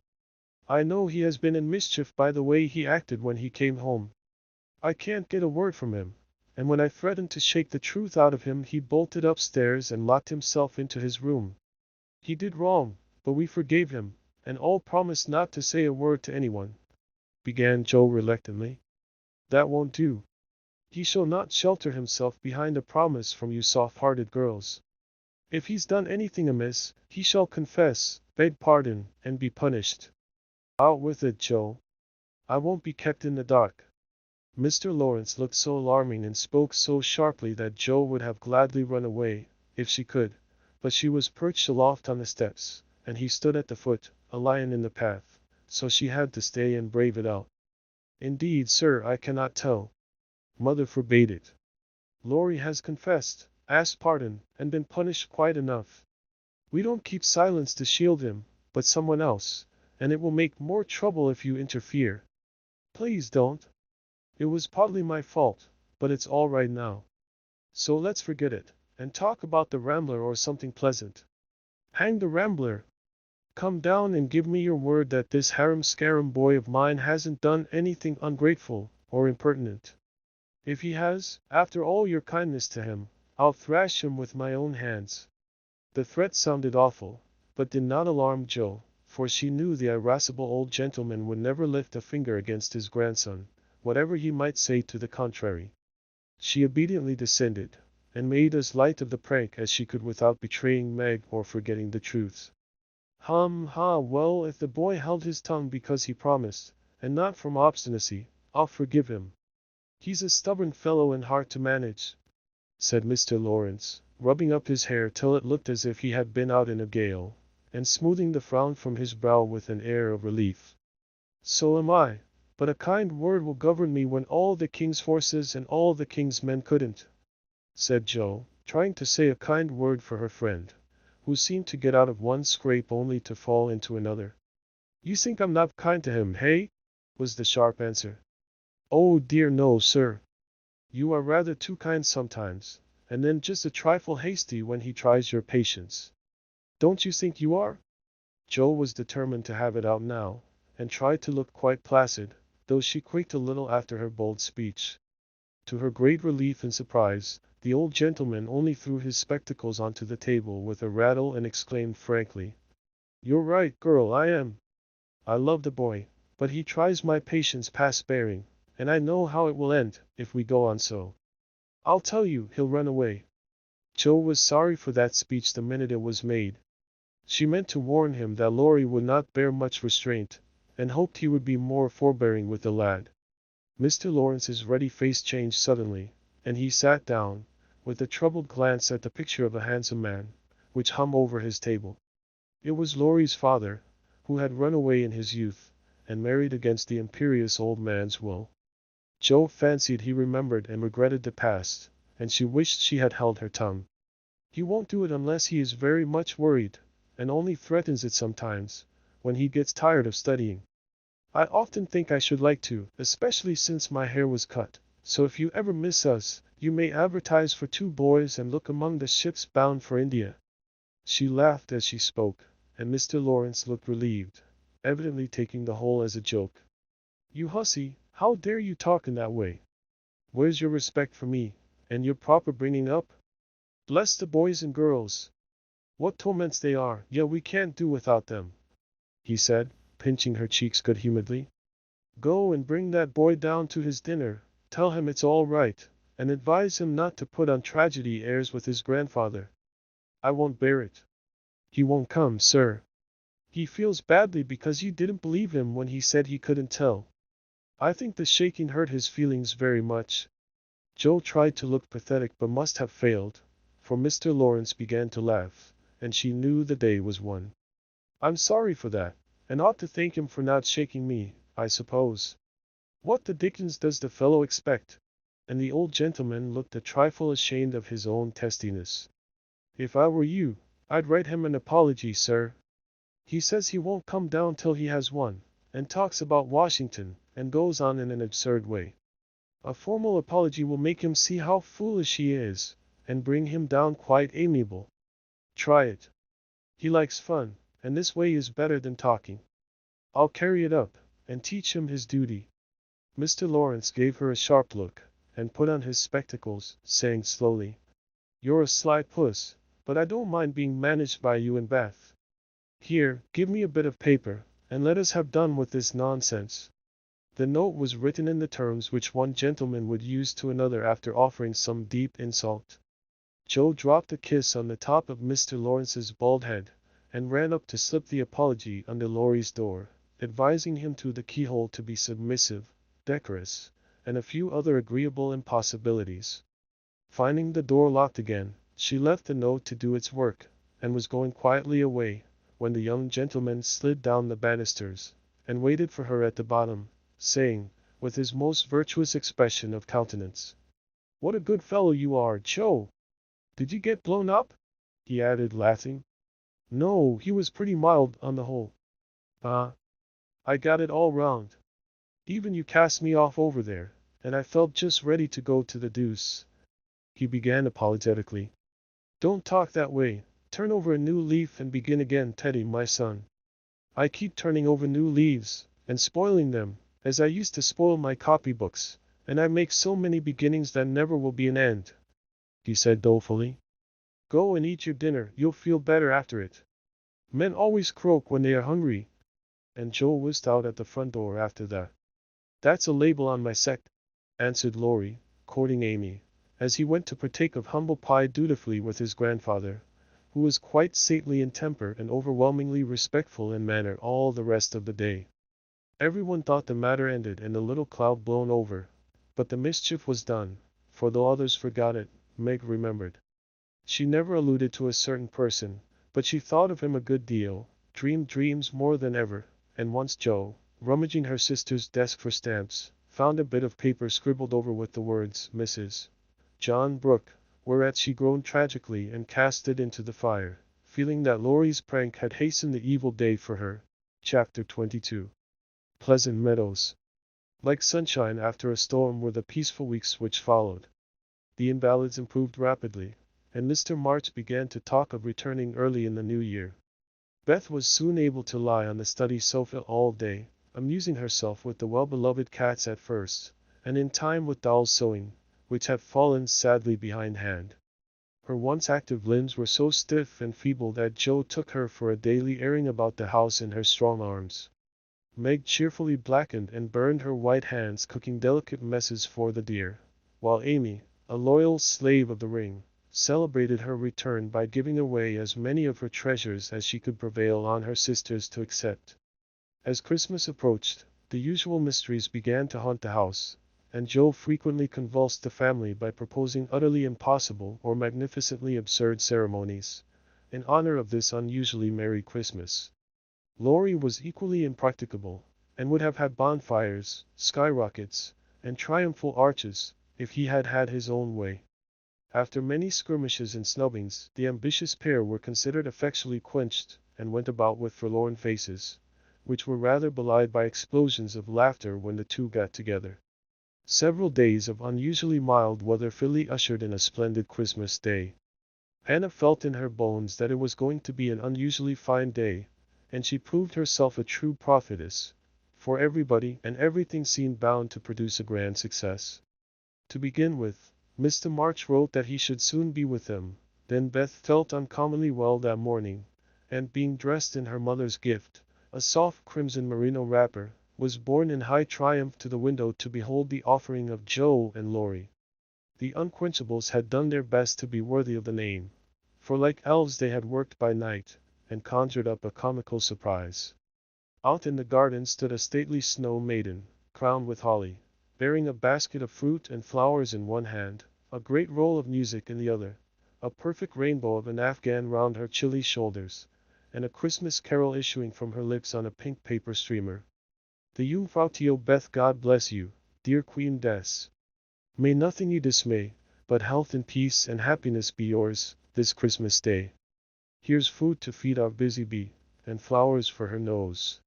Here's music for her peony, an afghan for her toes, a portrait of Joanna C. by Raphael No. 2, who labored with great industry to make it fair and true. Except a ribbon red I beg, for Madame Purr's tail, and ice cream made by lovely Peg, a Mont Blanc in a pail. The dearest love my makers laid within my breast of snow. Accept it, and the Alpine maid, from Laurie and from Joe. How Beth laughed when she saw it, how Laurie ran up and down to bring in the gifts, and what ridiculous speeches Joe made as she presented them. I'm so full of happiness, that if father was only here, I couldn't hold one drop more, said Beth, quite sighing with contentment as Joe carried her off to the study to rest after the excitement, and to refresh herself with some of the delicious grapes the Jungfrau had sent her. So am I, added Joe, slapping the pocket wherein reposed the long-desired Undine and Centram. I'm sure I am, echoed Amy, poring over the engraved copy of the Madonna and Child, which her mother had given her in a pretty frame. Of course I am, cried Meg, smoothing the silvery folds of her fur silk dress, for Mr. Laurence had insisted on giving it. How can I be otherwise? Said Mrs. March gratefully, as her eyes went from her husband's letter to Beth's smiling face, and her hand caressed the brooch made of gray and golden, chestnut, and dark brown hair, which the girls had just fastened on her breast. Now and then, in this workaday world, things do happen in the delightful storybook fashion, and what a comfort it is. Half an hour after everyone had said they was so happy they could only hold one drop more, the drop came. Laurie opened the parlor door, and popped his head in very quietly. He might just as well have turned a somersault and uttered an Indian war whoop, for his face was so full of suppressed excitement, and his voice so treacherously joyful that everyone jumped up, though he only said, in a queer, breathless voice, "Here's another Christmas present for the March family." Before the words were well out of his mouth, he was whisked away somehow, and in his place appeared a tall man, muffled up to the eyes, leaning on the arm of another tall man, who tried to say something and couldn't. Of course there was a general stampede, and for several minutes everybody seemed to lose their wits, for the strangest things were done, and no one said a word. Mr. March became invisible in the embrace of 4 pairs of loving arms. Joe disgraced herself by nearly fainting away, and had to be doctored by Laurie in the china closet. Mr. Brooke kissed Meg entirely by mistake, as he somewhat incoherently explained. And Amy, the dignified, tumbled over a stool, and never stopping to get up, hugged and cried over her father's boots in the most touching manner. Mrs. March was the first to recover herself, and held up her hand with a warning. "Pause! Remember Bess." But it was too late. The study door flew open, the little red wrapper appeared on the threshold, joy put strength into the feeble limbs, and Beth ran straight into her father's arms. Never mind what happened just after that, for the full hearts overflowed, washing away the bitterness of the past, and leaving only the sweetness of the present. It was not at all romantic, but a hearty laugh set everybody straight again, for Hannah was discovered behind the door, sobbing over the fat turkey, which she had forgotten to put down when she rushed up from the kitchen. As the laugh subsided, Mrs. March began to thank Mr. Brooke for his faithful care of her husband, at which Mr. Brooke suddenly remembered that Mr. March needed rest, and seizing Laurie, he precipitately retired. Then the 2 invalids were ordered to repose, which they did, by both sitting in one big chair and talking hard. Mr. March told how he had longed to surprise them, and how, when the fine weather came, he had been allowed by his doctor to take advantage of it, how devoted Brooke had been, and how he was altogether a most estimable and upright young man. Why, Mr. March paused a minute just there, and after a glance at Meg, who was violently poking the fire, looked at his wife with an inquiring lift of the eyebrows. I leave you to imagine. Also why Mrs. March gently nodded her head and asked, rather abruptly, if he wouldn't like to have something to eat. Joe saw and understood the look, and she stopped grimly away to get wine and beef tea, muttering to herself as she slammed the door, "I hate estimable young men with brown eyes." There never was such a Christmas dinner as they had that day. The fat turkey was a sight to behold, when Hannah sent him up, stuffed, browned, and decorated. So was the plum pudding, which melted in one's mouth, likewise the jellies, in which Amy reveled like a fly in a honeypot. Everything turned out well, which was a mercy, Hannah said. For my mind was that flustered, Mum, that it's a miracle I didn't roast the pudding, and stuff the turkey with raisins, let alone bilin of it in a cloth. Mr. Laurence and his grandson dined with them, also Mr. Brooke, at whom Joe glowered darkly, to Laurie's infinite amusement. 2 easy chairs stood side by side at the head of the table, in which sat Beth and her father, feasting modestly on chicken and a little fruit. They drank healths, told stories, sang psalms, reminisced, as the old folks say, and had a thoroughly good time. A sleigh ride had been planned, but the girls would not leave their father, so the guests departed early, and as twilight gathered, the happy family sat together round the fire. Just a year ago we were groaning over the dismal Christmas we expected to have. Do you remember? Asked Joe, breaking a short pause which had followed a long conversation about many things. Rather a pleasant year on the whole, said Meg, smiling at the fire, and congratulating herself on having treated Mr. Brooke with dignity. I think it's been a pretty hard one, observed Amy, watching the light shine on her ring with thoughtful eyes. I'm glad it's over, because we've got you back, whispered Beth, who sat on her father's knee. Rather a rough road for you to travel, my little pilgrims, especially the latter part of it. But you have got on bravely, and I think the burdens are in a fair way to tumble off very soon, said Mr. March, looking with fatherly satisfaction at the 4 young faces gathered round him. How do you know? Did Mother tell you? Asked Joe. Not much. Straws show which way the wind blows, and I've made several discoveries today. Oh, tell us what they are, cried Meg, who sat beside him. Here is one. And taking up the hand which lay on the arm of his chair, he pointed to the roughened forefinger, a burn on the back, and 2 or 3 little hard spots on the palm. I remember a time when this hand was white and smooth, and your first care was to keep it so. It was very pretty then, but to me it is much prettier now, for in the seeming blemishes I read a little history. A burnt offering has been made to vanity. This hardened palm has earned something better than blisters, and I'm sure the sewing done by these pricked fingers will last a long time, so much good will went into the stitches. Meg, my dear, I value the womanly skill which keeps home happy more than white hands or fashionable accomplishments.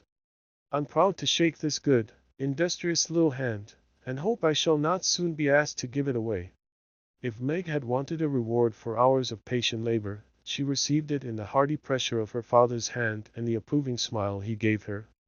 What about Joe? Please say something nice, for she has tried so hard and been so very, very good to me, said Beth in her father's ear. He laughed and looked across at the tall girl who sat opposite, with an unusually mild expression in her face. In spite of the curly crop, I don't see the son Joe whom I left a year ago, said Mr. March.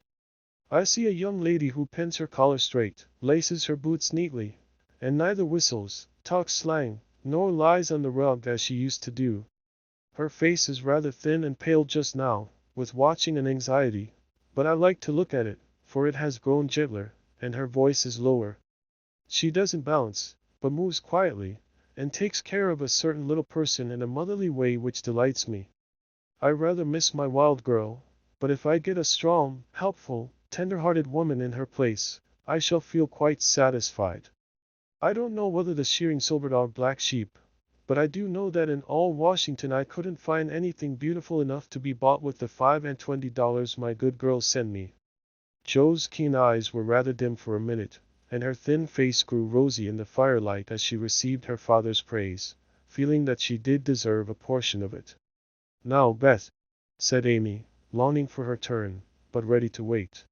There's so little of her, I'm afraid to say much, for fear she will slip away altogether, though she is not so shy as she used to be, began their father cheerfully. But recollecting how nearly he had lost her, he held her close, saying tenderly, with her cheek against his own, I've got you safe, my Beth, and I'll keep you so, please God.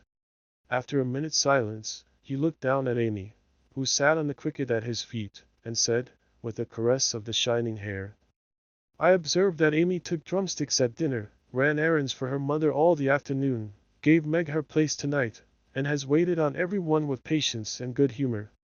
I also observe that she does not fret much nor look in the glass, and has not even mentioned a very pretty ring which she wears, so I conclude that she has learned to think of other people more and of herself less, and has decided to try and mold her character as carefully as she molds her little clay figures.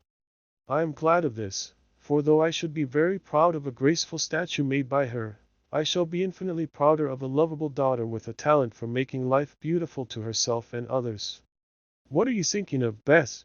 asked Joe, when Amy had thanked her father and told about her ring. "I read in Pilgrim's Progress today how, after many troubles, Christian and Hopeful came to a pleasant green meadow where lilies bloomed all year round, and there they rested happily, as we do now, before they went on to their journey's end," answered Beth, adding as she slipped out of her father's arms and went to the instrument. "It's singing time now, and I want to be in my old place. I'll try to sing the psalm of the shepherd boy which the pilgrims heard.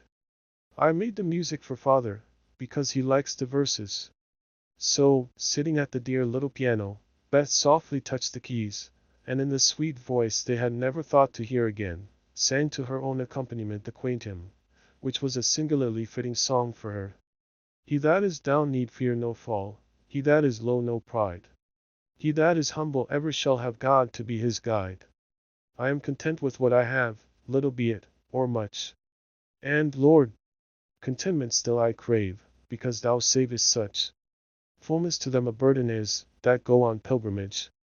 Here little, and hereafter bliss, is best from age to age."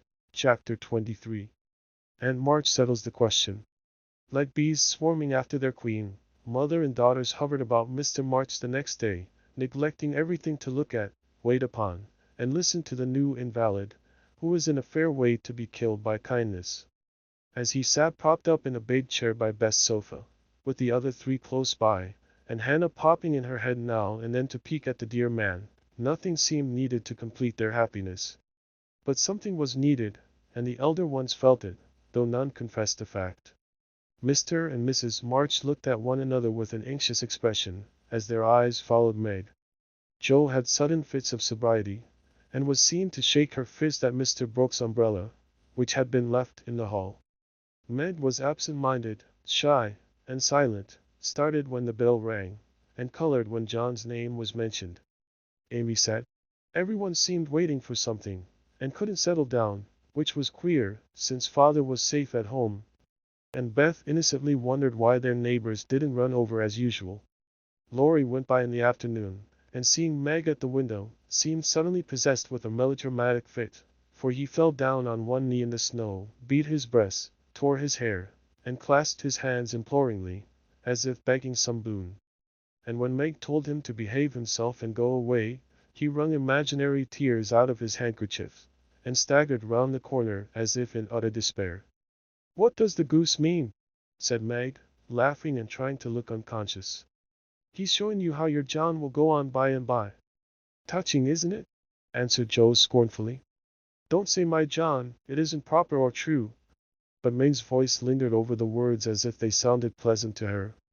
"Please don't plague me, Joe. I've told you I don't care much about him, and there isn't to be anything said, but we are all to be friendly, and go on as before." "We can't, for something has been said, and Laurie's mischief has spoiled you for me. I see it, and so does mother. You are not like your old self a bit, and seem ever so far away from me. I don't mean to plague you and will bear it like a man, but I do wish it was all settled. I hate to wait, so if you mean ever to do it, make haste and have it over quickly," said Joe pettishly.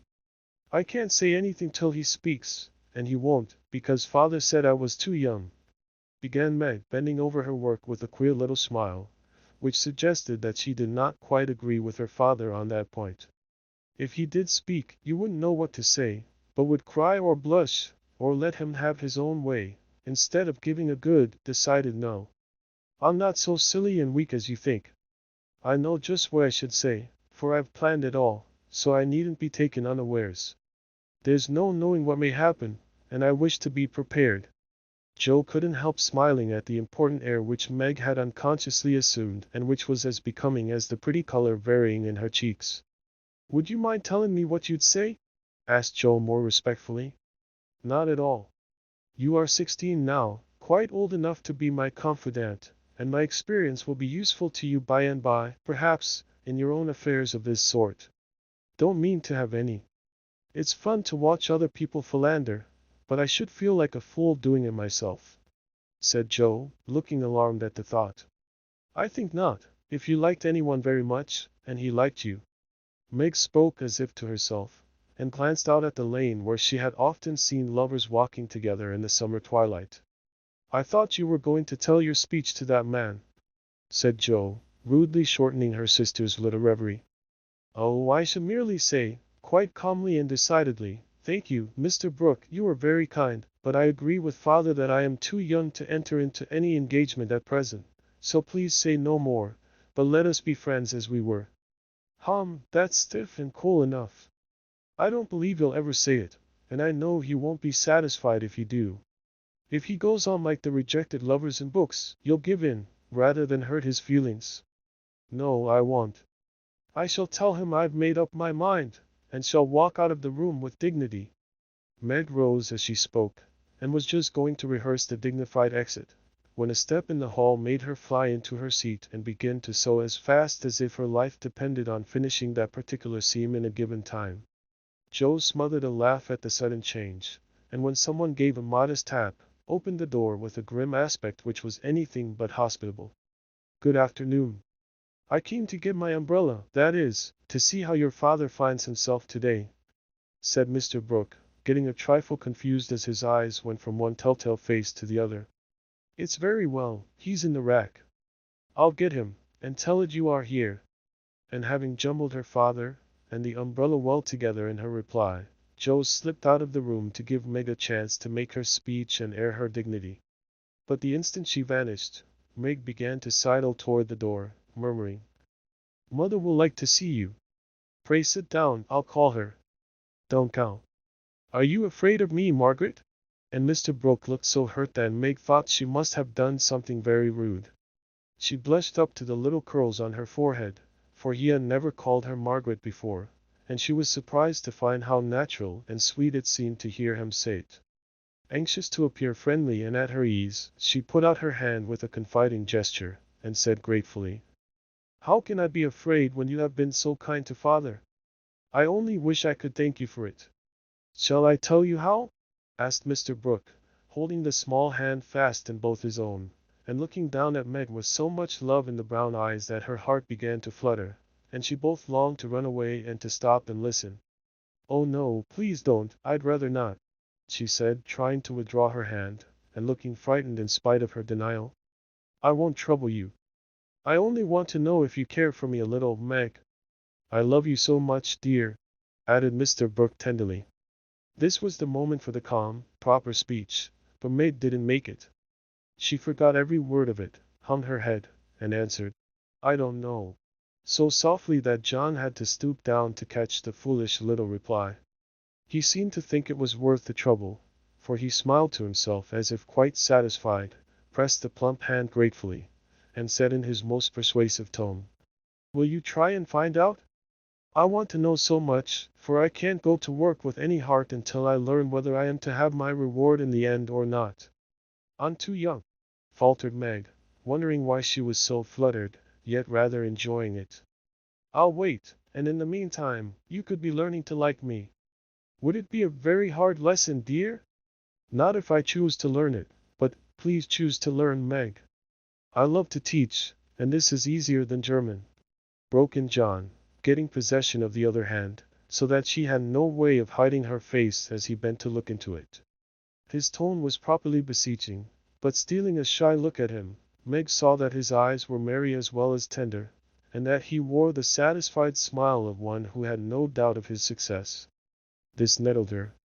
Annie Moffat's foolish lessons in coquetry came into her mind, and the love of power, which sleeps in the bosoms of the best of little women, woke up all of a sudden and took possession of her.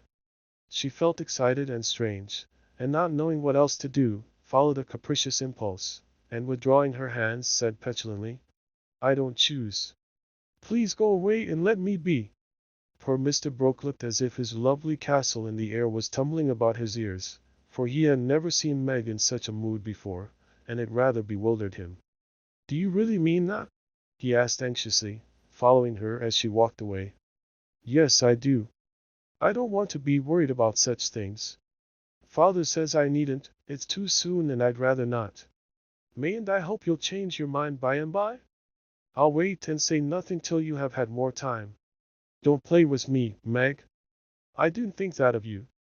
Don't think of me at all. I'd rather you wouldn't," said Meg, taking a naughty satisfaction in trying her lover's patience and her own power. He was grave and pale now, and looked decidedly more like the novel heroes whom she admired, but he neither slapped his forehead nor tramped about the room as they did. He just stood looking at her so wistfully, so tenderly, that she found her heart relenting in spite of herself. What would have happened next I cannot say, if Aunt March had not come hobbling in at this interesting minute.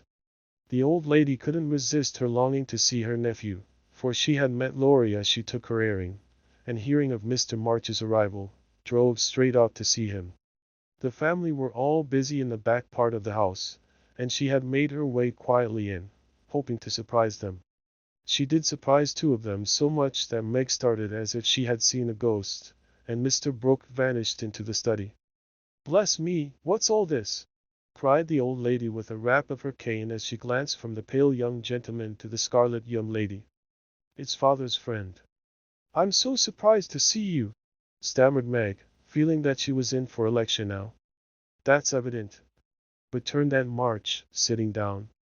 "But what is father's friend saying to make you look like a peony? There's mischief going on, and I insist upon knowing what it is," was another rap. "We were only talking. Mr. Brooke came for his umbrella," began Meg, wishing that Mr. Brooke and the umbrella were safely out of the house. "Brooke?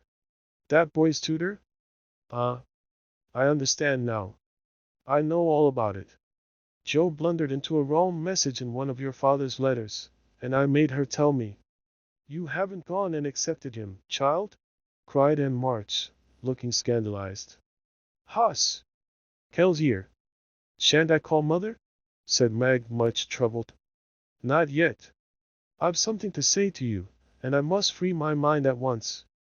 Tell me, do you mean to marry this cook? If you do, not one penny of my money ever goes to you. Remember that, and be a sensible girl," said the old lady impressively. Now Aunt March possessed in perfection the art of rousing the spirit of opposition in the gentlest people, and enjoyed doing it. The best of us have a spice of perversity in us, especially when we are young and in love. If Aunt March had begged Meg to accept John Brooke, she would probably have declared she couldn't think of it, but as she was peremptorily ordered not to like him, she immediately made up her mind that she would. Inclination as well as perversity made the decision easy, and being already much excited, Meg opposed the old lady with unusual spirit.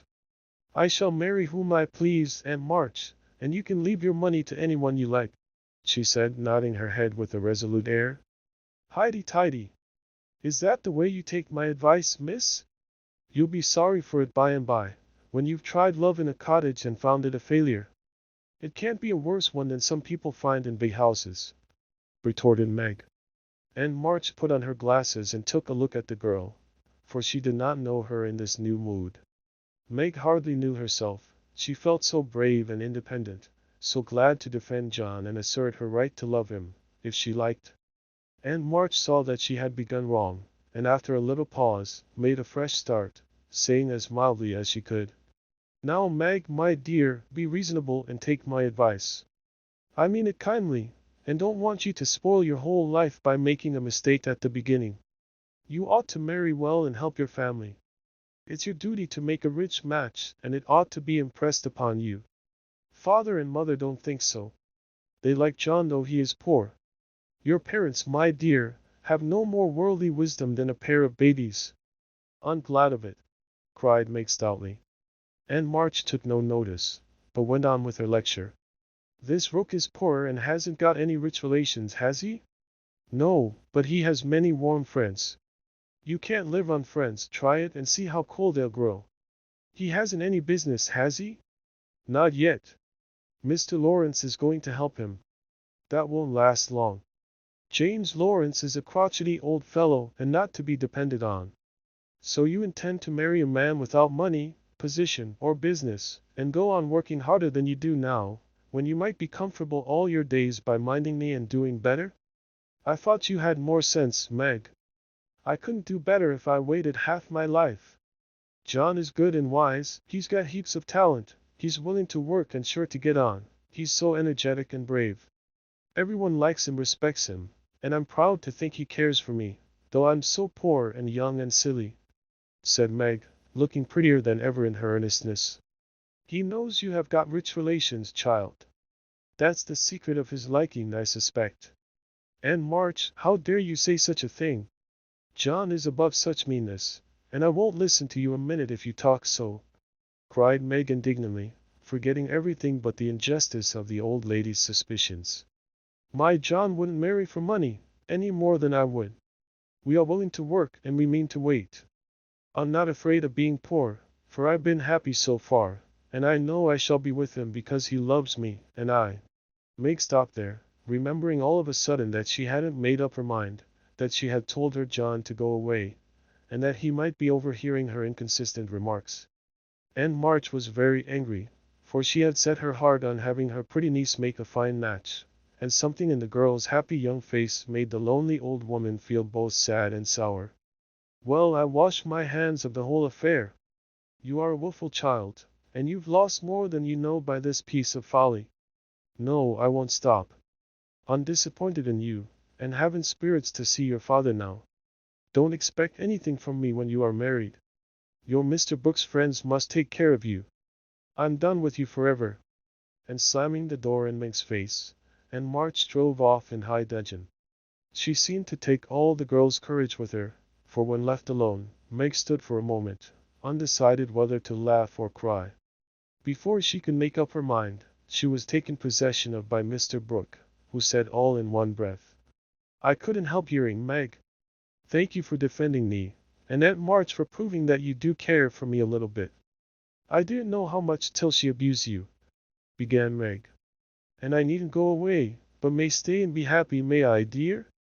Here was another fine chance to make the crushing speech and the stately exit, but Meg never thought of doing either, and disgraced herself forever in Joe's eyes by meekly whispering, "Yes, John," and hiding her face on Mr. Brooks' waistcoat. 15 minutes after Aunt March's departure, Joe came softly downstairs, paused an instant at the parlor door, and hearing no sound within, nodded and smiled with a satisfied expression, saying to herself, "She has seen him away as we planned, and that affair is settled. I'll go and hear the fun, and have a good laugh over it."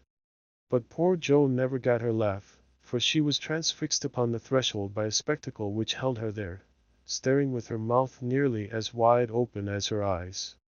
Going in to exult over a fallen enemy and to praise a strong-minded sister for the banishment of an objectionable lover, it certainly was a shock to behold the aforesaid enemy serenely sitting on the sofa, with the strong-minded sister enthroned upon his knee and wearing an expression of the most abject submission.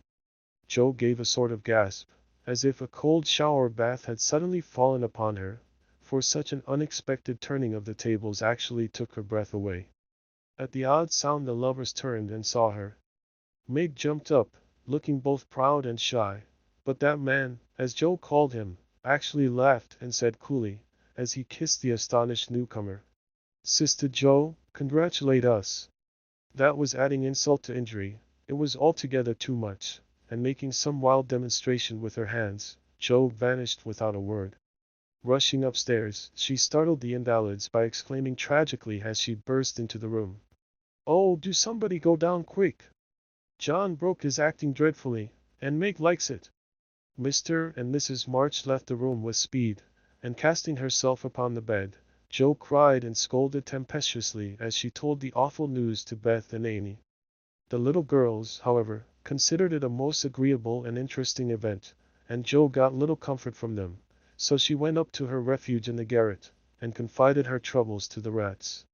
Nobody ever knew what went on in the parlor that afternoon, but a great deal of talking was done, and quiet Mr. Brooke astonished his friends by the eloquence and spirit with which he pleaded his suit, told his plans, and persuaded them to arrange everything just as he wanted it. The tea bell rang before he had finished describing the paradise which he meant to earn for Meg, and he proudly took her in to supper, both looking so happy that Joe hadn't the heart to be jealous or dismal. Amy was very much impressed by John's devotion and Meg's dignity. Beth beamed at them from a distance, while Mr. and Mrs. March surveyed the young couple with such tender satisfaction that it was perfectly evident Aunt March was right in calling them as unworldly as a pair of babies. No one ate much, but everyone looked very happy, and the old room seemed to brighten up amazingly when the first romance of the family began there. "You can't say nothing pleasant ever happens now, can you, Meg?" said Amy, trying to decide how she would group the lovers in a sketch she was planning to make. "No, I'm sure I can't. How much has happened since I said that?" "It seems a year ago," answered Meg, who was in a blissful dream lifted far above such common things as bread and butter. "The joys come close upon the sorrows this time, and I rather think the changes have begun," said Mrs. March. "In most families there comes, now and then, a year full of events. This has been such a one, but it ends well, after all." "Hope the next will end better," muttered Joe, who found it very hard to see Meg absorbed in a stranger before her face, for Joe loved a few persons very dearly and dreaded to have their affection lost or lessened in any way. "I hope the third year from this will end better. I mean it shall if I live to work out my plans," said Mr. Brooke, smiling at Meg, as if everything had become possible to him now. "Doesn't it seem very long to wait?" asked Amy, who was in a hurry for the wedding. "I've got so much to learn before I shall be ready, it seems a short time to me," answered Meg, with a sweet gravity in her face never seen there before. "You have only to wait and to do the work," said John, beginning his labors by picking up Meg's napkin, with an expression which caused Joe to shake her head, and then say to herself with an air of relief as the front door banged, "Here comes Laurie. Now we shall have some sensible conversation." But Joe was mistaken, for Laurie came prancing in, overflowing with good spirits, bearing a great bridal-looking bouquet for Mrs. John Brooke, and evidently laboring under the delusion that the whole affair had been brought about by his excellent management. "I knew Brooke would have it all his own way, he always does, for when he makes up his mind to accomplish anything, it's done though the sky falls," said Laurie, when he had presented his offering and his congratulations. "Much obliged for that recommendation. I take it as a good omen for the future and invite you to my wedding on the spot," answered Mr. Brooke, who felt at peace with all mankind, even his mischievous pupil.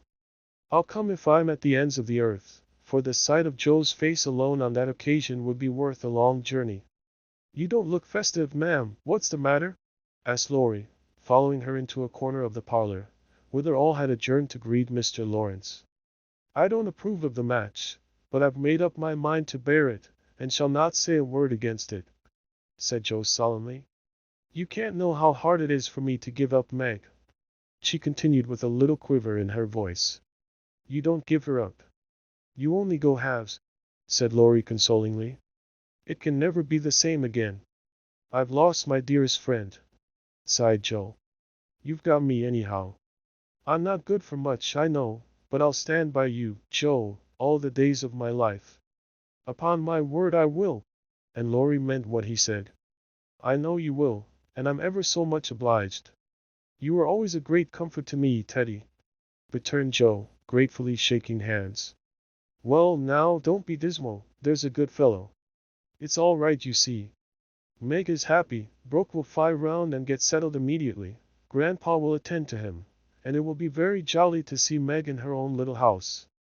We'll have capital times after she is gone, for I shall be through college before long, and then we'll go abroad on some nice trip or other. Wouldn't that console you?"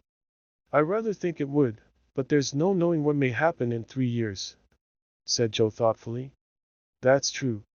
Don't you wish you could take a look forward and see where we shall all be then?"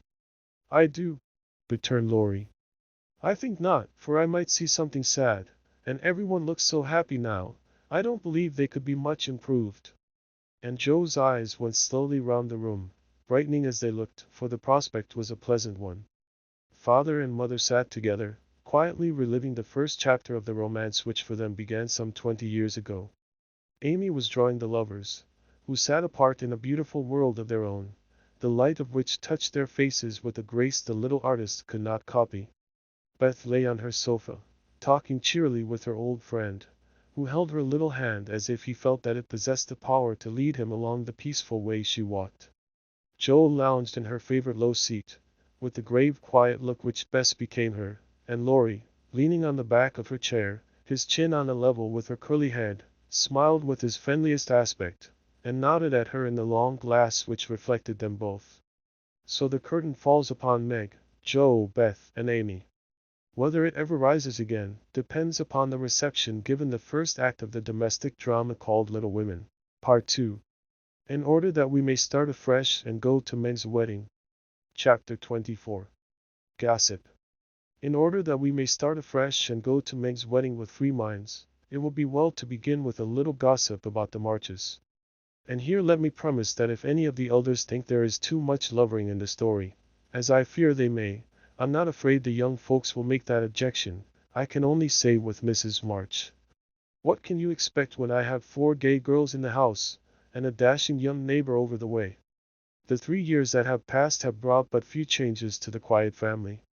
The war is over, and Mr. March safely at home, busy with his books and the small parish which found in him a minister by nature as by grace, a quiet, studious man, rich in the wisdom that is better than learning, the charity which calls all mankind brother, the piety that blossoms into character, making it august and lovely.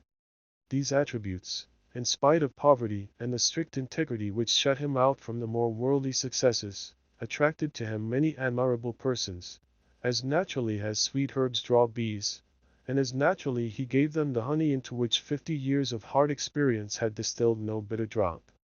Earnest young men found the gray-headed scholar as young at heart as they. Thoughtful or troubled women instinctively brought their doubts to him, sure of finding the gentlest sympathy, the wisest counsel. Sinners told their sins to the pure-hearted old man, and were both rebuked and saved. Gifted men found a companion in him. Ambitious men caught glimpses of nobler ambitions than their own, and even worldlings confessed that his beliefs were beautiful and true, although they wouldn't pay. To outsiders the 5 energetic women seemed to rule the house, and so they did in many things, but the quiet scholar, sitting among his books, was still the head of the family, the household conscience, anchor, and comforter, for to him the busy, anxious women always turned in troublous times, finding him, in the truest sense of those sacred words, husband and father. The girls gave their hearts into their mother's keeping, their souls into their father's, and to both parents, who lived and labored so faithfully for them, they gave a love that grew with their growth and bound them tenderly together by the sweetest tie which blesses life and outlives death. Mrs. March is as brisk and cheery, though rather grayer, than when we saw her last, and just now so absorbed in Meg's affairs that the hospitals and homes still full of wounded boys and soldiers' widows, decidedly missed the motherly missionaries' visits. John Brooke did his duty manfully for a year, got wounded, was sent home, and not allowed to return. He received no stars or bars, but he deserved them, for he cheerfully risked all he had, and life and love are very precious when both are in full bloom. Perfectly resigned to his discharge, he devoted himself to getting well, preparing for business, and earning a home for Meg.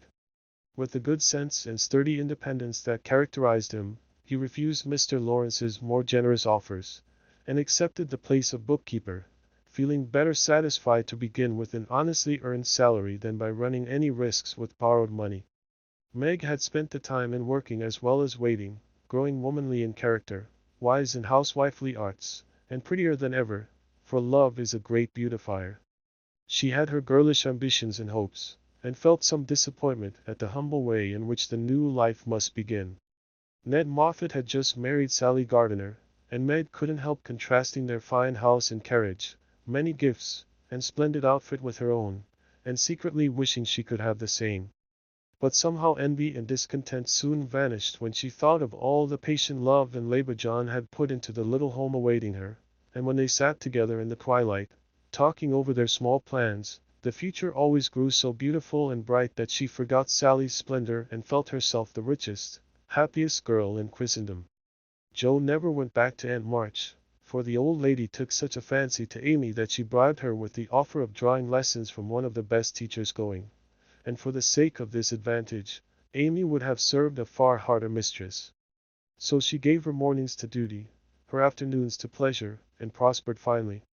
Jo meantime devoted herself to literature and Beth, who remained delicate long after the fever was a thing of the past. Not an invalid exactly, but never again the rosy, healthy creature she had been, yet always hopeful, happy, and serene, and busy with the quiet duties she loved, everyone's friend, and an angel in the house, long before those who loved her most had learned to know it. As long as the Spread Eagle paid her $1 a column for her rubbish, as she called it, Jo felt herself a woman of means, and spun her little romances diligently. But great plans fermented in her busy brain and ambitious mind, and the old tin kitchen in the garret held a slowly increasing pile of blotted manuscript, which was one day to place the name of March upon the roll of fame. Laurie, having dutifully gone to college to please his grandfather, was now getting through it in the easiest possible manner to please himself. A universal favorite, thanks to money, manners, much talent, and the kindest heart that ever got its owner into scrapes by trying to get other people out of them, he stood in great danger of being spoiled, and probably would have been, like many another promising boy, if he had not possessed a talisman against evil in the memory of the kind old man who was bound up in his success. The motherly friend who watched over him as if he were her son, and last, but not least by any means, the knowledge that 4 innocent girls loved, admired, and believed in him with all their hearts. Being only a glorious human boy, of course he frolicked and flirted, grew dandified, aquatic, sentimental, or gymnastic, as college fashions ordained, hazed and was hazed, talked slang, and more than once came perilously near suspension and expulsion. But as high spirits and the love of fun were the causes of these pranks, he always managed to save himself by frank confession, honorable atonement, or the irresistible power of persuasion which he possessed in perfection. In fact, he rather prided himself on his narrow escapes, and liked to thrill the girls with graphic accounts of his triumphs over wrathful tutors, dignified professors, and vanquished enemies. The men of my class were heroes in the eyes of the girls, who never wearied of the exploits of our fellows, and were frequently allowed to bask in the smiles of these great creatures, when Laurie brought them home with him. Amy especially enjoyed this high honor, and became quite a belle among them, for her ladyship early felt and learned to use the gift of fascination with which she was endowed. Med was too much absorbed in her private and particular John to care for any other lords of creation, and Beth too shy to do more than peep at them, and wonder how Amy dared to order them about so, but Jo felt quite in her own element, and found it very difficult to refrain from imitating the gentlemanly attitudes, phrases, and feats, which seemed more natural to her than the decorums prescribed for young ladies. They all liked Jo immensely, but never fell in love with her, though very few escaped without paying the tribute of a sentimental sigh or two at Amy's shrine. And speaking of sentiment brings us very naturally to the Dovecot. That was the name of the little brown house Mr. Brooke had prepared for Meg's first home. Laurie had christened it, saying it was highly appropriate to the gentle lovers who went on together like a pair of turtle doves, with first a bill and then a coo. It was a tiny house, with a little garden behind and a lawn about as big as a pocket handkerchief in the front. Here Meg meant to have a fountain, shrubbery, and a profusion of lovely flowers, though just at present the fountain was represented by a weather-beaten urn, very like a dilapidated slop-hole. The shrubbery consisted of several young larches, undecided whether to live or die, and the profusion of flowers was merely hinted by regiments of sticks to show where seeds were planted. But inside, it was altogether charming, and the happy bride saw no fault from garret to cellar. To be sure, the hall was so narrow it was fortunate that they had no piano, for one never could have been gotten whole. The dining room was so small that 6 people were a tight fit, and the kitchen stairs seemed built for the express purpose of precipitating both servants and china pell-mell into the coal bin. But once get used to these slight blemishes and nothing could be more complete, for good sense and good taste had presided over the furnishing, and the result was highly satisfactory. There were no marble-top tables, long mirrors, or lace curtains in the little parlor, but simple furniture, plenty of books, a fine picture or two, a stand of flowers in the bay window, and scattered all about, the pretty gifts which came from friendly hands and were the fairer for the loving messages they brought. I don't think the Parian Psyche Laurie gave lost any of its beauty because John put up the bracket it stood upon, that any upholsterer could have draped the plain muslin curtains more gracefully than Amy's artistic hand, or that any storeroom was ever better provided with good wishes, merry words, and happy hopes than that in which Joe and her mother put away Meg's few boxes, barrels, and bundles. And I am morally certain that the spandy new kitchen never could have looked so cozy and neateth.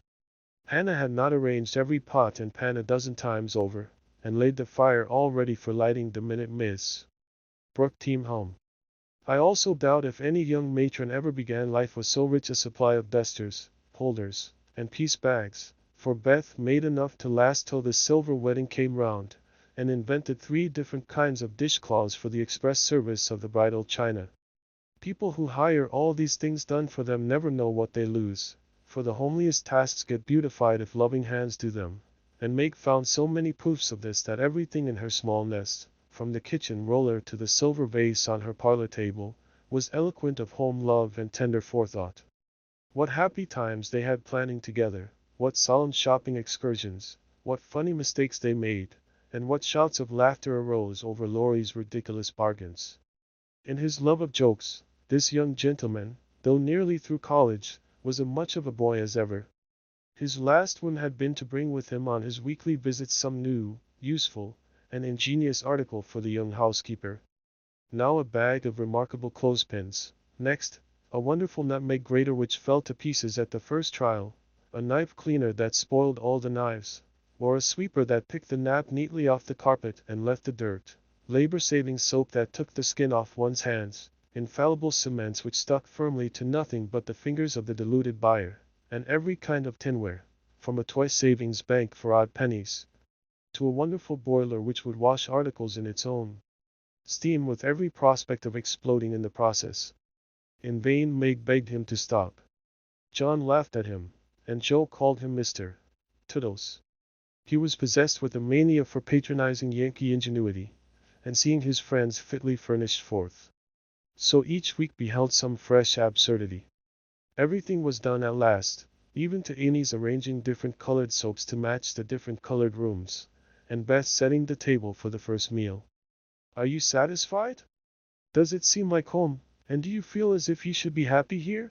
Asked Mrs. March, as she and her daughter went through the new kingdom arm in arm, for just then they seemed to cling together more tenderly than ever. Yes, mother, perfectly satisfied, thanks to you all, and so happy that I can't talk about it. With a look that was far better than words. If she only had a servant or 2 it would be all right, said Amy, coming out of the parlor, where she had been trying to decide whether the bronze Mercury looked best on the whatnot, or the mantelpiece. Mother and I have talked that over, and I have made up my mind to try her way first. There will be so little to do that with Lottie to run my errands and help me here and there, I shall only have enough work to keep me from getting lazy or homesick, answered Meg tranquilly. Sally Moffat has 4, began Amy. If Meg had 4, the house wouldn't hold them, and Master and Mrs. would have to camp in the garden, broke in Joe, who, enveloped in a big blue pinafore, was giving the last polish to the door handles. Sally isn't a poor man's wife, and many maids are in keeping with her fine establishment. Meg and John begin humbly, but I have a feeling that there will be quite as much happiness in the little house as in the big one. It's a great mistake for young girls like Meg to leave themselves nothing to do but dress, give orders, and gossip. When I was first married, I used to long for my new clothes to wear out or get torn, so that I might have the pleasure of mending them, for I got heartily sick of doing fancy work and tending my pocket handkerchief. Why didn't you go into the kitchen and make messes, as Sally says she does to amuse herself, though they never turn out well and the servants laugh at her?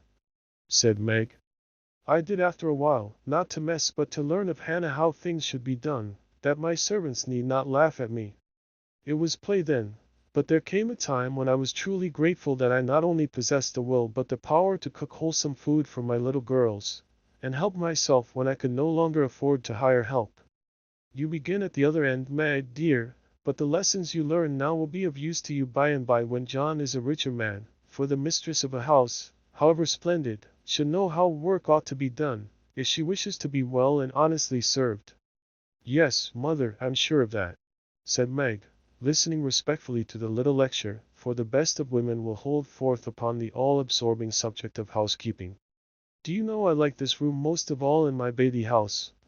added Meg, a minute after, as they went upstairs and she looked into her well-stored linen closet. Beth was there, laying the snowy piles smoothly on the shelves and exulting over the goodly array. All three laughed as Meg spoke, for that linen closet was a joke.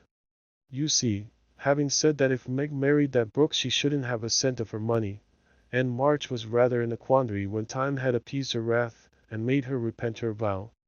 She never broke her word, and was much exercised in her mind how to get round it, and at last devised a plan whereby she could satisfy herself. Mrs. Carroll, Florence's mamma, was ordered to buy, have made, and marked a generous supply of house and table linen, and send it as her present, all of which was faithfully done, but the secret leaked out, and was greatly enjoyed by the family, for Aunt March tried to look utterly unconscious, and insisted that she could give nothing but the old-fashioned pearls long promised to the first bride. That's a housewifely taste which I am glad to see. I had a young friend who set up housekeeping with 6 sheets, but she had finger bowls for company and that satisfied her," said Mrs. March, patting the damask tablecloths, with a truly feminine appreciation of their fineness. "I haven't a single finger bowl, but this is a set-out that will last me all my days, Hannah says." And Meg looked quite contented, as well she might. A tall, broad-shouldered young fellow, with a cropped head, a felt basin of a hat, and a flyaway coat, came tramping down the road at a great pace, walked over the low fence without stopping to open the gate, straight up to Mrs. March, with both hands out and a hearty, "Here I am, mother!" "Yes, it's all right." The last words were in answer to the look the elder lady gave him, a kindly questioning look which the handsome eyes met so frankly that the little ceremony closed, as usual, with a motherly kiss. For Mrs. John Brooke, with the maker's congratulations and compliments. "Bless you, Beth! What a refreshing spectacle you are, Joe! Amy, you are getting altogether too handsome for a single lady." As Laurie spoke, he delivered a brown paper parcel to Meg, pulled Beth's hair ribbon, stared at Joe's big pinafore, and fell into an attitude of mock rapture before Amy, then shook hands all round, and everyone began to talk. "Where is John?" asked Meg anxiously. "Stopped to get the license for tomorrow, ma'am." "Which side won the last match, Teddy?" inquired Joe, who persisted in feeling an interest in manly sports despite her 19 years. "Ours, of course. Wish you'd been there to see." "How is the lovely Miss Randall?" asked Amy with a significant smile. "More cruel than ever. Don't you see how I'm pining away?" And Laurie gave his broad chest a sounding slap and heaved a melodramatic sigh. "What's the last joke?" "Undo the bundle and see, Meg," said Beth, eyeing the knobby parcel with curiosity. "It's a useful thing to have in the house in case of fire or thieves," observed Laurie, as a watchman's rattle appeared, amid the laughter of the girls. "Any time when John is away and you get frightened, Mrs. Meg, just swing that out of the front window, and it will rouse the neighborhood in a jiffy. Nice thing, isn't it?" And Laurie gave them a sample of its powers and made them cover up their ears. "There's gratitude for you. And speaking of gratitude reminds me to mention that you may thank Hannah for saving your wedding cake from destruction. I saw it going into your house as I came by, and if she hadn't defended it manfully I'd have had a pick at it, for it looked like a remarkably plummy one. I wonder if you will ever grow up, Laurie," said Meg in a matronly tone. "I'm doing my best, ma'am, but can't get much higher, I'm afraid, as 6 feet is about all men can do in these degenerate days," responded the young gentleman, whose head was about level with the little chandelier. "I suppose it would be profanation to eat anything in this spick-and-span bower, so as I'm tremendously hungry, I propose an adjournment," he added presently. "Mother and I are going to wait for John. There are some last things to settle," said Meg, bustling away. "Beth and I are going over to Kitty Bryant's to get more flowers for tomorrow," added Amy, tying a picturesque hat over her picturesque curls, and enjoying the effect as much as anybody. "Come, Joe, don't desert a fellow. I'm in such a state of exhaustion I can't get home without help. Don't take off your apron, whatever you do, it's peculiarly becoming," said Laurie, as Joe bestowed his especial aversion in her capacious pocket, and offered her arm to support his feeble steps. "Now, Teddy, I want to talk seriously to you about tomorrow," began Joe, as they strolled away together. "You must promise to behave well, and not cut up any pranks, and spoil our plans. Not a prate. And don't say funny things when we ought to be sober." "I never do. You are the one for that. And I implore you not to look at me during the ceremony." "I shall certainly laugh if you do. You won't see me, you'll be crying so hard that the thick fog round you will obscure the prospect." "I never cry unless for some great affliction. Such as fellows going to college, hey?" cut in Laurie, with suggestive laugh. "Don't be a peacock. I only moaned a trifle to keep the girls company." "Exactly. I say, Joe, how is Grandpa this week? Pretty amiable?" "Very." "Why, have you got into a scrape and want to know how he'll take it?" asked Joe rather sharply. "Now, Joe, do you think I'd look your mother in the face and say all right, if it wasn't?" And Laurie stopped short, with an injured air. "No, I don't." "Then don't go and be suspicious. I only want some money," said Laurie, walking on again, appeased by her hearty tone. "You spend a great deal, Teddy." "Bless you, I don't spend it, it spends itself somehow, and is gone before I know it. You are so generous and kind-hearted that you let people borrow, and can't say no to anyone. We heard about Henshaw and all you did for him. If you always spent money in that way, no one would blame you," said Joe warmly. "Oh, he made a mountain out of a molehill.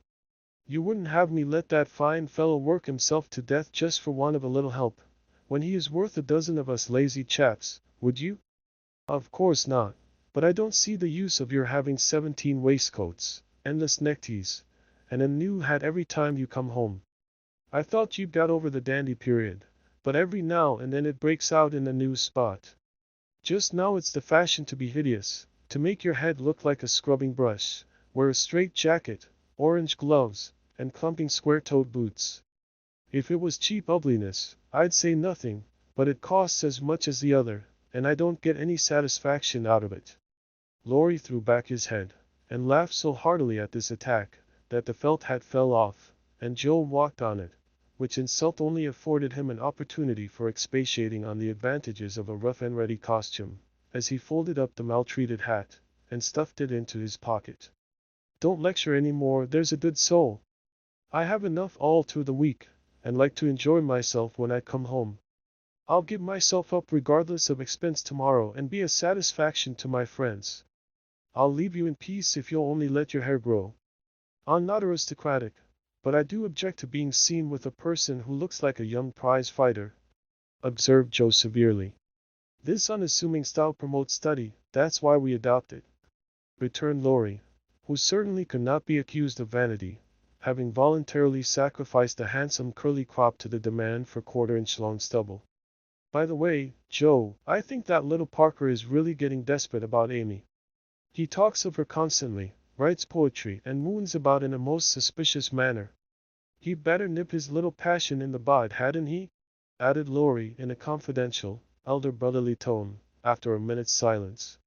"Of course he had. We don't want any more marrying in this family for years to come. Mercy on us, what are the children thinking of?" And Joe looked as much scandalized as if Amy and little Parker were not yet in their teens. "It's a fast age, and I don't know what we are coming to, ma'am. You are a mere infant, but you'll go next, Joe, and we'll be left lamenting," said Laurie, shaking his head over the degeneracy of the times. "Don't be alarmed. I'm not one of the agreeable sort. Nobody will want me, and it's a mercy, for there should always be one old maid in a family." "You won't give anyone a chance," said Laurie, with a sidelong glance and a little more color than before in his sunburned face. "You won't show the soft side of your character, and if a fellow gets a peep at it by accident and can't help showing that he likes it, you treat him as Mrs. Gummidge did her sweetheart, throw cold water over him, and get so thorny no one dares touch or look at you. I don't like that sort of thing. I'm too busy to be worried with nonsense, and I think it's dreadful to break up families so. Now don't say any more about it. Meg's wedding has turned all our heads, and we talk of nothing but lovers and such absurdities. I don't wish to get cross, so let's change the subject." and Joe looked quite ready to fling cold water on the slightest provocation. Whatever his feelings might have been, Laurie found a vent for them in a long low whistle and a fearful prediction as they parted at the gate. "Mark my words, Joe, you go next." Chapter 25. The First Wedding. The June roses over the porch were awake bright and early on that morning, rejoicing with all their hearts in the cloudless sunshine, like friendly little neighbors, as they were. Quite flushed with excitement were their ruddy faces, as they swung in the wind, whispering to one another what they had seen, for some peeped in at the dining room windows where the feast was spread, some climbed up to nod and smile at the sisters as they dressed the bride, others waved a welcome to those who came and went on various errands in garden, porch, and hall, and all, from the rosiest full-blown flower to the palest baby bud, offered their tribute of beauty and fragrance to the gentle mistress who had loved and tended them so long. Meg looked very like a rose herself, for all that was best and sweetest in heart and soul seemed to bloom into her face that day, making it fair and tender, with a charm more beautiful than beauty. Neither silk, lace, nor orange flowers would she have. "I don't want a fashionable wedding, but only those about me whom I love, and to them I wish to look and be my familiar self." So she made her wedding gown herself, sewing into it the tender hopes and innocent romances of a girlish heart. Her sisters braided up her pretty hair, and the only ornaments she wore were the lilies of the valley, which her John liked best of all the flowers that grew. "You do look just like our own dear Meg, only so very sweet and lovely that I should hug you if it wouldn't crumple your dress," cried Amy, surveying her with delight when all was done. "Then I am satisfied. But please hug and kiss me, everyone, and don't mind my dress. I want a great many crumples of this sort put into it today." And Meg opened her arms to her sisters, who clung about her with April faces for a minute, feeling that the new love had not changed the old. "Now I'm going to tie John's cravat for him, and then to stay a few minutes with father quietly in the study." And Meg ran down to perform these little ceremonies, and then to follow her mother wherever she went, conscious that in spite of the smiles on the motherly face, there was a secret sorrow hid in the motherly heart at the flight of the first bird from the nest. As the younger girls stand together, giving the last touches to their simple toilet, it may be a good time to tell of a few changes which 3 years have wrought in their appearance, for all are looking their best just now. Jo's angles are much softened, she has learned to carry herself with ease, if not grace. The curly crop has lengthened into a thick coil, more becoming to the small head atop of the tall figure. There is a fresh color in her brown cheeks, a soft shine in her eyes, and only gentle words fall from her sharp tongue today. Beth has grown slender, pale, and more quiet than ever. The beautiful, kind eyes are larger, and in them lies an expression that saddens one, although it is not sad itself. It is the shadow of pain which touches the young face with such pathetic patience. But Beth seldom complains and always speaks hopefully of being better soon. Amy is with truth considered the flower of the family, for at 16 she has the air and bearing of a full-grown woman, not beautiful, but possessed of that indescribable charm called grace. One saw it in the lines of her figure, the make and motion of her hands, the flow of her dress, the droop of her hair, unconscious yet harmonious, and as attractive to many as beauty itself. Amy's nose still afflicted her, for it never would grow Grecian, so did her mouth, being too wide, and having a decided chin. These offending features gave character to her whole face, but she never could see it, and consoled herself with her wonderfully fair complexion, keen blue eyes, and curls more golden and abundant than ever. All three wore suits of thin silver gray, their best gowns for the summer, with blush roses in hair and bosom, and all three looked just what they were, fresh-faced, happy-hearted girls, pausing a moment in their busy lives to read with wistful eyes the sweetest chapter in the romance of womanhood. There were to be no ceremonious performances. Everything was to be as natural and homelike as possible, so when Aunt March arrived, she was scandalized to see the bride come running to welcome and lead her in, to find the bridegroom fastening up a garland that had fallen down, and to catch a glimpse of the paternal minister marching upstairs with a grave countenance, and a wine bottle under each arm. "Upon my word, here's a state of things!" cried the old lady, taking the seat of honor prepared for her, and settling the folds of her lavender moire with a great rustle. You oughtn't to be seen till the last minute, child. I'm not a show, auntie, and no one is coming to stare at me, to criticize my dress, or count the cost of my luncheon. I'm too happy to care what anyone says or thinks, and I'm going to have my little wedding just as I like it. John, dear, here's your hammer. And away went Meg to help that man in his highly improper employment. Mr. Brooke didn't even say, "Thank you," but as he stooped for the unromantic tool, he kissed his little bride behind the folding door, with a look that made Aunt March whisk out her pocket handkerchief with a sudden dew in her sharp old eyes. A crash, a cry, and a laugh from Laurie, accompanied by the indecorous exclamation, "Jupiter Ammon! Joe's upset the cake again," caused a momentary flurry, which was hardly over when a flock of cousins arrived, and the party came in, as Beth used to say when a child. "Don't let that young giant come near me, he worries me worse than mosquitoes," whispered the old lady to Amy, as the rooms filled and Laurie's black head towered above the rest. "He has promised to be very good today, and he can be perfectly elegant if he likes," returned Amy, and gliding away to warn Hercules to beware of the dragon, which warning caused him to haunt the old lady with a devotion that nearly distracted her. There was no bridal procession, but a sudden silence fell upon the room as Mr. March and the young couple took their places under the green arch. Mother and sisters gathered close, as if loath to give Meg up.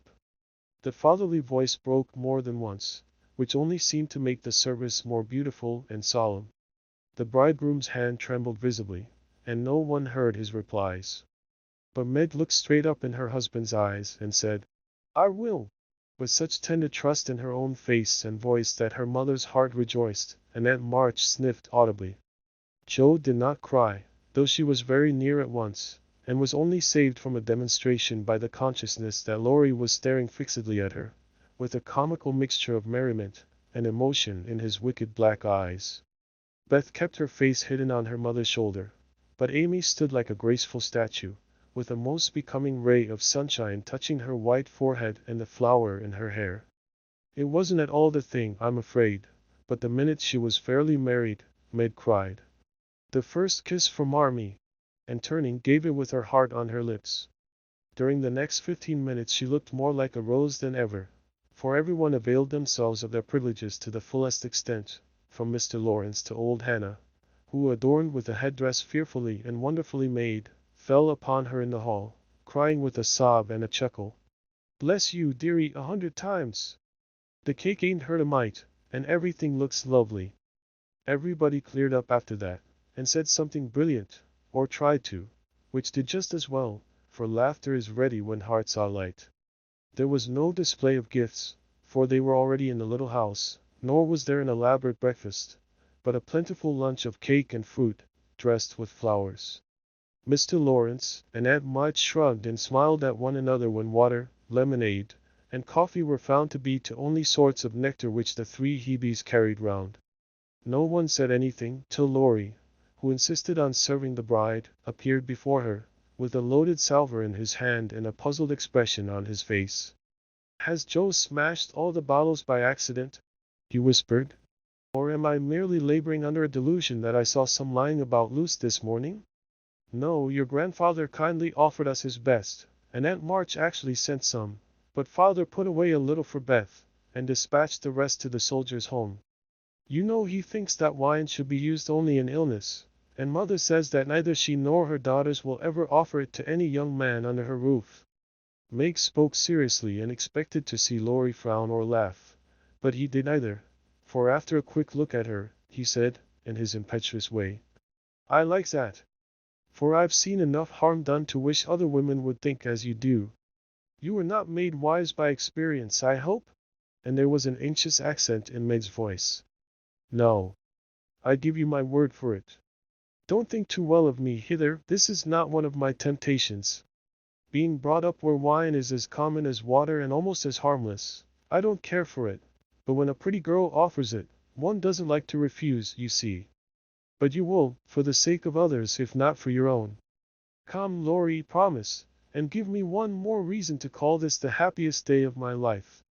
A demand so sudden and so serious made the young man hesitate a moment, for ridicule is often harder to bear than self-denial. Meg knew that if he gave the promise he would keep it at all costs, and feeling her power, used it as a woman may for her friend's good. She did not speak, but she looked up at him with a face made very eloquent by happiness, and a smile which said, "No one can refuse me anything today." Laurie certainly could not, and with an answering smile, he gave her his hand, saying heartily, "I promise, Mrs. Brooke." "I thank you very, very much. And I drink long life to your resolution, Teddy," cried Joe, baptizing him with a splash of lemonade, as she waved her glass and beamed approvingly upon him. So the toast was drunk, the pledge made and loyally kept in spite of many temptations, for with instinctive wisdom, the girls seized a happy moment to do their friend a service, for which he thanked them all his life. After lunch, people strolled about, by twos and threes, through the house and garden, enjoying the sunshine without and within. Meg and John happened to be standing together in the middle of the grass plot, when Laurie was seized with an inspiration which put the finishing touch to this unfashionable wedding. All the married people take hands and dance round the new-made husband and wife, as the Germans do, while we bachelors and spinsters prance in couples outside, cried Laurie, promenading down the path with Amy, with such infectious spirit and skill that everyone else followed their example without a murmur. Mr. and Mrs. March, Aunt and Uncle Carroll began it, others rapidly joined in, even Sally Moffat, after a moment's hesitation, threw her train over her arm and whisked Ned into the ring. But the crowning joke was Mr. Laurence and Anne March, for when the stately old gentleman chassed solemnly up to the old lady, she just tucked her cane under her arm, and hopped briskly away to join hands with the rest and dance about the bridal pair, while the young folks pervaded the garden like butterflies on a midsummer day. Want of breath brought the impromptu ball to a close, and then people began to go. "I wish you well, my dear, I heartily wish you well, but I think you'll be sorry for it," said Aunt March to Meg, adding to the bridegroom, as he led her to the carriage. "You've got a treasure, young man, see that you deserve it. That is the prettiest wedding I've been to for an age, Ned, and I don't see why, for there wasn't a bit of style about it," observed Mrs. Moffat to her husband, as they drove away. "Laurie, my lad, if you ever want to indulge in this sort of thing, get one of those little girls to help you, and I shall be perfectly satisfied," said Mr. Laurence, settling himself in his easy chair to rest after the excitement of the morning. "I'll do my best to gratify you, sir," was Laurie's unusually dutiful reply, as he carefully unpinned the posy Joe had put in his buttonhole. The little house was not far away, and the only bridal journey Meg had was the quiet walk with John from the old home to the new. When she came down, looking like a pretty Quakeress in her dove-colored suit and straw bonnet tied with white, they all gathered about her to say goodbye, as tenderly as if she had been going to make the grand tour. "Don't feel that I am separated from you, Marmee dear, or that I love you any the less for loving John so much," she said, clinging to her mother, with full eyes for a moment. "I shall come every day, father, and expect to keep my old place in all your hearts though I am married. Beth is going to be with me a great deal, and the other girls will drop in now and then to laugh at my housekeeping struggles. Thank you all for my happy wedding day. Goodbye, goodbye." They stood watching her, with faces full of love and hope and tender pride as she walked away, leaning on her husband's arm, with her hands full of flowers and the June sunshine brightening her happy face. And so Meg's married life began. Chapter 26. Artistic Attempts. It takes people a long time to learn the difference between talent and genius, especially ambitious young men and women. Amy was learning this distinction through much tribulation, for mistaking enthusiasm for inspiration, she attempted every branch of art with youthful audacity. For a long time there was a lull in the mud pie business, and she devoted herself to the finest pen and ink drawing, in which she showed such taste and skill that her graceful handiwork proved both pleasant and profitable. But overstrained eyes caused pen and ink to be laid aside for a bold attempt at poker sketching. While this attack lasted, the family lived in constant fear of a conflagration, for the odor of burning wood pervaded the house at all hours, smoke issued from attic and shed with alarming frequency, red-hot pokers lay about promiscuously, and Hannah never went to bed without a pail of water and the dinner bell at her door in case of fire. Raphael's face was found boldly executed on the underside of the molding board, and Bacchus on the head of a beer barrel. A chanting cherub adorned the cover of the sugar bucket, and attempts to portray Romeo and Juliet supplied kindling for some time. From fire to oil was a natural transition for burnt fingers, and Amy fell to painting with undiminished ardor. An artist friend fitted her out with his cast-off palettes, brushes, and colors, and she daubed away, producing pastoral and marine views such as were never seen on land or sea. Her monstrosities in the way of cattle would have taken prizes at an agricultural fair, and the perilous pitching of her vessels would have produced seasickness in the most nautical observer, if the utter disregard to all known rules of shipbuilding and rigging had not convulsed him with laughter at the first glance. Swarthy boys and dark-eyed Madonnas, staring at you from one corner of the studio, suggested Murillo. Oily brown shadows of faces with the lurid streak in the wrong place, meant Rembrandt. Buxom ladies and driscoll infants, Rubens, and Turner appeared in tempests of blue thunder, orange lightning, brown rain, and purple clouds, with the tomato-colored splash in the middle, which might be the sun or a bowie. A sailor's shirt or a king's robe, as the spectator pleased. Charcoal portraits came next, and the entire family hung in a row, looking as wild and crocky as if just evoked from a coal bin. Softened into crayon sketches, they did better, for the likenesses were good, and Amy's hair, Joe's nose, Meg's mouth, and Laurie's eyes were pronounced wonderfully fine. A return to clay and plaster followed, and ghostly casts of her acquaintances haunted corners of the house, or tumbled off closet shelves onto people's heads.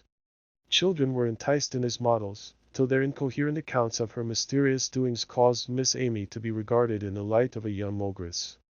Her efforts in this line, however, were brought to an abrupt close by an untoward accident, which quenched her ardor. Other models failing her for a time, she undertook to cast her own pretty foot, and the family were one day alarmed by an unearthly bumping and screaming, and running to the rescue, found the young enthusiast hopping wildly about the shed with her foot held fast in a pan full of plaster, which had hardened with unexpected rapidity.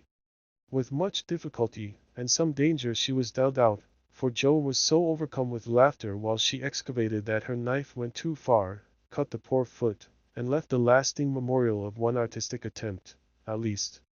After this Amy subsided, till a mania for sketching from nature set her to hunting river, field, and wood, for picturesque studies, and sighing for ruins to copy. She caught endless cold sitting on damp grass to book a delicious bit, composed of a stone, a stump, one mushroom, and a broken mullein stalk, or a heavenly mass of clouds, that looked like a choice display of featherbeds when done. She sacrificed her complexion floating on the river in the midsummer sun to study light and shade, and got a wrinkle over her nose trying after points of sight, or whatever the squint and string performance is called. If genius is eternal patience, as Michelangelo affirms, Amy had some claim to the divine attribute, for she persevered in spite of all obstacles, failures, and discouragements, firmly believing that in time she should do something worthy to be called high art. She was learning, doing, and enjoying other things meanwhile, for she had resolved to be an attractive and accomplished woman, even if she never became a great artist. Here she succeeded better, for she was one of those happily created beings who please without effort, make friends everywhere, and take life so gracefully and easily that less fortunate souls are tempted to believe that such are born under a lucky star. Everybody liked her, for among her good gifts was tact. She had an instinctive sense of what was pleasing and proper, always said the right thing to the right person, did just what suited the time and place, and was so self-possessed that her sisters used to say, if Amy went to court without any rehearsal beforehand, she'd know exactly what to do. One of her weaknesses was a desire to move in our best society, without being quite sure what the best really was. Money, position, fashionable accomplishments, and elegant manners were most desirable things in her eyes, and she liked to associate with those who possessed them, often mistaking the false for the true, and admiring what was not admirable. Never forgetting that by birth she was a gentlewoman, she cultivated her aristocratic tastes and feelings, so that when the opportunity came she might be ready to take the place from which poverty now excluded her. My lady, as her friends called her, sincerely desired to be a genuine lady, and was so at heart, but had yet to learn that money cannot buy refinement of nature, that rank does not always confer nobility, and that true breeding makes itself felt in spite of external drawbacks. I want to ask a favor of you, Mama, Amy said, coming in with an important air one day. Well, little girl, what is it? Replied her mother, in whose eyes the stately young lady still remained a baby. Our drawing class breaks up next week, and before the girls separate for the summer, I want to ask them out here for a day. They are wild to see the river, sketch the broken bridge, and copy some of the things they admire in my book. They have been very kind to me in many ways, and I am grateful, for they are all rich and I know I am poor, yet they never made any difference. Why should they? And Mrs. March put the question with what the girls called her Maria Theresa air. You know as well as I that it does make a difference with nearly everyone, so don't ruffle up like a dear, motherly hen, when your chickens get pecked by smarter birds. The ugly duckling turned out a swan, you know. And Amy smiled without bitterness, for she possessed a happy temper and hopeful spirit. Mrs. March laughed, and smoothed down her maternal pride as she asked, Well, my swan, what is your plan? I should like to ask the girls out to lunch next week, to take them for a drive to the places they want to see, a row on the river, perhaps, and make a little artistic fete for them. That looks feasible. What do you want for lunch? Cake, sandwiches, fruit, and coffee will be all that is necessary, I suppose? Oh dear, no. We must have cold tongue and chicken, French chocolate and ice cream, besides. The girls are used to such things, and I want my lunch to be proper and elegant, though I do work for my living. How many young ladies are there? Asked her mother, beginning to look sober. 12 or 14 in the class, but I dare say they won't all come.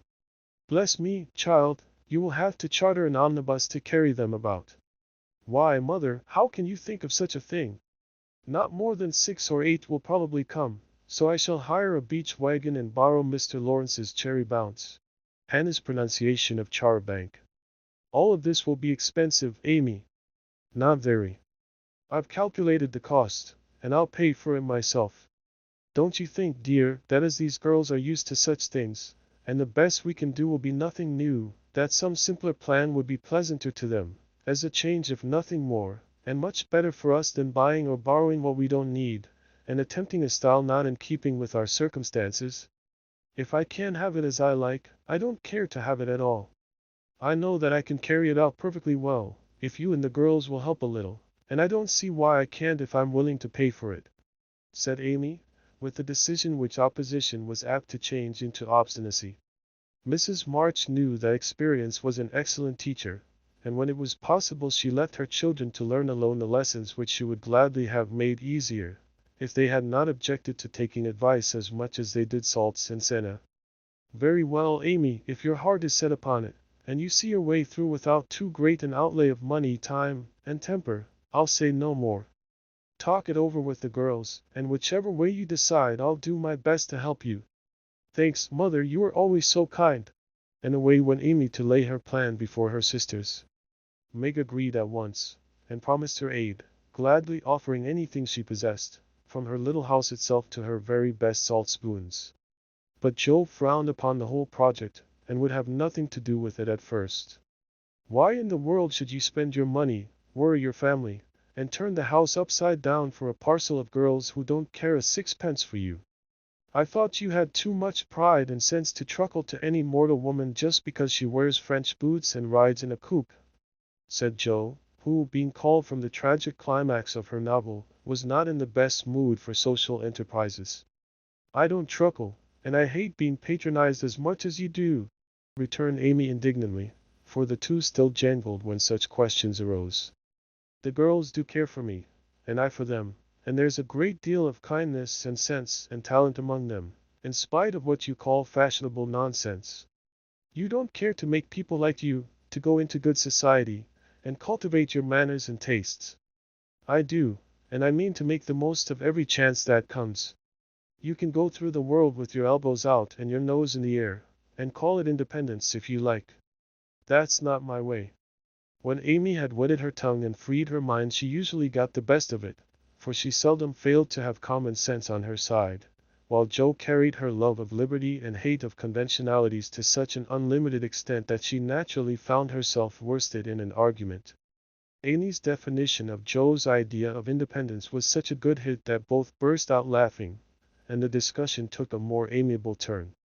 Much against her will, Jo at length consented to sacrifice a day to Mrs. Grundy, and help her sister through what she regarded as a nonsensical business. The invitations were sent, nearly all accepted, and the following Monday was set apart for the grand event. Hannah was out of humor because her week's work was deranged, and prophesied that if the washin' and ironin' weren't done reg'lar, nothing would go well anywheres. This hitch in the mainspring of the domestic machinery had a bad effect upon the whole concern, but Amy's motto was nil desperandum, and having made up her mind what to do, she proceeded to do it in spite of all obstacles. To begin with, Hannah's cooking didn't turn out well. The chicken was tough, the tongue too salty, and the chocolate wouldn't froth properly. Then the cake and ice cost more than Amy expected, so did the wagon, and various other expenses, which seemed trifling at the outset, counted up rather alarmingly afterward. Beth got a cold and took to her bed. Meg had an unusual number of callers to keep her at home, and Jo was in such a divided state of mind that her breakages, accidents, and the stakes were uncommonly numerous, serious, and trying. If it was not fair on Monday, the young ladies were to come on Tuesday, an arrangement which aggravated Jo and Hannah to the last degree. On Monday morning the weather was in that undecided state which is more exasperating than a steady pour. It drizzled a little, shone a little, blew a little, and didn't make up its mind till it was too late for anyone else to make up theirs. Amy was up at dawn, hustling people out of their beds and to their breakfasts, that the house might be got in order. The parlor struck her as looking uncommonly shabby, but without stopping to sigh for what she had not, she skillfully made the best of what she had, arranging chairs over the worn places in the carpet, covering stains on the walls with homemade statuary, which gave an artistic air to the room, as did the lovely vases of flowers Jo scattered about. The lunch looked charming, and as she surveyed it, she sincerely hoped it would taste well, and that the borrowed glass, china, and silver would get safely home again. The carriages were promised, Meg and Mother were all ready to do the honors, Beth was able to help Hannah behind the scenes, Jo had engaged to be as lively and amiable as an absent mind, an aching head, and a very decided disapproval of everybody and everything would allow, and as she wearily dressed, Amy cheered herself with anticipations of the happy moment when, lunch safely over, she should drive away with her friends for an afternoon of artistic delights, for the cherry bounce and the broken bridge were her strong points. Then came the hours of suspense, during which she vibrated from parlor to porch, while public opinion varied like the weathercock. A smart shower at 11 had evidently quenched the enthusiasm of the young ladies who were to arrive at 12, for nobody came, and at 2 the exhausted family sat down in a blaze of sunshine to consume the perishable portions of the feast, that nothing might be lost. No doubt about the weather today, they will certainly come, so we must fly round and be ready for them, said Amy, as the sun woke her next morning. She spoke briskly, but in her secret soul she wished she had said nothing about Tuesday, for her interest like her cake was getting a little stale. I can't get any lobsters, so you will have to do without salad today, said Mr. March, coming in half an hour later, with an expression of placid despair. Use the chicken then, the toughness won't matter in a salad, advised his wife. Hannah left it on the kitchen table a minute, and the kittens got at it. I'm very sorry, Amy, added Beth, who is still a patroness of cats. Then I must have a lobster, for Tom alone won't do, said Amy decidedly. Shall I rush into town and demand one? Asked Jo, with the magnanimity of a martyr. You'd come bringing it home under your arm without any paper, just to try me. I'll go myself, answered Amy, whose temper was beginning to fail. Shrouded in a thick veil and armed with a genteel traveling basket, she departed, feeling that a cold drive would soothe her ruffled spirit and fit her for the labors of the day. After some delay, the object of her desire was procured, likewise a bottle of dressing to prevent further loss of time at home, and off she drove again, well pleased with her own forethought. As the omnibus contained only one other passenger, a sleepy old lady, Amy pocketed her veil and beguiled the tedium of the way by trying to find out where all her money had gone to. So busy was she with her card full of refractory figures that she did not observe a newcomer, who entered without stopping the vehicle, till a masculine voice said, "Good morning, Miss March." And looking up, she beheld one of Laurie's most elegant college friends.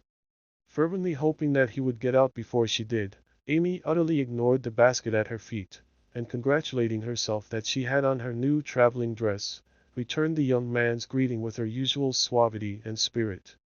They got on excellently, for Amy's chief care was soon set at rest by learning that the gentleman would leave first, and she was chatting away in a peculiarly lofty strain, when the old lady got out. In stumbling to the door, she upset the basket, and oh horror! The lobster, in all its vulgar size and brilliancy, was revealed to the high-born eyes of a tutor. "By Jove, she's forgotten her dinner!" cried the unconscious youth, poking the scarlet monster into its place with his cane, and preparing to hand out the basket after the old lady. "Please don't, it's mine," murmured Amy, with a face nearly as red as her fish. "Oh, really, I beg pardon. It's an uncommonly fine one, isn't it?" said Tutor, with great presence of mind, and an air of sober interest that did credit to his breeding. Amy recovered herself in a breath, set her basket boldly on the seat, and said, laughing, "Don't you wish you were to have some of the salad he's going to make, and to see the charming young ladies who are to eat it?" Now that was tact, for two of the ruling foibles of the masculine mind were touched.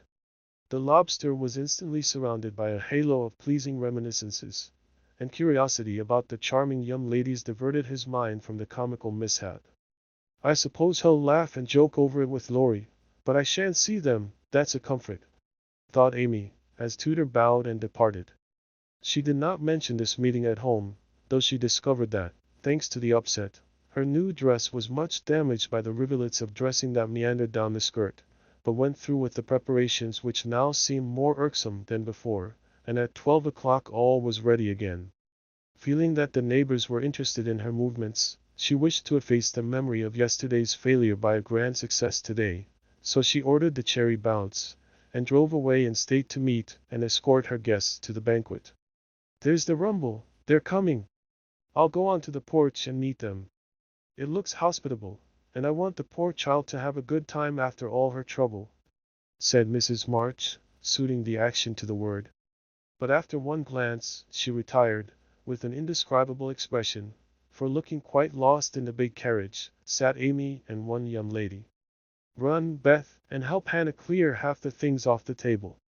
It will be too absurd to put a luncheon for 12 before a single girl," cried Joe, hurrying away to the lower regions, too excited to stop even for a laugh. In came Amy, quite calm and delightfully cordial to the one guest who had kept her promise. The rest of the family, being of a dramatic turn, played their parts equally well, and Miss Elliot found them a most hilarious set, for it was impossible to control entirely the merriment which possessed them. The remodeled lunch being gaily partaken of, the studio and garden visited, and art discussed with enthusiasm, Amy ordered a buggy, alas for the elegant cherry bounce, and drove her friend quietly about the neighborhood till sunset, when the party went out. As she came walking in, looking very tired but as composed as ever, she observed that every vestige of the unfortunate fate had disappeared, except a suspicious pucker about the corners of Joe's mouth. "You've had a lovely afternoon for your drive, dear," said her mother, as respectfully as if the whole 12 had come. "Miss Elliot is a very sweet girl, and seemed to enjoy herself, I thought," observed Beth, with unusual warmth. "Could you spare me some of your cake? I really need some, I have so much company, and I can't make such delicious stuff as yours," asked Meg soberly. "Take it all. I'm the only one here who likes sweet things, and it will mold before I can dispose of it," answered Amy, thinking with a sigh of the generous store she had laid in for such an end as this. "It's a pity Laurie isn't here to help us," began Joe, as they sat down to ice cream and salad for the second time in 2 days. A warning look from her mother checked any further remarks, and the whole family ate in heroic silence, till Mr. March mildly observed, "Salad was one of the favorite dishes of the ancients, and Evelyn." Here a general explosion of laughter cut short the history of salads, to the great surprise of the learned gentleman. "Bundle everything into a basket, and send it to the Hummels. Germans like messes. I'm sick of the sight of this, and there's no reason you should all die of a surfeit because I've been a fool," cried Amy, wiping her eyes. I thought I should have died when I saw you two girls rattling about in the what-you-call-it, like two little colonels in a very big nutshell, and mother waiting in state to receive the throne," sighed Joe, quite spent with laughter. "I'm very sorry you were disappointed, dear, but we all did our best to satisfy you," said Mrs. March, in a tone full of motherly regret. "I am satisfied. I've done what I undertook, and it's not my fault that it failed. I comfort myself with that," said Amy with a little quiver in her voice. "I thank you all very much for helping me, and I'll thank you still more if you won't allude to it for a month, at least." No one did for several months, but the word fate always produced a general smile, and Laurie's birthday gift to Amy was a tiny coral lobster in the shape of a charm for her watch guard. Chapter 27. Literary Lessons. Fortune suddenly smiled upon Joe, and dropped a good luck penny in her path. Not a golden penny, exactly, but I doubt if 500,000 would have given more real happiness than did the little sum that came to her in this wise. Every few weeks she would shut herself up in her room, put on her scribbling suit, and fall into a vortex, as she expressed it, writing away at her novel with all her heart and soul, for till that was finished she could find no peace. Her scribbling suit consisted of a black woolen pinafore on which she could wipe her pen at will, and a cap of the same material, adorned with a cheerful red bow, into which she bundled her hair when the decks were cleared for action. This cap was a beacon to the inquiring eyes of her family, who during these periods kept their distance, merely popping in their heads semi-occasionally to ask, with interest, "Does genius burn, Joe?"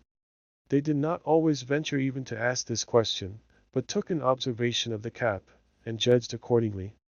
If this expressive article of dress was drawn low upon the forehead, it was a sign that hard work was going on.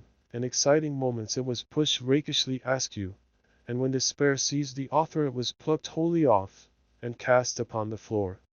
At such times the intruder silently withdrew, and not until the red bow was seen gaily erect upon the gifted brow, did anyone dare address Joe. She did not think herself a genius by any means, but when the writing fit came on, she gave herself up to it with entire abandon, and led a blissful life, unconscious of want, care, or bad weather, while she sat safe and happy in an imaginary world, full of friends almost as real and dear to her as any in the flesh. Sleep forsook her eyes, meals stood untasted, day and night were all too short to enjoy the happiness which blessed her only at such times, and made these hours worth living, even if they bore no other fruit. The divine afflatus usually lasted a week or two, and then she emerged from her vortex, hungry, sleepy, cross, or despondent. She was just recovering from one of these attacks when she was prevailed upon to escort Miss Crocker to a lecture, and in return for her virtue was rewarded with a new idea. It was a people's course, the lecture on the pyramids, and Joe rather wondered at the choice of such a subject for such an audience, but took it for granted that some great social evil would be remedied or some great want supplied by unfolding the glories of the pharaohs to an audience whose thoughts were busy with the price of coal and flour, and whose lives were spent in trying to solve harder riddles than that of the Sphinx.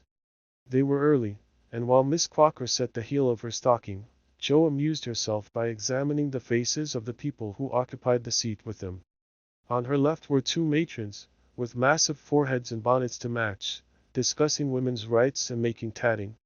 Beyond sat a pair of humble lovers, thoughtlessly holding each other by the hand, a somber spinster eating peppermints out of a paper bag, and an old gentleman taking his preparatory nap behind a yellow bandana. On her right, her only neighbor was a studious-looking lad absorbed in a newspaper.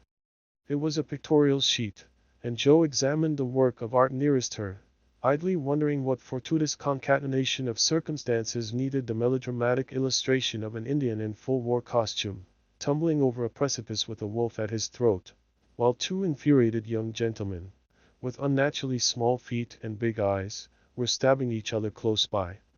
And a disheveled female was flying away in the background with her mouth wide open. Pausing to turn a page, the lad saw her looking and, with boyish good nature, offered half his paper, saying bluntly, "Want to read it? That's a first-rate story." Joe accepted it with a smile, for she had never outgrown her liking for lads, and soon found herself involved in the usual labyrinth of love, mystery, and murder, for the story belonged to that class of light literature in which the passions have a holiday, and when the author's invention fails, a grand catastrophe clears the stage of one half the dramatis personae, leaving the other half to exult over their downfall. "Prime, isn't it?" asked the boy, as her eye went down the last paragraph of her portion. "I think you and I could do as well as that if we tried," returned Joe, amused at his admiration of the trash. "I should think I was a pretty lucky chap if I could. She makes a good living out of such stories, they say," and he pointed to the name of Mrs. Lang Northberry, under the title of the tale. "Do you know her?" asked Joe, with sudden interest. "No, but I read all her pieces, and I know a fellow who works in the office where this paper is printed." "Do you say she makes a good living out of stories like this?" And Joe looked more respectfully at the agitated group and thickly sprinkled exclamation points that adorned the page. "Guess she does. She knows just what folks like, and gets paid well for writing it." Here the lecture began, but Joe heard very little of it, for while Professor Sands was prosing away about Belzoni, Cheops, Scarabaei, and hieroglyphics, she was covertly taking down the address of the paper, and boldly resolving to try for the $100 prize offered in its columns for a sensational story.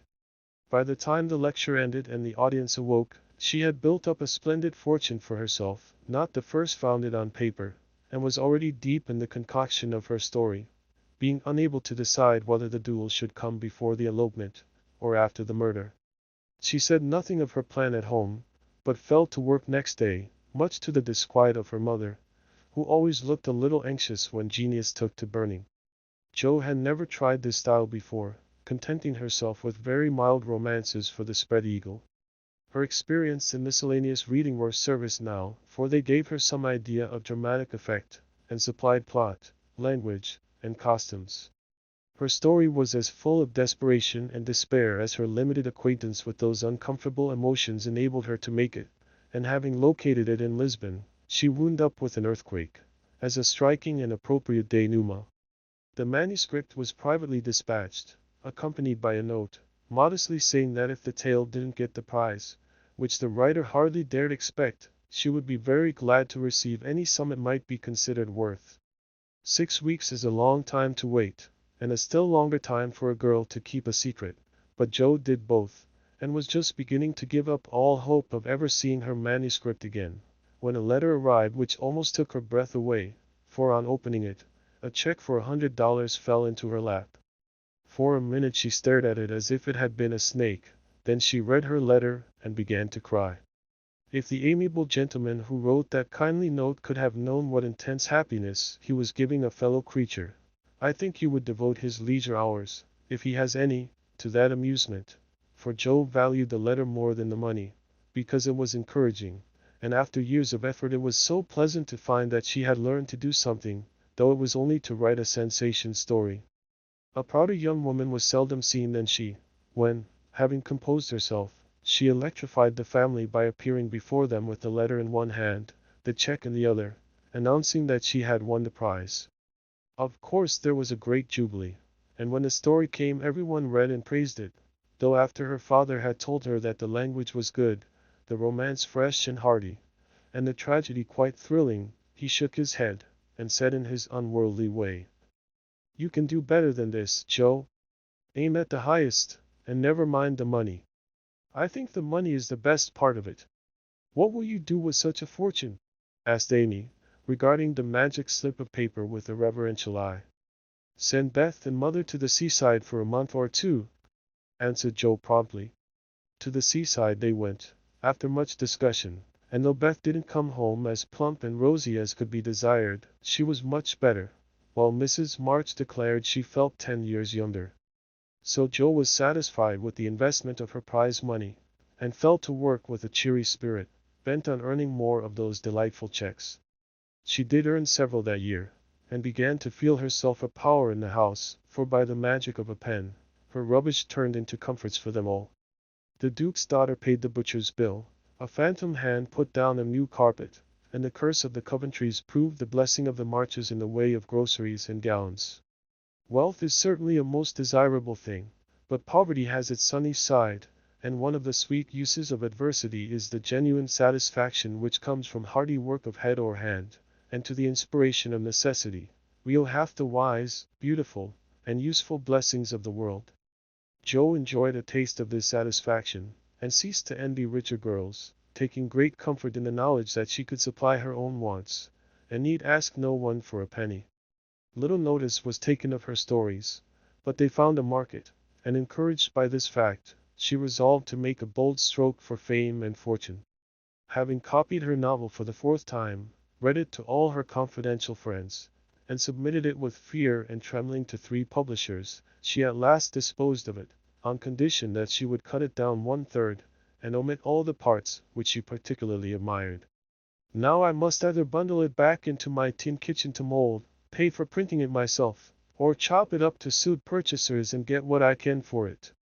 Fame is a very good thing to have in the house, but cash is more convenient, so I wish to take the sense of the meeting on this important subject," said Jo, calling a family council.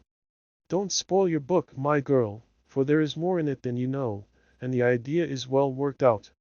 Let it wait and ripen," was her father's advice, and he practiced what he preached, having waited patiently 30 years for fruit of his own to ripen, and being in no haste to gather it even now when it was sweet and mellow.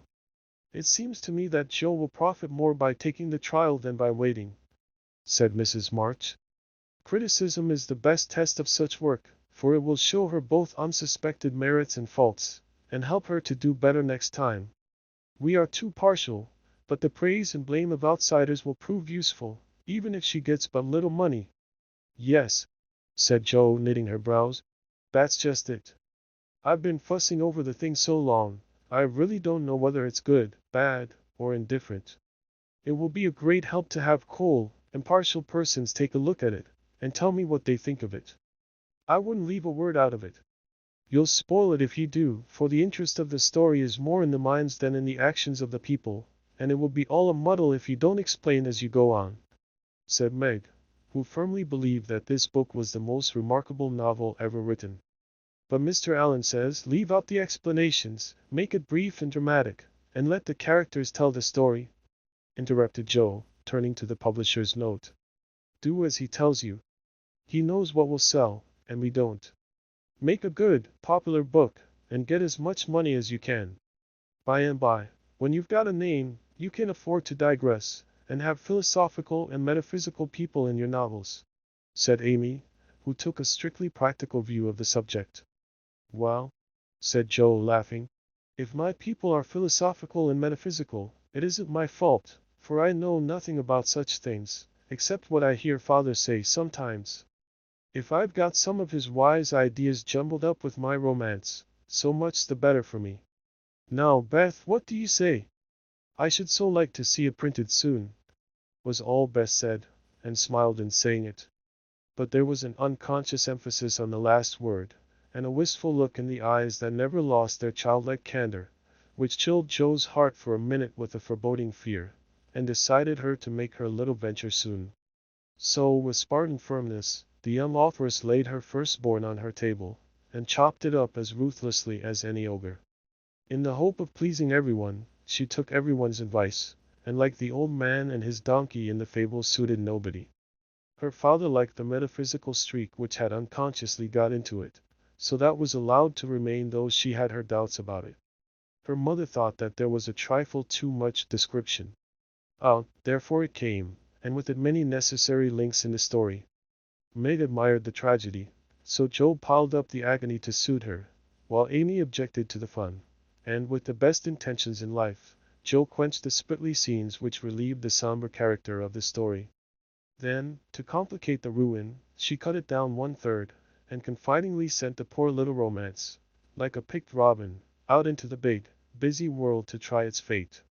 Well, it was printed, and she got $300 for it, likewise plenty of praise and blame, both so much greater than she expected that she was thrown into a state of bewilderment from which it took her some time to recover. "You said, Mother, that criticism would help me. But how can it, when it's so contradictory that I don't know whether I've written a promising book or broken all the 10 commandments?" cried poor Jo, turning over a heap of notices, the perusal of which filled her with pride and joy one minute, wrath and dismay the next. This man says, an exquisite book, full of truth, beauty, and earnestness. All is sweet, pure, and healthy, continued the perplexed authoress. The next, the theory of the book is bad, full of morbid fancies, spiritualistic ideas, and unnatural characters. Now, as I have no theory of any kind, don't believe in spiritualism, and copied my characters from life, I don't see how this critic can be right. Another says it's one of the best American novels which has appeared for years. I know better than that, and the next asserts that though it is original, and written with great force and feeling, it is a dangerous book. 'Tisn't. Some make fun of it, some overpraise, and nearly all insist that I had a deep theory to expound, when I only wrote it for the pleasure and the money. I wish I'd printed the whole or not at all, for I do hate to be so misjudged. Her family and friends administered comfort and commendation liberally. Yet it was a hard time for sensitive, high-spirited Jo, who meant so well and had apparently done so ill. But it did her good, for those whose opinion had real value gave her the criticism which is an author's best education, and when the first soreness was over, she could laugh at her poor little book, yet believe in it still, and feel herself the wiser and stronger for the buffeting she had received. Not being a genius, like Keats, it won't kill me, she said stoutly. And I've got the joke on my side, after all, for the parts that were taken straight out of real life are denounced as impossible and absurd, and the scenes that I made up out of my own silly head are pronounced charmingly natural, tender, and true. So I'll comfort myself with that, and when I'm ready, I'll up again and take another. Chapter 28. Domestic Experiences. Like most other young matrons, Meg began her married life with the determination to be a model housekeeper. John should find home a paradise, he should always see a smiling face, should fare sumptuously every day, and never know the loss of a button. She brought so much love, energy, and cheerfulness to the work that she could not but succeed, in spite of some obstacles. Her paradise was not a tranquil one, for the little woman fussed, was over-anxious to please, and bustled about like a true Martha, cumbered with many cares. She was too tired, sometimes, even to smile. John grew dyspeptic after a course of dainty dishes and ungratefully demanded plain fare. As for buttons, she soon learned to wonder where they went, to shake her head over the carelessness of men, and to threaten to make him sew them on himself, and see if his work would stand impatient and clumsy fingers any better than hers. They were very happy, even after they discovered that they couldn't live on love alone. John did not find Meg's beauty diminished, though she beamed at him from behind the familiar coffee pot. Nor did Meg miss any of the romance from the daily parting, when her husband followed up his kiss with the tender inquiry, "Shall I send some veal or mutton for dinner, darling?" The little house ceased to be a glorified bower, but it became a home, and the young couple soon felt that it was a change for the better. At first they played keep house, and frolicked over it like children. Then John took steadily to business, feeling the cares of the head of a family upon his shoulders, and Meg laid by her cambric wrappers, put on a big apron, and fell to work, as before said, with more energy than discretion. While the cooking mania lasted, she went through Mrs. Cornelius's receipt book as if it were a mathematical exercise, working out the problems with patience and care. Sometimes her family were invited in to help eat up a too bounteous feast of successes, or Lottie would be privately dispatched with a batch of failures, which were to be concealed from all eyes in the convenient stomachs of the little Hummels. An evening with John over the account books usually produced a temporary lull in the culinary enthusiasm, and a frugal fit would ensue, during which the poor man was put through a course of bread pudding, hash, and warmed over coffee, which tried his soul, although he bore it with praiseworthy fortitude. Before the golden mean was found, however, Meg added to her domestic possessions what young couples seldom get on long without, a family jar. Fired with a housewifely wish to see her storeroom stocked with homemade preserves, she undertook to put up her own currant jelly. John was requested to order home a dozen or so of little pots and an extra quantity of sugar, for their own currants were ripe and were to be attended to at once. As John firmly believed that my wife was equal to anything, and took a natural pride in her skill, he resolved that she should be gratified, and their only crop of fruit laid by in a most pleasing form for winter use. Home came 4 dozen delightful little pots, half a barrel of sugar, and a small boy to pick the currants for her.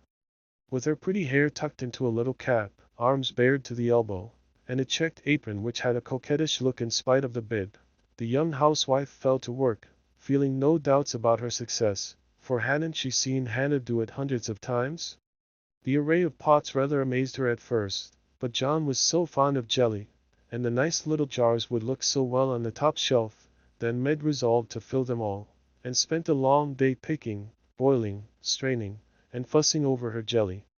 She did her best. She asked advice of Mrs. Cornelius. She racked her brain to remember what Hannah did that she left undone. She rub-boiled, resugared, and restrained, but that dreadful stuff wouldn't gel.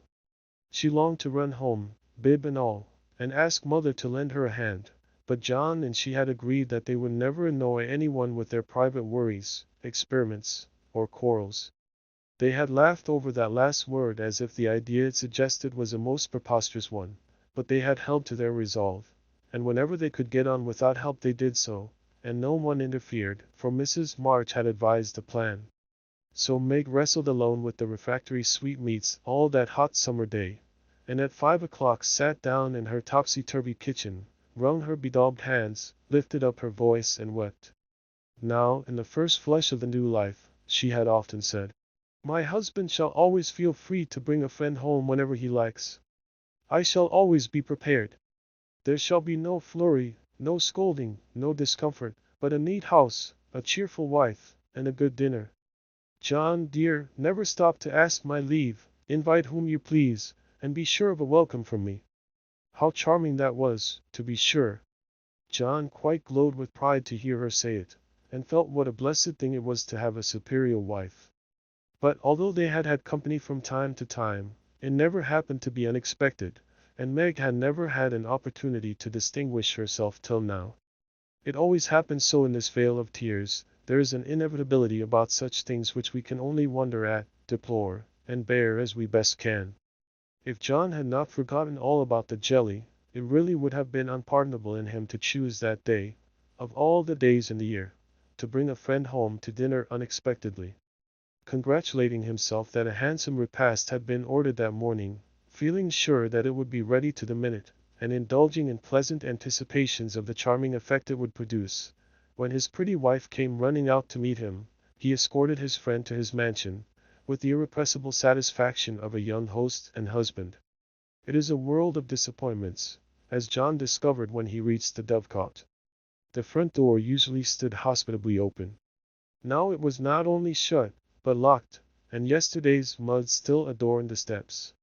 The parlor windows were closed and curtained. No picture of the pretty wife sewing on the piazza, in white, with a distracting little bow in her hair, or a bright-eyed hostess, smiling a shy welcome as she greeted her guest. Nothing of the sort, for not a soul appeared but a sanguinary-looking boy asleep under the currant bushes. "I'm afraid something has happened. Step into the garden, Scott, while I look up Mrs. Brooke," said John, alarmed at the silence and solitude. Round the house he hurried, led by a pungent smell of burned sugar, and Mr. Scott strolled after him, with a queer look on his face. He paused discreetly at a distance when Brooke disappeared, but he could both see and hear, and being a bachelor, enjoyed the prospect mightily. In the kitchen reigned confusion and despair. One edition of jelly was trickled from pot to pot, another lay upon the floor, and a third was burning gaily on the stove. Lottie, with Teutonic phlegm, was calmly eating bread and currant wine, for the jelly was still in a hopelessly liquid state, while Mrs. Brooke, with her apron over her head, sat sobbing dismally. "My dearest girl, what is the matter?" cried John, rushing in, with awful visions of scalded hands, sudden news of affliction, and secret consternation at the thought of the guest in the garden. "Oh, John, I am so tired and hot and cross and worried. I've been at it till I'm all worn out. Do come and help me or I shall die." And the exhausted housewife cast herself upon his breast, giving him a sweet welcome in every sense of the word, for her pinafore had been baptized at the same time as the floor. "What worries you, dear? Has anything dreadful happened?" asked the anxious John, tenderly kissing the crown of the little cap, which was all askew. "Yes," sobbed Meg despairingly. Tell me quick then. Don't cry. I can bear anything better than that. Out with it, love. The the jelly won't gel and I don't know what to do. John Brooke laughed then as he never dared to laugh afterward, and the derisive Scot smiled involuntarily as he heard the hearty peal, which put the finishing stroke to poor Ming's woe. Is that all? Fling it out of the window, and don't bother any more about it. I'll buy you quarts if you want it, but for heaven's sake don't have hysterics, for I've brought Jack Scott home to dinner and— John got no further, for Meg cast him off, and clasped her hands with a tragic gesture as she fell into a chair, exclaiming in a tone of mingled indignation, reproach, and dismay. A man to dinner, and everything in a mess. John Brooke, how could you do such a thing? Hush, he's in the garden. I forgot the confounded jelly, but it can't be helped now, said John, surveying the prospect with an anxious eye. You ought to have sent word, or told me this morning, and you ought to have remembered how busy I was, continued Meg petulantly, for even turtle doves will peck when ruffled. I didn't know it this morning, and there was no time to send word, for I met him on the way out. I never thought of asking leave, when you have always told me to do as I liked. I never tried it before, and hang me if I ever do again, added John, with an aggrieved air. I should hope not. Take him away at once. I can't see him, and there isn't any dinner. Well, I like that. Where's the beef and vegetables I sent home, and the pudding you promised? Cried John, rushing to the larder. I hadn't time to cook anything. I meant to dine at Mother's. I'm sorry, but I was so busy. And Meg's tears began again. John was a mild man, but he was human, and after a long day's work to come home tired, hungry, and hopeful, to find a chaotic house, an empty table, and a cross wife was not exactly conducive to repose of mind or manner. He restrained himself, however, and the little squall would have blown over, but for one unlucky word. It's a scrape, I acknowledge, but if you will lend a hand, we'll pull through and have a good time yet. Don't cry, dear, but just exert yourself a bit, and fix us up something to eat. We're both as hungry as hunters, so we shan't mind what it is. Give us the cold meat, and bread and cheese. We won't ask for jelly. He meant it to be a good-natured joke, but that one word sealed his fate. Meg thought it was too cruel to hint about her sad failure, and the last atom of patience vanished as he spoke. You must get yourself out of the scrape as you can.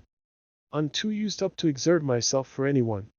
It's like a man to propose a bone and vulgar bread and cheese for company. I won't have anything of the sort in my house. Take that Scot up to Mother's, and tell him I'm away, sick, dead, anything. I won't see him, and you two can laugh at me and my jelly as much as you like. You won't have anything else here. And having delivered her defiance all on one breath, Meg cast away her pinafore and precipitately left the field to bemoan herself in her own room. What those two creatures did in her absence, she never knew, but Mr. Scott was not taken up to Mother's, and when Meg descended, after they had strolled away together, she found traces of a promiscuous lunch which filled her with horror. Lottie reported that they had eaten much, and greatly laughed, and the master bid her throw away all the sweet stuff, and hide the pots. Meg longed to go and tell Mother, but a sense of shame at her own shortcomings, of loyalty to John, who might be cruel, but nobody should know it, restrained her, and after a summary cleaning up, she dressed herself prettily, and sat down to wait for John to come and be forgiven. Unfortunately, John didn't come, not seeing the matter in that light. He had carried it off as a good joke with Scott, excused his little wife as well as he could, and played the host so hospitably that his friend enjoyed the impromptu dinner, and promised to come again. But John was angry, though he did not show it. He felt that Meg had deserted him in his hour of need. It wasn't fair to tell a man to bring folks home any time, with perfect freedom, and when he took you at your word, to flame up and blame him, and leave him in the lurch, to be laughed at or pitied. No, by George, it wasn't. And Meg must know it. He had fumed inwardly during the feast, but when the flurry was over and he strolled home after seeing Scott off, a milder mood came over him. Poor little thing! It was hard upon her when she tried so heartily to please me. She was wrong, of course, but then she was young. I must be patient and teach her. He hoped she had not gone home. He hated gossip and interference.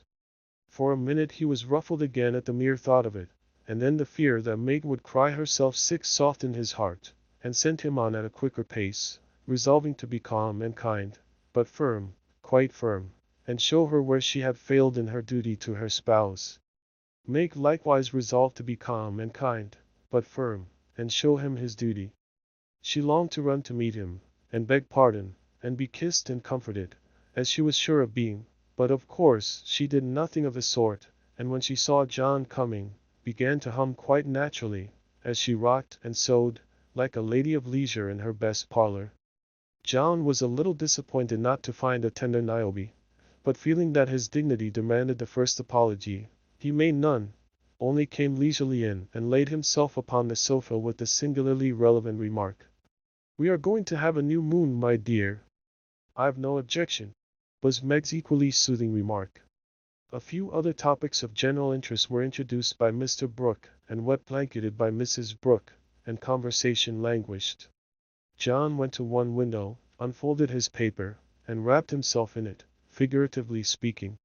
Meg went to the other window, and sewed as if new rosettes for slippers were among the necessaries of life.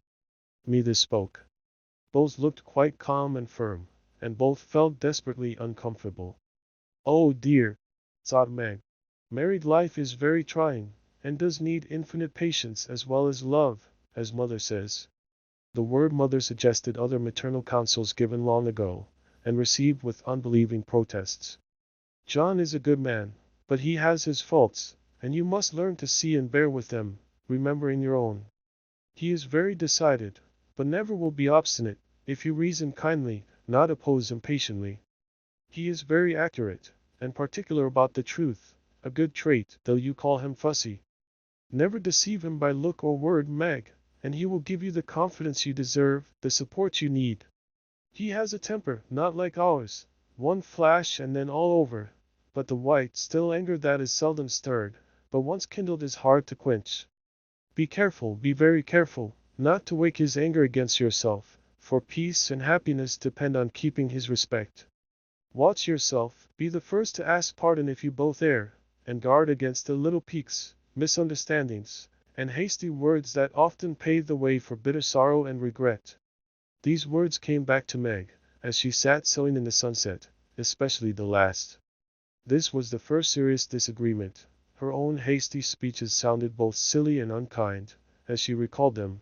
Her own anger looked childish now, and thoughts of poor John coming home to such a scene quite melted her heart. She glanced at him with tears in her eyes, but he did not see them. She put down her work and got up, thinking, "I will be the first to say, forgive me." But he did not seem to hear her. She went very slowly across the room, for pride was hard to swallow, and stood by him, but he did not turn his head. For a minute she felt as if she really couldn't do it, then came the thought, "This is the beginning. I'll do my part, and have nothing to reproach myself with." And stooping down, she softly kissed her husband on the forehead. Of course that settled it. The penitent kiss was better than a world of words, and John had her on his knee in a minute, saying tenderly, "It was too bad to laugh at the poor little jelly pots. Forgive me, dear. I never will again." But he did, oh bless you, yes, hundreds of times, and so did Meg, both declaring that it was the sweetest jelly they ever made, for family peace was preserved in that little family jar. After this, Meg had Mr. Scott to dinner by special invitation, and served him up a pleasant feast without a cooked wife for the first course, on which occasion she was so gay and gracious, and made everything go off so charmingly, that Mr. Scott told John he was a lucky fellow, and shook his head over the hardships of bachelorhood all the way home. In the autumn, new trials and experiences came to Meg. Sally Moffat renewed her friendship, was always running out for a dish of gossip at the little house, or inviting that poor dear to come in and spend the day at the big house. It was pleasant, for in dull weather Meg often felt lonely. All were busy at home, John absent till night, and nothing to do but sew, or read, or potter about. So it naturally fell out that Meg got into the way of gaddying and gossiping with her friend. Seeing Sally's pretty things made her long for such, and pity herself because she had not got them. Sally was very kind, and often offered her the coveted trifles, but Meg declined them, knowing that John wouldn't like it, and then this foolish little woman went and did what John disliked even worse.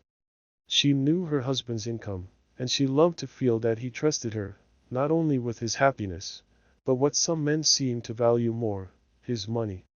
She knew where it was free to take what she liked, and all he asked was that she should keep account of every penny, pay bills once a month, and remember that she was a poor man's wife.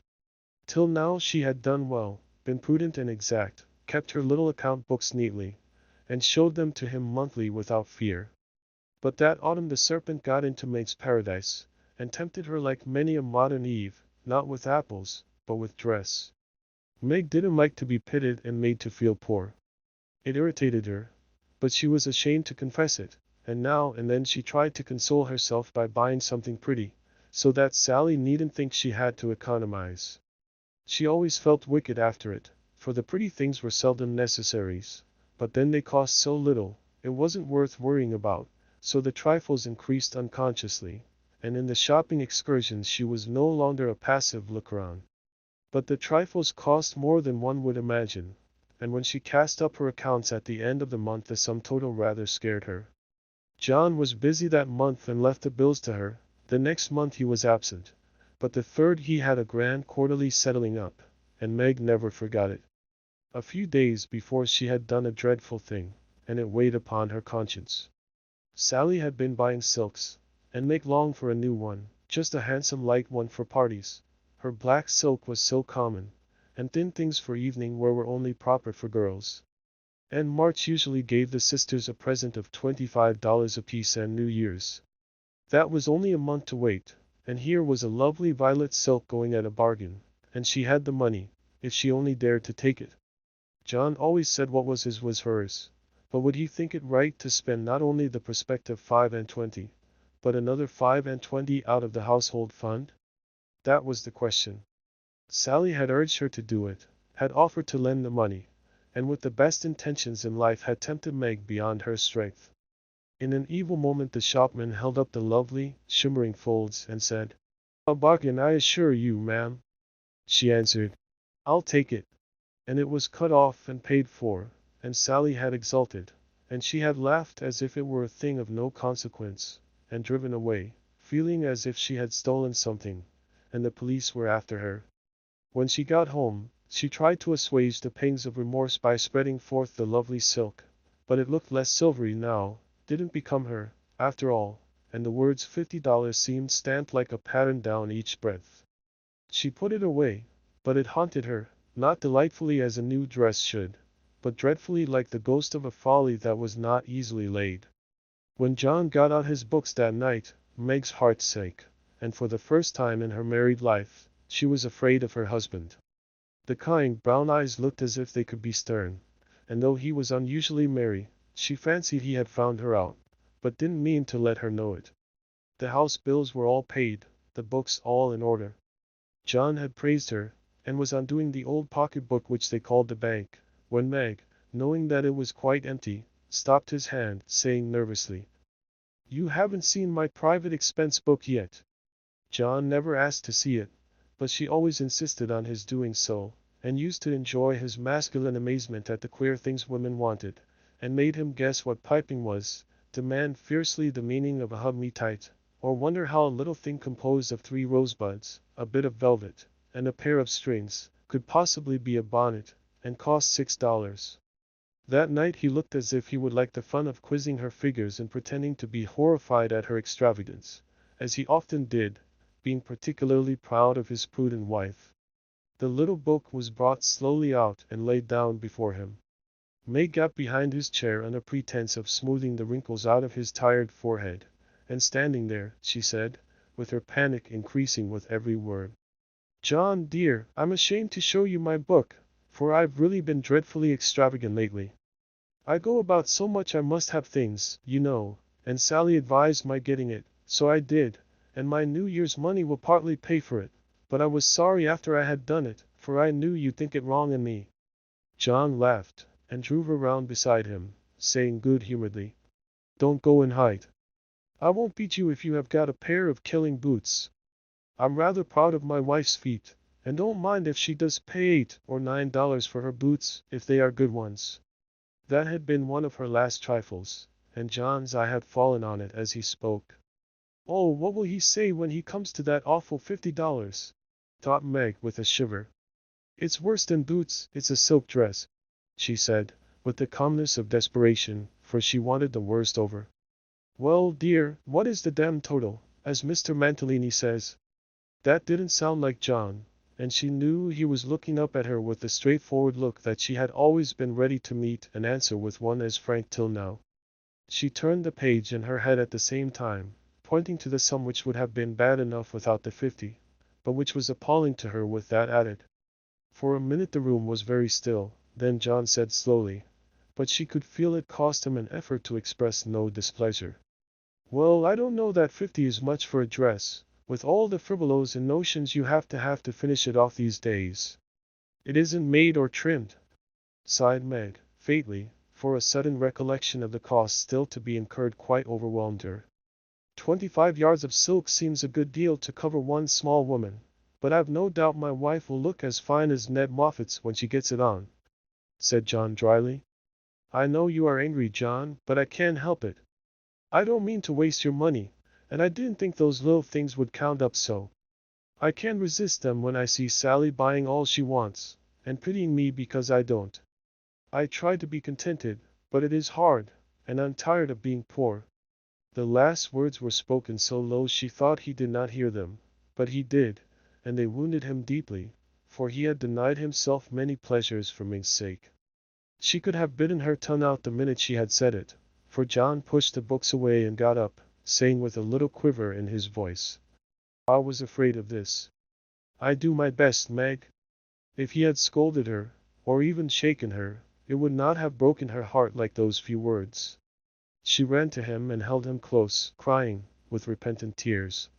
Oh, John, my dear, kind, hard-working boy. I didn't mean it. It was so wicked, so untrue and ungrateful. How could I say it? Oh, how could I say it? He was very kind, forgave her readily, and did not utter one reproach, but Meg knew that she had done and said a thing which would not be forgotten soon, although he might never allude to it again. She had promised to love him for better or worse, and then she, his wife, had reproached him with his poverty, after spending his earnings recklessly. It was dreadful, and the worst of it was John went on so quietly afterward, just as if nothing had happened, except that he stayed in town later, and worked at night when she had gone to cry herself to sleep. A week of remorse nearly made Meg sick, and the discovery that John had countermanded the order for his new greatcoat reduced her to a state of despair which was pathetic to behold.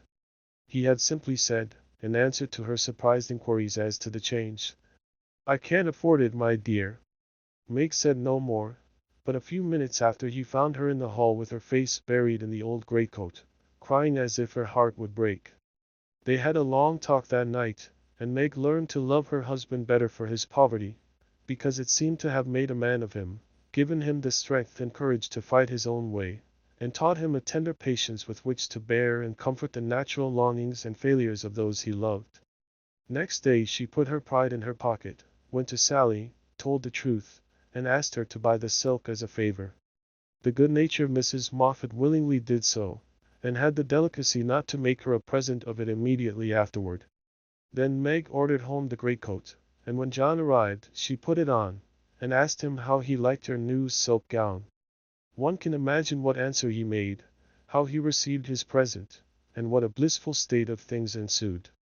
John came home early, Meg gaddied no more, and that greatcoat was put on in the morning by a very happy husband, and taken off at night by a most devoted little wife.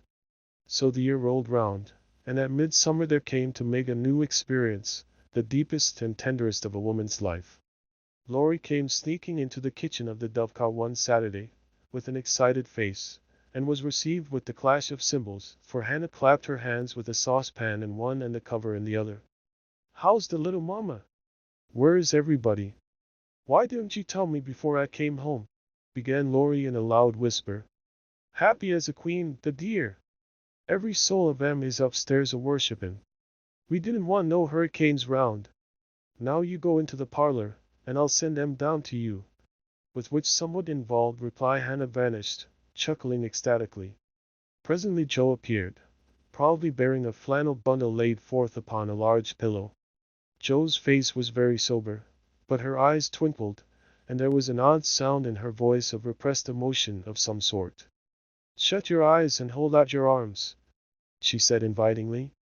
Laurie backed precipitately into a corner, and put his hands behind him with an imploring gesture. "No, thank you. I'd rather not. I shall drop it or smash it, as sure as fate." "Then you shan't see your nevvy," said Joe decidedly, turning as if to go. I will. Only you must be responsible for damages." And obeying orders, Laurie heroically shut his eyes while something was put into his arms. A peal of laughter from Joe, Amy, Mrs. March, Hannah, and John caused him to open them the next minute, to find himself invested with 2 babies instead of 1. No wonder they laughed, for the expression of his face was droll enough to convulse a Quaker, as he stood and stared wildly from the unconscious innocents to the hilarious spectators with such dismay that Joe sat down on the floor and screamed. "Twins, by Jupiter!" was all he said for a minute. Then turning to the women with an appealing look that was comically piteous, he added, "Take him quick, somebody! I'm going to laugh, and I shall drop him." Joe rescued his babies, and marched up and down, with one on each arm, as if already initiated into the mysteries of baby tending, while Laurie laughed till the tears ran down his cheeks. "It's the best joke of the season, isn't it? I wouldn't have told you, for I set my heart on surprising you, and I flatter myself I've done it," said Joe, when she got her breath. "I never was more staggered in my life. Isn't it fun? Are they boys? What are you going to name them? Let's have another look." "Hold me up, Joe, for upon my life it's one too many for me," returned Laurie, regarding the infants with the air of a big, benevolent Newfoundland looking at a pair of infantile kittens. "Boy and girl. Aren't they duties?" said the proud papa, beaming upon the little red squirmers as if they were unfledged angels. "Most remarkable children I ever saw. Which is which?" And Laurie bent like a well sweep to examine the prodigies. "Amy put a blue ribbon on the boy and a pink on the girl, French fashion, so you can always tell. Besides, one has blue eyes and one brown." "Kiss them, Uncle Teddy," said wicked Joe.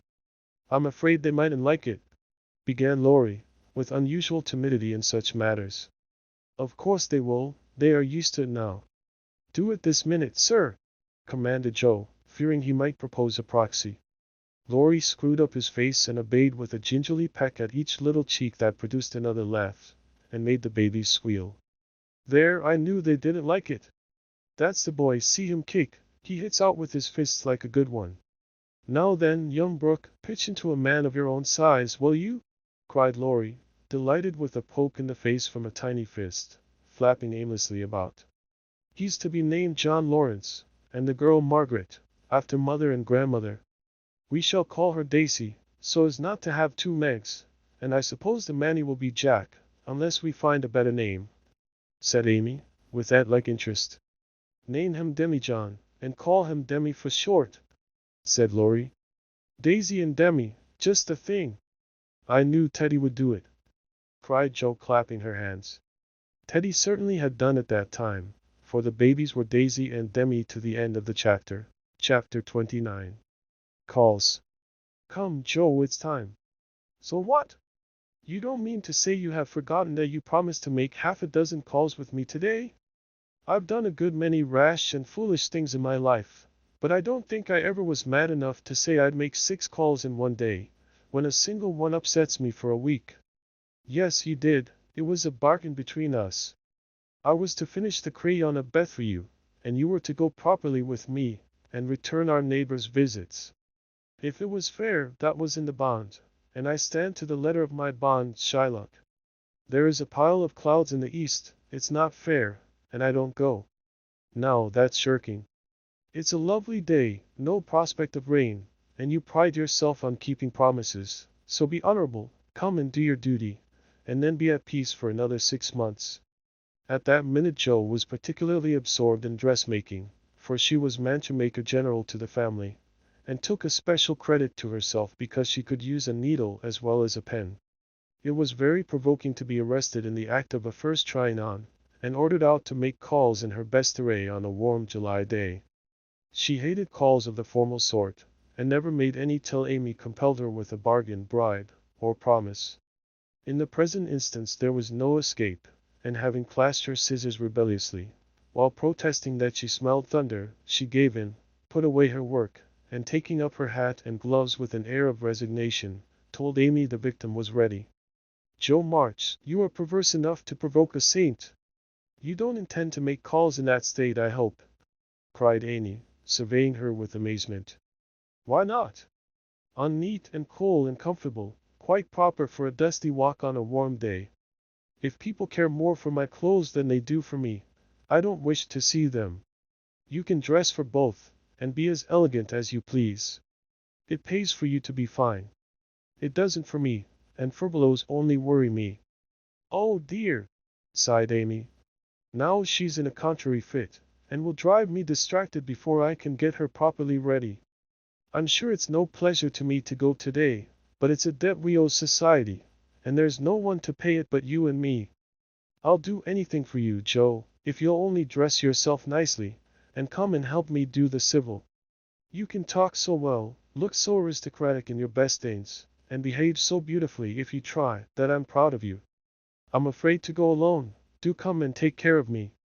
You're an artful little puss to flatter and wheedle your cross old sister in that way. The idea of my being aristocratic and well-bred, and your being afraid to go anywhere alone. I don't know which is the most absurd. Well, I'll go if I must, and do my best. You shall be commander of the expedition, and I'll obey blindly. Will that satisfy you?" said Jo, with a sudden change from perversity to lamb-like submission. "You're a perfect cherub. Now put on all your best things, and I'll tell you how to behave at each place, so that you will make a good impression. I want people to like you, and they would if you'd only try to be a little more agreeable. Do your hair the pretty way, and put the pink rose in your bonnet. It's becoming, and you look too sober in your plain suit. Take your light gloves and the embroidered handkerchief. We'll stop at Meg's, and borrow her white sunshade, and then you can have my dove-colored one." While Amy dressed, she issued her orders, and Jo obeyed them, not without entering her protest, however, for she sighed as she rustled into her new organdie, frowned darkly at herself as she tied her bonnet strings in an irreproachable bow, wrestled viciously with pins as she put on her collar, wrinkled up her features generally as she shook out the handkerchief, whose embroidery was as irritating to her nose as the present mission was to her feelings, and when she had squeezed her hands into tight gloves with 3 buttons and a tassel, as the last touch of elegance, she turned to Amy with an imbecile expression of countenance, saying meekly, "I'm perfectly miserable, but if you consider me presentable, I die happy. You're highly satisfactory. Turn slowly round, and let me get a careful view." Jo revolved, and Amy gave a touch here and there, then fell back, with her head on one side, observing graciously, "Yes, you'll do. Your head is all I could ask, for that white bonnet with the rose is quite ravishing. Hold back your shoulders, and carry your hands easily, no matter if your gloves do pinch. There's one thing you can do well, Jo, that is, wear a shawl. I can't, but it's very nice to see you, and I'm so glad Aunt March gave you that lovely one. It's simple, but handsome, and those folds over the arm are really artistic. Is the point of my mantle in the middle, and have I looped my dress evenly? I like to show my boots, for my feet are pretty, though my nose isn't. You are a thing of beauty and a joy forever," said Jo, looking through her hand with the air of a connoisseur at the blue feather against the golden hair. "Am I to drag my best dress through the desk, or loop it up, please, ma'am? Hold it up when you walk, but drop it in the house. The sweeping style suits you best, and you must learn to trail your skirts gracefully. You haven't half buttoned one cuff, do it at once. You'll never look finished if you are not careful about the little details, for they make up the pleasing whole." Jo sighed, and proceeded to burst the buttons off her glove, in doing up her cuff, but at last both were ready, and sailed away, looking as pretty as pictures, Hannah said, as she hung out of the upper window to watch them. "Now, Jo dear, the Chesters consider themselves very elegant people, so I want you to put on your best deportment. Don't make any of your abrupt remarks, or do anything odd, will you? Just be calm, cool, and quiet. That's safe and ladylike, and you can easily do it for 15 minutes," said Amy, as they approached the first place, having borrowed the white parasol and been inspected by Meg, with a baby on each arm. "Let me see. Calm, cool, and quiet. Yes, I think I can promise that. I've played the part of a prim young lady on the stage, and I'll try it off. My powers are great, as ye shall see, so be easy in your mind, my child." Amy looked relieved, but naughty Joe took her at her word, for during the first call she sat with every limb gracefully composed, every fold correctly draped, calm as a summer sea, cool as a snowbank, and as silent as the Sphinx. In vain Mrs. Chester alluded to her charming novel, and the Mrs. Chester introduced parties, picnics, the opera, and the fashions. Each and all were answered by a smile, a bow, and a demure yes or no, with the chill on. In vain Amy telegraphed the word talk, tried to draw her out, and administered covert pokes with her foot. Joe sat as if blandly unconscious of it all, with deportment like Maud's face, icily regular, splendidly null. "What a haughty, uninteresting creature that oldest Miss March is," was the unfortunately audible remark of one of the ladies, as the door closed upon their guests. Joe laughed noiselessly all through the hall, but Amy looked disgusted at the failure of her instructions, and very naturally laid the blame upon Joe. "How could you mistake me so? I merely meant you to be properly dignified and composed, and you made yourself a perfect stock and stone. Try to be sociable at the Lambs. Gossip as other girls do, and be interested in dress and flirtations and whatever nonsense comes up. They move in the best society, are valuable persons for us to know, and I wouldn't fail to make a good impression there for anything. I'll be agreeable. I'll gossip and giggle, and have horrors and raptures over any trifle you like.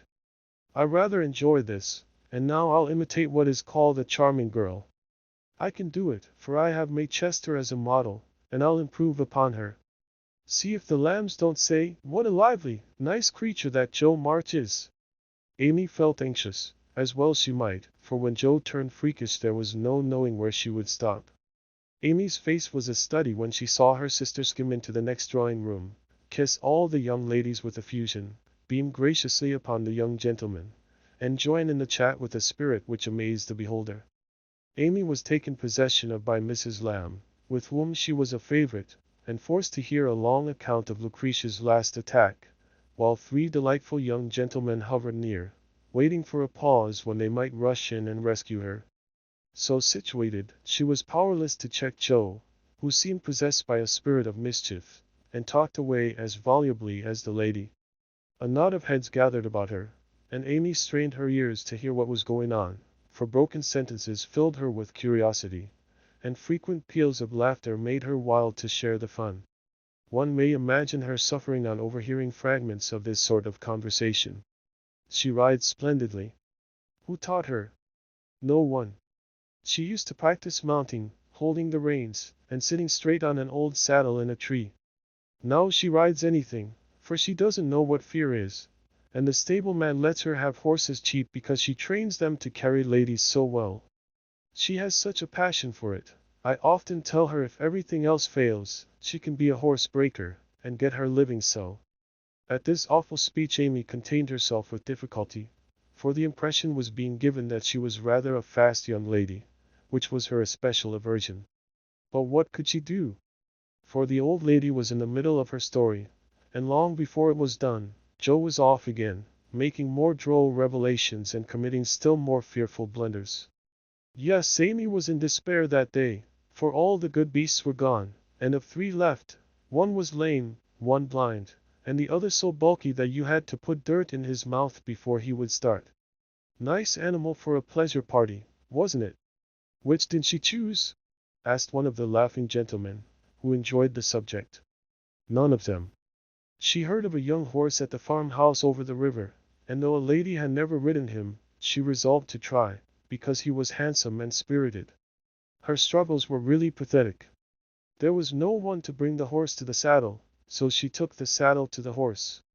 My dear creature, she actually rode it over the river, put it on her head, and marched up to the barn to the utter amazement of the old man. Did she ride the horse? Of course she did, and had a capital time. I expected to see her brought home in fragments, but she managed him perfectly, and was the life of the party. Well, I call that plucky. And young Mr. Lamb turned an approving glance upon Amy, wondering what his mother could be saying to make the girl look so red and uncomfortable. She was still redder and more uncomfortable a moment after, when a sudden turn in the conversation introduced the subject of dress.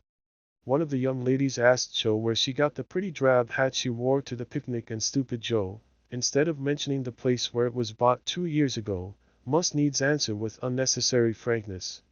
Oh, Amy painted it. You can't buy those soft shades, so we paint ours any color we like.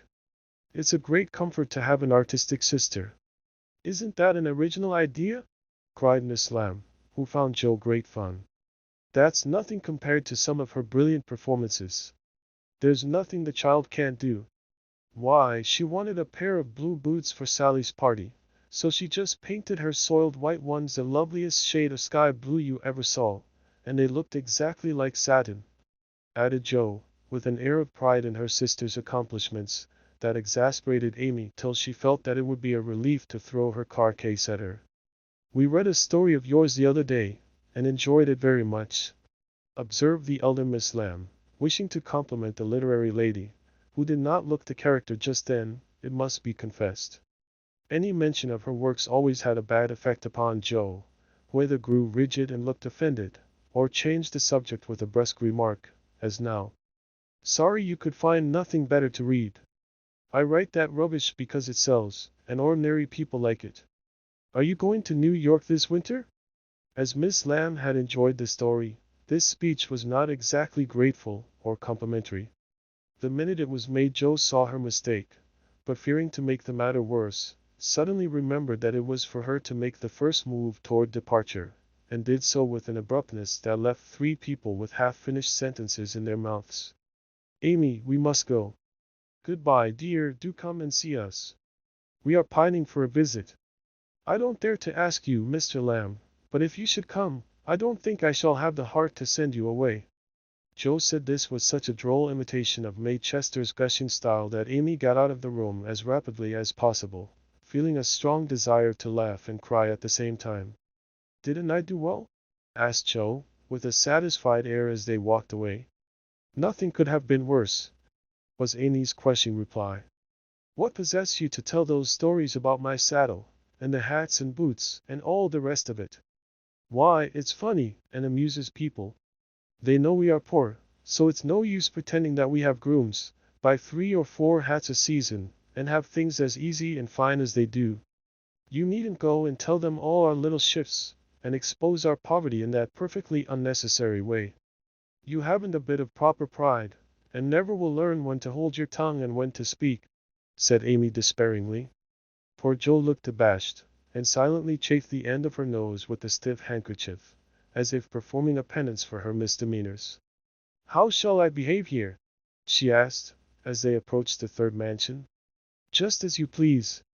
I wash my hands of you, was Amy's short answer. Then I'll enjoy myself. The boys are at home, and we'll have a comfortable time. Goodness knows I need a little change, for elegance has a bad effect upon my constitution, returned Jo gruffly, being disturbed by her failure to suit. An enthusiastic welcome from 3 big boys and several pretty children speedily soothed her ruffled feelings, and leaving Amy to entertain the hostess and Mr. Tudor, who happened to be calling likewise, Jo devoted herself to the young folks and found the change refreshing.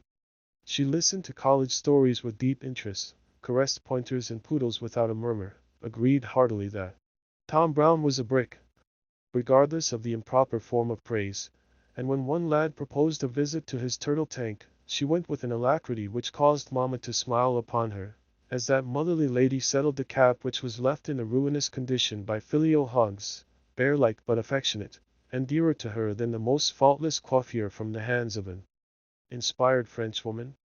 Leaving her sister to her own devices, Amy proceeded to enjoy herself to her heart's content. Mr. Tudor's uncle had married an English lady who was 3rd cousin to a living lord, and Amy regarded the whole family with great respect, for in spite of her American birth and breeding, she possessed that reverence for titles which haunts the best of us, that unacknowledged loyalty to the early faith and kings which set the most democratic nation under the sun in ferment at the coming of a royal yellow-haired laddie, some years ago, and which still has something to do with the love the young country bears the old, like that of a big son for an imperious little mother, who held him while she could, and let him go with a farewell scolding when he rebelled. But even the satisfaction of talking with a distant connection of the British nobility did not render Amy forgetful of time, and when the proper number of minutes had passed, she reluctantly tore herself from this aristocratic society, and looked about for Joe, fervently hoping that her incorrigible sister would not be found in any position which should bring disgrace upon the name of March. It might have been worse, but Amy considered it bad. For Joe sat on the grass, with an encampment of boys about her, and a dirty-footed dog reposing on the skirt of her state and festival dress, as she related one of Laurie's pranks to her admiring audience. One small child was poking turtles with Amy's cherished parasol, a second was eating gingerbread over Joe's best bonnet, and a third playing ball with her gloves. But all were enjoying themselves, and when Joe collected her damaged property to go, her escort accompanied her, begging her to come again. It was such fun to hear about Laurie's locks. Capital boys, aren't they? I feel quite young and brisk again after that, said Joe, strolling along with her hands behind her, partly from habit, partly to conceal the bespattered parasol. Why do you always avoid Mr. Tudor?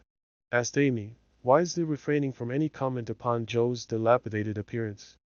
Don't like him, he puts on airs, snubs his sisters, worries his father, and doesn't speak respectfully of his mother. Laurie says he is fast, and I don't consider him a desirable acquaintance, so I let him alone. You might treat him civilly at least. You gave him a cool nod, and just now you bowed and smiled in the politest way to Tommy Chamberlain, whose father keeps a grocery store. If you had just reversed the nod and the bow, it would have been right, said Amy reprovingly. No, it wouldn't, returned Joe. I neither like, respect, nor admire Tudor, though his grandfather's uncle's nephew's niece was a third cousin to a lord. Tommy is poor and bashful and good and very clever. I think well of him, and like to show that I do, for he is a gentleman in spite of the brown paper parcels. It's no use trying to argue with you, began Amy. Not the least, my dear, interrupted Joe. So let us look amiable, and drop a card here, as the kings are evidently out, for which I'm deeply grateful. The family card case having done its duty, the girls walked on, and Joe uttered another thanksgiving on reaching the fifth house, and being told that the young ladies were engaged. Now let us go home, and never mind Aunt March today. We can run down there any time, and it's really a pity to trail through the dust in our best bibs and tuckers, when we are tired and cross. Speak for yourself, if you please. Aunt March likes to have us pay her the compliment of coming in style, and making a formal call. It's a little thing to do, but it gives her pleasure, and I don't believe it will hurt your things half so much as letting dirty dogs and clumping boys spoil them. Stoop down, and let me take the crumbs off of your bonnet. What a good girl you are, Amy, said Joe, with a repentant glance from her own damaged costume to that of her sister, which was fresh and spotless still. I wish it was as easy for me to do little things to please people as it is for you. I think of them, but it takes too much time to do them, so I wait for a chance to confer a great favor, and let the small ones slip, but they tell best in the end, I fancy. Amy smiled and was mollified at once, saying with a maternal air, Women should learn to be agreeable, particularly poor ones, for they have no other way of repaying the kindnesses they receive. If you remember that, and practice it, you'll be better liked than I am, because there is more of you. I'm a crotchety old thing, and always shall be, but I'm willing to own that you are right, only it's easier for me to risk my life for a person than to be pleasant to him when I don't feel like it. It's a great misfortune to have such strong likes and dislikes, isn't it? It's a greater not to be able to hide them. I don't mind saying that I don't approve of Tudor any more than you do, but I'm not called upon to tell him so. Neither are you, and there is no use in making yourself disagreeable because he is. But I think girls ought to show when they disapprove of young men, and how can they do it except by their manners? Preaching does not do any good, as I know to my sorrow, since I've had Teddy to manage. But there are many little ways in which I can influence him without a word, and I say we ought to do it to others if we can. Tenny is a remarkable boy, and can't be taken as a sample of other boys," said Amy, in a tone of solemn conviction, which would have convulsed the remarkable boy if he had heard it. "If we were belles, or women of wealth and position, we might do something perhaps, but for us to frown at one set of young gentlemen because we don't approve of them, and smile upon another set because we do, wouldn't have a particle of effect, and we should only be considered odd and puritanical. So we are to countenance things and people which we detest, merely because we are not belles and millionaires, are we? That's a nice sort of morality. I can't argue about it. I only know that it's the way of the world, and people who set themselves against it only get laughed at for their pains. I don't like reformers, and I hope you never try to be one. I do like them, and I shall be one if I can, for in spite of the laughing the world will never get on without them. We can't agree about that, for you belong to the old set, and I to the new. You will get on the best, but I shall have the liveliest time of it. I should rather enjoy the brickbats and hooting, I think. Well, compose yourself now, and don't worry Aunt with your new ideas. I'll try not to, but I'm always possessed to burst out with some particularly blunt speech or revolutionary sentiment before her. It's my doom, and I can't help it." They found Aunt Carol with the old lady, both absorbed in some very interesting subject, but they dropped it as the girls came in, with a conscious look which betrayed that they had been talking about their nieces.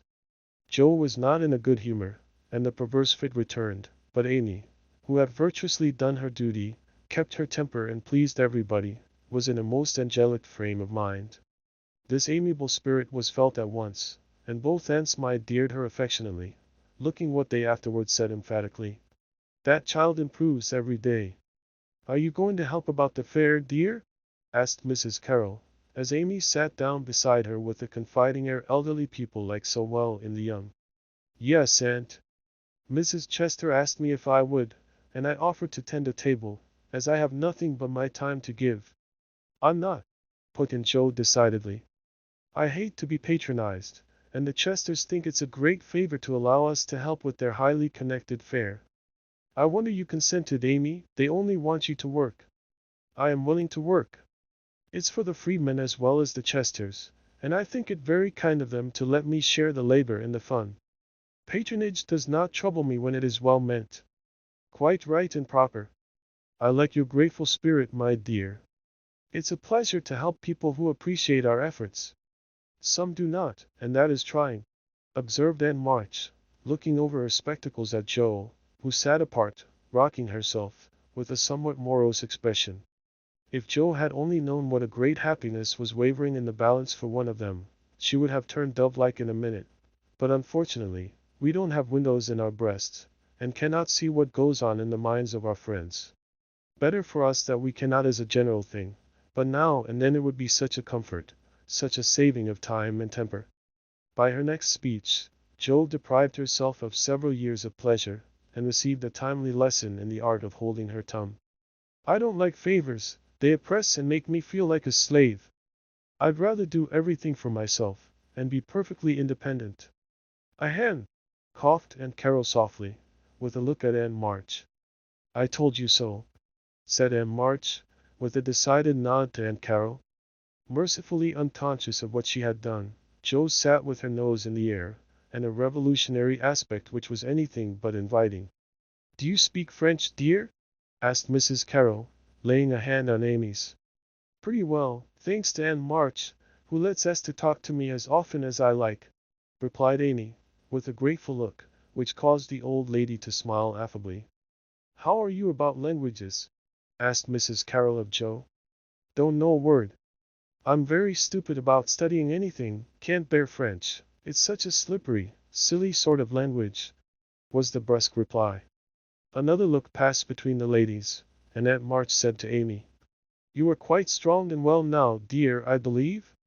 Eyes don't trouble you any more, do they?" "Not at all, thank you, ma'am. I'm very well, and mean to do great things next winter, so that I may be ready for Rome, whenever that joyful time arrives." "Then, girl, you deserve to go, and I'm sure you will some day," said Aunt March, with an approving pat on the head, as Amy picked up her ball for her. "Crosspatch, draw the latch, sit by the fire and spin," squalled Polly, bending down from his perch on the back of her chair to peep into Joe's face, with such a comical air of impertinent inquiry that it was impossible to help laughing. "Most observing bird," said the old lady. "Come and take a walk, my dear?" cried Polly, hopping toward the china closet, with a look suggestive of a lump of sugar. "Thank you, I will. Come, Amy." And Joe brought the visit to an end, feeling more strongly than ever that calls did have a bad effect upon her constitution. She shook hands in a gentlemanly manner, but Amy kissed both the aunts, and the girls departed, leaving behind them the impression of shadow and sunshine, which impression caused Aunt March to say, as they vanished, "You'd better do it, Mary. I'll supply the money," and Aunt Carol to reply decidedly, "I certainly will, if her father and mother consent." Chapter 30. Consequences. Mrs. Chester's fare was so very elegant and select that it was considered a great honor by the young ladies of the neighborhood to be invited to take a table, and everyone was much interested in the matter. Amy was asked, but Joe was not, which was fortunate for all parties, as her elbows were decidedly akimbo at this period of her life, and it took a good many hard knocks to teach her how to get uneasily. The haughty, uninteresting creature was let severely alone, but Amy's talent and taste were duly complimented by the offer of the art table, and she exerted herself to prepare and secure appropriate and valuable contributions to it. Everything went on smoothly till the day before the fair opened. Then there occurred one of the little skirmishes which it is almost impossible to avoid, when some 25 women, old and young, with all their private piques and prejudices, tried to work together. May Chester was rather jealous of Amy because the latter was a greater favorite than herself, and just at this time several trifling circumstances occurred to increase the feeling. Amy's dainty pen and ink work entirely eclipsed May's painted vases. That was one thorn. Then the all-conquering tutor had danced 4 times with Amy at a late party, and only once with May. That was thorn number 2. But the chief grievance that rankled in her soul, and gave an excuse for her unfriendly conduct, was a rumor which some obliging gossip had whispered to her, that the March girls had made fun of her at the Lambs. All the blame of this should have fallen upon Joe, for her naughty imitation had been too lifelike to escape detection, and the frolicsome Lambs had permitted the joke to escape. No hint of this had reached the culprits, however, and Amy's dismay can be imagined, when, the very evening before the fair, as she was putting the last touches to her pretty table, Mrs. Chester, who, of course, resented the supposed ridicule of her daughter, said, in a bland tone, but with a cold look, "I find, dear, that there is some feeling among the young ladies about my giving this table to anyone but my girls. As this is the most prominent, and some say the most attractive table of all, and they are the chief getters-up of the fair, it is thought best for them to take this place. I'm sorry, but I know you are too sincerely interested in the cause to mind a little personal disappointment, and you shall have another table if you like." Mrs. Chester fancied beforehand that it would be easy to deliver this little speech, but when the time came, she found it rather difficult to utter it naturally, with Amy's unsuspicious eyes looking straight at her full of surprise and trouble. Amy felt that there was something behind this, but could not guess what, and said quietly, feeling hurt, and showing that she did, "Perhaps you had rather I took no table at all? Now, my dear, don't have any ill feeling, I beg. It's merely a matter of expediency. You see, my girls will naturally take the lead, and this table is considered their proper place. I think it very appropriate to you, and feel very grateful for your efforts to make it so pretty. But we must give up our private wishes, of course, and I will see that you have a good place elsewhere. Wouldn't you like the flower table? The little girls undertook it, but they are discouraged. You can make a charming thing of it, and the flower table is always attractive, you know. Especially to gentlemen," added May, with a look which enlightened Amy as to one cause of her sudden fall from favor. She colored angrily, but took no other notice of that girlish sarcasm, and answered with unexpected amiability, "It shall be as you please, Mrs. Chester. I'll give up my place here at once, and attend to the flowers if you like. You can put your own things on your own table, if you prefer," began May, feeling a little conscience-stricken, as she looked at the pretty racks, the painted shells, and quaint illuminations Amy had so carefully made and so gracefully arranged. She meant it kindly, but Amy mistook her meaning, and said quickly, "Oh, certainly, if they are in your way." And sweeping her contributions into her apron pell-mell, she walked off, feeling that herself and her works of art had been insulted past forgiveness. Now she's mad. "Oh dear, I wish I hadn't asked you to speak, Mama," said May, looking disconsolately at the empty spaces on her table. "Girls' quarrels are soon over," returned her mother, feeling a trifle ashamed of her own part in this one, as well as she might. The little girls hailed Amy and her treasures with delight, which cordial reception somewhat soothed her perturbed spirit, and she fell to work, determined to succeed thoroughly, if she could not artistically. But everything seemed against her. It was late, and she was tired. Everyone was too busy with their own affairs to help her, and the little girls were only hindrances, for the dears fussed and chatted like so many magpies, making a great deal of confusion in their artless efforts to preserve the most perfect order. The evergreen arch wouldn't stay firm after she got it up, but wiggled and threatened to tumble down on her head when the hanging baskets were filled. Her best towel got a splash of water, which left a sepia tear on the cupid's cheek. She bruised her hands with hammering, and got cold working in a draught, which last affliction filled her with apprehensions for the morrow.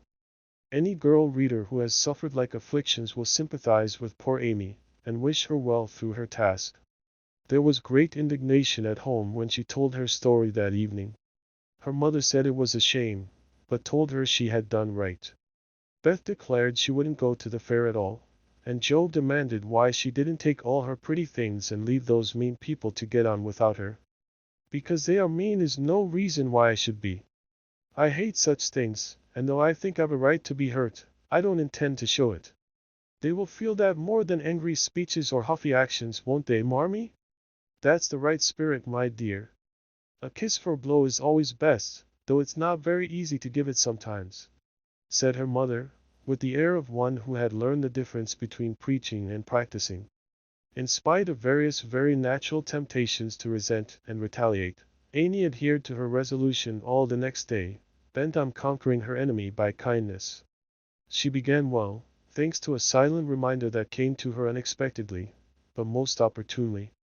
As she arranged her table that morning, while the little girls were in the anteroom filling the baskets, she took up her pet production, a little book, the antique cover of which her father had found among his treasures, and in which on leaves of vellum she had beautifully illuminated different texts. As she turned the pages rich and dainty devices with very pardonable pride, her eye fell upon one verse that made her stop and think.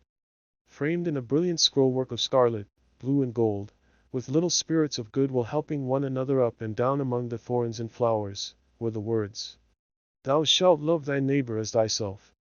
"I ought, but I don't," thought Amy, as her eye went from the bright page to May's discontented face behind the big vases, that could not hide the vacancies her pretty work had once filled. Amy stood a minute, turning the leaves in her hand, reading on each some sweet rebuke for all hard-burnings and uncharitableness of spirit. Many wise and true sermons are preached us every day by unconscious ministers in street, school, office, or home. Even a fair table may become a pulpit, if it can offer the good and helpful words which are never out of season. Amy's conscience preached her a little sermon from that text then and there, and she did what many of us do not always do, took the sermon to heart, and straightway put it in practice. A group of girls were standing about May's table, admiring the pretty things, and talking over the change of saleswomen. They dropped their voices, but Amy knew they were speaking of her, hearing one side of the story and judging accordingly. It was not pleasant, but a better spirit had come over her, and presently a chance offered for proving it. She heard May say sorrowfully, "It's too bad, for there is no time to make other things, and I don't want to fill up with odds and ends." The table was just complete then.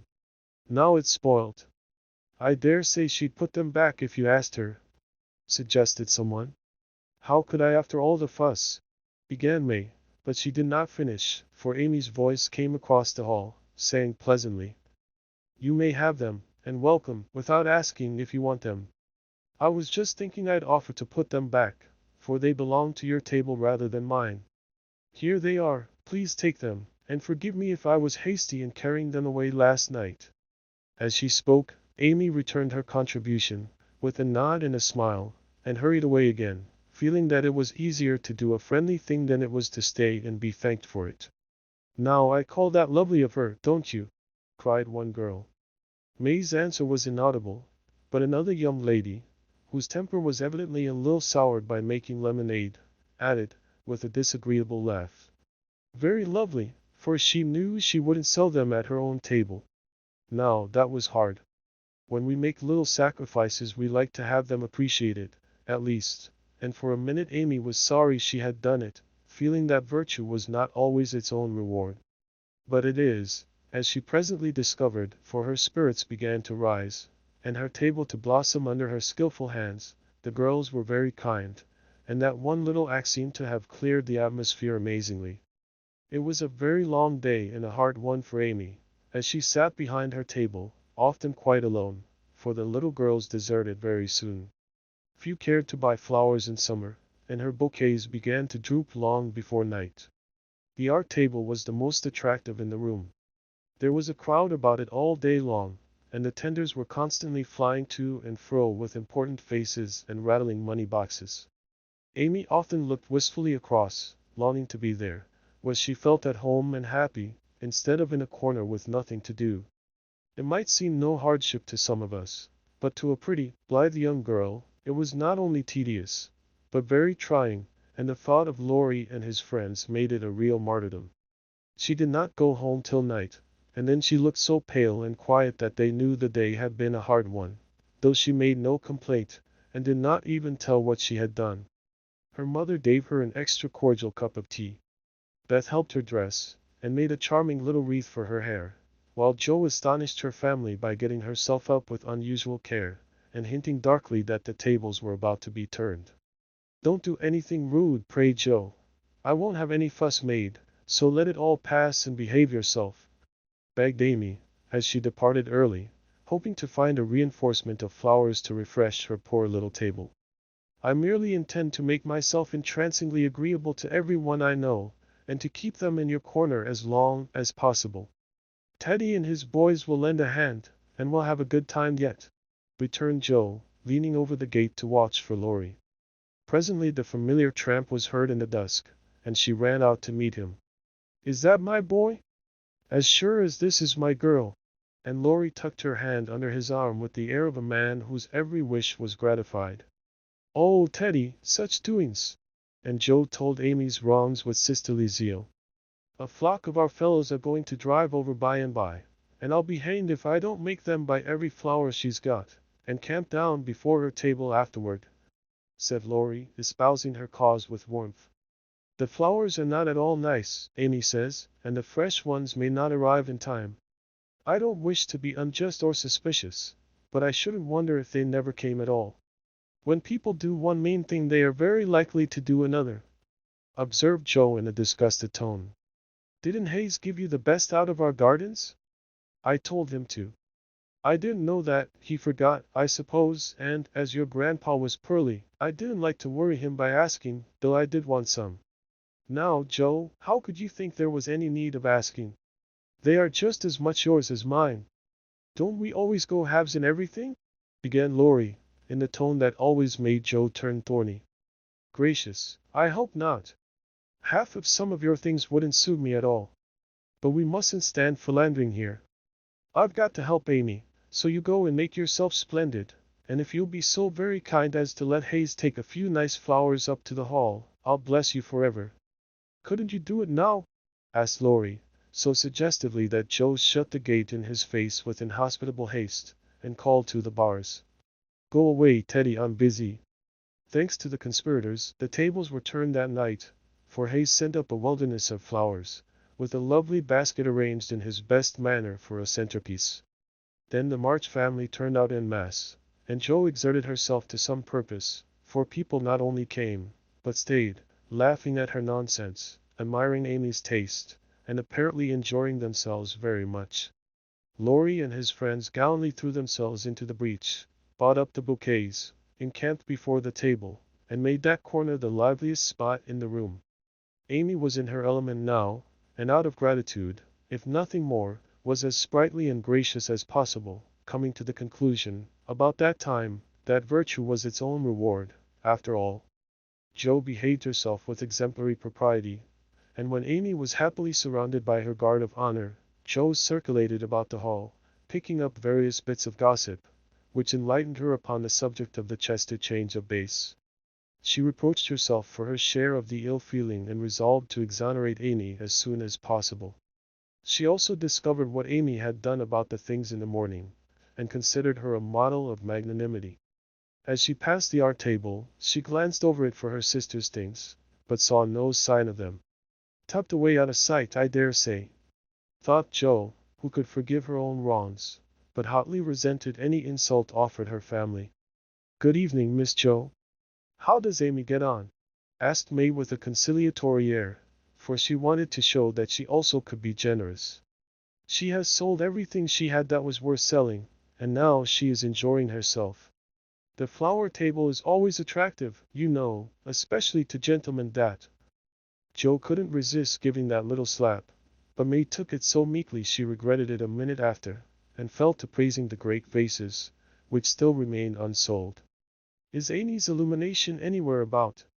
I took a fancy to buy that for father," said Jo, very anxious to learn the fate of her sister's work. "Everything of Amy's sold long ago. I took care that the right people saw them, and they made a nice little sum of money for us," returned May, who had overcome sundry small temptations, as well as Amy had that day. Much gratified, Jo rushed back to tell the good news, and Amy looked both touched and surprised by the report of May's word and manner.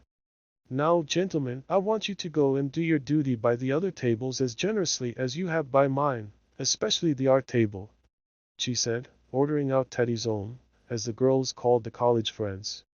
"Charge, Chester, charge, is the motto for that table, but do your duty like men, and you'll get your money's worth of art in every sense of the word," said the irrepressible Jo, as the devoted phalanx prepared to take the field.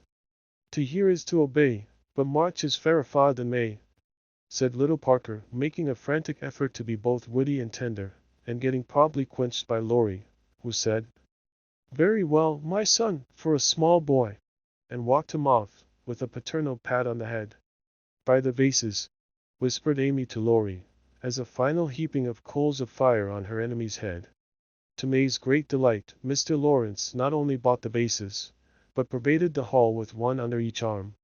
The other gentlemen speculated with equal rashness in all sorts of frail trifles, and wandered helplessly about afterward, burdened with wax flowers, painted fans, filigree portfolios, and other useful and appropriate purchases.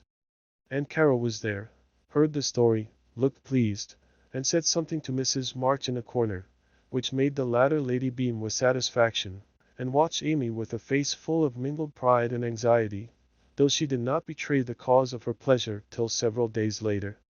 The fair was pronounced a success, and when May bade Amy good night, she did not gush as usual, but gave her an affectionate kiss, and a look which said forgive and forget.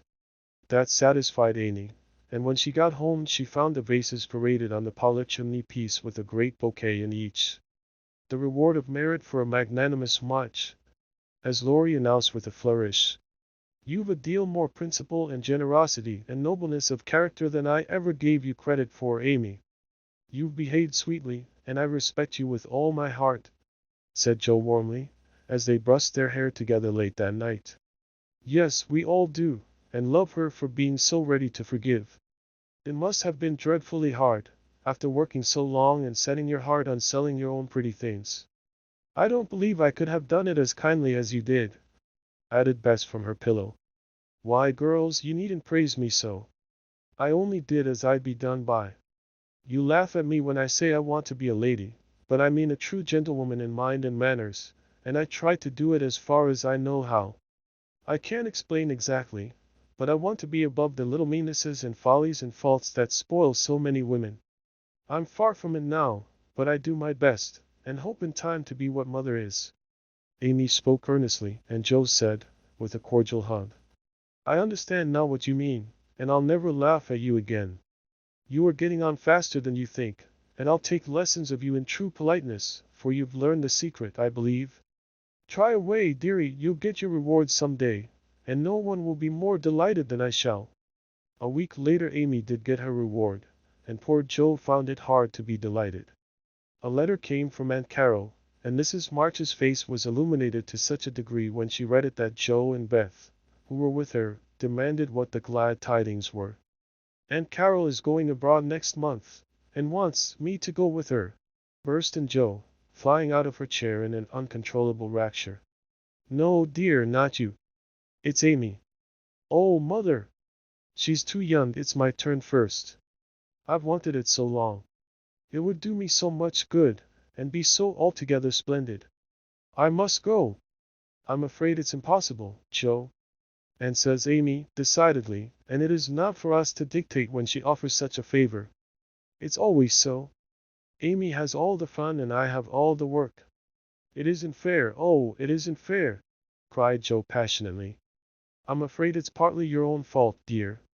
When Aunt spoke to me the other day, she regretted your blunt manners and too independent spirit, and here she writes, as if quoting something you had said, 'I planned at first to ask Joe, but as favors burden her, and she hates French, I think I won't venture to invite her. Amy is more docile, will make a good companion for Flo, and receive gratefully any help the trip may give her.' Oh, my tongue, my abominable tongue! Why can't I learn to keep it quiet?" groaned Joe, remembering words which had been her undoing. When she had heard the explanation of the quoted phrases, Mrs. March said sorrowfully, "I wish you could have gone, but there is no hope of it this time, so try to bear it cheerfully, and don't sadden Amy's pleasure by reproaches or regrets." "I'll try," said Joe, winking hard as she knelt down to pick up the basket she had joyfully upset. "I'll take a leaf out of her book, and try not only to seem glad, but to be so, and not grudge her 1 minute of happiness. But it won't be easy, for it is a dreadful disappointment." And poor Joe bedewed the little fat pincushion she held with several very bitter tears.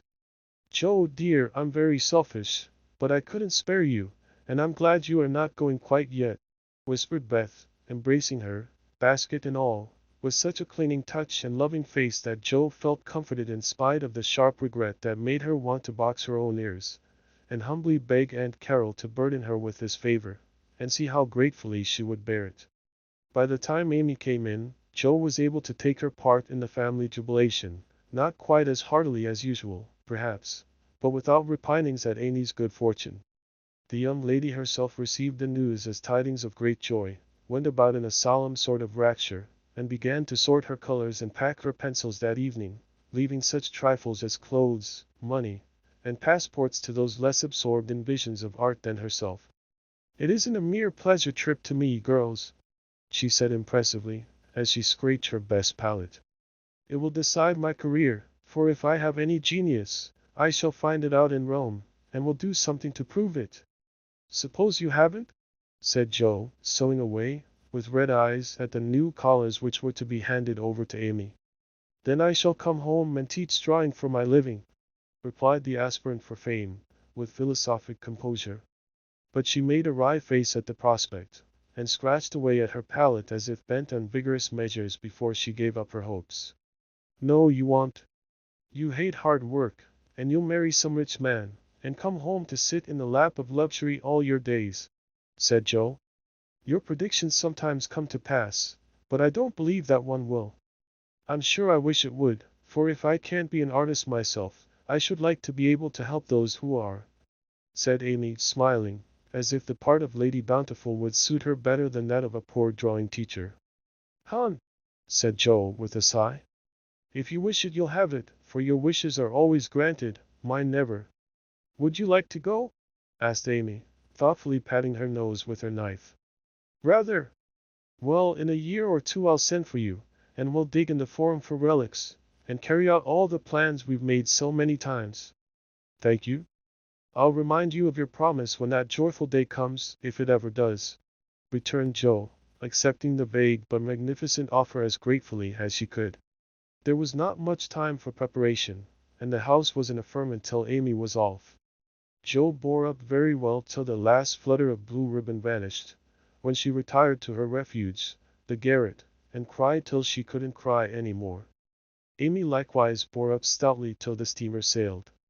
Then just as the gangway was about to be withdrawn, it suddenly came over her that a whole ocean was soon to roll between her and those who loved her best, and she clung to Laurie, the last lingerer, saying with a sob, "Oh, take care of them for me, and if anything should happen, I will, dear, I will, and if anything happens I'll come and comfort you," whispered Laurie, little dreaming that he would be called upon to keep his word. So Amy sailed away to find the old world, which is always new and beautiful to young eyes, while her father and friend watched her from the shore, fervently hoping that none but gentle fortunes would befall the happy-hearted girl, who waved her hand to them till they could see nothing but the summer sunshine dazzling on the sea. Chapter 31. Our Foreign Correspondent. London. Dearest people, here I really sit at a front window of the Bath Hotel, Piccadilly. It's not a fashionable place, but Uncle stopped here years ago, and won't go anywhere else. However, we don't mean to stay long, so it's no great matter. Oh, I can't begin to tell you how I enjoy it all. I never can, so I'll only give you bits out of my notebook, for I've done nothing but sketch and scribble since I started. I sent a line from Halifax, when I felt pretty miserable, but after that I got on delightfully, seldom ill, on deck all day, with plenty of pleasant people to amuse me. Everyone was very kind to me, especially the officers. Don't laugh, Joe, gentlemen really are very necessary aboard ship, to hold on to, or to wait upon one, and as they have nothing to do, it's a mercy to make them useful, otherwise they would smoke themselves to death, I'm afraid. Aunt and Flo were poorly all the way, and liked to be let alone, so when I had done what I could for them, I went and enjoyed myself. Such walks on deck, such sunsets, such splendid air and waves. It was almost as exciting as riding a fast horse, when we went rushing on so grandly. I wish Beth could have come, it would have done her so much good. As for Joe, she would have gone up and sat on the maintop jib, or whatever the high thing is called, made friends with the engineers, and tooted on the captain's speaking trumpet. She'd have been in such a state of rapture.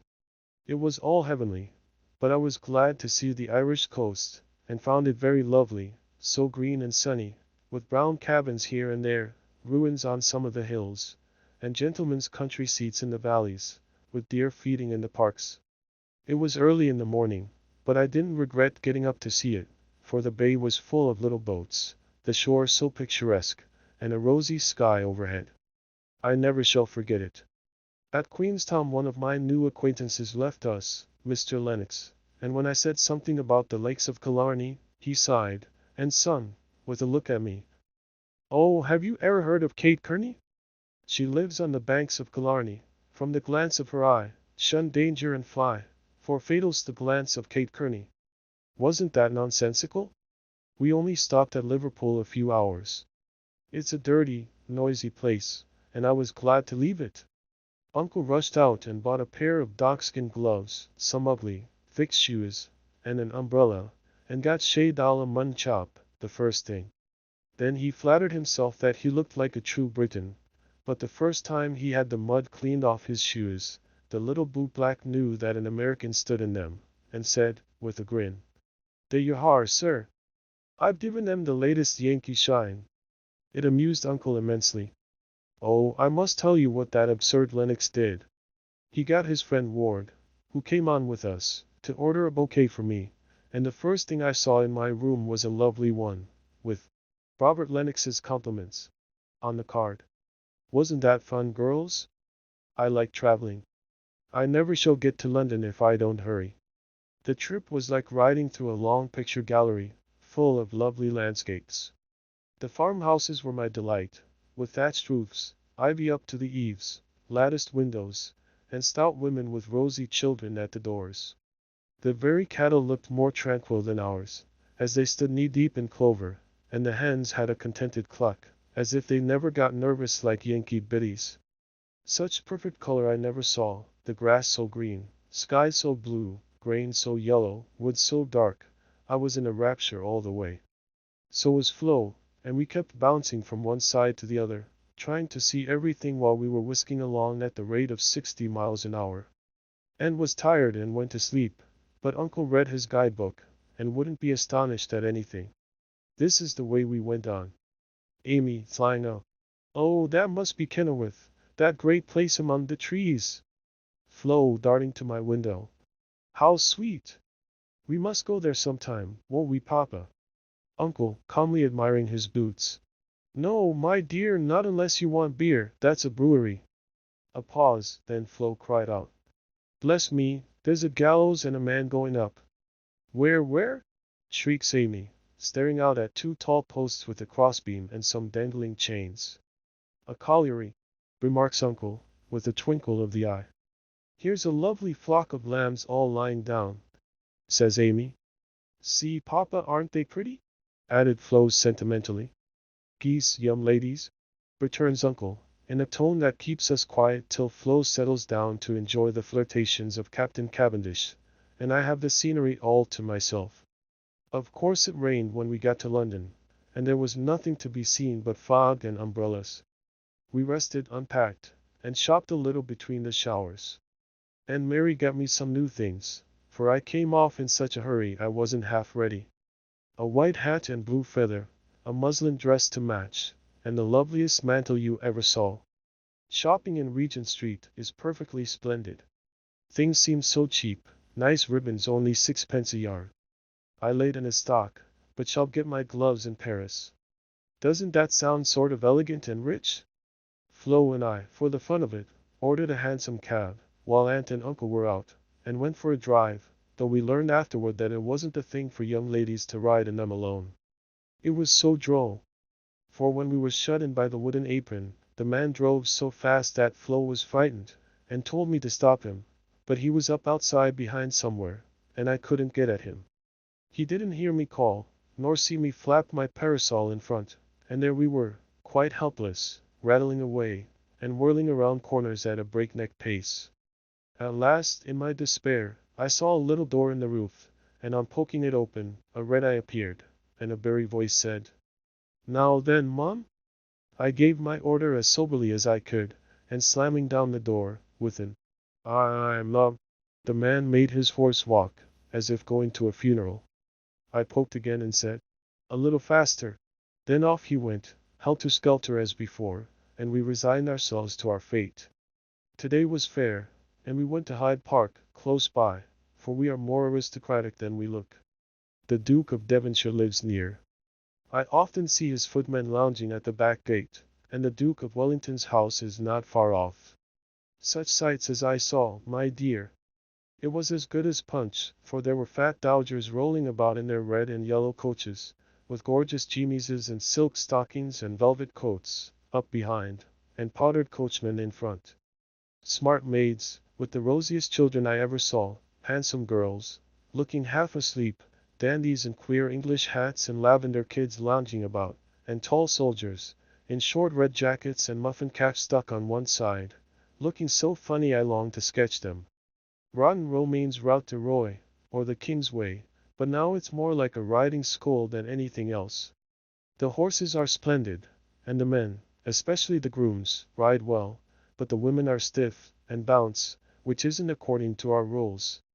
I longed to show them a tearing American gallop, for they trotted solemnly up and down, in their scan habits and high hats, looking like the women in a toy Noah's Arkansas. Everyone rides, old men, stout ladies, little children, and the young folks do a deal of flirting here. I saw a pair exchange rosebuds, for it's the thing to wear one in the buttonhole, and I thought it rather a nice little idea. In the PN to Westminster Abbey, but don't expect me to describe it, that's impossible, so I'll only say it was sublime. This evening we are going to see Fector, which will be an appropriate end to the happiest day of my life. It's very late, but I can't let my letter go in the morning without telling you what happened last evening. Who do you think came in, as we were at tea? Laurie's English friends, Fred and Frank Vaughan. I was so surprised, for I shouldn't have known them but for the cards. Both are tall fellows with whiskers, Fred handsome in the English style, and Frank much better, for he only limps slightly, and uses no crutches. They had heard from Laurie where we were to be, and came to ask us to their house, but Uncle won't go, so we shall return the call, and see them as we can. They went to the theater with us, and we did have such a good time, for Frank devoted himself to Flo, and Fred and I talked over past, present, and future fun as if we had known each other all our days. Till Beth Frank asked for her, and was sorry to hear of her ill health.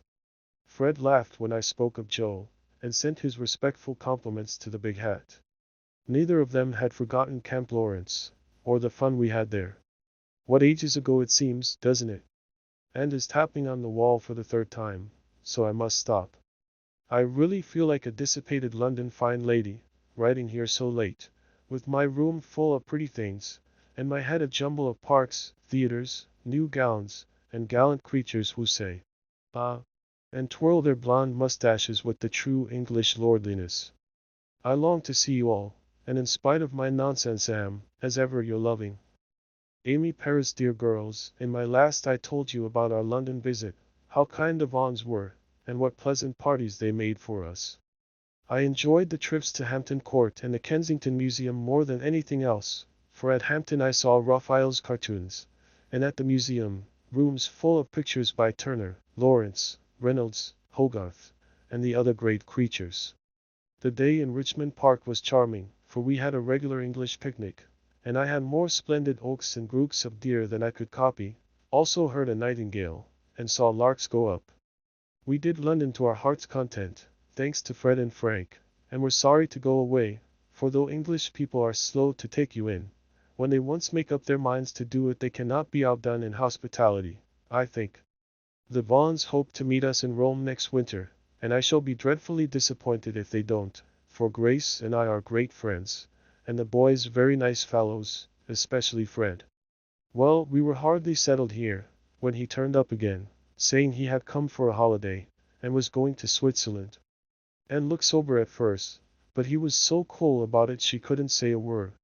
And now we get on nicely, and are very glad he came, for he speaks French like a native, and I don't know what we should do without him. Uncle doesn't know 10 words, and insists on talking English very loud, as if it would make people understand him.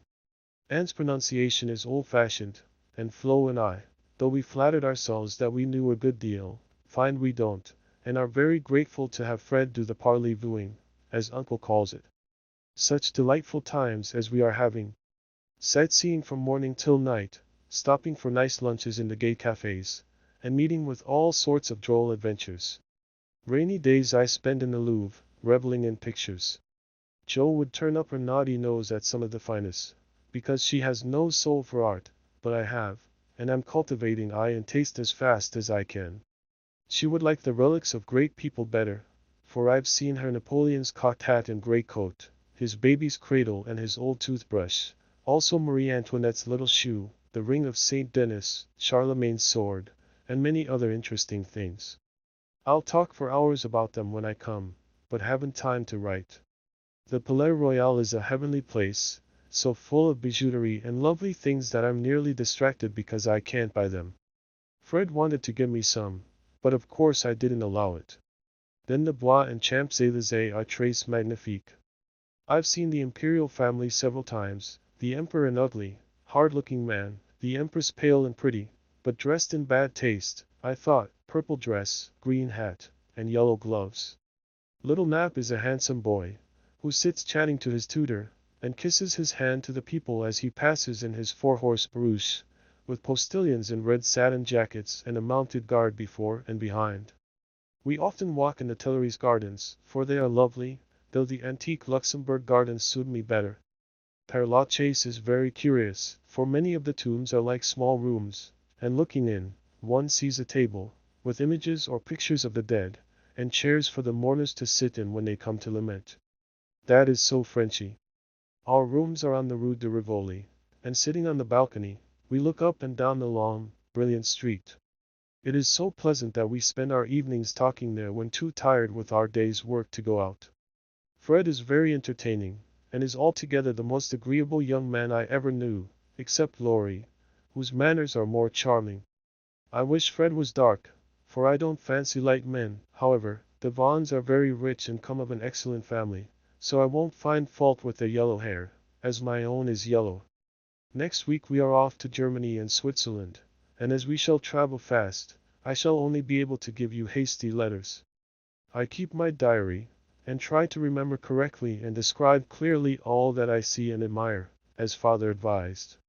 It is good practice for me, and with my sketchbook will give you a better idea of my tour than these scribbles. Adieu, I embrace you tenderly. Votre Amy. Heidelberg, my dear mamma, having a quiet hour before we leave for Bern. I'll try to tell you what has happened, for some of it is very important, as you will see. The sail up the Rhine was perfect, and I just sat and enjoyed it with all my might. Did father's old guidebooks and read about it. I haven't words beautiful enough to describe it. At Koblenz we had a lovely time, for some students from Bonn, with whom Fred got acquainted on the boat, gave us a serenade. It was a moonlight night, and about 1 o'clock Flo and I were waked by the most delicious music under our windows. We flew up, and hid behind the curtains, but Sly Peach showed us Fred and the students singing away down below. It was the most romantic thing I ever saw, the river, the bridge of boats, the great fortress opposite, moonlight everywhere, and music fit to melt a heart of stone. When they were done we threw down some flowers, and saw them scramble for them, kiss their hands to the invisible ladies, and go laughing away, to smoke and drink beer, I suppose. Next morning Fred showed me one of the crumpled flowers in his vest pocket, and looked very sentimental. I laughed at him, and said I didn't throw it, but Flo, which seemed to disgust him, for he tossed it out of the window, and turned sensible again. I'm afraid I'm going to have trouble with that boy, it begins to look like it. The baths in Nassau were very gay, so is Baden-Baden, where Fred lost some money, and I scolded him. He needs someone to look after him when Frank is not with him. Kate said once she hoped he'd marry soon, and I quite agree with her that it would be well for him. Frankfurt was delightful. I saw Goethe's house, Schiller's statue, and Danneker's famous Ariadne. It was very lovely, but I should have enjoyed it more if I had known the story better. I didn't like to ask, as everyone knew it or pretended they did. I wish Joe would tell me all about it. I ought to have read more, for I find I don't know anything, and it mortifies me. Now comes the serious part, for it happened here, and Fred has just gone. He has been so kind and jolly that we all got quite fond of him. I never thought of anything but a traveling friendship till the serenade night. Since then I've begun to feel that the moonlight walks, balcony talks, and daily adventures were something more to him than fun. I haven't flirted, mother, truly, but remember what you said to me, and have done my very best. I can't help it if people like me. I don't try to make them, and it worries me if I don't care for them, though Joe says I haven't got any heart.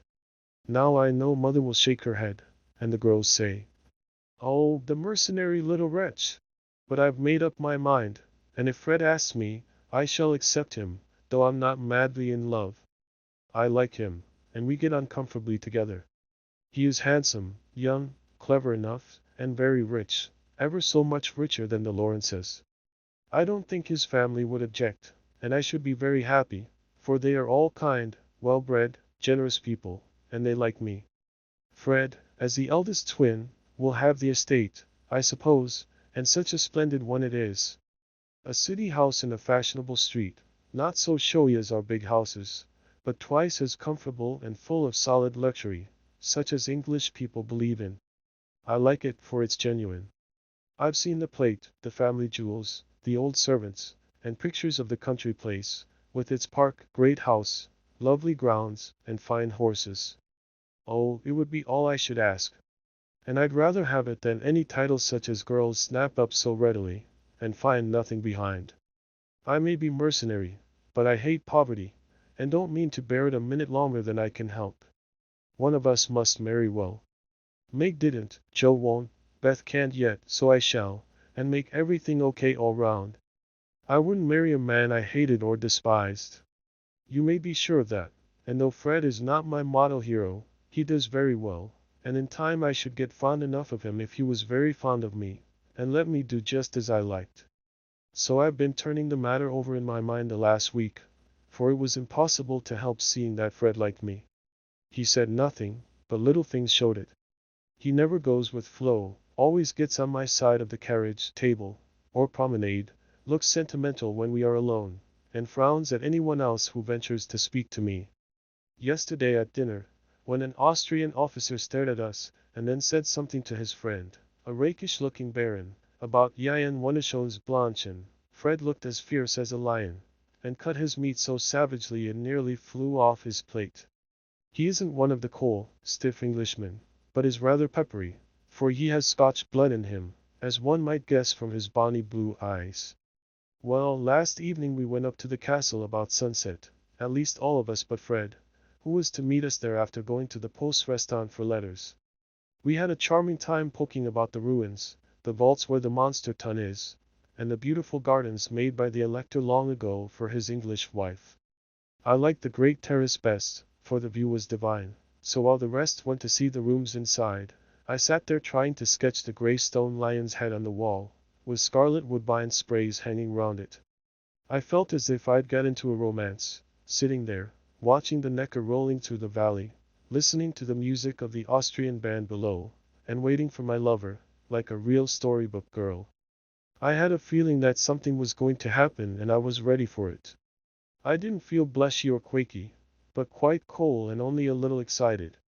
By and by I heard Fred's voice, and then he came hurrying through the great arch to find me. He looked so troubled that I forgot all about myself, and asked what the matter was. He said he'd just got a letter begging him to come home, for Frank was very ill. So he was going at once on the night train, and only had time to say goodbye.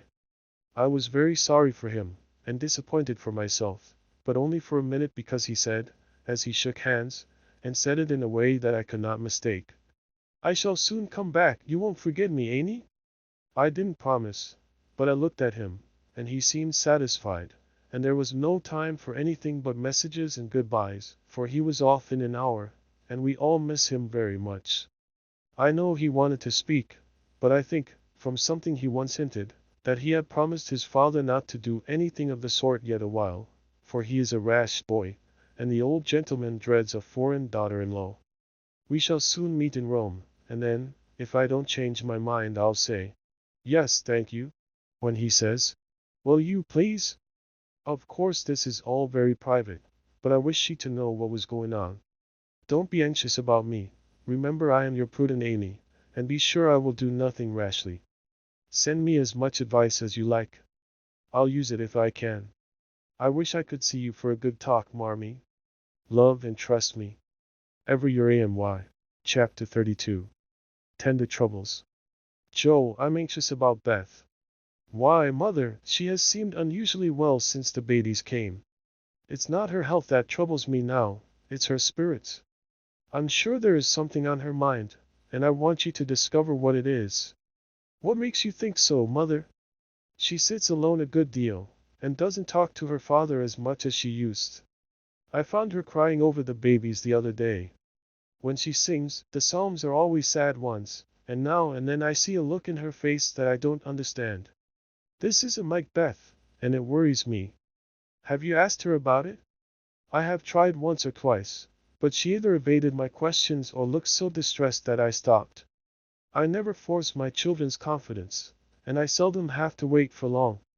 Mrs. March glanced at Joe as she spoke, but the face opposite seemed quite unconscious of any secret disquietude but Beth's, and after sewing thoughtfully for a minute, Joe said, "I think she is growing up, and so begins to dream dreams, and have hopes and fears and fidgets, without knowing why or being able to explain them. Why, Mother, Beth's 18, but we don't realize it, and treat her like a child, forgetting she's a woman." "So she is. Dear heart, how fast you do grow up," returned her mother with a sigh and a smile. "Can't be helped, Marmee, so you must resign yourself to all sorts of worries, and let your birds hop out of the nest, one by one. I promise never to hop very far, if that is any comfort to you." "It's a great comfort, Chell. I always feel strong when you are at home, now Meg is gone. Beth is too feeble and Amy too young to depend upon, but when the tub comes, you are always ready. Why, you know I don't mind hard jobs much, and there must always be one scrub in a family. Amy is splendid in fine works and I'm not, but I feel in my element when all the carpets are to be taken up, or half the family falls sick at once. Amy is distinguishing herself abroad, but if anything is amiss at home, I'm your man." I'll leave Beth to your hands then, for she will open her tender little heart to her Joe sooner than to anyone else. Be very kind, and don't let her think anyone watches or talks about her. If she only would get quite strong and cheerful again, I shouldn't have a wish in the world. Happy woman! I've got heaps. My dear, what are they? I'll settle Bethy's troubles, and then I'll tell you mine. They are not very wearing, so they'll keep. And Joe stitched away, with a wise nod which set her mother's heart at rest about her for the present at least. While apparently absorbed in her own affairs, Joe watched Beth, and after many conflicting conjectures, finally settled upon one which seemed to explain the change in her. A slight incident gave Joe the clue to the mystery, she thought, and lively fancy, loving heart did the rest. She was affecting to write busily one Saturday afternoon, when she and Beth were alone together. Yet as she scribbled, she kept her eye on her sister, who seemed unusually quiet. Sitting at the window, Beth's work often dropped into her lap, and she leaned her head upon her hand, in a dejected attitude, while her eyes rested on the dull, autumnal landscape. Suddenly someone passed below, whistling like an operatic blackbird, and a voice called out, "All serene! Coming in tonight." Beth started, leaned forward, smiled and nodded, watched the passer-by till his quick tramp died away, then said softly as if to herself, "How strong and well and happy that dear boy looks." "Con," said Joe, still intent upon her sister's face, for the bright color faded as quickly as it came, the smile vanished, and presently a tear lay shining on the window ledge. Beth whisked it off, and in her half-averted face read a tender sorrow that made her own eyes fill. Fearing to betray herself, she slipped away, murmuring something about needing more paper. "Mercy on me, Beth loves Laurie," she said, sitting down in her own room, pale with the shock of the discovery which she believed she had just made. "I never dreamed of such a thing. What will mother say? I wonder if her—" There Joe stopped, and turned scarlet with a sudden thought. If he should love back again, how dreadful it would be. He must. "I'll make him," and she shook her head threateningly at the picture of the mischievous-looking boy laughing at her from the wall. "Oh dear, we are growing up with a vengeance. Here's Meg married and a mamma, Amy flourishing away at Paris, and Beth in love. I'm the only one that has sense enough to keep out of mischief." Joe thought intently for a minute with her eyes fixed on the picture, then she smoothed out her wrinkled forehead and said, with a decided nod at the face opposite, "No thank you, sir, you're very charming, but you've no more stability than a weathercock. So you needn't write touching notes and smile in that insinuating way, for it won't do a bit of good, and I won't have it." Then she sighed, and fell into a reverie from which she did not wake till the early twilight sent her down to take new observations, which only confirmed her suspicion. Though Laurie flirted with Amy and joked with Joe, his manner to Beth had always been peculiarly kind and gentle, but so was everybody's. Therefore, no one thought of imagining that he cared more for her than for the others. Indeed, a general impression had prevailed in the family of late that our boy was getting fonder than ever of Joe, who, however, wouldn't hear a word upon the subject and scolded violently if anyone dared to suggest it. If they had known the various tender passages which have been nipped in the bud, they would have had the immense satisfaction of saying, "I told you so." But Joe hated philandering, and wouldn't allow it, always having a joke or a smile ready at the least sign of impending danger. When Laurie first went to college, he fell in love about once a month, but these small flames were as brief as ardent, did no damage, and much amused Joe, who took great interest in the alternations of hope, despair, and resignation, which were confided to her in their weekly conferences. But there came a time when Laurie ceased to worship at many shrines, hinted darkly at one all-absorbing passion, and indulged occasionally in Byronic fits of gloom. Then he avoided the tender subject altogether, wrote philosophical notes to Joe, turned studious, and gave out that he was going to dig, intending to graduate in a blaze of glory.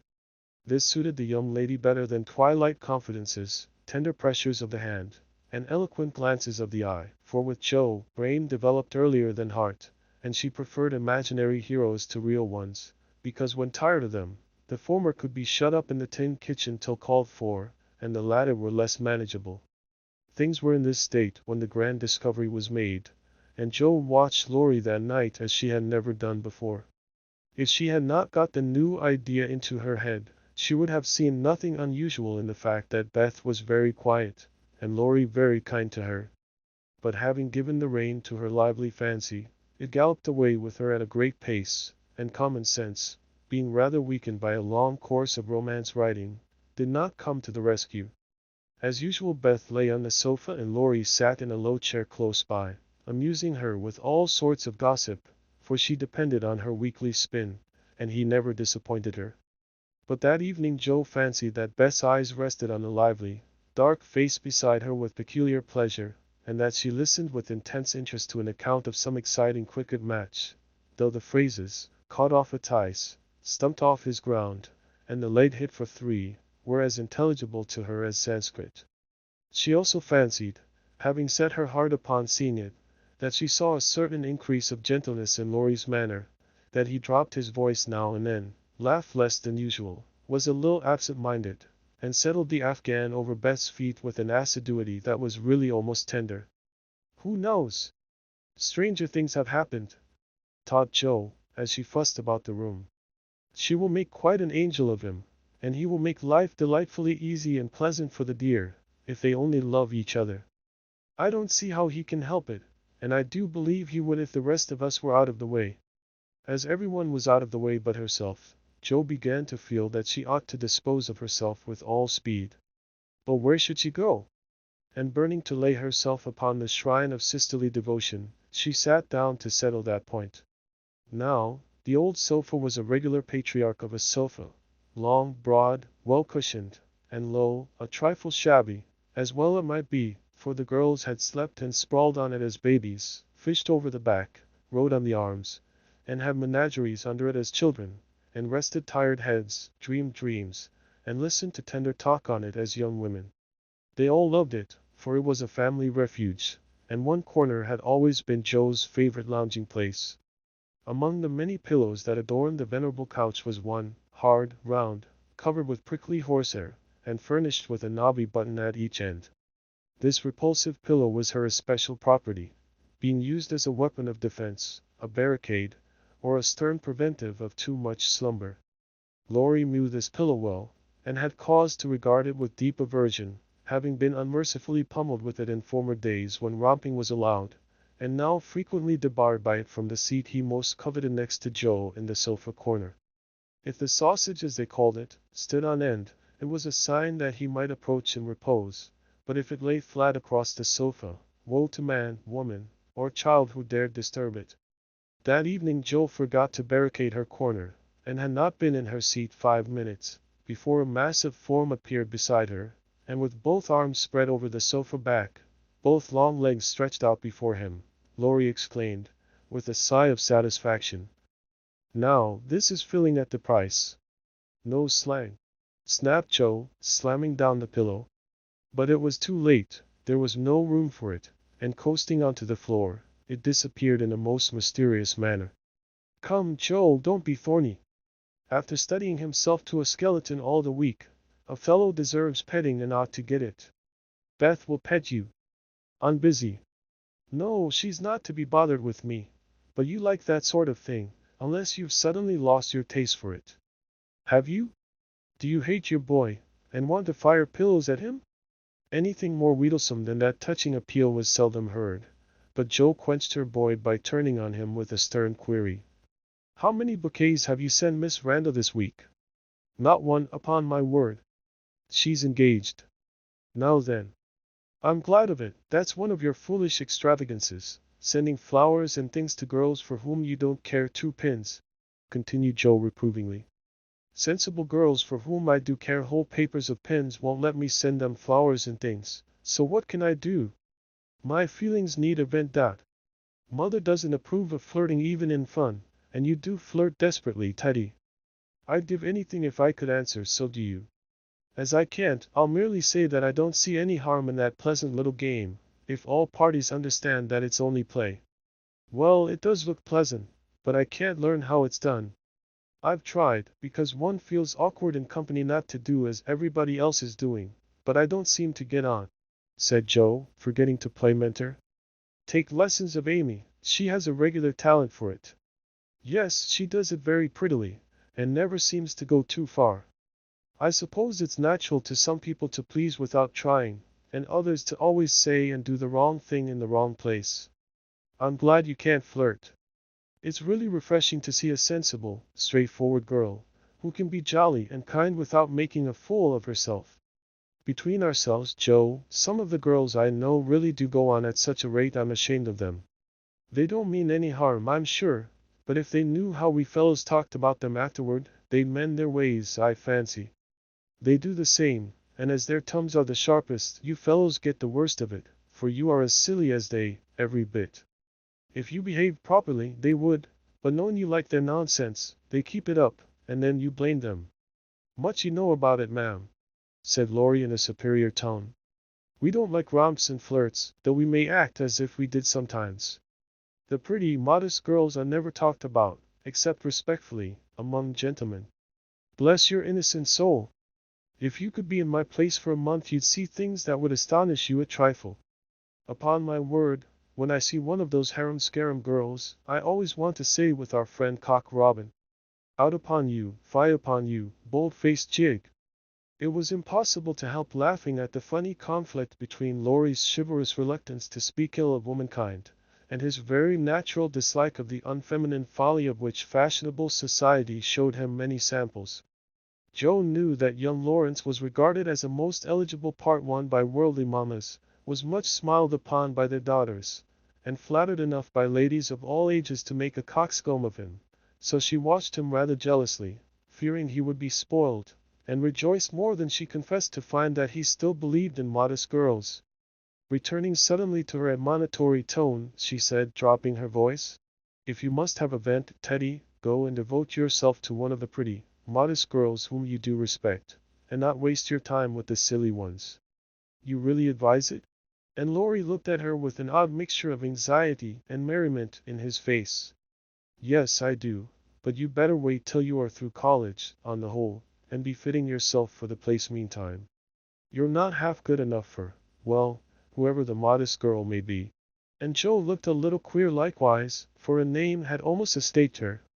That I'm not, acquiesced Laurie, with an expression of humility quite new to him, as he dropped his eyes and absently wound Joe's apron tassel round his finger.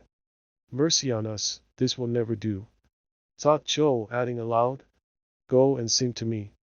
I'm dying for some music, and always like yours. I'd rather stay here, thank you. Well, you can't, there isn't room. Go and make yourself useful, since you are too big to be ornamental. I thought you hated to be tied to a woman's apron string?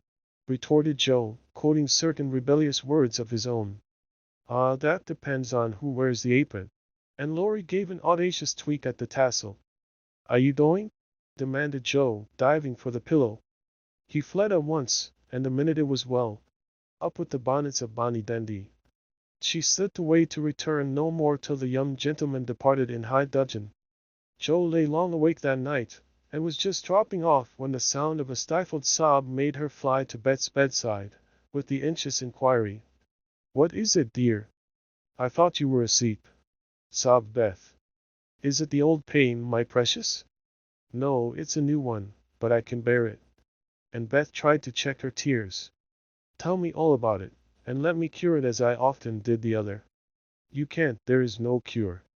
There Beth's voice gave way, and clinging to her sister, she cried so despairingly that Joe was frightened.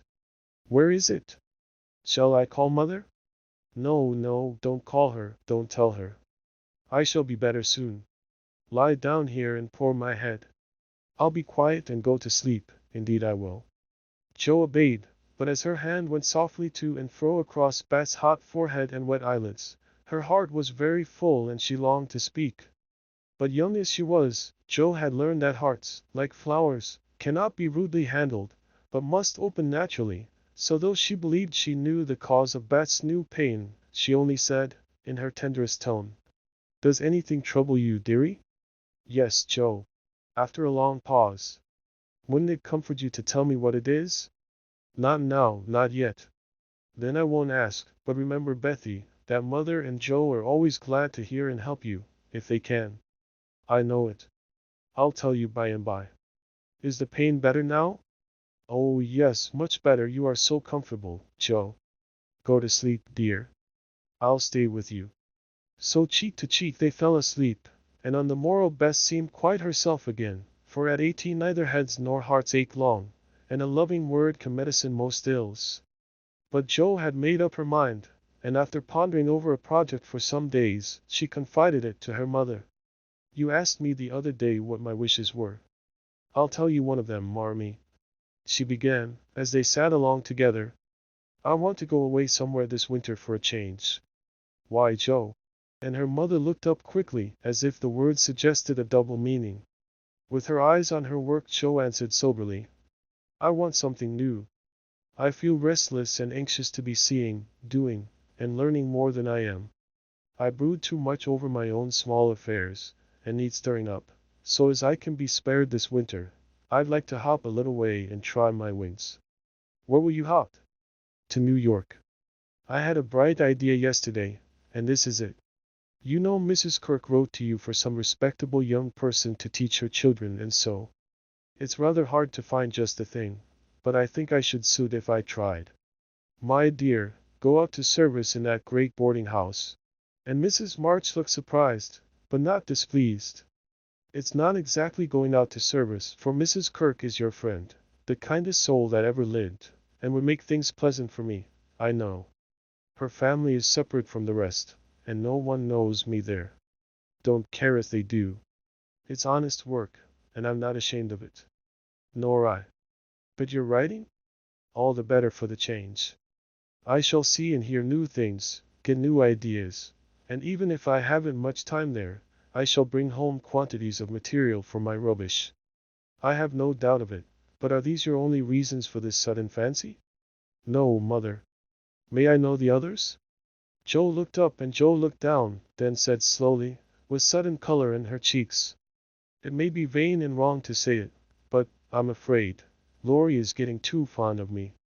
Then you don't care for him in the way it is evident he begins to care for you? And Mrs. March looked anxious as she put the question. Mercy, no. I love the dear boy, as I always have, and am immensely proud of him, but as for anything more, it's out of the question. I'm glad of that, Joe. Why, please? Because, dear, I don't think you suited to one another.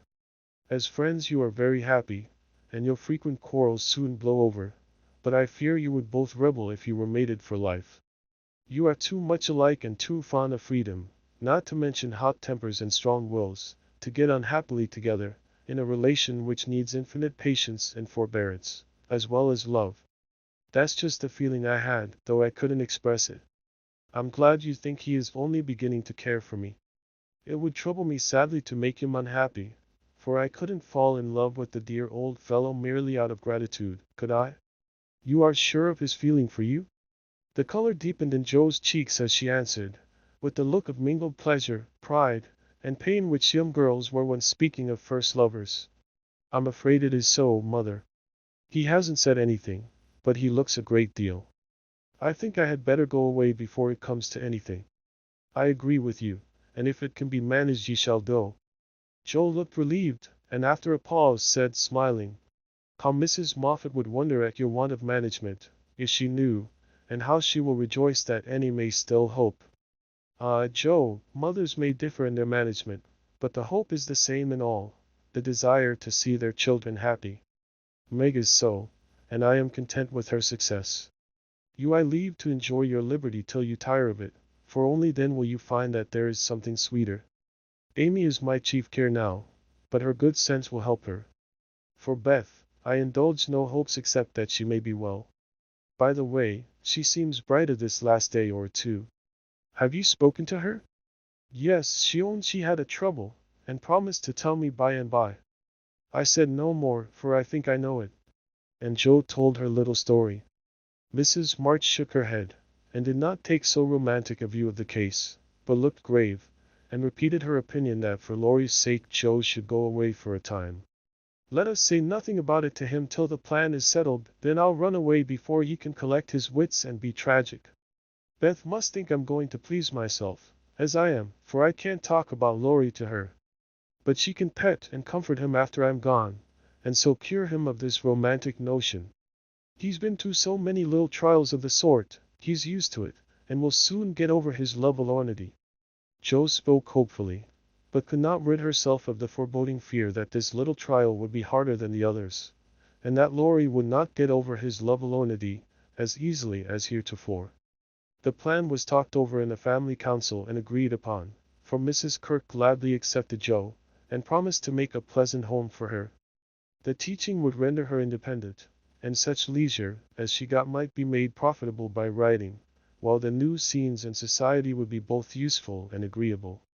Jo liked the prospect and was eager to be gone, for the home nest was growing too narrow for her restless nature and adventurous spirit. When all was settled, with fear and trembling she told Laurie, but to her surprise he took it very quietly. He had been graver than usual of late, but very pleasant, and when jokingly accused of turning over a new leaf, he answered soberly, "So I am, and I mean this one shall stay turned." Jo was very much relieved that one of his virtuous fits should come on just then, and made her preparations with a lightened heart, for Beth seemed more cheerful, and hoped she was doing the best for all.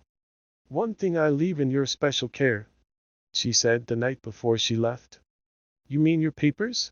asked Beth. "No, my boy. Be very good to him, won't you?" "Of course I will, but I can't fill your place, and he'll miss you sadly." "It won't hurt him, so remember, I leave him in your charge to plague, pet, and keep in order."